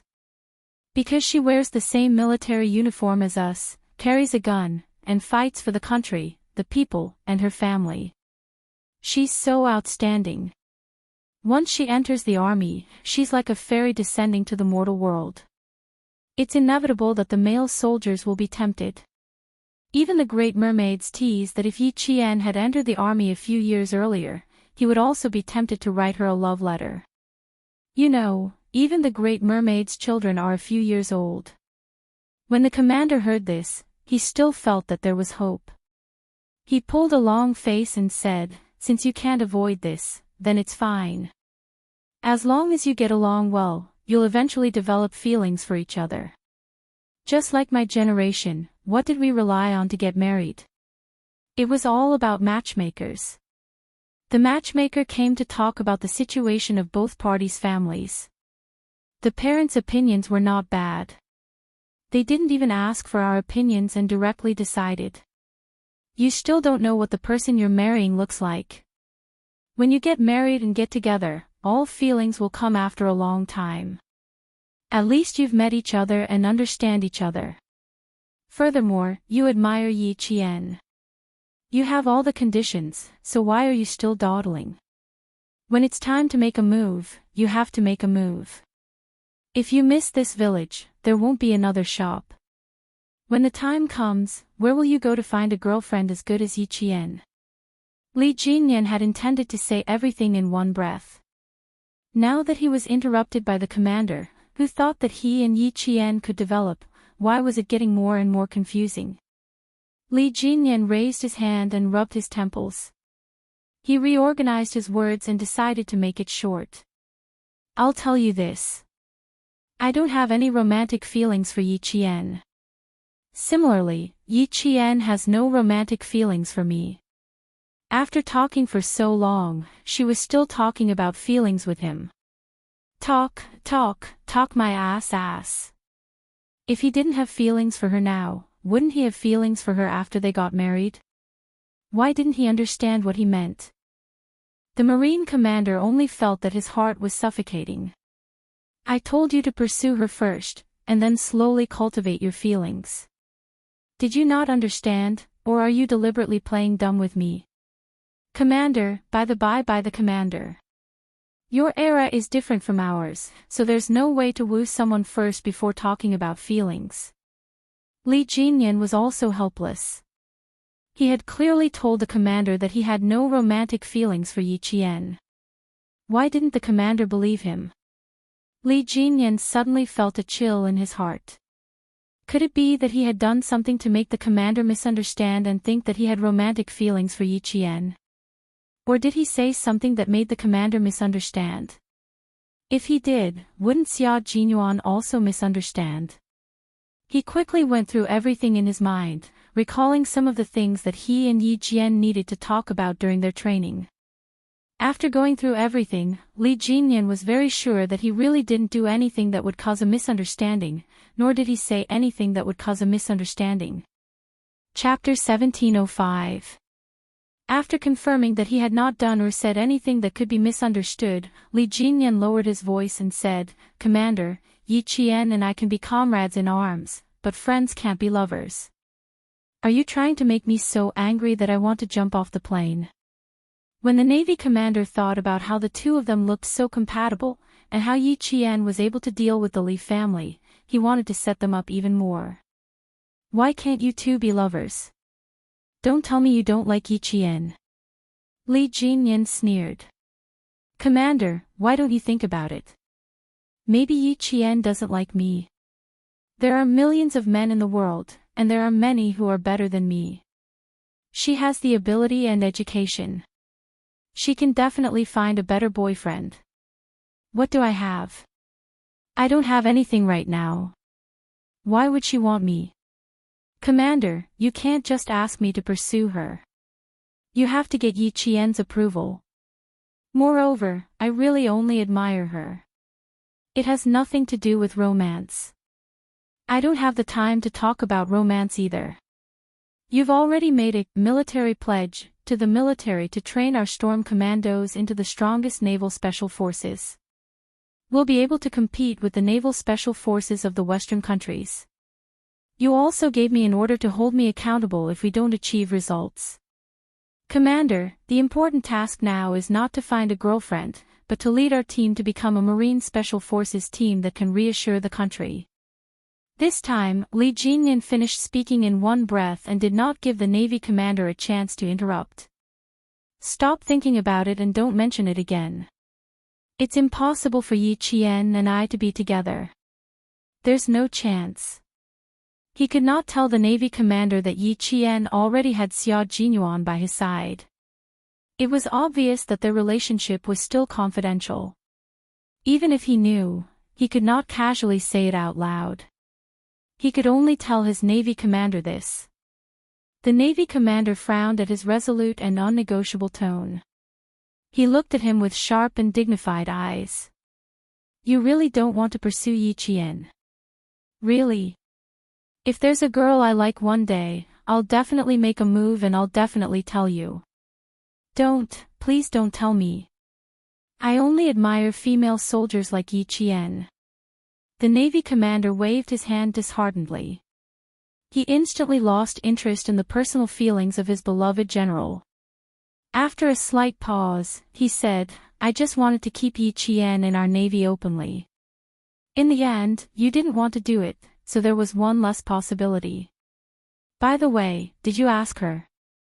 Have you considered staying? She clearly told me that her goal was to enter the Snowfield Brigade. She only wanted to be a member of the Army Special Forces. She didn't consider the Navy. Li Jinyan didn't hide it anymore. Since the commander asked, he would answer truthfully. It was better than thinking about it. He didn't want to have any misunderstandings with Xia Jinyuan. Now that everyone was at peace, he wanted to make things clear in advance that might hurt each other's feelings. He wanted to get rid of any bad things that might happen between them. No misunderstandings, no indifference, and in the future, they would still be comrades who could put their lives in each other's hands. The Navy commander sighed repeatedly. This wouldn't work, and that wouldn't work. There really wasn't a single possibility. Old Yang, I really admire you. I really admire you. Seeing this, Li Jinyan changed the topic. Next up is the desert training and altitude training. Commander, I'm worried that the members will suffer from altitude sickness. I plan to prepare more altitude-red medicine. We also need to carry oxygen tanks with us, just in case. Chapter 1706. When it came to training, the Navy commander no longer cared about the things that made him feel regretful.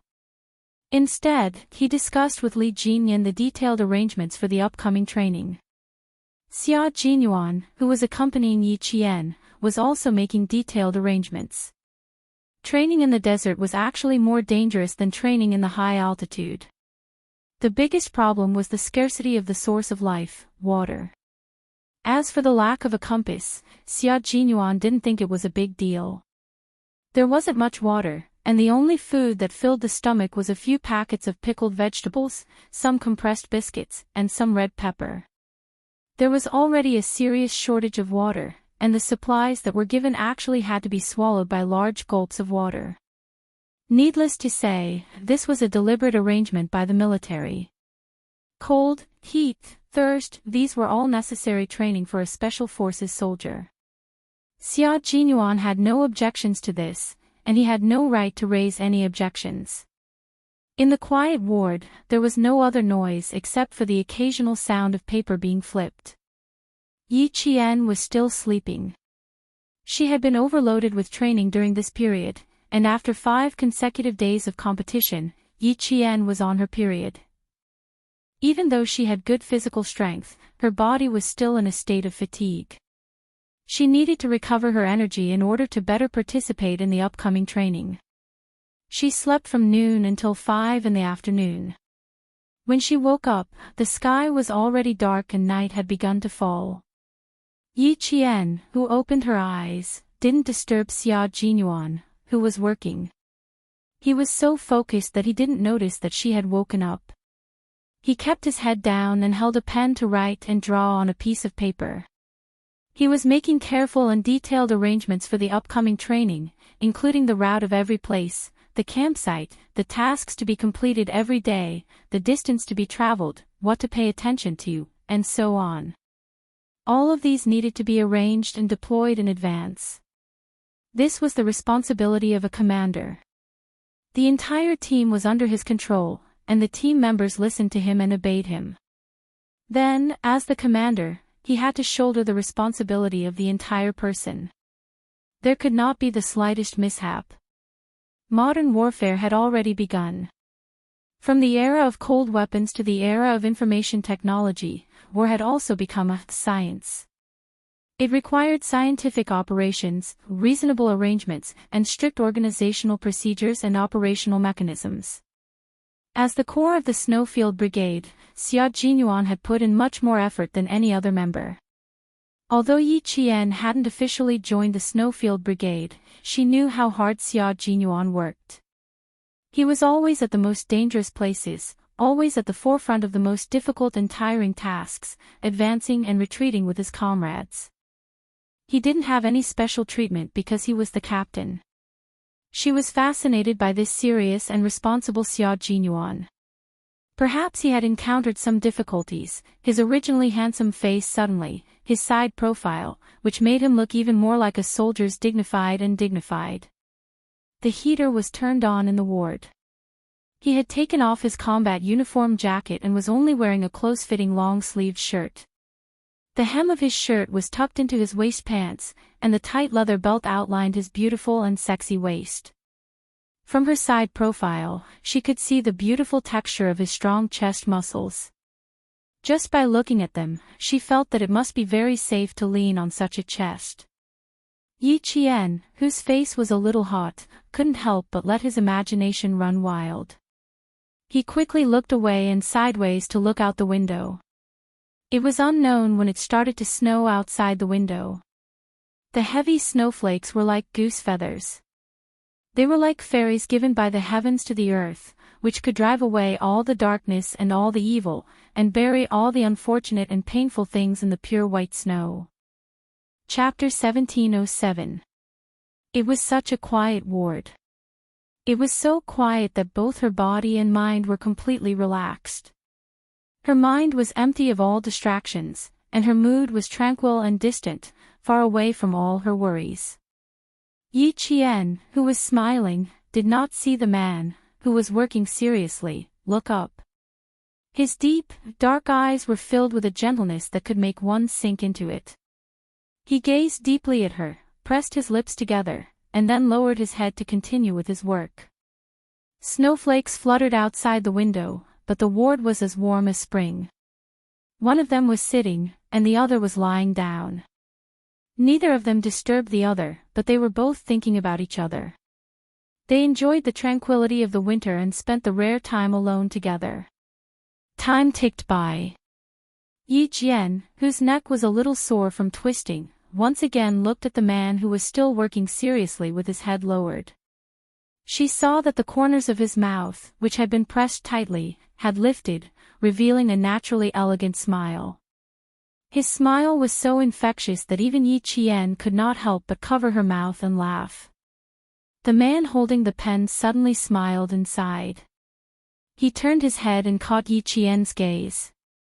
He raised his slender eyebrows slightly and revealed a dangerous yet elegant smile that Yi Qian could not be more familiar with. "Little fox, I can't concentrate on my work when you look at me like that.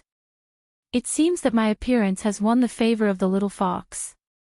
She's mesmerized by it for a while, then mesmerized by it for a while.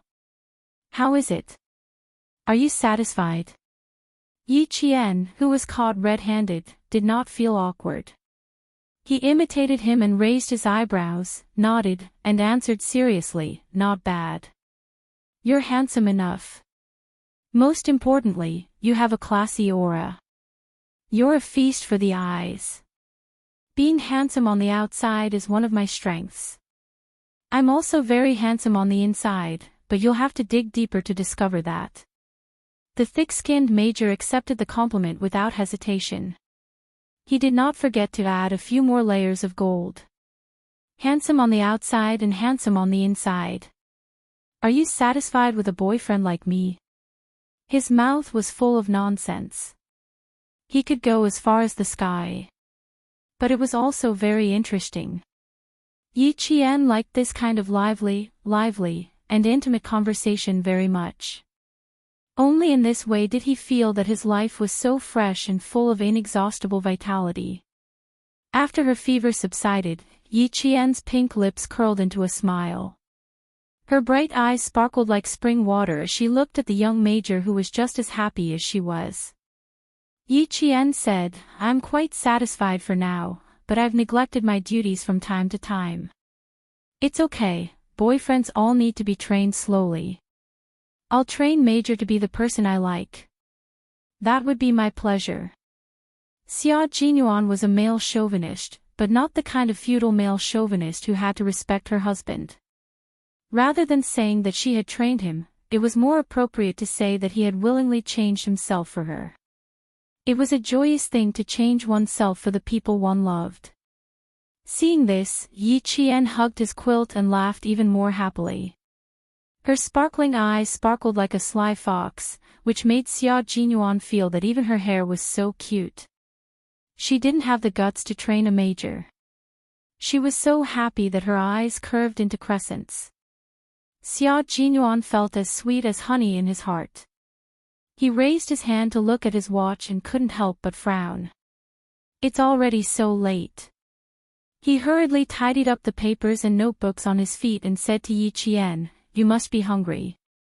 I'll go to the cafeteria to get some barley porridge, longan, and red date porridge. The doctor told me that you can only have porridge today. I'll add more rice, oil, and salt tomorrow. Chapter 1708. High fever caused the metabolic enzymes in the body to become inactive, which led to a loss of appetite.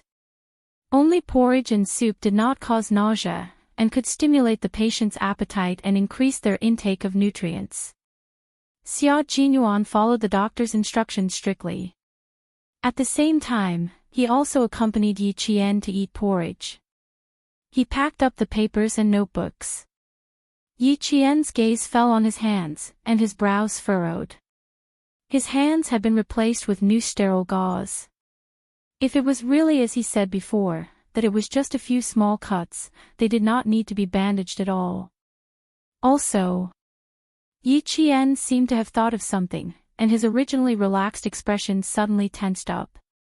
Also, when he used the ointment to massage her back, he used the back of his hand, not his palm. Thinking of this, Yi Qian pulled the blanket away and got out of bed. Xia Jinyuan was faster than her. She had just grabbed the corner of the blanket when he walked over with his notebooks. Don't get out of bed. We'll leave the hospital at 11 tonight and head to the second training base. Lie in bed and rest for a few more hours. The fever had subsided, and the redness caused by the drug allergy had also subsided. If there were no problems after 12 hours of observation, she could be discharged. They did not have much time to waste. The training schedule could not be changed because of personal reasons.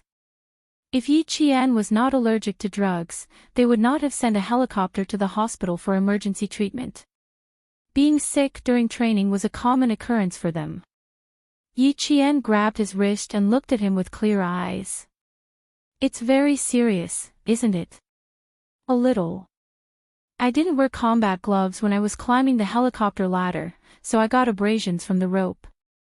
Looking at her expression, Xia Jinyuan knew that he could not continue to hide the truth, so he told her how he got injured. Yi Qian was relieved when he told her the truth. It's very hot to train in the desert. You need to treat it as soon as possible to prevent it from festering. Don't worry. Lie in bed obediently. I'll go to the cafeteria. He lowered his head and kissed the tip of her nose gently. I'll be back soon. Take these notes with you. I'll get the doctor to take a look. Put the notes under your pillow. All the training materials were classified as military secrets, and all the itineraries were classified as military secrets. Apart from the relevant personnel, no one else was allowed to read them. Yi Qian counted a total of 16 sheets of paper. There were diagrams, notes, and detailed deployments. There were also 2 notebooks and a map of the desert.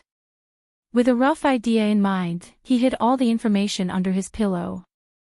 Seeing this, the smile on Xia Jinyuan's handsome face deepened. She had always been very meticulous, and it was very reassuring to let her handle things.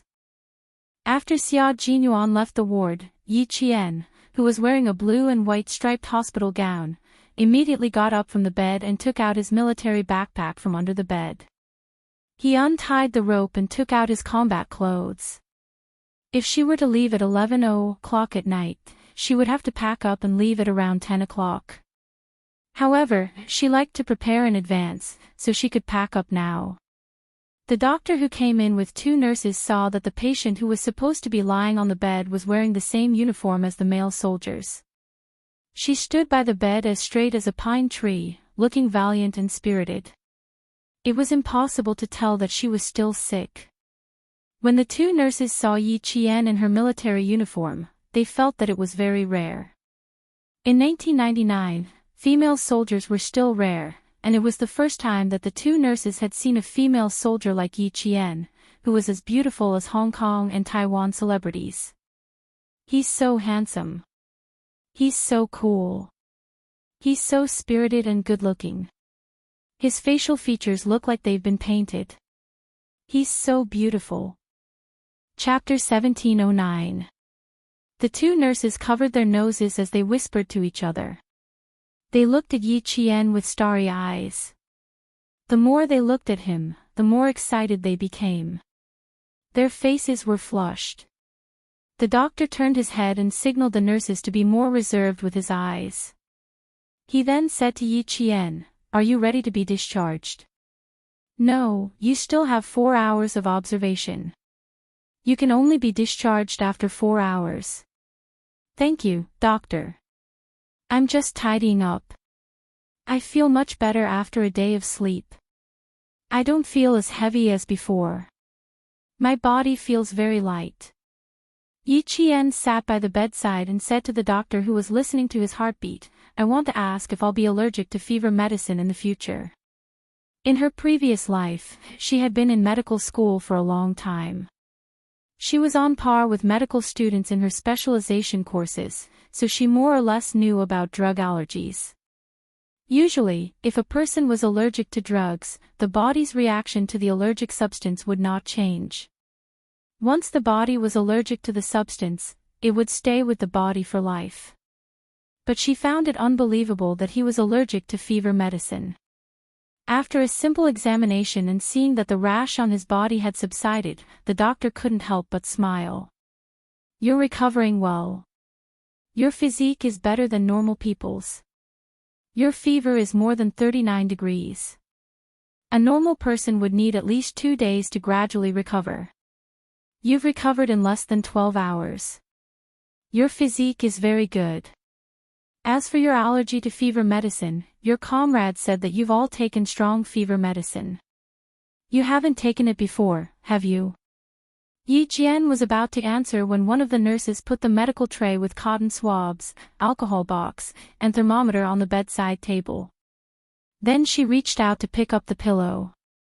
Yi Jian, who had her back to the nurse, turned around and pressed the pillow with her hand naturally, as if she had eyes on the back of her head. She smiled and said, "You can just stand and take the temperature. You don't have to lie down." Oh, okay. The nurse didn't think much of it. She was a little embarrassed that Yi Qian suddenly spoke to her. Yi Qian smiled at the nurse again before answering the doctor, "No, it's my first time taking it." "Is it because the medicine is too strong?" She frowned as she tidied up her clothes. If she was allergic to fever medicine in the future, it would be a little troublesome. It wasn't the first time she had a high fever during a battle. It might happen again in the future. Xia Jinyuan pushed the door open and entered.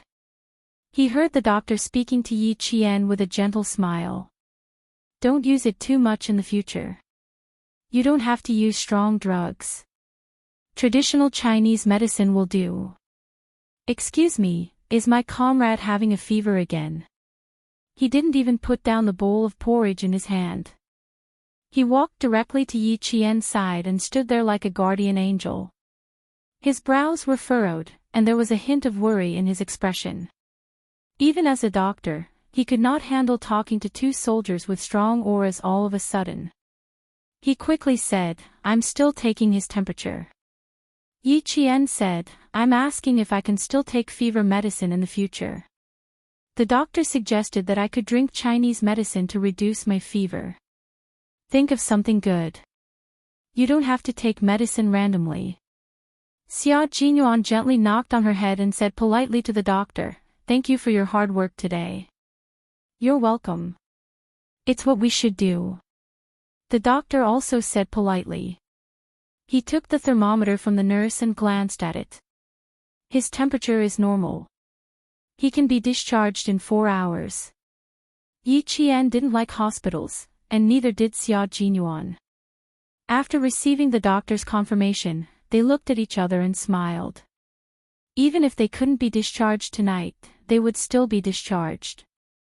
Chapter 17:10. After eating porridge for dinner, Xia Jinyuan took out the documents he had hidden under his pillow and said to Yi Qian, Come, little fox, take a look at the upcoming desert training. You went to the desert with Uncle Chen for sniper training.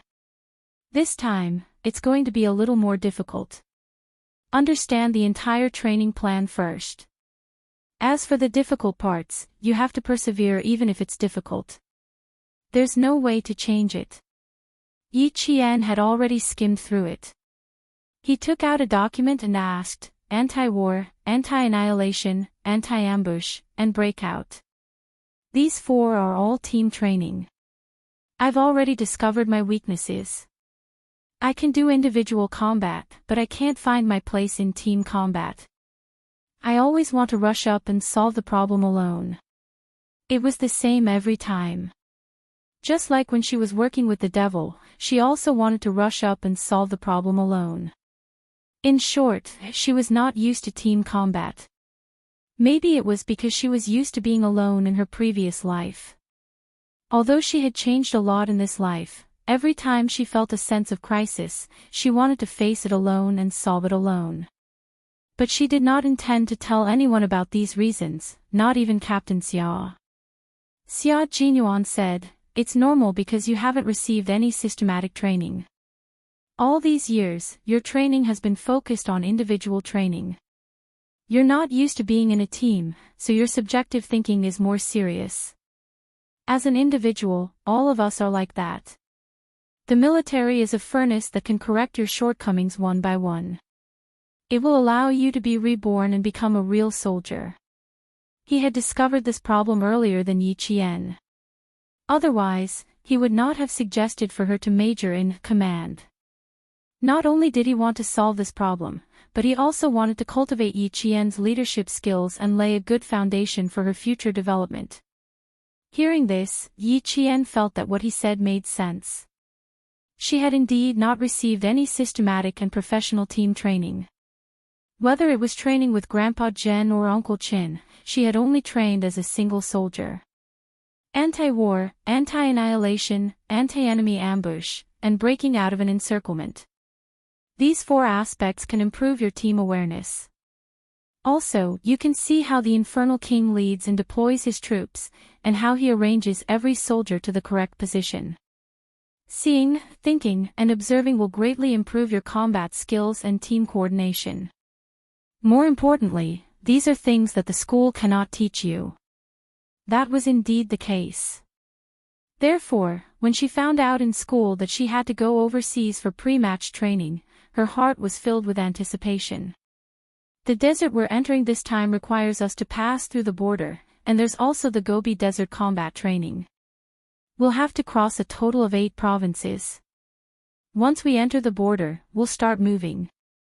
We'll walk and train along the way. You should pay attention to your body and report back if there's anything wrong. Once they entered the desert, they couldn't let anything happen to their bodies. If something did happen, it would be quite troublesome. We don't have a compass, and we don't have many supplies, so we have to take care of our bodies. Xia Jinyuan reminded him again. Then, he took out the list of supplies and pointed at one of them with a smile. The good news is that with the exoskeleton power equipment this time, even if we enter the Gobi Desert, we will be able to move as fast as flying. This was a type of equipment with a modular design. Each module could be stacked in a standard individual protective kit. The height could be adjusted, and it was suitable for individual soldiers of different heights. It was convenient to wear, and it didn't even take 30 seconds to put it on and off. Chapter 1711. Yi Qian had never heard of it before. She couldn't help but ask, what's the difference between this and our current combat backpack? She had never seen or heard of it before. She didn't understand it at all, nor did she have a basic understanding of it. When Xia Jinyuan saw this, he picked up a pencil and began to draw on a piece of paper. Our current combat backpack has a large capacity, so the load is also large. This time, we're carrying 25 kilograms of combat equipment. I'm sure you'll have a hard time. But this exoskeleton power device is different. This is a human equipment fusion device. Its booster device has the function of combining biological, mechanical, and artificial intelligence. It can withstand a load of more than 100 kilograms. The average speed of marching is no less than 300 meters per minute, with a maximum speed of 400 meters per minute. Its self-contained energy can last for no less than 24 hours. At the same time, it detects the individual soldier's muscle activity through sensors distributed at the shoulder, waist, knee, calf, and other parts of the body. It generates force, movement, and other parameters and outputs them to the control system. When she heard this, Yi Qian was dumbfounded. This kind of equipment was like alien equipment to her. It had sensors and could detect. Just listening to it made her feel like there was a high level of science and technology involved. Seeing her shocked expression, Xia Jinyuan couldn't help but raise his hand and affectionately scratch the tip of her nose. He smiled and said, I haven't explained everything yet and you're already so shocked. When I'm done, won't you be so shocked that you'll think that this kind of equipment doesn't exist? I wouldn't think that this kind of equipment doesn't exist, I just think it's very rare. Yi Qian looked at the simple drawing he made. She looked left and right, but couldn't see anything special about it. Xia Jinyuan sneered. I'm also surprised every time I see it. But this kind of equipment isn't only secretly researched by our country. It's the same for Western countries as well. This batch of equipment is the first batch we'll use. After we're done, we still need to write a report to list the areas that need to be improved. It'll take at least that many years for the technology to mature. He waved his bandaged hand in front of Yi Qian.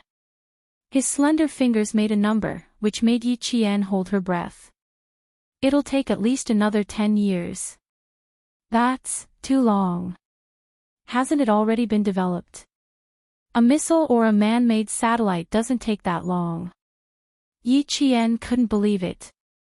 How was it possible that a device would take 10 years to mature? In her previous life, when she entered the 21st century, the US revealed many secret weapons in their wars against Iraq and Afghanistan. It would take at least 10 years for a piece of equipment to mature.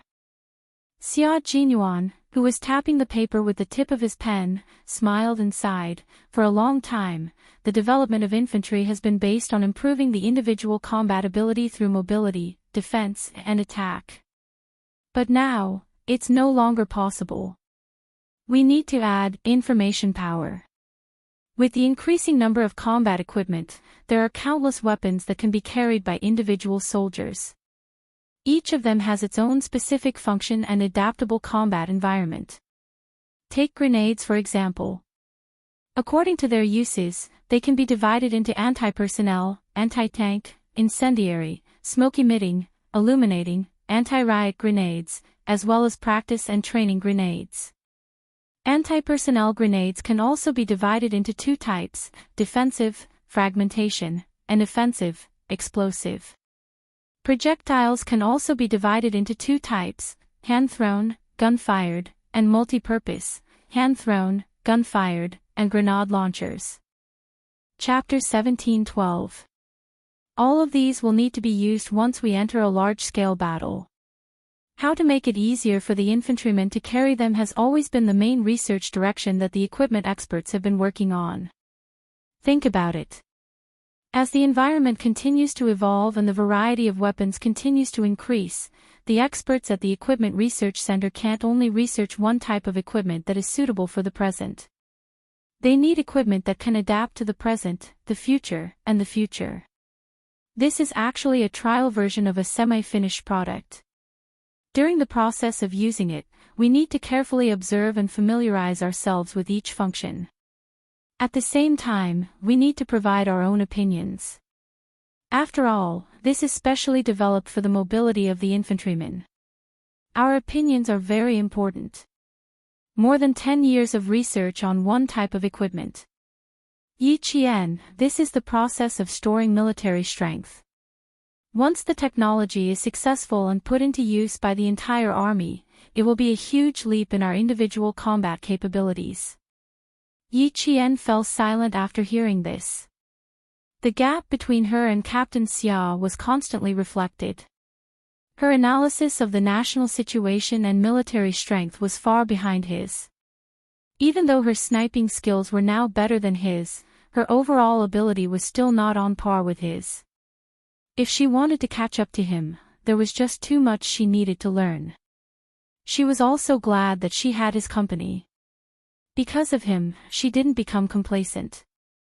Because of him, she always knew what she was doing and understood that there was no end to learning. Then he went on to talk about some of the essentials of the desert training in detail. As he slowly spoke in a low voice, time passed little by little. They talked until it was almost 10 o'clock before Xia Jinyuan put down the pen in his hand and began to destroy the papers on the hospital bed. The dozens of papers had to be torn up piece by piece. As Xia Jinyuan tore them up, he asked Yiqian with a smile, "Do you have any thoughts on the desert training? Or why do you want to do desert training?" Yiqian thought for a while and said, "In the 9th chapter of Sun Tzu's Art of War, it is mentioned that the combat areas are divided into scattered areas, light areas, and intersecting areas.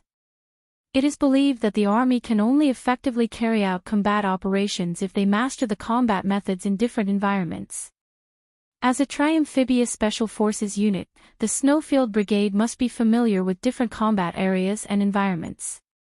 When we were rescuing K7, I noticed that everyone was very familiar with the terrain of the highlands. Although there were people leading the way, you were the one who suggested the direction to go a few times. The right time, the right place, and the right people are indispensable. Without any of them, we will lose without a doubt. The battle environment can be summed up in the right place. The environment has a great impact on the combat ability of the entire army. In the West, take Napoleon as an example. His army was stopped in the cold winter of Russia. In the Battle of Red Cliff, the army led by Cao Cao suffered a huge defeat because they were not familiar with naval warfare. These heroes could have ruled the world, but they were defeated because they were not familiar with the environment. On the other hand, the British Army went straight to the Atlantic Ocean without any pre-battle training and actually won the Falklands War. This was because they had been undergoing difficult and high-intensity training in the complicated sea conditions all year round. In the end, they won when no one was optimistic about their chances. Grandpa Jen once told me, "Training in the desert is easy, training in the desert is hard, but training in the desert is hard. Training in the desert is tough, but the better we adapt to the extreme environment, the better we can deal with all kinds of complicated environments." I think this is the ultimate goal of the military's arrangement. It's to tell us that there are no shortcuts to combat experience, combat standards, and combat techniques. Only through hard work can we not be defeated. Chapter 17:13. Uncle Jen taught Yi Qian how to deal with people, and Principal Qin taught Yi Qian all sorts of skills. In that case, Xia Jinyuan taught Yi Qian how to reach the top. As long as the two of them were together, Xia Jinyuan would guide Yi Qian very seriously, meticulously, and tirelessly. He broadened her horizons, made her look further, and refined her mental state over and over again. Xia Jinyuan loved Yi Qian, there was no doubt about that. But his love was not just to take Yi Qian under his wing, but to hold her hand and tell her how dangerous the outside world was. He would teach her how to face and deal with danger. What he hoped for was actually very humble. He only hoped that every time his lover left, she would return to his side safely. Yi Qian had a clear mind.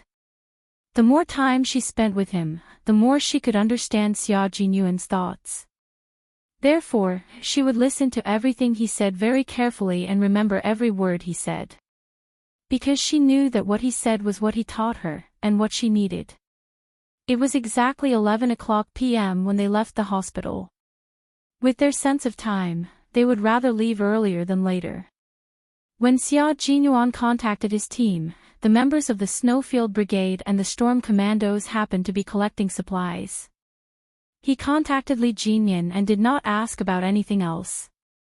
He directly asked where the two teams were.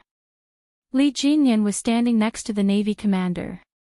He suddenly turned sideways and moved the phone from his left ear to his right ear. This was because the Navy commander was standing on his left. "We're at the transit station. We're waiting for the two of you to gather and head to the border." A call from Xia Jinyuan. "Ask him how Yi Qian is doing." The Navy commander, who did not notice the little trick, was still concerned about Yi Qian's health. Although this was just a selection, he really hoped that Yi Qian would be able to participate in the competition. "Tell Xia Jinyuan to take good care of Yi Qian. Don't send him to the hospital again." Well, this incident had almost become Major Xia's dark history. Everyone knew that he had beaten up Yi Qian and sent him to the hospital. Xia Jinyuan couldn't help but touch his forehead when he heard the Navy commander's words from the other end of the phone. There was really nothing he could say. Yi Qian's condition is very good.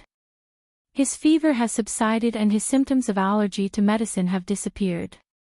Just in case, the hospital prescribed 2 boxes of traditional Chinese medicine for fever reduction and 2 boxes of cold medicine. Li Jinyan was just about to relay Xia Jinyuan's answer to the commander when he saw the commander wave his hand to signal for him to pass the phone to him.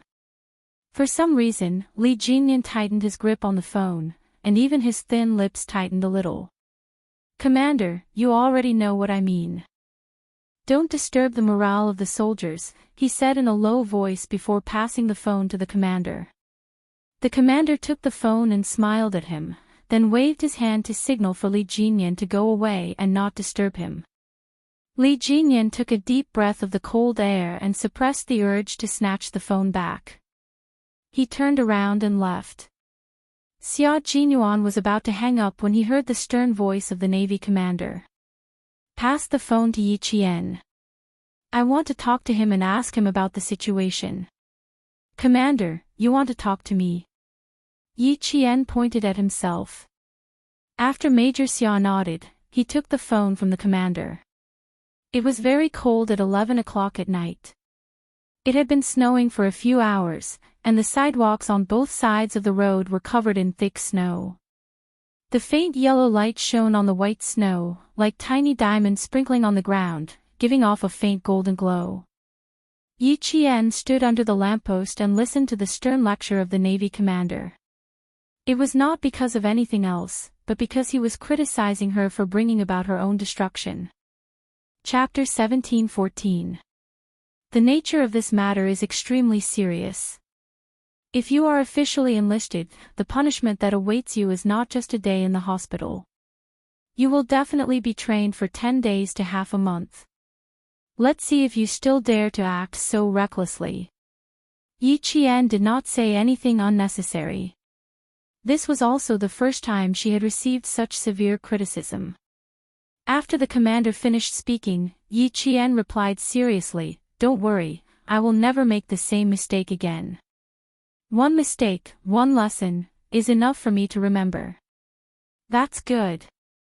You are still young, and the youngest of the two teams. It's good that you can learn from your mistakes and realize the seriousness of your mistakes. I hope that you can remember and remind yourself at all times. After the commander of the Navy finished speaking, he asked again, "When we arrive at the border, Major General Yang and I would like to see how you complete your shooting. Prepare yourself and give them a lesson when the time comes." Yi Qian naturally did not have a problem. The one who had a problem was Xia Jinyuan. He took the phone from Yi Qian and looked at his picturesque face under the light in the snow.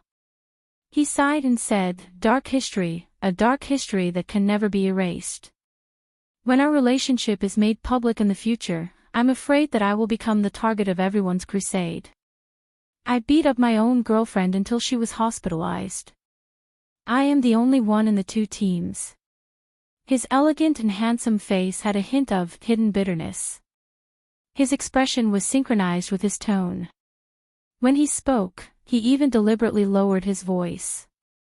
He was a bit like a large abandoned dog, so pitiful that one wanted to pat his head and take him home with a soft heart. Yi Qian smiled until his eyebrows curved like the crescent moon. "Captain Xia, when the time comes, I don't have to settle the score. I think my comrades and Father Xia will stand up for me."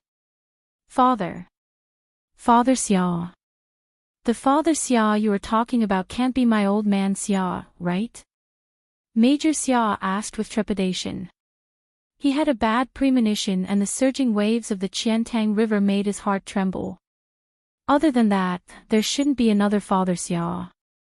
Yi Qian stood on his tiptoes and gently patted the large dog's shoulder. He smiled and said, "Yes, the commander-in-chief said that it was too polite for me to call him commander. It would be more intimate if I called him father. He also said that I am his biological daughter and that Captain Xia was adopted by him. If you treat me badly in the future, I will teach you a lesson. Don't be polite." Yi Qian didn't say the words, "I'll teach him a lesson in the future." She was afraid that Captain Xiao's heart would not be able to take it. When did his girlfriend become father and daughter with his father? As her boyfriend, he actually didn't know at all. He said a lot. At least 10 minutes. Yi Qian pretended not to notice the dangerous glint in his eyes. Under his gentle gaze, he continued to smile and said, "But I can't tell you." Major Xia was speechless. His little fox was getting more and more difficult to fool. She was getting more and more cunning. As a boyfriend, he felt more and more pressure. The north wind whistled past. The two figures standing in the snow were so mighty and tall. The atmosphere between them was so warm. Even when they looked at each other, there was affection in their eyes. Chapter 17:15. Until the jeep sent by the local army stopped in front of them, the lingering feeling seemed to have been cut off by an invisible giant pair of scissors. The two maintained a certain distance and got into the jeep one after the other and left. The winter in Chuan province seemed to be slightly colder than Nan province. The sun had been shining in Nan province for 2 consecutive days. The warm sunlight melted the snow on the roadside. The speeding cars, bicycles, and motorcycles splashed the snow and stained the originally white snow that had not melted yet. Lu Tuan and Commissar Yen jumped out of the jeep and hurriedly entered the Provincial People's Hospital. An officer standing in the hospital building saw the two of them and immediately greeted them. "Stomach bleeding. He's still in the emergency room. We don't know the specific situation yet. Is there anyone guarding upstairs?" Lu Tuan strode forward and asked the company commander who came to greet them. "Who's the doctor? Have you informed the hospital?" "It's all arranged. The hospital sent a professor who's famous in the country. I've arranged 2 soldiers to guard upstairs. I guarantee that they'll be there 24/7. Someone was guarding, and the doctor the hospital sent was a famous professor in the country. Then they could only wait. Commissar Yen said, "Don't inform little Yi for now. Old Chen is a man made of iron. He won't fall so easily." Stomach bleeding. Sigh, old Chen has been tired recently. His old illness can't be controlled and suddenly broke out. Company commander, you don't have to guard here. Go back to the army and send 2 more soldiers. Lastly, send 2 soldiers who know medicine. Go back to the company and continue training. Don't delay the training progress. Company commander, you represented the army to support Yi Qian when he was in junior high school. 2 years ago, he was transferred to the provincial army from Fujian town. Hearing this, he said, "Okay, I'll go back to the army and arrange for the soldiers to come over immediately." "Okay, you don't have to send us upstairs. We know how to go. Go and arrange your things." The elevator had not arrived yet, so Lu Tuan simply asked him to leave. He said, "You seem to have been in contact with little Yi. You don't have to tell her about this. We have our own plans." Little Yi was not on vacation yet. The military school's discipline was the same as the army's. She could not easily ask for leave. Since old Chen had passed the danger, there was no need to worry her. Gastrorrhea was one of old Chen's old problems. He had had it for a long time, but this time, it was a little more severe. The 2 elevators arrived at the same time. Lu Tuan and Political Commissar Yen entered the elevator on the left quickly, while a couple with gloomy faces walked out of the elevator on the right one after another. The man suddenly turned his head and looked at the army green that flashed past him on his right. "That old bastard is really shameless. He wants me to serve him. Bah! She's not worthy. It's already good enough that I didn't force her to drink a bowl of medicine. You want me to take care of her? Dream on." Sun Dongqing cursed as she walked. After taking 2 steps, she realized that her husband, Yi Jifan, was not following her. She turned around and saw that her husband was still standing there. She said unhappily, "What are you looking at? It's already past 11 o'clock. It'll be past 12 o'clock when we get back." Yi Jifan did not move. Instead, he looked at the floor numbers displayed on the elevator panel. The elevator stopped when it reached the 8th floor. After a few seconds, it descended. The 8th floor was the emergency room. Who was Regiment Commander Lu visiting in the emergency room? Who was in the army doing emergency treatment in the emergency room? Go to the car and wait for me. I'll go take a look. Yi Jifan did not turn his head and ordered Sun Dongqing to go back to the car. He waited for the elevator to come down. He still wanted to build a good relationship with Regiment Commander Lu. He did not want to lose face because of Yi Qian. Chapter 17-16. Sun Dongqing thought he was going back to the ward. She sneered, "You really know how to pretend to be a filial son. I'm not going to accompany you. Ying will call later. Watch your time." She didn't even bother to look at Yi Jifan. She gathered her coat and left the hospital without looking back. She wanted to go over. She didn't care about his reputation in the government. Why did she accompany the old woman until so late every Saturday? Why didn't she stay at home and look at her computer when it was snowing? Ever since Yi Ying went abroad to study, Yi Jifan and Sun Dongqing had less and less interaction. They didn't even have a normal conversation. Living under the same roof was worse than being strangers. They didn't even exchange a word of courtesy. Yi Jifan would rather talk to Yi Ying than talk to Sun Dongqing, who had been brainless all her life. He didn't know anything about the outside world either. He was afraid that Sun Dongqing would drag him down. His wife left without looking back. He also walked into the elevator without looking back. Regiment Commander Lu came to the Provincial People's Hospital so late at night. It was obvious that the leader of the military was in the emergency room. He had to go up and greet him. What was he waiting for? Opportunities were never just for you. If you didn't take the initiative, you would never be able to stand out. Just like his niece, Yi Qian. After she found out about Uncle Jen's identity, she immediately found a way to move back. She caught the old man's attention and soared to the sky in 5 years. Even he couldn't touch her for the time being. Yi Jifan's eyes flashed with a hint of viciousness. He adjusted his coat and patted the non-existent dust off it. He walked out of the elevator as the door opened. There was a resuscitation room and an operating room on the 8th floor. The resuscitation room was on the left and the operating room was on the right. Yi Jifan thought about it and walked towards the operating room. As he walked through the quiet corridor, he saw Regiment Commander Lu with his back facing him. There was a tall figure standing beside him. He looked familiar. Did the professor say anything before he went in? Did he need us to do anything?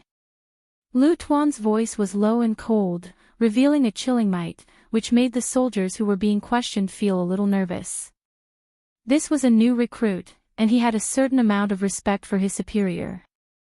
He quickly replied, before the professor went in, he only asked us to wait outside for the operation to end. He didn't say anything else. Commander Yu went through the hospitalization procedures and paid the fees in advance. Then, he ordered the two of us to stand guard outside and report to him if anything happens. Political Commissar Yen saw that the recruit was so frightened by his old friend that his voice was trembling. His voice couldn't help but become gentler. Thank you for your hard work. When the people from the team come, you can go back and rest first. If there is a need, I will call you over.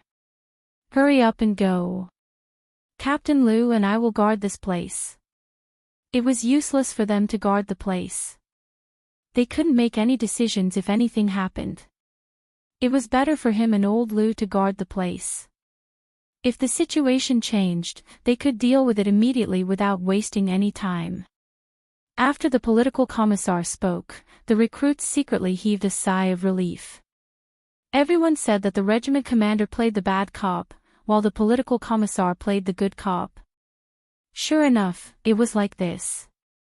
His legs felt weak when he talked to the regiment commander, but when he talked to the political commissar, his heart did not tremble as much. Yi Jifan, who was standing at the back, heard this and knew that his guess was right. Sure enough, it was an important leader who was in the middle of an operation. His condition was probably not good, so he needed someone to guard the place. Chapter 1717. Lu Tuan and political commissar Yen did not notice Yi Jifan until they heard a surprised Lu Tuan behind them. They turned around and saw Yi Jifan striding towards them with a surprised expression on his face. Why is he here? And why did he come to the operating room? Does he know that old Qin is not feeling well? Lu Tuan and political commissar Yen looked at each other secretly. Their expressions were slightly restrained, and they showed some coldness. They did not have a good impression of Yi Jifan. He probably knew it himself. How could he be so thick-skinned to greet them? This Director Yi was really a talent. Yi Jifan had already recognized the familiar tall figure. He was even more certain that the person lying in the operating room was a military leader. Lu Tuan, political commissar Yen, why are the two of you standing outside the operating room? Is there a leader who is not feeling well? After being an official for so many years, Yi Jifan's skin was really thick. He could already tell that the two people standing in front of him did not welcome him. But what could he do? One would not hit a smiling person. They were soldiers and they were in the hospital. What could they do to him? All he needed to do was to let them know that he really wanted to mend their relationship, so that they could chat and have a meal together in harmony. You tell him. Lu Tuan did not want to talk to him at all. He directly said to political commissar Yen, I am relieved that you are the one handling this kind of thing. Just say a few words and send him away. He will not be an eyesore standing here. Old Chen does not like him. We have to send him away before Old Chen comes out. Lu Tuan said and nodded slightly at Yi Jifan. He then turned around and said to the two recruits who were preparing to leave, "Go back to the camp.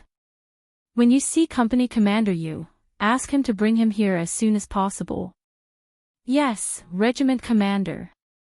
The two recruits stood at attention, saluted and left in an orderly manner. Yi Jifan did not care about these conscripts. He purposely stood to the side and smiled at the two recruits. When they walked past him, he said to Political Commissar Yen, "The soldiers that you two brought are really different. They don't look like recruits at all. They look like veterans who have been in the army for a few years." He was good at making friends, but it depended on whether Political Commissar Yen was willing to be polite with him. Unfortunately, Political Commissar Yen didn't have a good impression of Yi Jifan. If it were someone else, he would still be polite, but he didn't have that kind of patience when facing Yi Jifan. Hearing this, he smiled and said, "Director Yi, is there anything I can help you with?" "If you have something to do, Chief Yi, please go ahead. Old Lu and I still have to deal with some things." This meant that they were chasing him away. Yi Jifan, whose eyes were slightly dark, was a little annoyed. Wasn't he just a political commissar? How dare you put on airs in front of him? After becoming the bureau chief, Yi Jifan's temper had also improved a lot. He had heard a lot of flattery and was praised and respected by his subordinates. How could he take this lying down? But he also wanted to build a good relationship with the local troops, so no matter how angry he was, he had to hold it in. Then, he said, "It's nothing. My old mother suffered a stroke and has been recuperating in the hospital." When she was about to leave, she accidentally saw Regiment Commander Lu entering the elevator. "I thought of coming over to say hello. The person in the operating room is their leader and friend. I have some friendship with the director of the hospital. Why don't I give the director a call and ask him to take care of you?" Political Commissar Yen sneered in his heart and said slowly, "A friend, the matter of the digestive tract is a small matter. Director Yi, you should go and accompany the old woman." Chapter 17-18. Regiment Commander Lu said coldly, "Director Yi, I have something to discuss with old Yen. It's not convenient for me to talk to you." Regiment Commander Lu was much more direct than the political commissar. Even so, Yi Jifan did not show any anger on his face. He still maintained his composure and said, "It's my fault. I'm sorry to disturb you. See you tomorrow." After he finished speaking, he walked away. Regiment Commander Lu stared at his back and sneered, "I really don't know where he got his confidence from. He really thinks he's someone important. Ha, he can even be so cruel to his own niece. I don't see how this kind of official is worthy of respect. He's a villain. You don't have to get close to him. But you don't have to make things too ugly. The more you want to make things worse, the more it will show that he's magnanimous and doesn't care about you." Regiment Commander Yan's personality was soft but firm. He could soften people's punches and hit back fiercely. So, he was the political commissar while Regiment Commander Lu was the regiment commander. Regiment Commander Yen was too soft to control the situation. He could still stabilize the morale of the soldiers by showing a stern face. Regiment Commander Lu had always listened to the political commissar's opinion. When he heard what Regiment Commander Yen said, he replied coldly and changed the topic, "I'm afraid old Chen can't work anymore. He has too many old illnesses. If something happens, how can we explain it to little Yi? When he's out of danger this time, let's arrange for him to do something easier. We can't let him guide the new soldiers in the army anymore. He's so serious that I'm a little scared." They did not know old Chen's identity in the past. They could not find out anything and had never heard old Chen mention it. But one thing was for sure, old Chen's identity was not simple. It was impossible for a retired soldier like him to enter and leave the army normally. For example, old Uncle Jen, who retired from the army as a first-class sergeant major, was a national treasure. Even if he retired from the army, he was still valued by the army. Regiment Commander Yen agreed and sighed, "I don't have any objections. But it depends on whether old Chin is willing to do it or not." Regiment Commander Yen raised his head and looked at the operating theater with the red light on. His expression was slightly serious. "I'm afraid it's difficult. When the time comes, let little Yi persuade him. With her persuasion, it will be easier." The two of them did not pay attention to Yi Jifan anymore. They did not expect him to go and find out who the leader in the operating theater was. Chen Dongfeng. When they found out who it was, Yi Jifan was quite surprised. Chen Dongfeng was a high school principal, yet he was still remembered by the military. Even when he was sick, he could still get a regiment commander and political commissar to help him. He had to think carefully about this. "Can you find out Chen Dongfeng's identity? He used to be the principal of my daughter's junior high school. I have some friendship with him. Now that he's sick, I want to see if I can invite his wife and children over so that they won't make a fuss with him over the past. Once you get older, you'll want someone to accompany you. Even if it's just a chat, you'll feel comfortable. It's also good for recovery." He was talking to a hospital manager to see if he could find out Principal Chen's identity through the medical records. When the manager on the other end of the phone heard this, he smiled and said, "That's easy. I'll ask for you. It's rare for you to call me personally to investigate something. I have to take care of it for you." When Yi Jifan heard this, he smiled and apologized. He was indeed refined and courteous. He had the dignified bearing of an official and had a somewhat amiable attitude. Chapter 17-19. However, what he did not expect was that the hospital did not register much of Principal Chen's personal information. The person who signed off on the surgery was a soldier with the surname Yu. The surgery registration only had his name and age.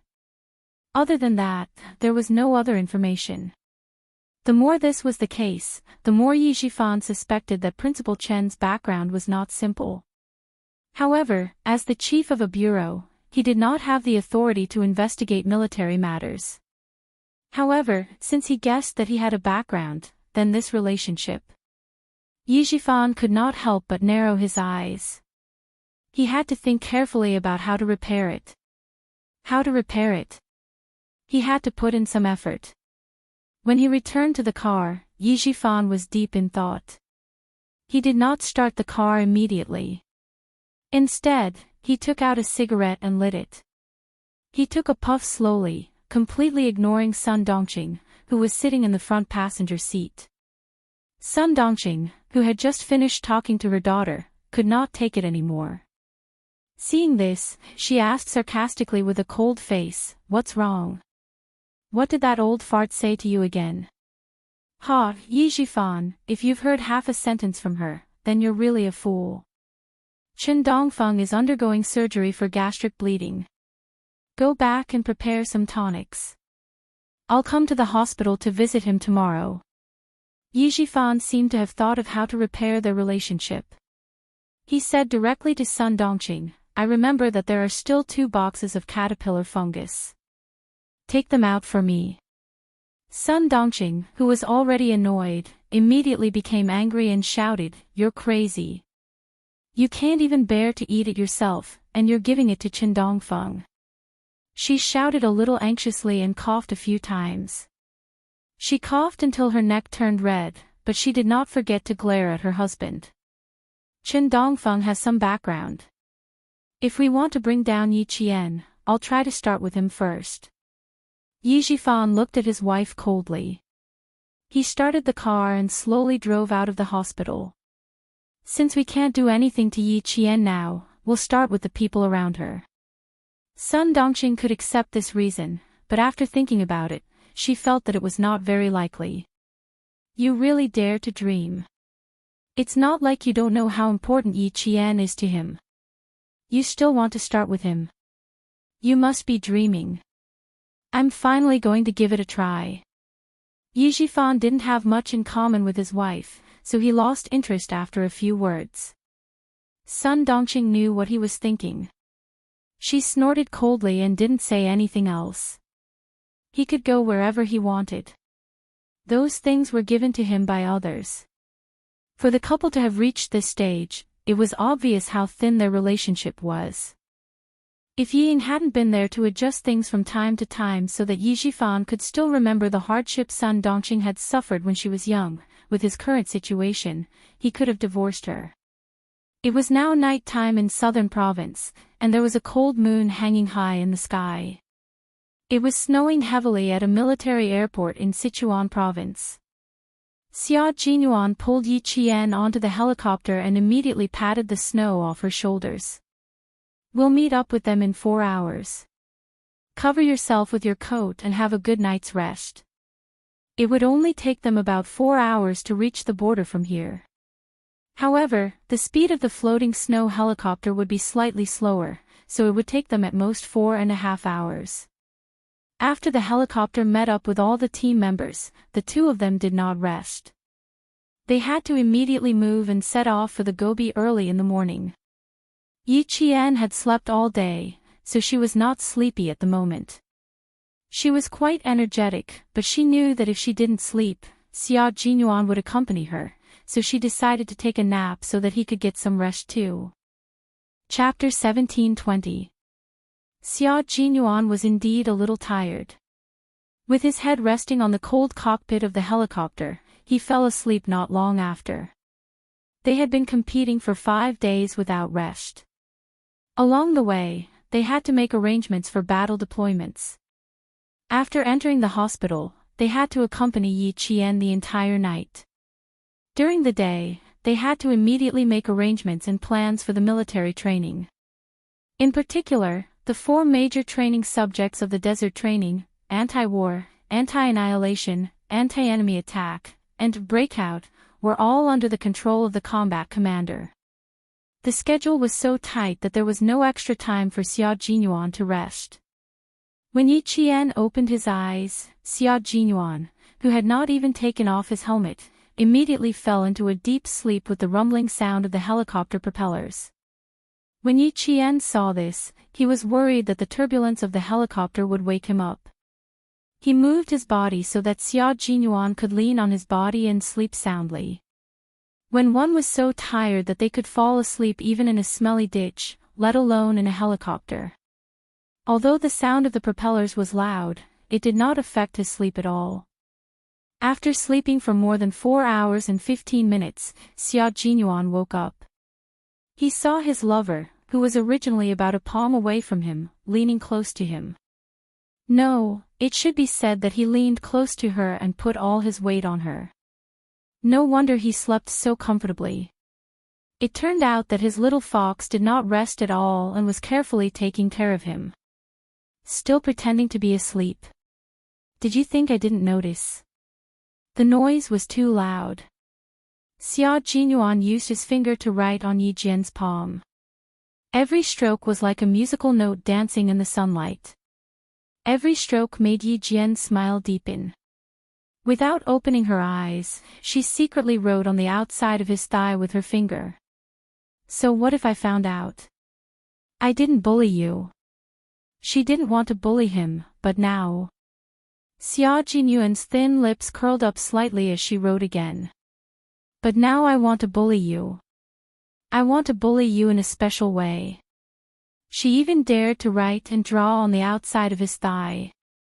This casual teasing was the most innocent and harmless, but it was the kind of teasing that could make a man's heart sway. However, his little fox was still unaware of it. However, when Xia Jinyuan said that he wanted to bully her in a special way, Yi Qian reacted. After interacting with him for so many years, Yi Qian's understanding of certain matters could already keep up with his footsteps. If it had been in the past, she would have foolishly replied, "How are you bullying me?" Now, she knew how to tease him back. She pursed her lips and smiled as she continued to write on the outside of his thigh. If you want to bully me, you have to look at the time. Right now, Captain Xia, you'd better keep your perverted guts to yourself. Her slender fingers were writing on the outside of his thigh, caressing him like a feather and tickling him like a small hook. That feeling. Xia Jinyuan felt that his years of special training had been in vain. Nothing had happened yet. She was just drawing on his body with her finger, and he actually felt a little restless. If this went on, his rationality would be thrown aside like a rag in disgust. He didn't even want to pick it up and use it. Grabbing her deliberately mischievous hand, Xia Jinyuan leaned forward slightly and tilted his head. There was an elegant smile on his handsome face as he looked at her with a hint of mischief. He used his eyes to tell Yi Qian, "Move again and I'll eat you up." Chapter 17:21. Yi Qian did not take this threat to heart. However, Major Xiao's manly features were too outstanding. His features were elegant, and his dark eyes contained a faint smile that naturally made a woman's heart flutter. When he looked at Yi Qian with such deep affection, Yi Qian couldn't help but raise his eyebrows. His delicate lips moved slightly as if he wanted to say something. Xia Jinyuan was obviously stunned for a moment, and then he smiled. His thin lips curled up, like a noble gentleman who was sitting elegantly by the window and tasting tea, and accidentally found the most beautiful flower.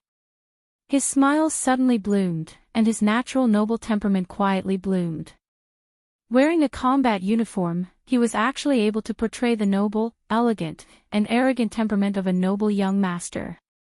He had really grown up and become more daring. He was so daring that he could even tease her. Yi Qian said, "Such a manly face is really pleasing to the eye." With 15 minutes to go before the border, Yi Qian successfully made Xia Jinyuan behave himself. He no longer dared to use his eyes or words to tease her, so as not to reap what he sowed. The border was very cold in December. At night, it would be around -10 degrees Celsius. The helicopter arrived at the military airport at 5 a.m. The howling northern wind was completely different from the Chuan province forest. The northern wind in the border could directly pass through all the layers of protection against the cold, and with the most ferocious force, it could scrape into your bones. In an instant, even your bones would be frozen into fragile icicles that could not withstand a single blow. After Yi Qian put on his backpack and got off the helicopter, he felt as if the blood in his body had stopped flowing. Even his heart was cold. Gather with them and change equipment. Xia Jinyuan had already transformed into a wild wolf that walked through the border. He was not affected by the northern wind at all. In the blink of an eye, he was already several steps ahead of Yi Qian. Yi Qian adjusted the straps of his backpack, braved the northern wind, and chased after Xia Jinyuan's tall and straight back. The members of the Storm Commandos and the Snowfield Brigade were already preparing their equipment. Half an hour later, everyone was ready to set off for the Gobi Desert to begin their 15-day training. The Gobi Desert in the northwest had entered winter. It was quite comfortable during the day, but at night, it was unbearably cold. If the cold protection measures were not taken well, they would not be woken up by the cold at night. Instead, they would unknowingly fall into an eternal, deep sleep. All of the team members were checking all of their equipment to prevent any problems.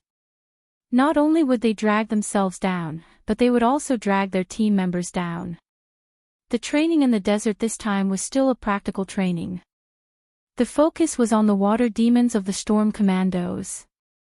It could be said that the training to improve the strength of the Storm Amphibious Frogman Commandos did not only require them to fight on their own. They also needed to expand their combat range so that everyone could fight in more complicated environments. The desert they entered this time was the second largest desert in the country, covering an area of 45,000 square kilometers. The name of the desert meant the place where wild boars roam. What was even more amazing was that the desert landscape here was unique. Looking down from the sky, the desert looked like a picture of tree branches. It was very spectacular. When Yi Qian followed Xia Jinyuan into the campsite, Li Jinyan was sending the plan, contingency plan, and risk assessment he had made the night before back to the military headquarters. The Navy commander was the first to see the two of them enter. "Xiao Yi, clean up your equipment first. We have 20 minutes to gather and leave." Time was of the essence. The Navy commander did not even ask Yi Qian about his physical condition. He had to complete the most important task at hand first. Chapter 1722. Yi Qian immediately organized her equipment. Because it was a new set of equipment, she had to put it on under the guidance of her comrades. This was also Yi Qian's first time seeing such equipment. From the back, she could not see any difference. She only felt that the backpack was much smaller. However, when she looked at the front, she could see that this equipment was very different. After looking at the drawing paper and listening to Xia Jinyuan's explanation, Yi Qian didn't have much of an idea about this set of equipment. After putting on the equipment, she strapped on the sensor armor around her legs, then put it on her waist and back, and put on the backpack. She could really feel the difference in this set of equipment. Just from the weight alone, it was a lot lighter. General Electric started developing kinetic skeletons as early as 1960, but they only developed one hand at that time. In 1983, the Massachusetts Institute of Technology also started research. Our country developed it later than them, but now that the trial period is over, we have entered the improvement and finalization period. During the march, if there is anything that you think is not reasonable enough or needs to be changed, Qing Niao, you have to write it down. De Shaw was in charge of putting on the equipment for her. It took him less than 2 minutes to put on the entire set of equipment. After putting on the equipment, Yi Qian put on the helmet. De Shaw took 2 steps back and nodded with satisfaction. He smiled and asked Yi Qian, "Have you seen an American sci-fi blockbuster? You look a bit like an actor in this blockbuster." He told her the title of the movie. It was a sci-fi blockbuster that was released in the second half of 1984. Yi Qian knew she hadn't seen it before, but she had seen other sci-fi blockbusters, so when De Shaw mentioned it, she felt the same way. "I haven't seen the movie, but now that you mention it, it does feel a bit like it. You can see the age gap between the two of us," De Shaw joked. Then he said, "But ours is more complicated than the T-600 and requires more technology. We are the first batch of soldiers to use it, so our suggestions are very important. You have to pay attention at all times during the march." Yi Qian was never a careless person, so she was even more cautious when it came to the country's military power. While Xia Jinyuan was discussing the training with the Navy commander, they had already changed their equipment. Following the rapid whistle, the members of the two teams walked out of the barracks at the fastest speed to complete the assembly. The two teams are divided into groups AB and AB. There are a total of 4 groups. Line up and board the vehicle. The armored vehicles were already in place. With the order of the Marine commander, the two teams quickly formed a 4-team formation. In the slogans of the comrades at the front of each group, they carried their rifles and boarded the vehicles. The armored vehicles would only send the two teams to the periphery of the Gobi Desert. After that, they would have to enter the desert on foot. At 5:30, it was still pitch black on the border. The camp they were staying at was located in the suburbs, so there was not a single bit of light around. Yi Qian was the first to jump onto the armored vehicle and sat in the innermost part of the vehicle. Then, a few strong figures jumped onto the armored vehicle one after another, and the 4 groups of comrades finished pedaling at the same time. Li Jinyan and Yi Qian sat across from each other. After getting into the vehicle, he turned on the night light on his helmet and handed a set of training materials to Yi Qian. "There are 15 days of training arrangements. Finish reading them before we arrive at the periphery of the Gobi Desert. If you have any questions, ask them as soon as possible." Yi Qian took the training materials from Li Jinyan and only read the first page. His eyes narrowed slightly. The more he read, the more serious his expression became. At this moment, she was really thankful for the brand new equipment she was wearing. How could she outrun well-trained military dogs with a few dozen kilograms of weight? That's right, on the first day they entered the Gobi Desert, they would have to go through 2 days of being tracked and searched by military dogs. Chapter 1723. Military dogs were all highly intelligent and had undergone special training.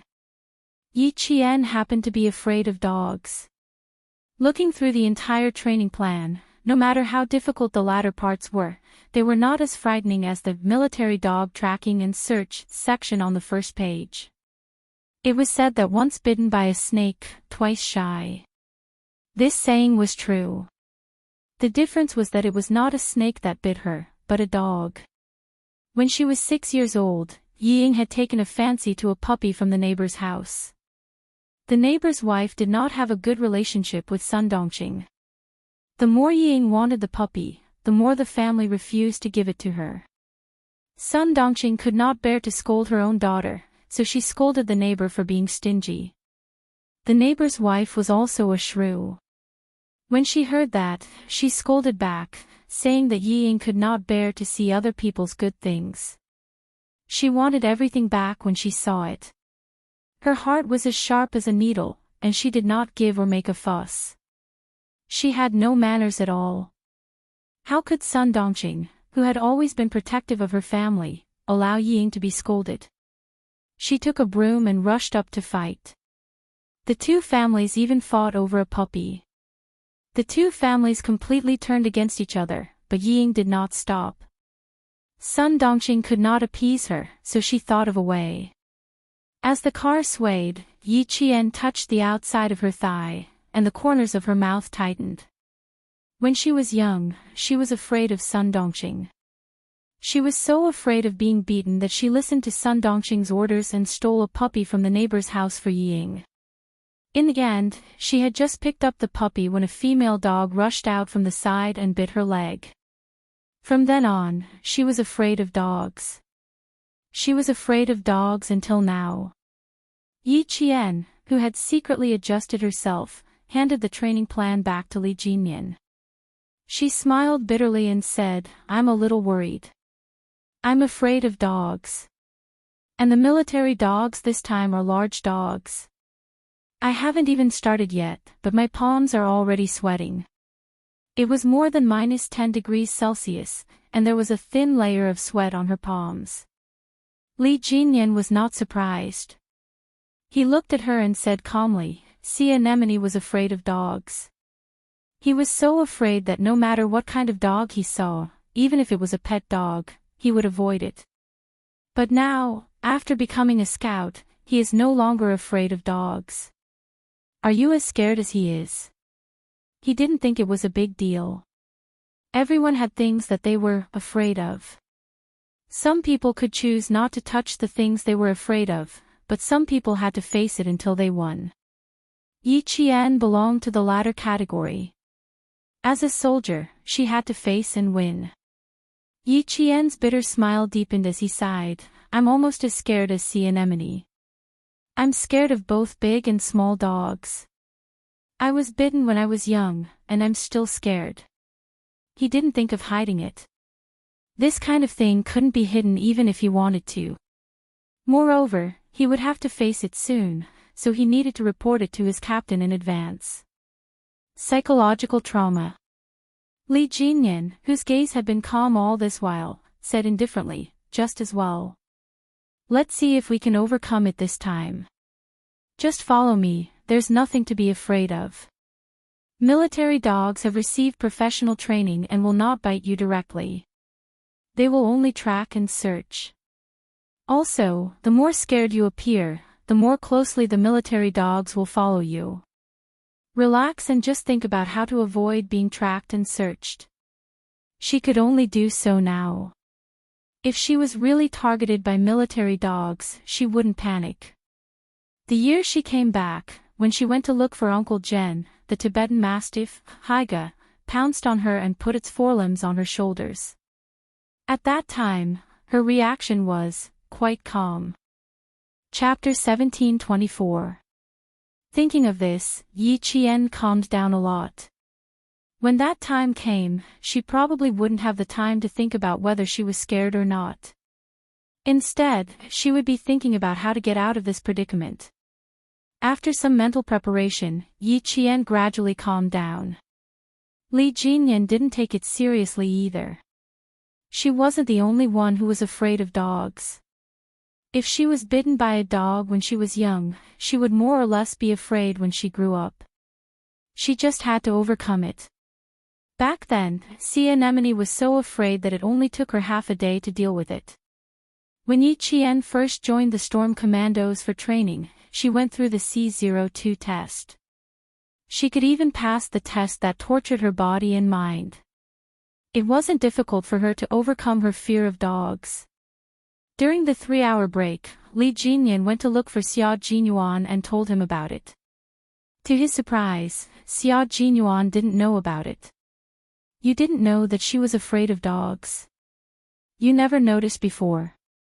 Xia Jinyuan, who heard it for the first time, frowned slightly and answered with certainty, "No, I've never heard her mention it. Logically speaking, it shouldn't be possible." Old man Zhen had a Tibetan Mastiff. She wasn't even afraid of the Tibetan Mastiff, so why would she be afraid of dogs? I'll keep an eye out. Li Jinyan didn't ask any more questions. He came over to find out how afraid Yi Qian was. Xia Jinyuan looked around and found Yi Qian moving her limbs. He asked, how did she react when she saw the training plan? Did she have a big reaction? I didn't notice any reaction.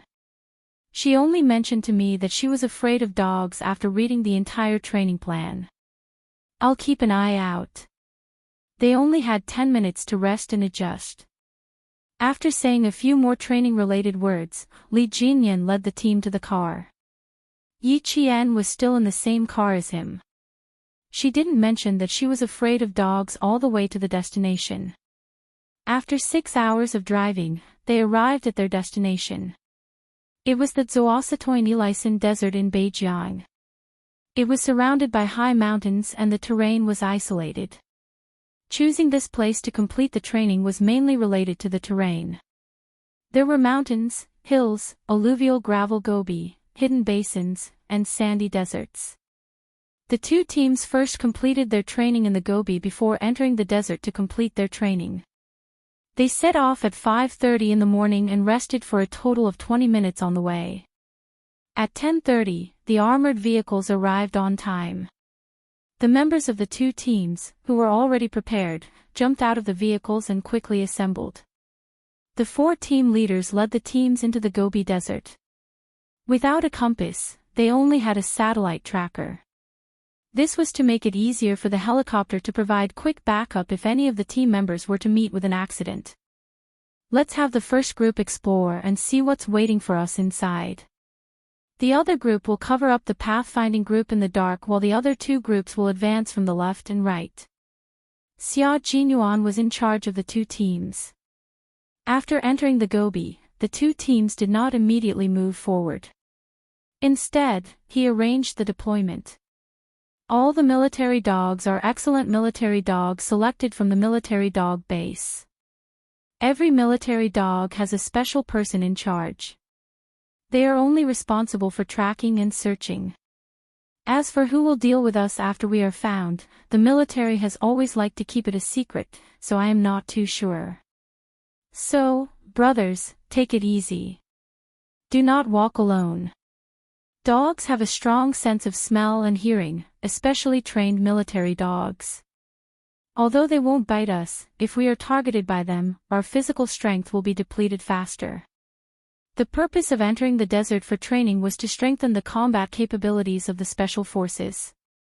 The military would definitely not just arrange for military dogs to chase after them. There must be a big move. Chapter 1725. All the team members agreed with this point. Faced with such a complicated environment, how could the military only use a few small tricks? However, the plans that were written in the training plan were all small tricks, while the ones that were not written in the plan were all big tricks. The eyes of the water demons of the storm assault team were all shining. This was the closest, longest, and most extensive training that they had gone through. The conditions, environment, and program were harsh. The more they could discover their shortcomings, the more they could improve their combat abilities. Since we're here, we'll just wait for the military to use their big tricks. They're still not happy to give us some small tricks. The large whale grinned. Only the set of white teeth on his tanned face stood out. They were eerie, like the fangs of a beast. The other water ghosts nodded. They were already rubbing their fists and preparing to enter the training. The two teams were divided into 4 groups, with 2 people in each group acting as partners.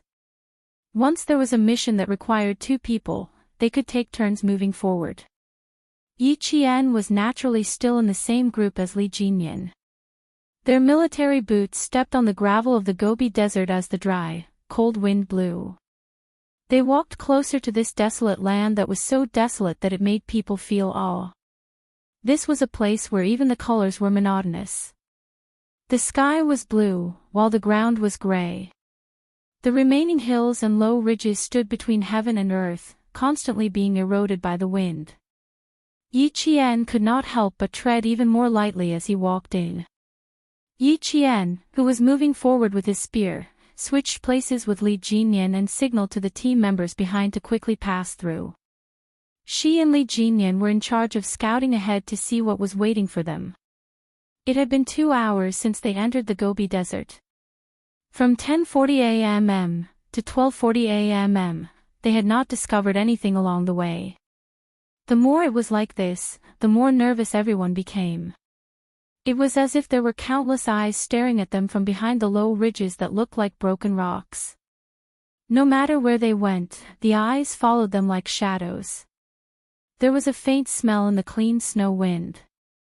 Yi Jian, who was at the front, suddenly narrowed her eyes and made a gesture to disperse. The team members behind her all dispersed with a hula sound. Woof, woof, woof, woof, woof. The sound of dogs barking could be heard. Following that, several military dogs that were running so fast that their limbs were covered in dust ran over in an awe-inspiring manner. They actually came from the front. There were a total of 12 military dogs. After they ran to where the team members were scattered, they lowered their heads and sniffed around. 2 of the military dogs were so excited that they wagged their tails and roared all the way to the side. The soldier in charge of taking care of the 2 military dogs saw this and immediately reported, "Target found." "All right, keep a close eye on the target. Let's see how far they can run." An extremely stern voice came from their wireless communication.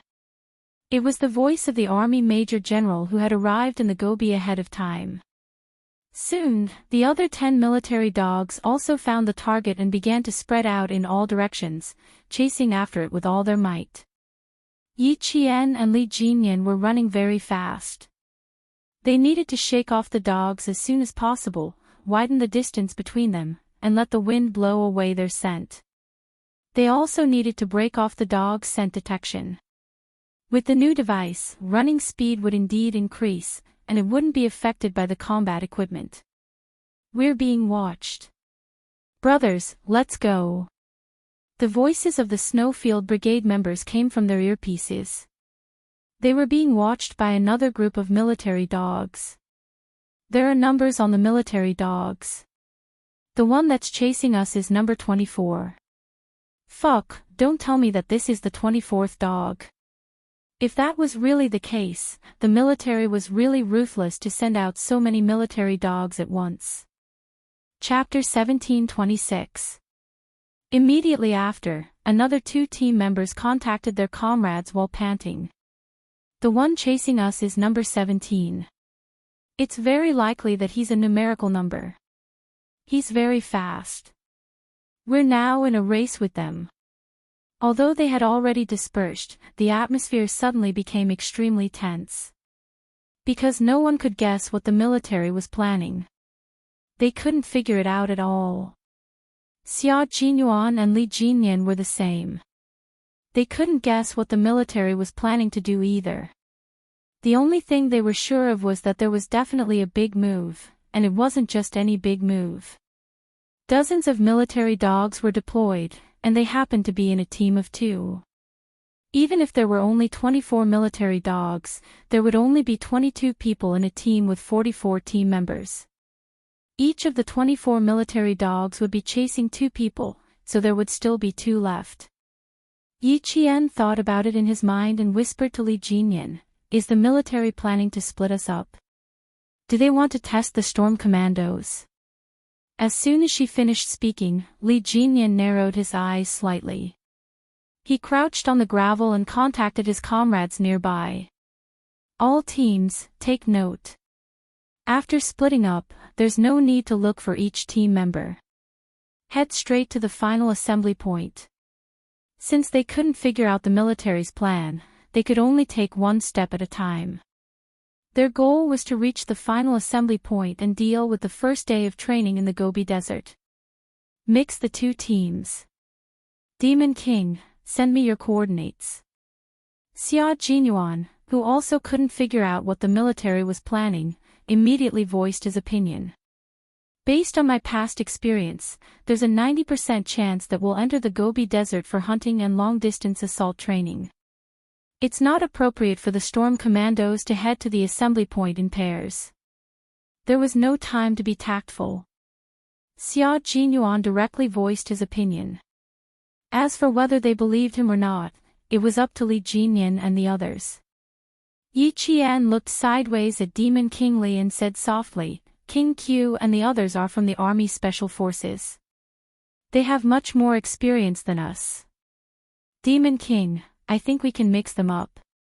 All teams, send your coordinates and quickly complete the mix." Li Jinyan's consideration only took the time for Yi Qian to say one sentence. After giving his instructions, he said to Xia Jinyuan, "King Q, if we're going to use elimination points this time, there's a high chance that you'll be disqualified if you mix with us." The military had already made it clear to them that the quota for next year's overseas tournament was quite limited. Whoever could go overseas to fight for glory would depend on whether their results were good enough. The Shuiyu team was part of the Special Forces, and they had a huge advantage in training in the highlands, deserts, and Gobi. If they wanted to fight for a spot, the Storm Commandos had a very low chance of qualifying. It would be considered a high probability if 3 to 5 of the 22 members could qualify. Xia Jinyuan located Yi Jian's position. After hearing the Demon King's words, his thin lips curled up slightly. The pair of dark eyes under the black goggles flashed with a smile. "Demon King, our 2 teams are now 1 team. It's normal to have mixed teams." "It's not normal to have mixed teams." Why did he say that? Because there would be members from both teams going overseas next year. It definitely wouldn't be just the members of the Snowfield Brigade. Otherwise, there would be no point in combining the 2 teams for so long. Li Jinyan reacted quickly and understood why Xia Jinyuan wanted to mix them up. "Thank you for the reminder." Demon King, who didn't realize it earlier, immediately apologized and ordered his team members again, complete the mix and advance quickly. Report any situation immediately. No matter what happened along the way, reaching the destination was their goal for the first day. Chapter 1727. For the military headquarters, it was also a challenge to send all 44 special elite soldiers to the desolate Gobi Desert. However, achievements were obtained through repeated challenges. How could they shoulder the responsibility without experiencing the ups and downs of life? The command center of the 2 teams soon received the news. The tense expression on the Major General's face finally eased a lot.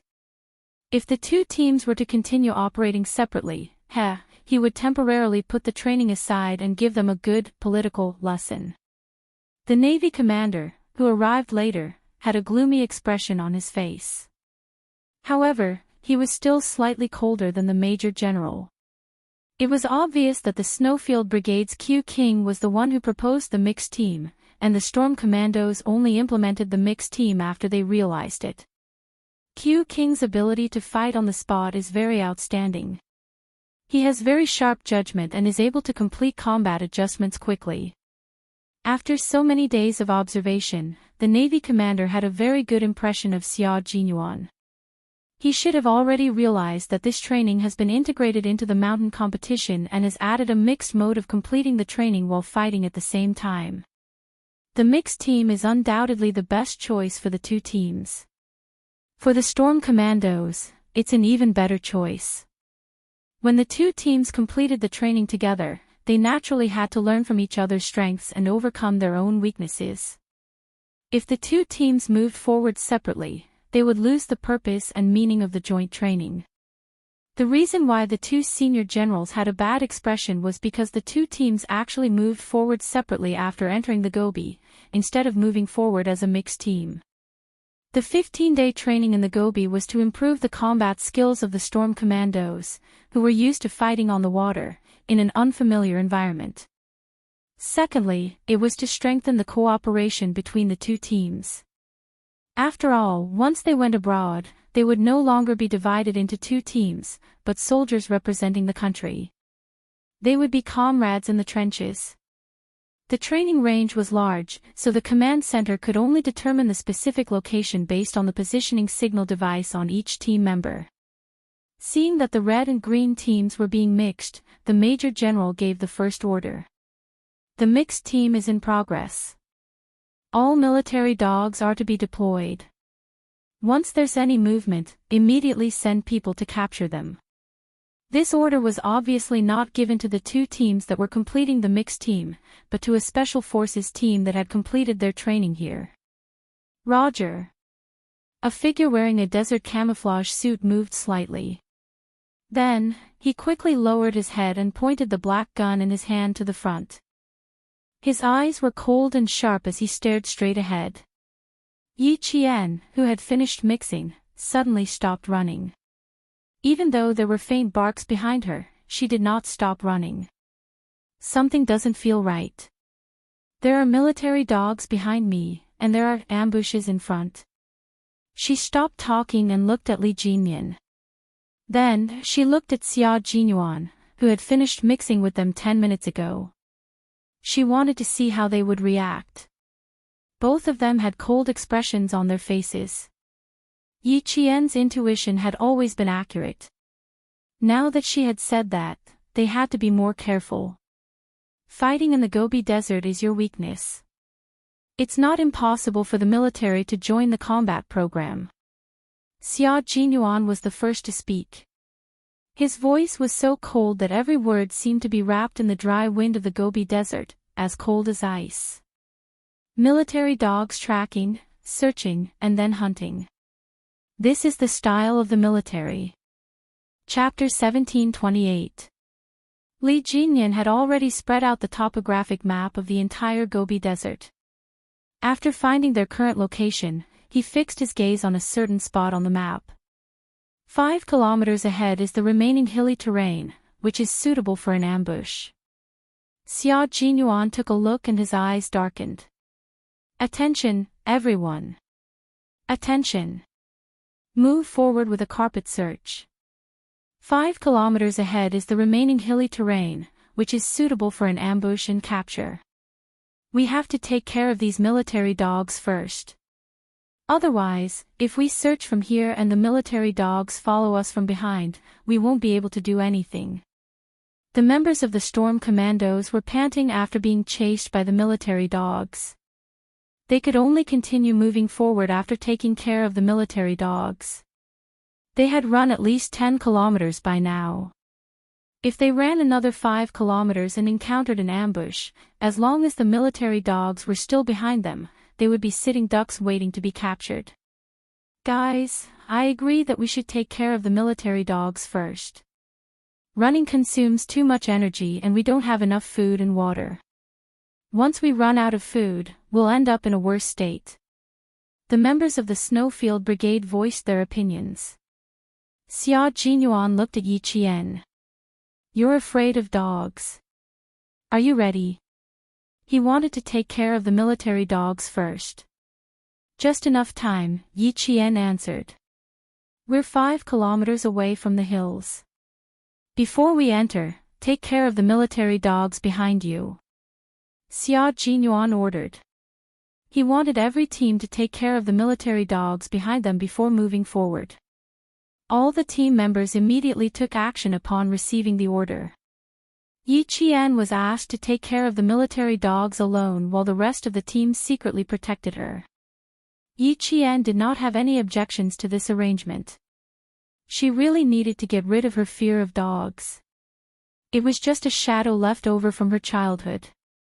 Now that she had lived 2 lives, how difficult would it be to get rid of it? The important thing was whether she was willing to face it and solve it. The military dog was right in front and behind it was a soldier in desert camouflage. When the soldier saw a figure suddenly jump out from behind the boulder, he immediately ordered the military dog to stop and confront it. Then, Yi Qian's footsteps moved slightly and the soldier ordered the military dog to approach. It was a German Shepherd. It was tall and strong and had a strong attacking ability. However, it was still inferior to the Tibetan Mastiff. Hagoff facing the dog, Yi Qian clenched his fists and asked the soldier, "How can this be considered a military dog? Take off the serial number on its body. I'll leave with the soldiers. It's very aggressive, but its mouth is covered, so you don't have to worry about being bitten," the soldier explained. After that, he shouted to the military dog named Big Soldier, "Go, Big Soldier." The muscular military dog barked all the way and directly pounced on Yi Qian. Its speed was extraordinarily fast. It was like a bolt of lightning. In the blink of an eye, it was in front of Yi Qian's eyes. Yi Qian used the rifle in his hand to block the dog's attack. Because he couldn't bear to hurt the dog, he used the rifle horizontally to block the dog's attack.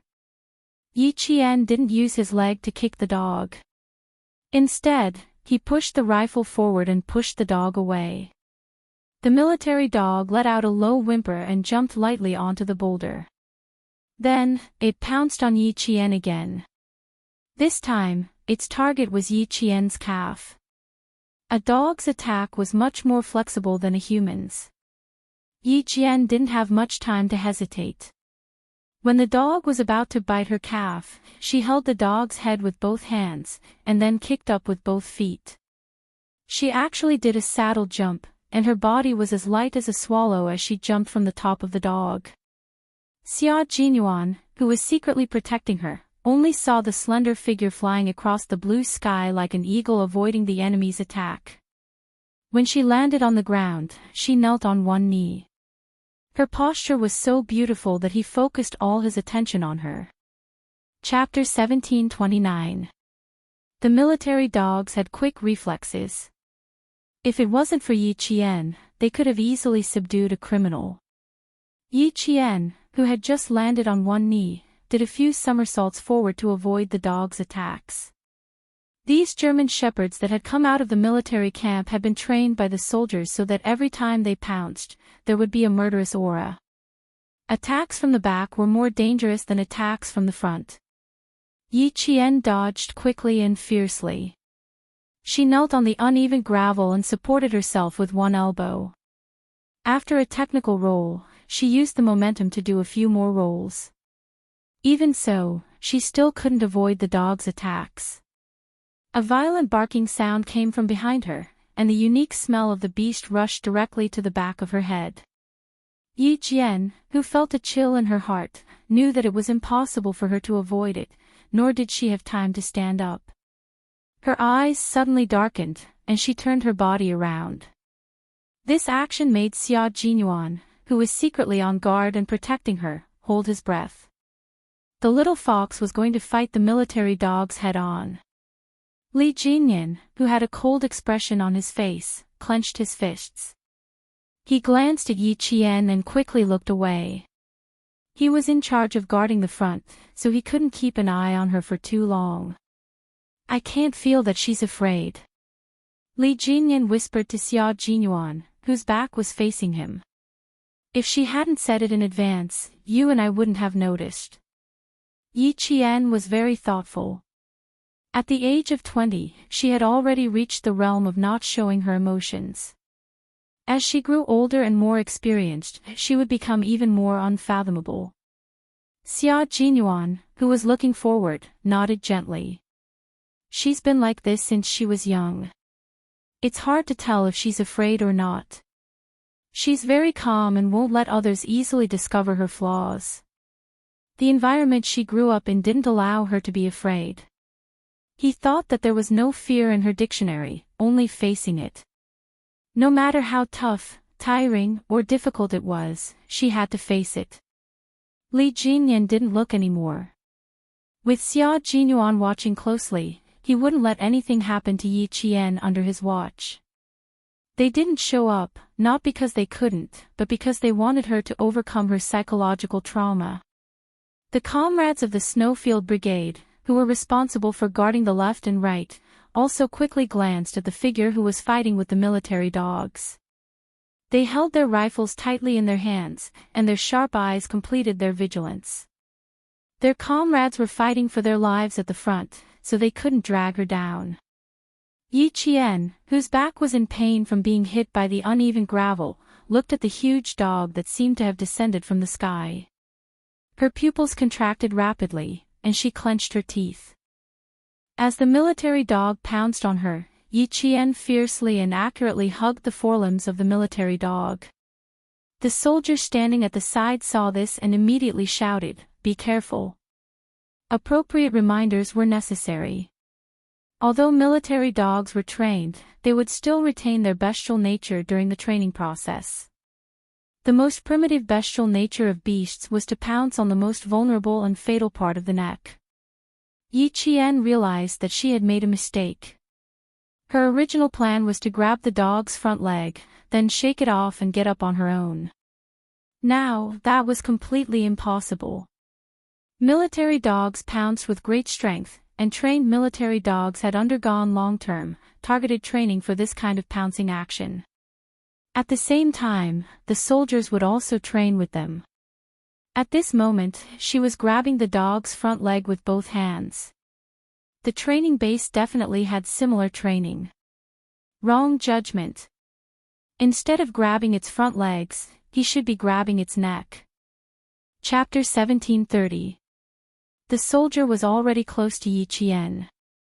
This was training, and the military dog wasn't facing real enemies or criminals. It was facing its comrades in the Brotherhood Company, and it had the responsibility to protect its comrades. Be careful. He didn't remind her too much, and only reminded her enough.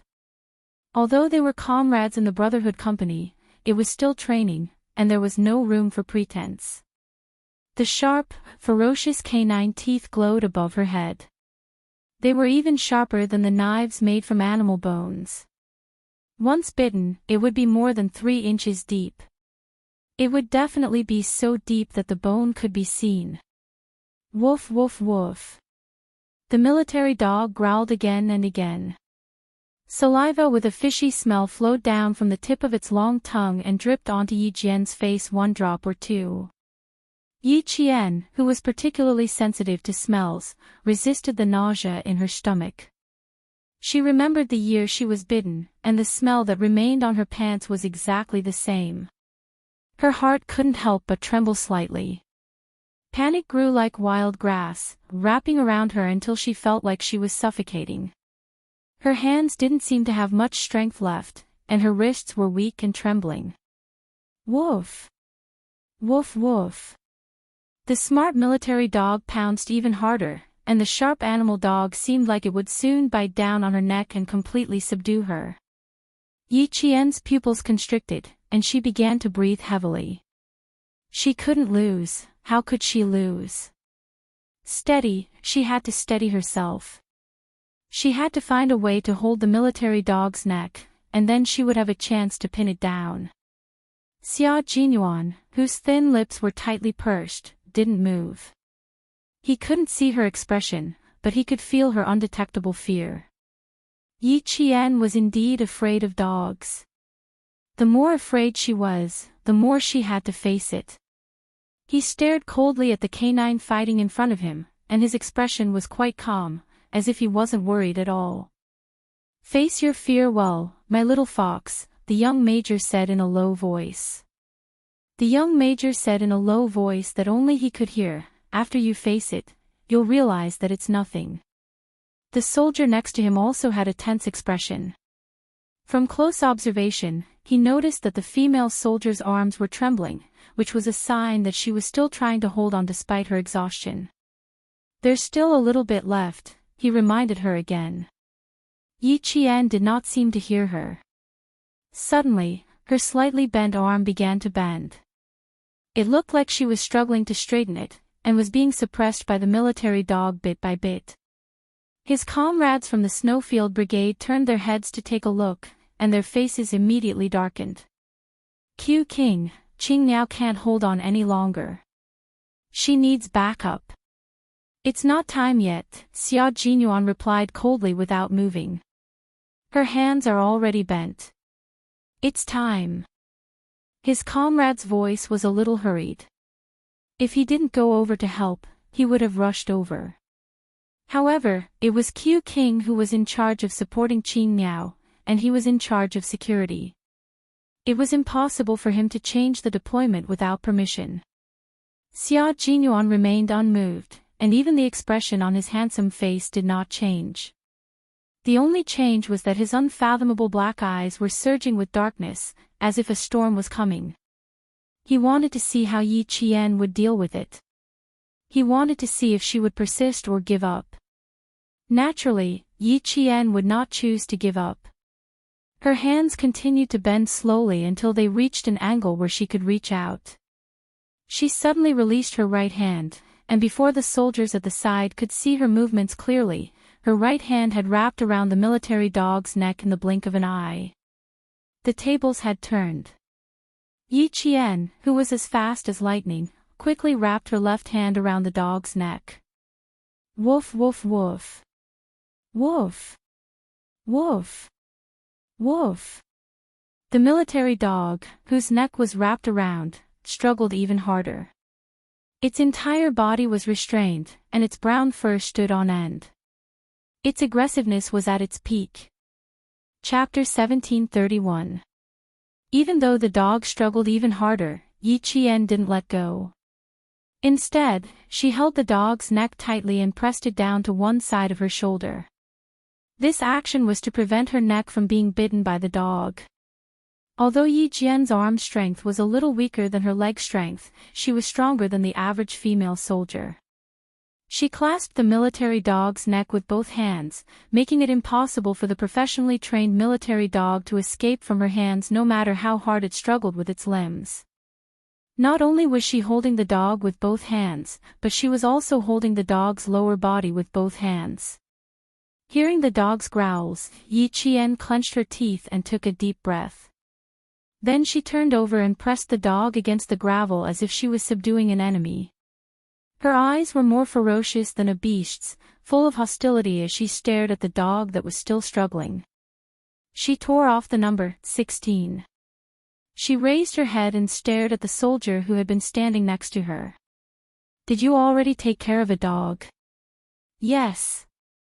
The soldier with a gloomy face rushed over.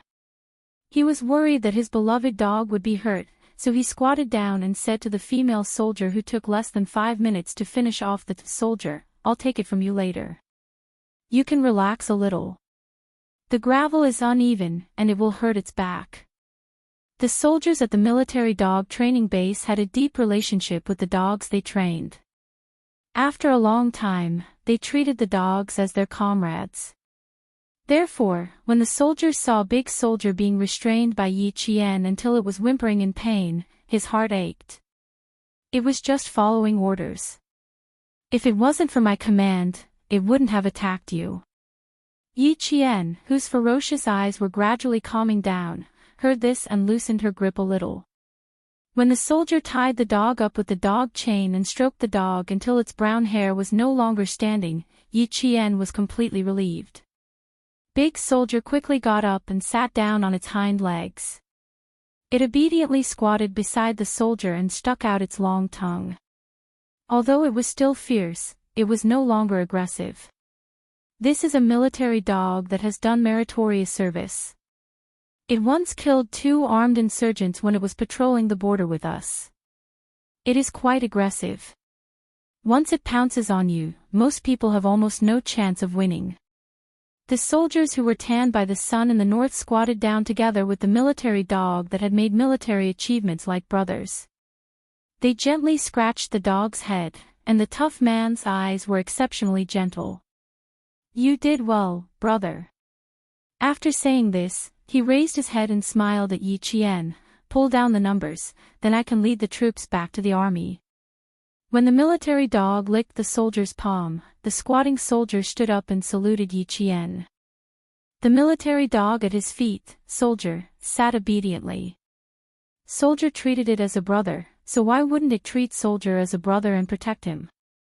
After watching the loyal border guards leave, Yi Qian, who had been standing upright, suddenly sat down on the cold gravel and shook his arms.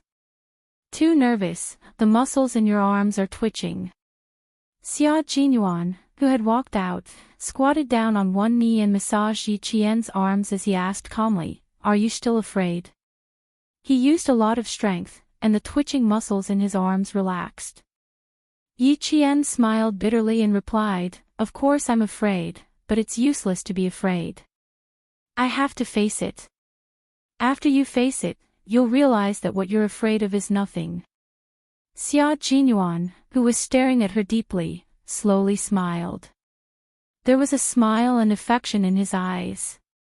Everything is nothing, only pride. Chapter 1732.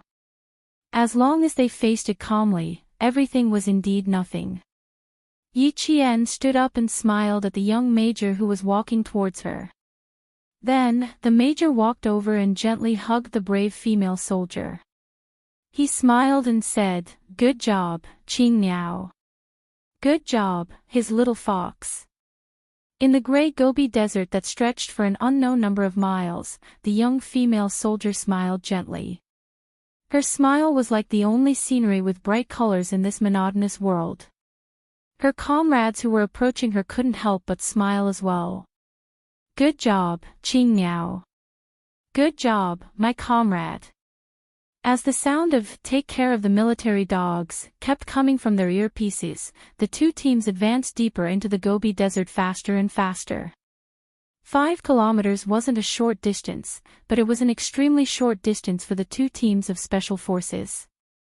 They hid 2 kilometers away from the remaining hills that were suitable for ambushes and hunts and waited quietly for the scouts they sent out to report back. It was already 3 o'clock in the afternoon. The cold wind blowing in the Gobi Desert was like a knife cutting through flesh. Yi Qian, who had disguised herself as one with the Gobi Desert, gently rubbed her nose that was so cold that it seemed like it could be broken with a light pinch. She exhaled a breath of hot air very softly. From where she was, she could already see the undulating hills. The path into the hills was wide and open. If they marched directly, if there was really an ambush in front of them, they would definitely be able to kill one person with a single shot if the enemy had a sniper waiting for them. The terrain was wide and there was little vegetation.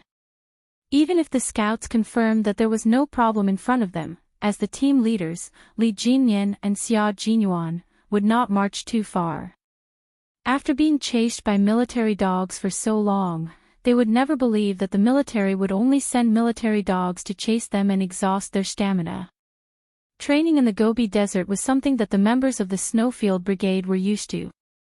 And for the members of the Storm Commandos who were used to fighting at sea, this was a rare opportunity for them to improve themselves.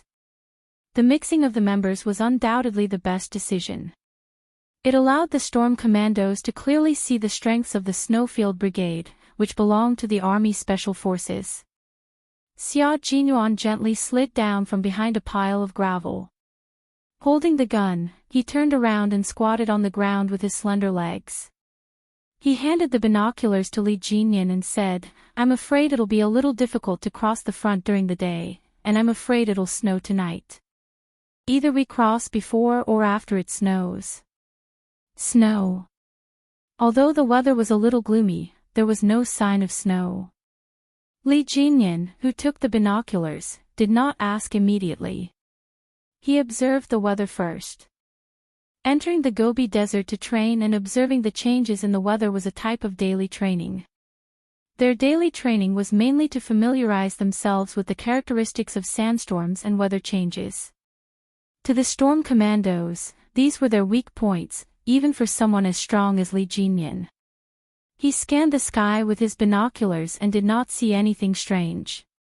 Then he asked Xia Jinyuan, "How do you know it's going to snow?" The direction of the wind, the changes in the clouds, and the change in the direction of the dust accumulated in the Gobi Desert with the wind. Xia Jinyuan, who was speaking, secretly glanced at Yi Qian, who was about 2 meters away from him, who was repairing the rifle for the pigeons. He did not hide anything from Li Jinyan. The people of Beijiang who live near the Gobi Desert all know how to observe things.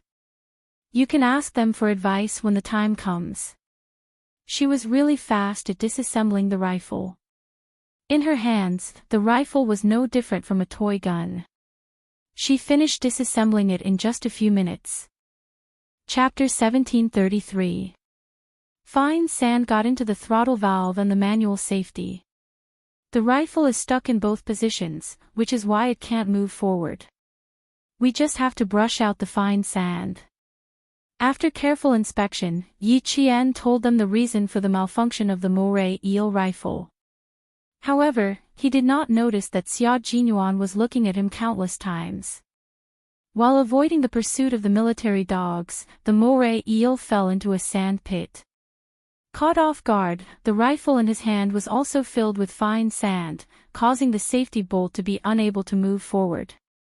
The member of the Storm Commandos, codenamed Moray Eel, did not look too good. A gun was a soldier's life. His mistake had caused the rifle to malfunction, and he would be punished when he returned. The attentive Yi Qian could tell that he did not look too good, but it was not easy to comfort him. Failing to protect the rifle in his hand was equivalent to failing to protect his own life. It was normal for him to be in a bad mood. Yi Qian, who had brushed out the fine sand, reassembled the rifle. On the other side, Xia Jinyuan was exchanging his experience with Li Jinyan. The desert is much more dangerous than the Gobi Desert. If you don't prepare in advance or lack of experience, you will be the one to suffer in the end. The desert winds are strong, the ground is soft, and sandstorms can even cause desert whirlpools. How can you familiarize yourself with the characteristics of the sandstorm and the changes in the weather? The only way is to walk into the desert and the Gobi Desert and accumulate experience. Training in the Gobi Desert mainly includes daily life, mobility, technology, tactics, and logistics training. This time, we can skip the logistics training. The rest of the training is essential.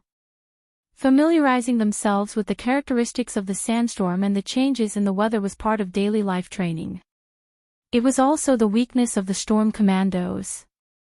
They urgently needed to understand and improve not only daily life training, but also mobility, technology, and tactics.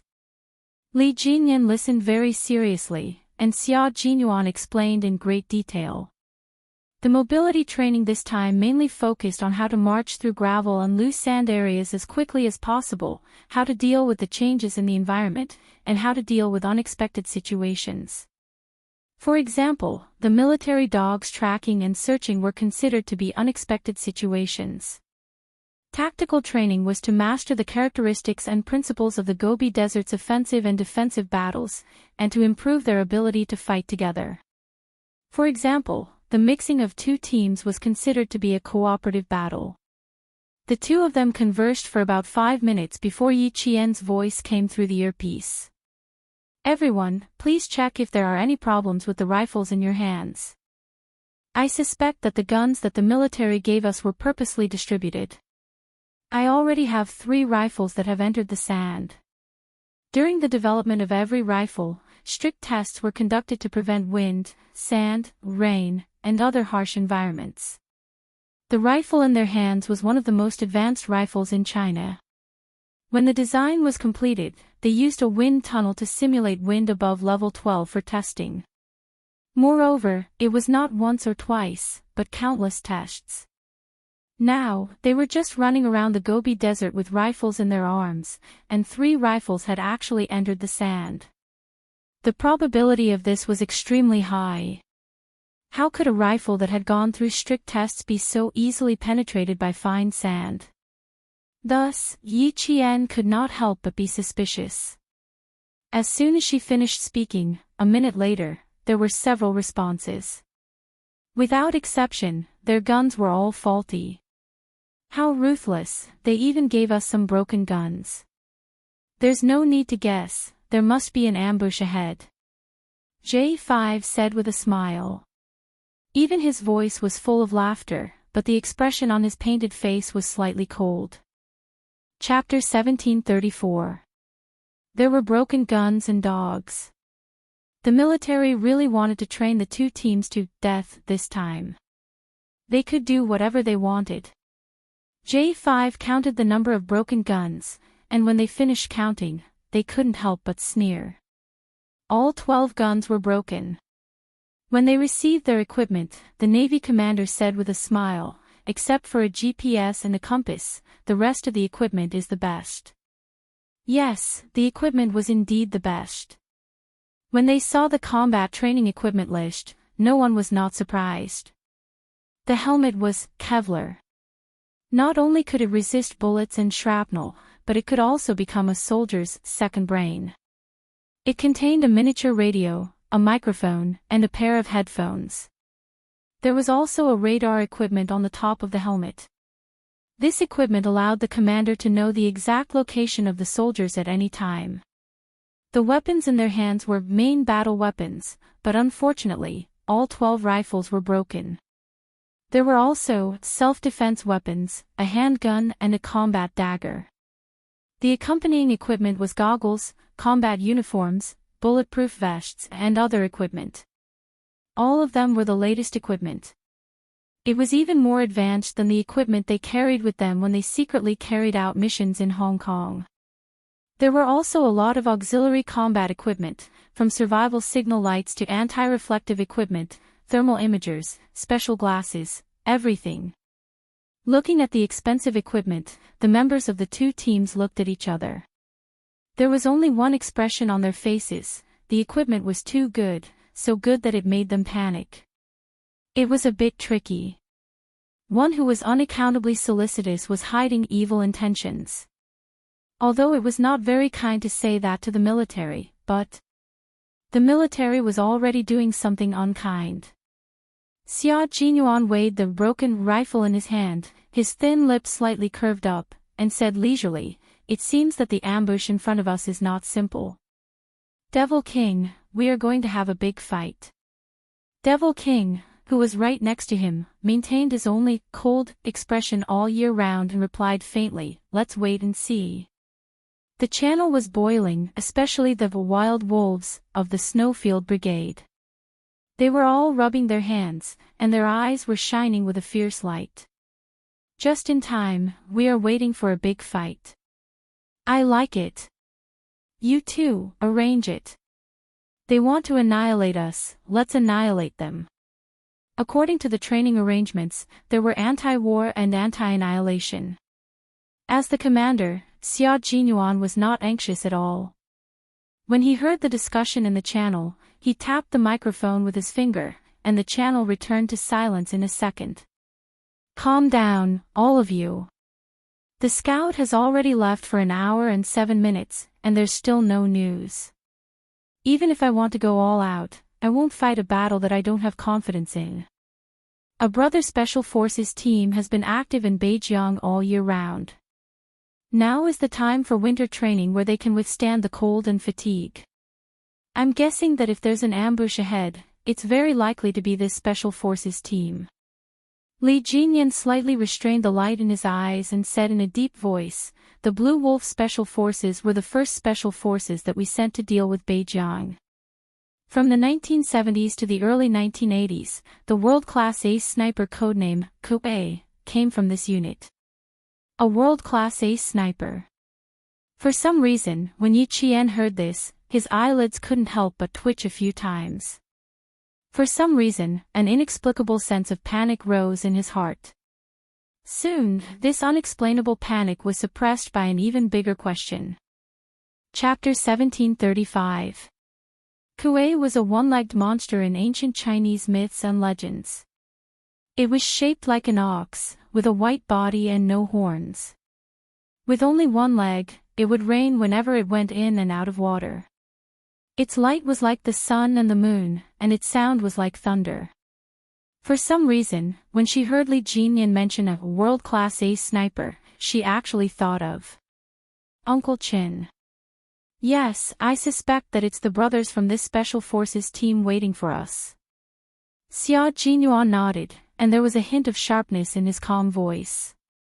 The wolves from Beijiang are not easy to deal with. Everyone, be careful. You didn't come all the way here to embarrass yourselves. This was the home ground of the Snowfield Brigade. The Storm Commandos listened quietly. They had to listen quietly because this was the time to absorb valuable experience. Even the devil Li Jinyan did not speak easily. If it was really the Blue Wolf Special Forces, the Gobi Desert and the beach were their home ground. In this area, they had probably trained to the point where they could walk out with their eyes closed. Li Jinyan once again admired Xia Jinyuan's ability to command and deploy. He was always one step ahead of others in every battle arrangement. It was this one step that determined the outcome of the entire battle. 2 kilometers away from them, a soldier wearing a camouflage uniform similar to the Gobi Desert put down his binoculars and whispered to his comrade beside him, "They won't not come, right? It's been a few hours. If they wanted to come, they should have come long ago." From his tone, it was obvious that he was still a soldier who was not mature enough and lacked training. There seemed to be no one beside him, but there was indeed someone who whispered, "Pulling you guys here to train is simply making you live targets. New recruit, do you think that head of yours is too heavy? Do you want someone to give it a big blow? Lie down tight." A cold and ruthless voice came from under a pile of gravel. This was a perfectly disguised veteran of the Blue Wolf Special Forces, leading a group of new recruits for winter training. The day before they were ready to return to the team, they received orders from their superiors that a group of brothers from the south had entered the Gobi Desert to complete their winter training. They were to guide the soldiers from the south. The soldiers from the south were afraid of the cold. The soldiers of the northern frontier all knew. Running to the Gobi to complete the winter training, he was really worried that they would freeze into human-shaped popsicles in the middle of the night. There weren't many of them, only 40 or so. They didn't know who they were and what their strength was. The only thing they knew was that their superiors told them that the brothers who came were all strong characters. It was the words, "tough character," that ignited the fighting spirit of the entire troop. To be honest, they had seen a lot of tough characters from the south come to the north to train. However, when they arrived at the north, they were scared by the temperature at night. They didn't see that tough anymore.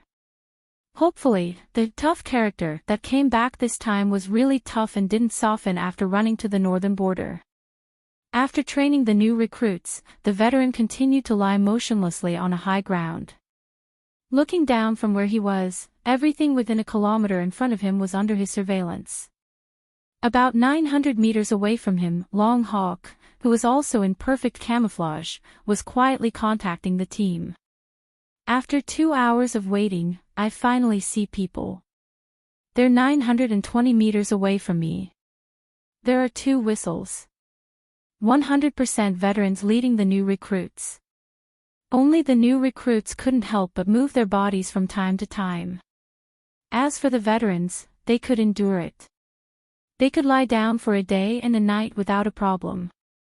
According to Q King, Qing now could lie down for 3 days and 3 nights without drinking a mouthful of water or eating dry food. In the end, they could still complete a precise snipe. Chapter 1736. Qing Niao, a very interesting female soldier. If she were to keep watch, she would definitely not be discovered. 2 kilometers away, Xiao Jinyuan finally received the information from the Scout Eagle. He knew that there was an ambush, but there was no way to estimate the exact number of people. It was hard to predict and impossible to measure. Waiting for the sky to turn dark. Fighting in the Gobi Desert could only wait for the sky to turn dark. When the sky was not dark, they would directly go over. Xiao xiao, a series of blank rounds would kill the entire group. The entire team would obediently go back with their tails between their legs and return to training. He did not want to lose face. Since he was here, he wanted to have a good fight with his brothers from Beijiang. After that, they would talk about the food in the army and how he felt every time the chief talked to him. Then, they would talk about life, ideals, and ambitions. That was the only way to not lose face. Xiao Jinyuan was unusually patient. He was so patient that he whetted the other party's appetite. All of them stretched their necks and waited wholeheartedly for the tough guy from the south. If I didn't know that they would definitely pass by here, I would really want to send a few soldiers to the front to see if there's a detour. The Blue Wolf troops had been discussing in private for several rounds. It had been hours since the military dogs were destroyed. If the company commander had not personally confirmed that the tough guy from the south would definitely pass by here, they would have almost thought that he would not come. From the looks of it, they're planning to wait until nightfall to take over the sentries. The sentries at the front are all set, especially the recruits. Keep your heads down. If anyone can't hold it in any longer, wash all of our brothers' combat uniforms. The company commander who was leading the team gritted his teeth. His eyes were wide open and bright, and his eyes were full of excitement. It was the first time that he had encountered southern soldiers who dared to fight at night in Beijiang. They were really bold. They were so bold that he wanted to cut them a few times and let them have a taste of the power of the veterans from Beijiang.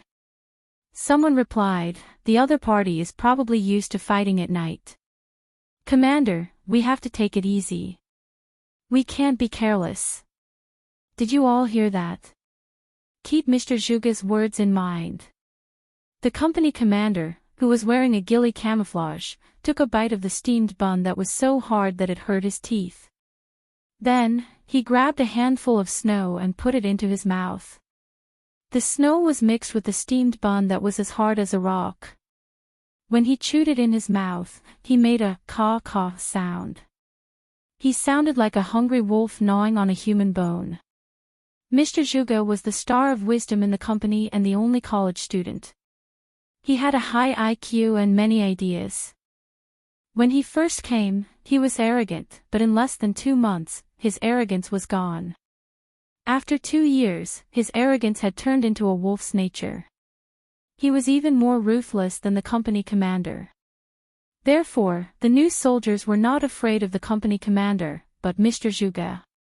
With his reminder, the old soldiers and new recruits in the company all became extremely alert, not daring to relax at all. At this time, the sky was already dark. Mr. Zhuge said to the company commander alone, "The temperature is dropping, and it's snowing heavily at night." They either don't understand the weather, or they understand it very well. Company commander, I'm afraid this time the tough characters are really tough characters. We have to be careful. Of course, I don't think of them as cowards. At night, the company commander, who had fought countless outlaws, blinked his eyes and stared at the front with an extremely sharp gaze. If they really understand the weather in the Gobi Desert, then they are really a group of men. The Grey Wolf Troop, which had produced countless heroes and had countless heroic deeds, only respected real men and real soldiers. The knife-like wind blew on their bodies, but it didn't have a trace of warmth. The heavy snow fluttered freely and came with the wind. Not only was there snow and wind, but there was also wind and sand. After walking a few steps, their goggles were covered with a layer of dust. Erasing, moving hand gestures, 1, 2, 3. Several figures approached the remaining hills one by one. The anti-annihilation training had entered the active period. Chapter 1737. The wind that blew in the Gobi was different from the wind that blew in the mountains, plains, and grasslands. When it blew, it felt like there was an invisible barrier in front of them. If they walked with momentum, it seemed like they would hit the barrier and bounce back violently. Even such a strong wind did not blow away the heavy snow. The wind carried large snowflakes that covered the sky and earth, affecting the entire march to a certain extent. The Major General in the command center heard the howling of the wind outside.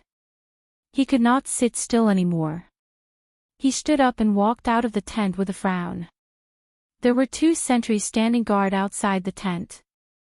When they saw the Major General come out, they immediately saluted. Their military boots hit the ground, and a piece of crystal-clear ice fell from their heels. After a few hours of standing guard, even their eyelashes were covered with a layer of white fluffy snowflakes. Needless to say, their bodies were covered with snow that was almost as deep as a pinky finger on their left and right shoulders. The Major General glanced at the 2 sentries, nodded slightly, and raised his hand to pat off the snow on their shoulders. After patting them, he walked a few steps away without saying a word. Old Dong. He walked to the side of the Navy commander who came out 3 to 5 minutes earlier than him. The 2 stood side by side and looked into the distance together. It's already started. Let's see if we can take down the small hill in 2 hours. The Navy commander was still holding an infrared telescope in his hand. Before the heavy snow, he could still see clearly into the distance. Now, the infrared telescope was not of much use. He turned his head to look at the Major General standing with him, then looked at the weather. He said with some worry, "The weather is unusually bad. I'm a little worried about them." The Storm Commandos had never been to the Gobi for training since they were formed. Now that the wind and snow were heavy, all the members of the Southern soldiers might not be used to it. The Major General could understand his feelings, but this was a step that had to be taken. Our Special Forces team's goal is to be 3 amphibious. After nearly 5 years of hard work, we have basically achieved it. Old Dong, the Storm Amphibious Frogman Commandos have only been established for a little more than a year. The difficulties that you have to overcome are not just 1 or 2. There are more difficult peaks ahead for you to conquer. It's normal to be worried. No one wants any accidents to happen. However, Old Dong, we have to be mentally prepared. There will be a certain casualty rate when arranging such training. This was to give the Navy commander a heads up. Since the establishment of the Snowfield Brigade, there had been accidents during training. Even if this was a special force, there were still casualties. The Storm Commandos were still inexperienced. If an accident were to happen, it would be within the normal casualty rate. The Navy commander's voice was low and hoarse. These are things that they have to go through. As soldiers, they have no choice. They were his soldiers. Every one of them was an unyielding man with a common belief and a common goal. They could live and die for this common belief. Such a group of soldiers, a group of indomitable soldiers, he did not want any accidents to happen to any of them. This was because, to them, once an accident occurred, it would definitely not be a small accident. It would be an accident that concerned life and death. The Marine commander raised his hand and patted the snow on his shoulder. In the snowy wind, there was a very light and shallow sigh mixed with the wind. Chapter 1738. The Navy commander raised his hand and patted the snow on his shoulder. In the snowy wind, his soft and shallow sigh mixed with the wind could be heard. However, Major General Liu seemed to have heard it. He patted the Navy commander, who he had known for more than 10 years, and said half jokingly and half seriously, "Old Dong, you have a problem. You like to complicate things. Since you know in your heart that this is the path you have to take as a soldier, what's the point of worrying about it? In such bad weather, even if I know that my soldiers have experienced similar weather, I will still be worried. However, although I am worried about them, I believe in the abilities of the 2 commanders more. I believe that they have enough ability to deal with the bad weather. The worse the environment, the more it can temper their combat ability. I believe that they will complete the counterattack perfectly. Let's go, let's talk inside. The wind is so strong that I can't even open my mouth. The battlefield was ever-changing. Even if they were deployed in advance, there would still be new accidents and new situations. The purpose of training was to let all soldiers have enough ability to deal with the ever-changing battle situation. Major General Liu was never afraid of throwing Xia Jinyuan and the other elite special forces into dangerous places to train. He would send them wherever it was difficult. The footprints of the Snowfield Brigade were left behind in the north, south, west, and east of the country were all dangerous places. Old Dong was also a soldier who could rise and fall. He was decisive and never sloppy when doing things. It was normal for him to be worried when he saw such bad weather. Because the Storm Commandos had only been established for a short period of time, so short that the military was sometimes afraid that something would happen to this team. This was a secretly established Marine Corps. Although it had been established for less than 2 years, it had a very strong and tough Demon King. In the face of doubts, he gritted his teeth and endured it. He trained the Storm Commandos to be a soldier among soldiers in the Marine Corps. Although the Demon King was young, his military quality, ideological style, willpower, and personal ability were all first class. How could the soldiers trained by such a soldier be bad? Therefore, even if the weather was bad, he believed that with the Demon King's ability, there would be no accidents. In addition, there was also Xia Jinyuan. He believed that at this moment, they had already started fighting with Blue Wolf. The Marine commander walked into the tent with cold air and saw that the Major General of the army was calm. There was no worry on his face. He couldn't help but sigh. Li Jinyan was right. Their water special forces were still too inexperienced. Compared to the Snowfield Brigade, which had decades of history, there were still too many areas that they needed to learn and strengthen. To be honest, the Storm Commandos were the ones who benefited the most from the joint training. Compared to the Shuayu Special Forces, the Shuayu Special Forces was much weaker. Thinking of Li Jinyan's report, the Navy commander's eyes darkened. Li Jinyan said that 1 month of training with the Snowfield Brigade was equivalent to half a year of training for them. He had learned too many things. This time's anti-terrorist training would definitely benefit them greatly. Thinking of this, the worry in the Navy commander's heart lessened a little. The Storm Commandos, known as the Fierce Tiger on land and the Dragon of the Sea, definitely lived up to their reputation. Chapter 1739. The counterattack had already begun. The first sentry post was destroyed by the 4 assault teams of the Storm Commandos. They were all barehanded and did not use any high-end weapons. Satisfying. This is so satisfying. The one who was lying motionless in the snow was a veteran of the Grey Wolf troop. In the end, he was captured by the counterattack and had his neck slit. The recruit beside him got up and wanted to help the defeated veteran up. He said, "Company commander, you have waited for a long time. It will definitely be a satisfying fight later." His neck was slit from behind. It was silent like a rattlesnake hiding in the desert. It killed him with 1 strike and would not attack again. The veteran did not let him help him up. He stood up and laughed.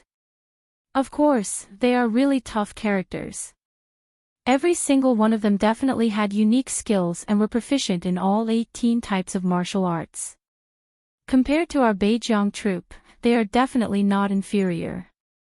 Naturally, they would not be inferior. The Grey Wolf troop was a company of the Beijiang military region. They were famous in the Beijiang military region and were also famous among the special forces of the few military regions. However, compared to the 2 special forces of the country, there was still a gap in strength. One had to know that the members of the Snowfield Brigade were all selected from the special forces of the various military regions. They were also selected from the elite soldiers of the various military regions. It was the same for the Storm Commandos. The elites of the elites naturally had no problem fighting against the elites of the military region. As the famous combat force of the Beijiang military region, the Grey Wolf Troop had always been the one to fight against others. They had never been beaten by others. When the company commander lost contact with the 1st and 2nd sentry posts, he knew that they had really encountered a tough character this time. They were a field unit, and field units were the least afraid of tough characters. Since you are here, just use your fists. Don't dawdle like a girl. The brothers in the south have already shown their sharp knives. We can polish them even brighter and sharpen them. Don't embarrass the Beijiang military region. Do you hear me? The company commander was from Black River and was a native of the north. He had a red reflex accent when he spoke and could usually scold people. After the entire company was trained, there was no repetition. When he opened his mouth, the entire company's soldiers tensed up. Mr. Zhuge opened his mouth. We are familiar with fighting in the desert. Our brothers in the south are not familiar with them. We have the advantage in terms of territory. Also, we have about 100 people lying on the ground while they only have about 40 people. In terms of numbers, we have the advantage. There is still a possibility of winning. But the first part of the speech boosted the confidence of the Grey Wolf Troop's recruits. However, when they heard the "but" at the end, their hearts instantly. So, brothers, this is going to be a tough battle. The company commander was speechless. Was there a need for this guy to explain everything? After Yi Jian finished listening, she quietly returned the earpiece to Whistle, who was in the 4th position, and said softly, "The person talking inside is your military counselor, right?" The veteran soldier who was knocked down kept his mouth shut. He swiped his hand across his neck, indicating that he was dead, and had no comment. However, he was anxious in his heart, and it wasn't just ordinary anxiety. Did a group of female soldiers come? Did a group of female soldiers come to fight? Chapter 1740. The fallen veteran watched as the figure that was obviously slimmer than the male soldier gradually disappeared into the wind and snow. He was so anxious that he grabbed a handful of snow and stuffed it into his mouth. A female soldier came to the Gobi for training. Which military region was this female soldier from? Why did they arrange for a female soldier to come over? They had never met a female soldier who was sent to the Gobi for training. What he couldn't accept was that he was defeated by a female soldier. She defeated him quite easily. What he couldn't accept was that he didn't know that she was a female soldier until she opened her mouth. He didn't know that she was a female soldier when he was fighting her. He didn't expect that the person he was fighting with would be a female soldier. A female soldier coming to the Gobi for training. It was the first time that a female soldier was involved. We are the 4th sentry post. Are the sentry posts in front all taken care of? The recruit who was defeated first crawled over. He didn't realize that the one who defeated him was a female soldier.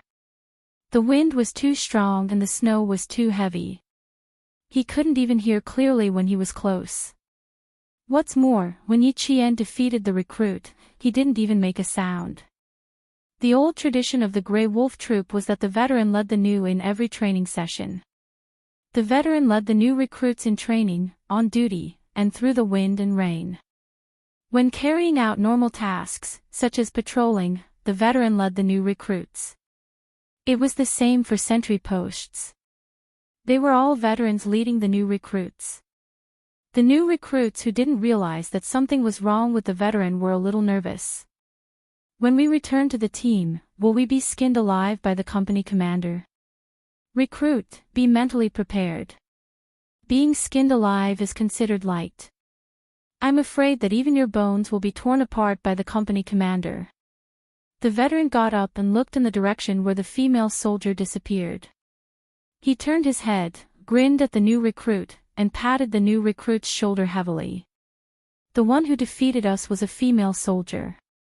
Yes, a female soldier. She's a female soldier who killed 2 of our male soldiers with one move. Don't look surprised. I'm very surprised too. I didn't make a mistake. The female soldier was talking to me just now. She's a real female soldier. She took care of both of us. The veteran rubbed his face and looked at the new recruit whose face was pale under the light.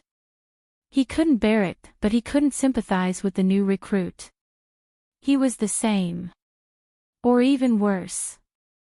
The veteran soldiers were all taken care of by the female soldiers. How would the company commander deal with him? After the 4th sentry post was taken care of, the company commander of the Grey Wolf troop naturally had no way to contact them again.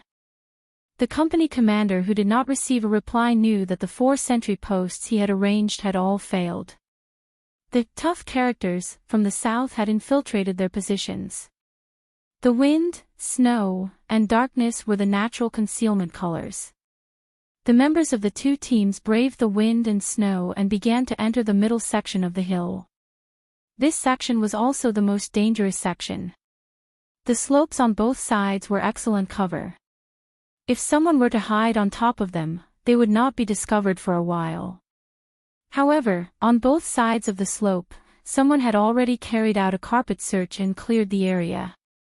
4th sentry post cleared.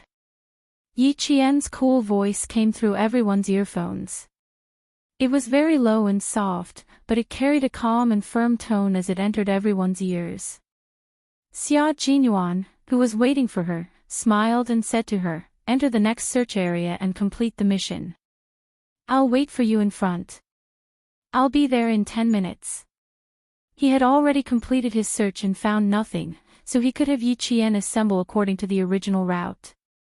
Chapter 1741. They completed the search in a triangular formation.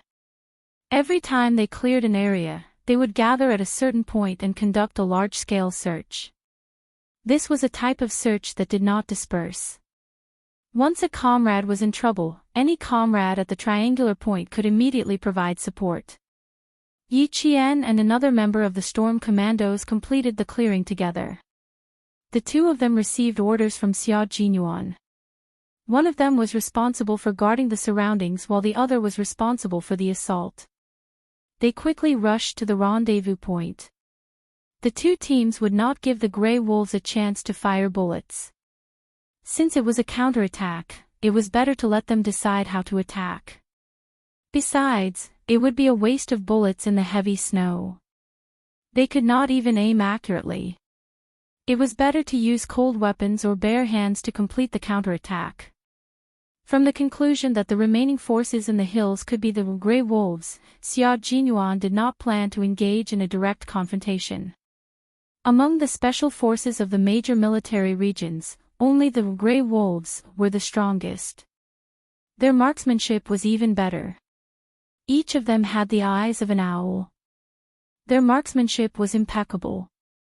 Completing a sniper in such a heavy snowstorm was not a problem for them.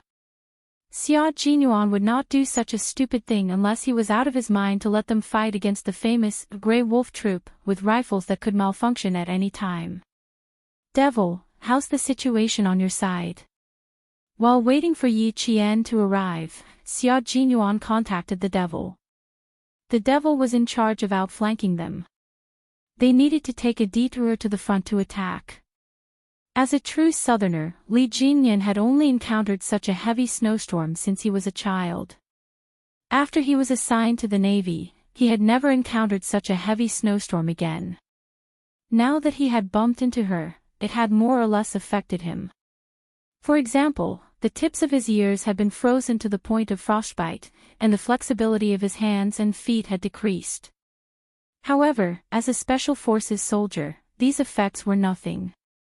No matter how heavy the snowstorm was, it could not stop him from leading his team forward. "Fortunately, we are about 400 meters away from our destination," he replied calmly. At the same time, he raised his hand and gestured for his team members to lie down. There was a situation ahead. It was already 6 o'clock in the evening. The operation had started 2 hours ago. The success of their counterattack depended on whether all of their members could successfully pass through the hills.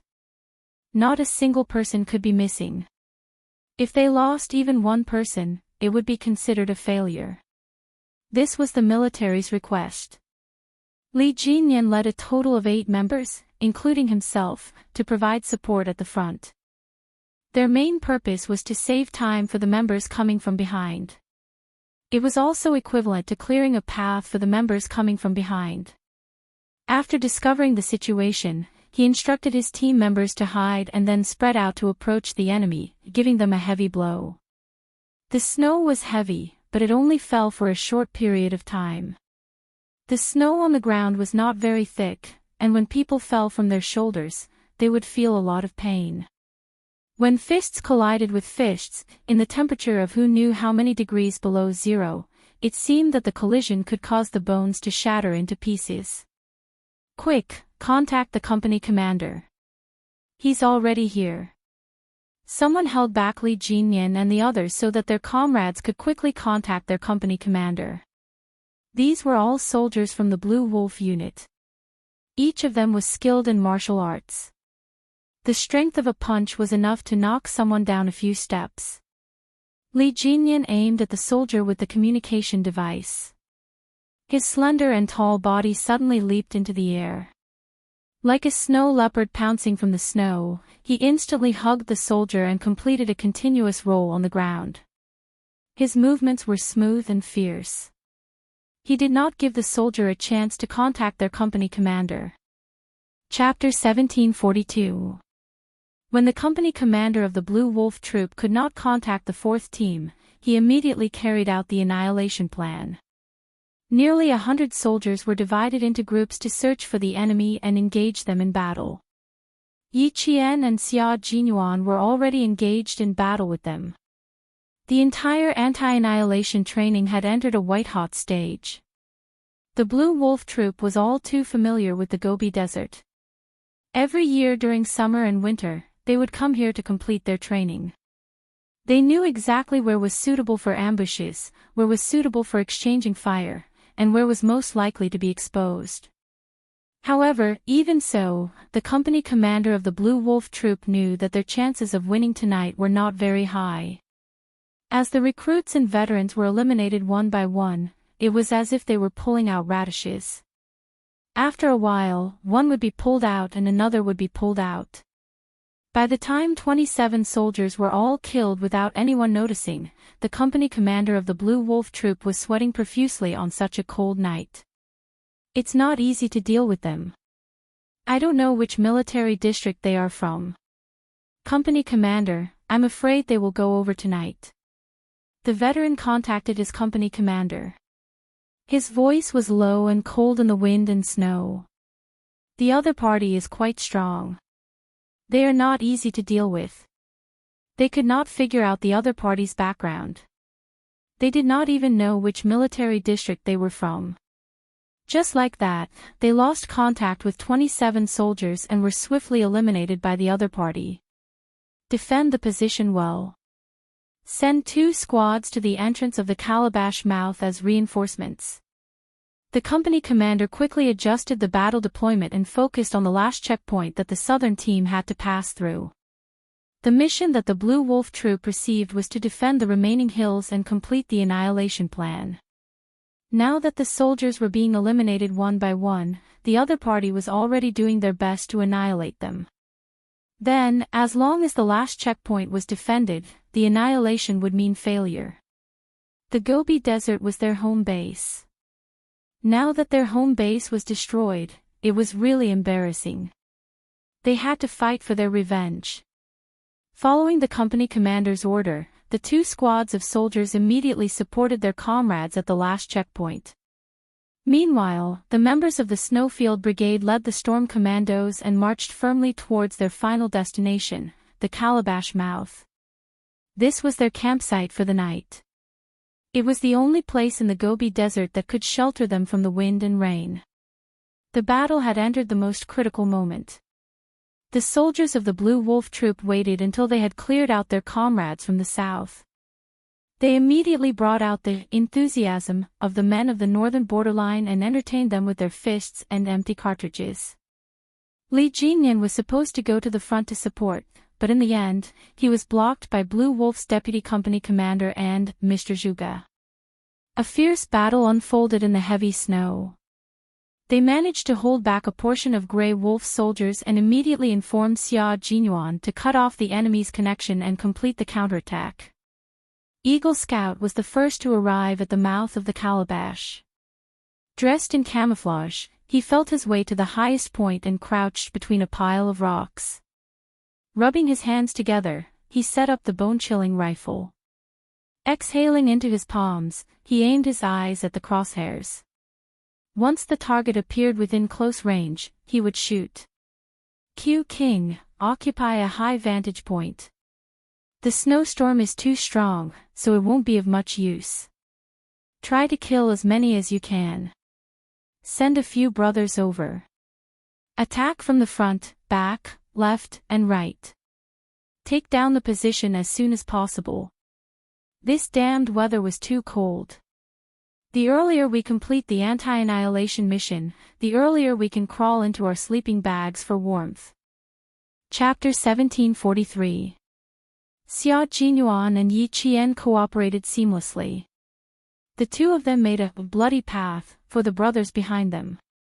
Hearing Chang Ying's words, Xia Jinyuan laughed and said, "You can guard it alone. Occasionally, you can shoot from behind. You can also hide your tracks in the heavy snow. But you have to be careful. The soldiers in Grey Wolf are all good gunmen. Some of them are even sharpshooters. Be careful of being shot from behind." They really didn't have any extra men to send out as reinforcements. All the soldiers in Grey Wolf had gathered in front of the mouth of the bottle gourd. It was obvious that they were not going to let them pass. If the defense was too tight, the difficulty of breaking through would increase. Chang Ying's mouth twitched slightly. Their young captain had always been a sly old fox. Why would he send reinforcements when he knew that they were safe? One had to know that his favorite phrase was self-reliance. There wasn't much sound coming from the earpiece. Only when they were completely hidden would someone flick their earpiece 3 times to indicate that they had entered the original deployment position. Finally, the sound of someone entering the deployment position was heard. The Snow Region Brigade and the Storm Commando surrounded the entire Grey Wolf troop in a circular formation. Fire! As Xia Jinyuan's cold, metallic voice sounded, gunshots were heard all around the Gobi Desert. After 3 hours of deployment, Xia Jinyuan successfully completed the final counterattack and didn't get caught by Grey Wolf. The company commander of Grey Wolf heard the gunshots around him and his heart tightened. This group of soldiers from the south actually climbed up the heavily weathered hills to complete the encirclement. He concentrated his forces while they spread their forces out like a net to complete the encirclement. How dare they? Weren't they afraid that they would roll down the hills and break their bones? I'm not afraid of being surrounded. Let's take a few more bites of meat. Even though they were surrounded, the company commander of Grey Wolf didn't panic at all. Unyielding soldiers wouldn't easily admit defeat until the very end. Yi Qian didn't expect to face the company commander of Grey Wolf.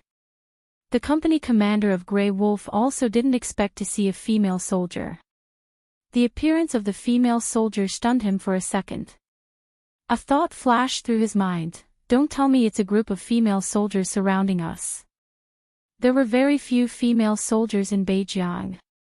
Other than the signalers, there were only 7 female soldiers in their unit. It was pitifully few. Therefore, it was impossible for female soldiers to enter the Gobi Desert for training in the heavy snow. Which military region are you from? You should at least tell me where you are from. The company commander stretched his muscles.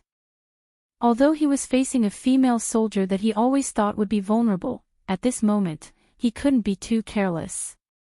This was a female soldier who dared to come to the desert for training. Who knew how many soldiers she had killed on her way here? He didn't dare to underestimate her. Yi Qian, whose hands were aching, knew that she had encountered the company commander of Grey Wolf. She carefully took a few steps back and pressed down on her headset to contact Xia Jinyuan. Q King, I've encountered the company commander of Grey Wolf. She spoke in the public channel, so all the team members could hear her. J5's voice came first. You're too lucky. You can't stop him. Come on, Qing Niao. Kill the company commander. I believe you can do it. Company commander, how satisfying would it be to defeat the company commander? Qing Niao, go. Chapter 1744. For the members of the Snowfield Brigade, if they encountered such a situation and were certain that they could handle it, they would have to deal with it alone. Anti-annihilation was a combination of individual and team combat. As a member of the anti-annihilation training, Yi Qian had no choice but to face it head-on. It wasn't that they were being sarcastic or that they weren't afraid of being put on a good show. It was because this was something that they had to face. Xia Jinyuan waited for his comrades to say a few words before he said in a low voice, "There's a 95% chance that there will be ambushes around him. I'm about 6 meters away from you. You lure the enemy, and I'll deal with the ambushes around him."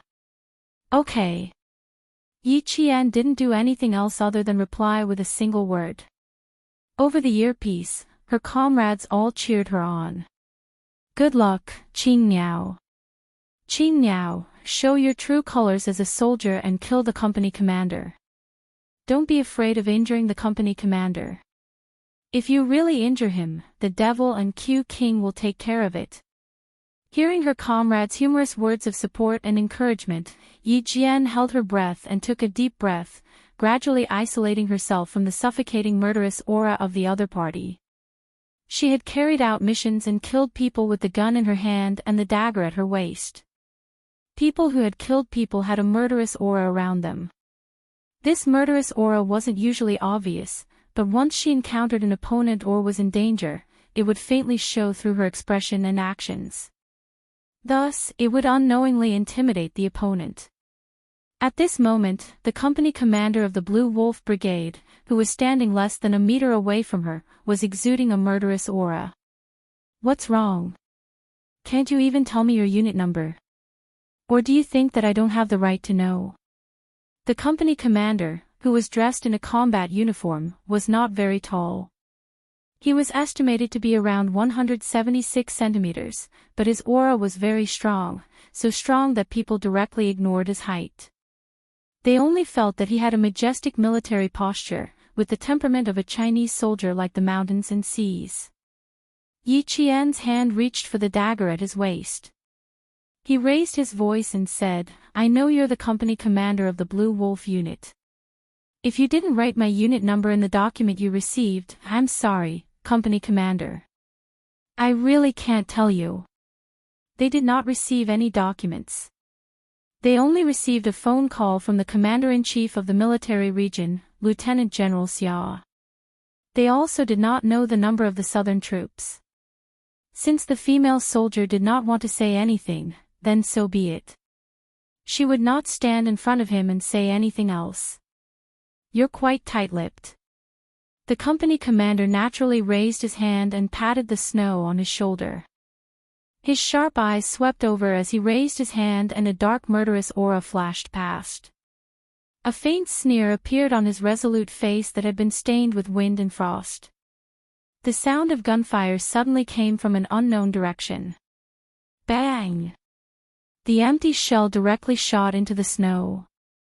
Suddenly, the snow mixed with the dust splashed everywhere. As the gunshot rang out, the firm sneer in the company commander's eyes suddenly disappeared after he saw the female soldier's actions. The murderous aura around him suddenly multiplied. The female soldier actually dodged it. She dodged the bullet. She dodged it perfectly. Yi Qian, who had been observing him, did not dare to let his guard down. He saw every move of the company commander. As long as he moved a little, she would definitely complete her dodging action.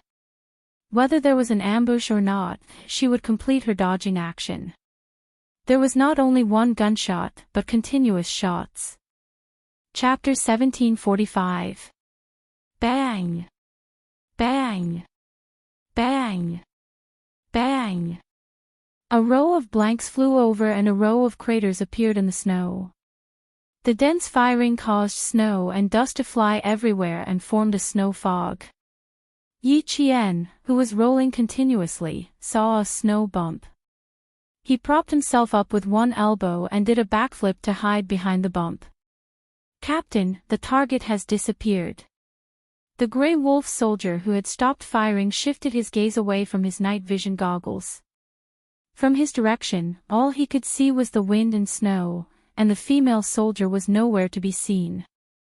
Xia Jinyuan, who had snuck over, was like a snow leopard stalking its prey. When he was 5 steps away from the soldier, he leaped into the air with his long limbs. The soldier who was communicating with his captain and searching for the target felt a gust of wind even fiercer than the north wind. He held on to his gun, but before he could complete his roll, he was killed by the owner of the gust of wind. Grey Wolf is famous for its marksmanship. "Brother, I'm sorry, but I can't give you another chance to shoot." The elegant yet dangerous Major Xia took the soldier's gun and removed his earpiece. He spoke very politely, "Captain Jiang, your bodyguard has been taken care of." With the bodyguard taken care of, the anti-assault training was almost over. Since he had failed to shoot, Captain Jiang faced the female soldier who had unbelievably fast reflexes. His fist was held by the female soldier's hands, which were obviously smaller than the male soldier's. An unfamiliar male voice came through the earpiece. He said that his bodyguard had been taken care of, which meant that the veteran soldier who had shot the female soldier had been taken care of. The calabash mouth position had been lost, and the troops from the south had successfully counterattacked. However, he hadn't taken care of the female soldier yet. In close combat, if one wasn't careful, one would be hit by the opponent's fists or boots.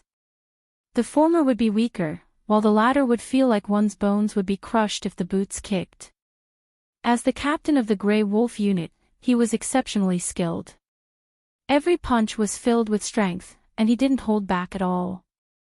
As long as there was a chance, he would hit Yi Qian. Yi Qian was suppressed by him a few times and had to roll around to avoid it. When she counterattacked, she almost didn't use her fists, but only her legs. Her long legs swept left and right, and Captain Jiang dodged to the left and right. He used his hands to block the attack, and his arms were slightly numb from the force of her legs. Both of them were covered in sweat. After a heavy kick, both of them fell into the snow. When they got up in a half squat, they did the same action again. They took out their pistols and fired. Bang bang. 2 gunshots rang out. The close-range shots were all aimed at the bulletproof vests to prevent any accidents. This time, their actions were surprisingly similar. They were so similar that Yi Jian's heart couldn't help but beat wildly. In order to maintain the accuracy of shooting while kneeling on one knee, every part of the body had to be stable, coordinated, and relaxed. When she was practicing the kneeling position, Uncle Chin had added weights to her hand. Over time, she had the habit of slightly raising her elbow to better control the strength of her arm muscles. And Company Commander Jiang was the same as him. He also raised his elbow slightly. Uncle Chin had personally told her that this kind of shooting needed to be trained from the very beginning. In other words, she had to start when her shooting level was 0 and couldn't change halfway. It was also a set of pistol shooting essentials that he had personally discovered. Chapter 1746. Since it was a person, why did Company Commander Jiang know how to do it too? The answer was obvious. When Company Commander Jiang saw the female soldier take out her gun and complete the shooting action, he did not hide his surprise. It was a little strange. The female soldier was not a female soldier in their troop. Why was her shooting action the same as theirs? Company Commander, the enemy's counterattack was successful. We've lost. Company Commander Jiang, who was about to look at the female soldier's shooting posture, heard the soldier's voice. He stood up and put away his gun. You won, female soldier. The entire counterattack training lasted 8 hours and was completed at 7:23 p.m. When the members of the Storm Commandos came back, they all supported each other. Some of them were so cold that their lips turned purple. Some of them were so cold that their bodies were stiff. When they walked, their knees were straight. Cold, it was too cold. It was so cold that it was as if they could become one with the snow at any time and could never return to the beach. Li Jinyan kept rubbing his comrade's cold and swollen fingers. Although his cold and handsome expression was indifferent, his brows were furrowed. Move your legs and stomp on the spot. On the other side, Company Commander Jiang spoke quickly and anxiously. Quick, help them sit by the fire. Water, bring water over. The few of you, use Mao coins to wrap snow and roast it by the fire. The few of you, heat up the wine and give it to the brother whose lips are purple from the cold. How to resist the cold? Company Commander Jiang had his own set of methods, which were quite effective. After stuffing a few bottles of burning knife wine into their stomachs, they used a towel that was so hot that it was emitting steam to cover their faces and hands. It was more or less enough to let them breathe. Come. Stick the radish slices to the part where the frostbite is. Stick them until they're not hot anymore. Then, roast them on the fire and stick them repeatedly. Mr. Zhuge and the Blue Wolf Troop picked out the hot radish slices and gave them to the southern brother who had frostbite on his hands. He said enthusiastically, "This is an indigenous method. It's condensed from the 5,000 years of living experience of our people. It's definitely effective." This group of brothers from the south. They were really hard-working. They could still endure the cold.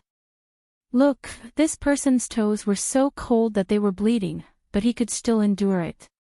He was a man. This was a man-made underground cave in the calabash mouth position. The Grey Wolf Troop would rest here at night during their training in the Gobi Desert. Once the fire was lit, the cave would be warm and could eliminate the fatigue of the day. But this fire was not something that could be started just because he wanted to. If it were not for the fact that he had to take care of his brothers who had just come from the south, he really would not have a fire to keep himself warm. Everyone had a mouthful of Shaodao wine and a bowl of boiled snow water. Everyone leaned against each other. Dozens of people crowded around the only 2 bonfires, and the warmth of their bodies returned. Yi Qian was in a much better state than the members of the Storm Commandos. She had experienced a similar cold before, so her body had a certain level of resistance to it. She drank 2 bowls of warm snow water in a row before she saw Sergeant Jiang walking towards her. Xia Jinyuan, who was applying frostbite ointment to his frostbitten comrades, narrowed his eyes when he saw this. You must be tired tonight. How are you? Can you still hold on? Sergeant Jiang looked at the young female soldier whose skin was as delicate as a peach. The doubts in his heart grew bigger and bigger. The sun in the northern Xinjiang was very strong. Even the most beautiful female soldier's cheeks would turn red in less than half a year after coming here. But this female soldier was obviously not a female soldier from the northern Xinjiang. If that was the case, how did she know the unique posture of holding a gun in the Blue Wolf Troop? Chapter 1747. Commander Zhang's arrival didn't surprise Yi Qian much. On the contrary, she was actually waiting for him to come over.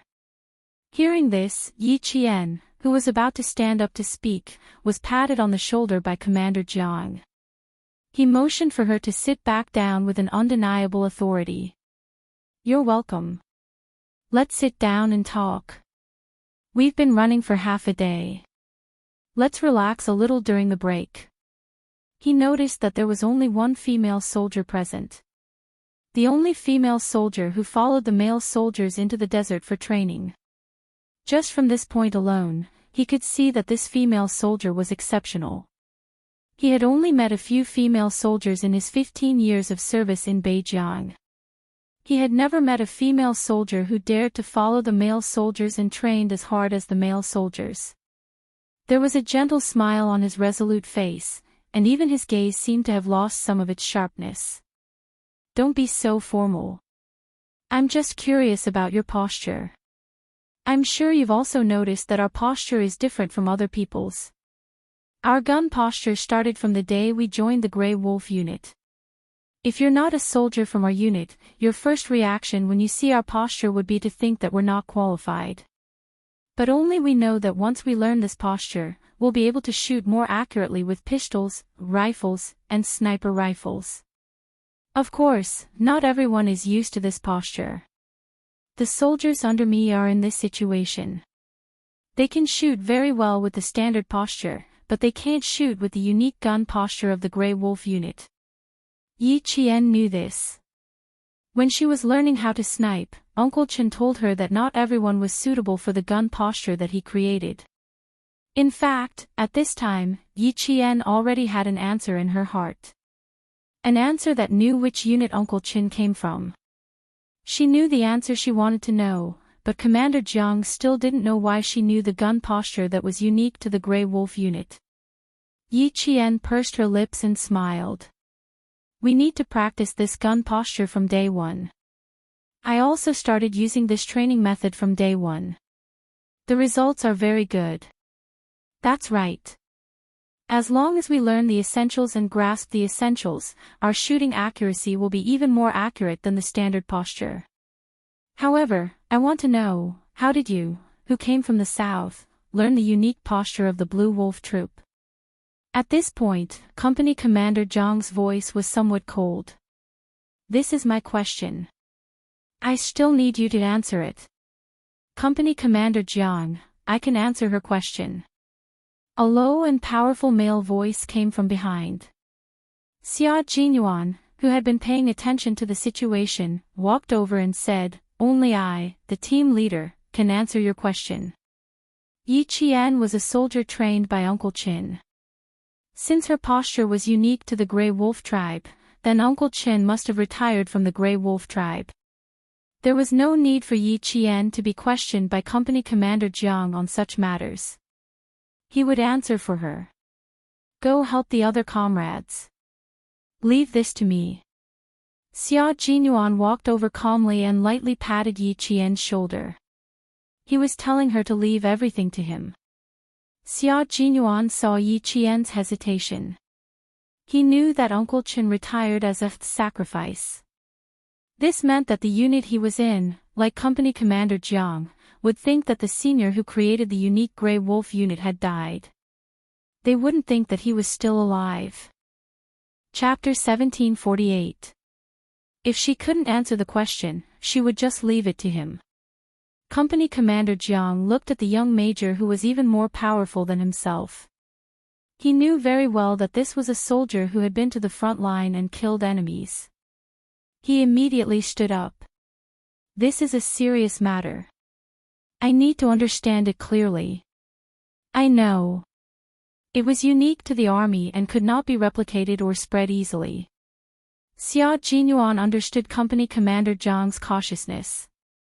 Yi Qian smiled apologetically at Company Commander Jiang, then got up and left. Xia Jinyuan was naturally better at handling this kind of matter than she was. With Xia Jinyuan's ability, he could easily hide the fact that Uncle Qin was still alive and give Company Commander Jiang a reasonable explanation. She believed that he would handle this matter well. However, this matter also gave her a wake-up call. When she returned, she needed to learn the standard gun stance to prevent similar problems from happening again. Uncle Chen's identity could not be exposed. Even if he had been sacrificed for more than 10 years, she still needed to continue hiding it. She could not let others know about Uncle Chen. About 10 minutes later, Company Commander Jiang found Yi Qian again.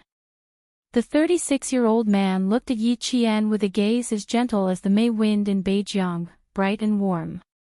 I was rude just now. You are a very outstanding female soldier. I look forward to seeing you on the training ground again. Yi Qian saluted the company commander who was about to leave and return to the army.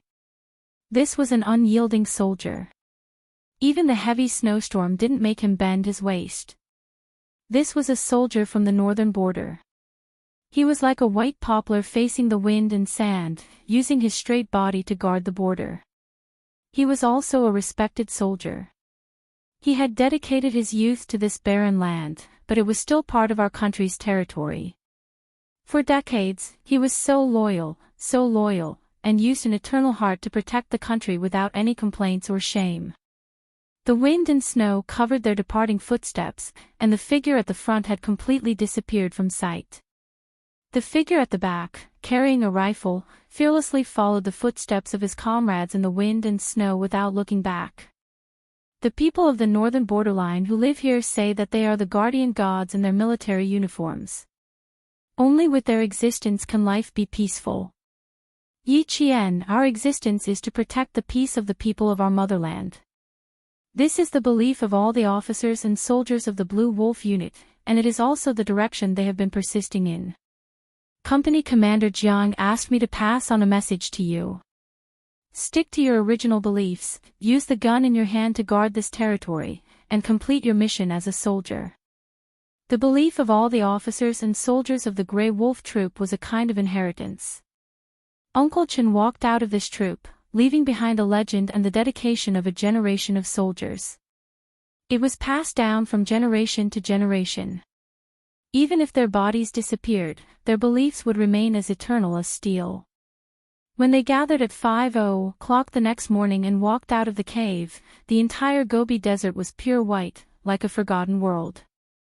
It was so quiet that it did not seem like the human world.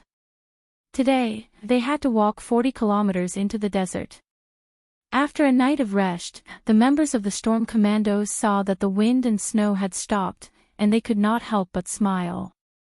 They were not afraid of wind and snow, but it was good to have good weather. The weather is good, suitable for a walk. There's also the sun. Let's walk and scatter the sun. Do you still have any burning knives?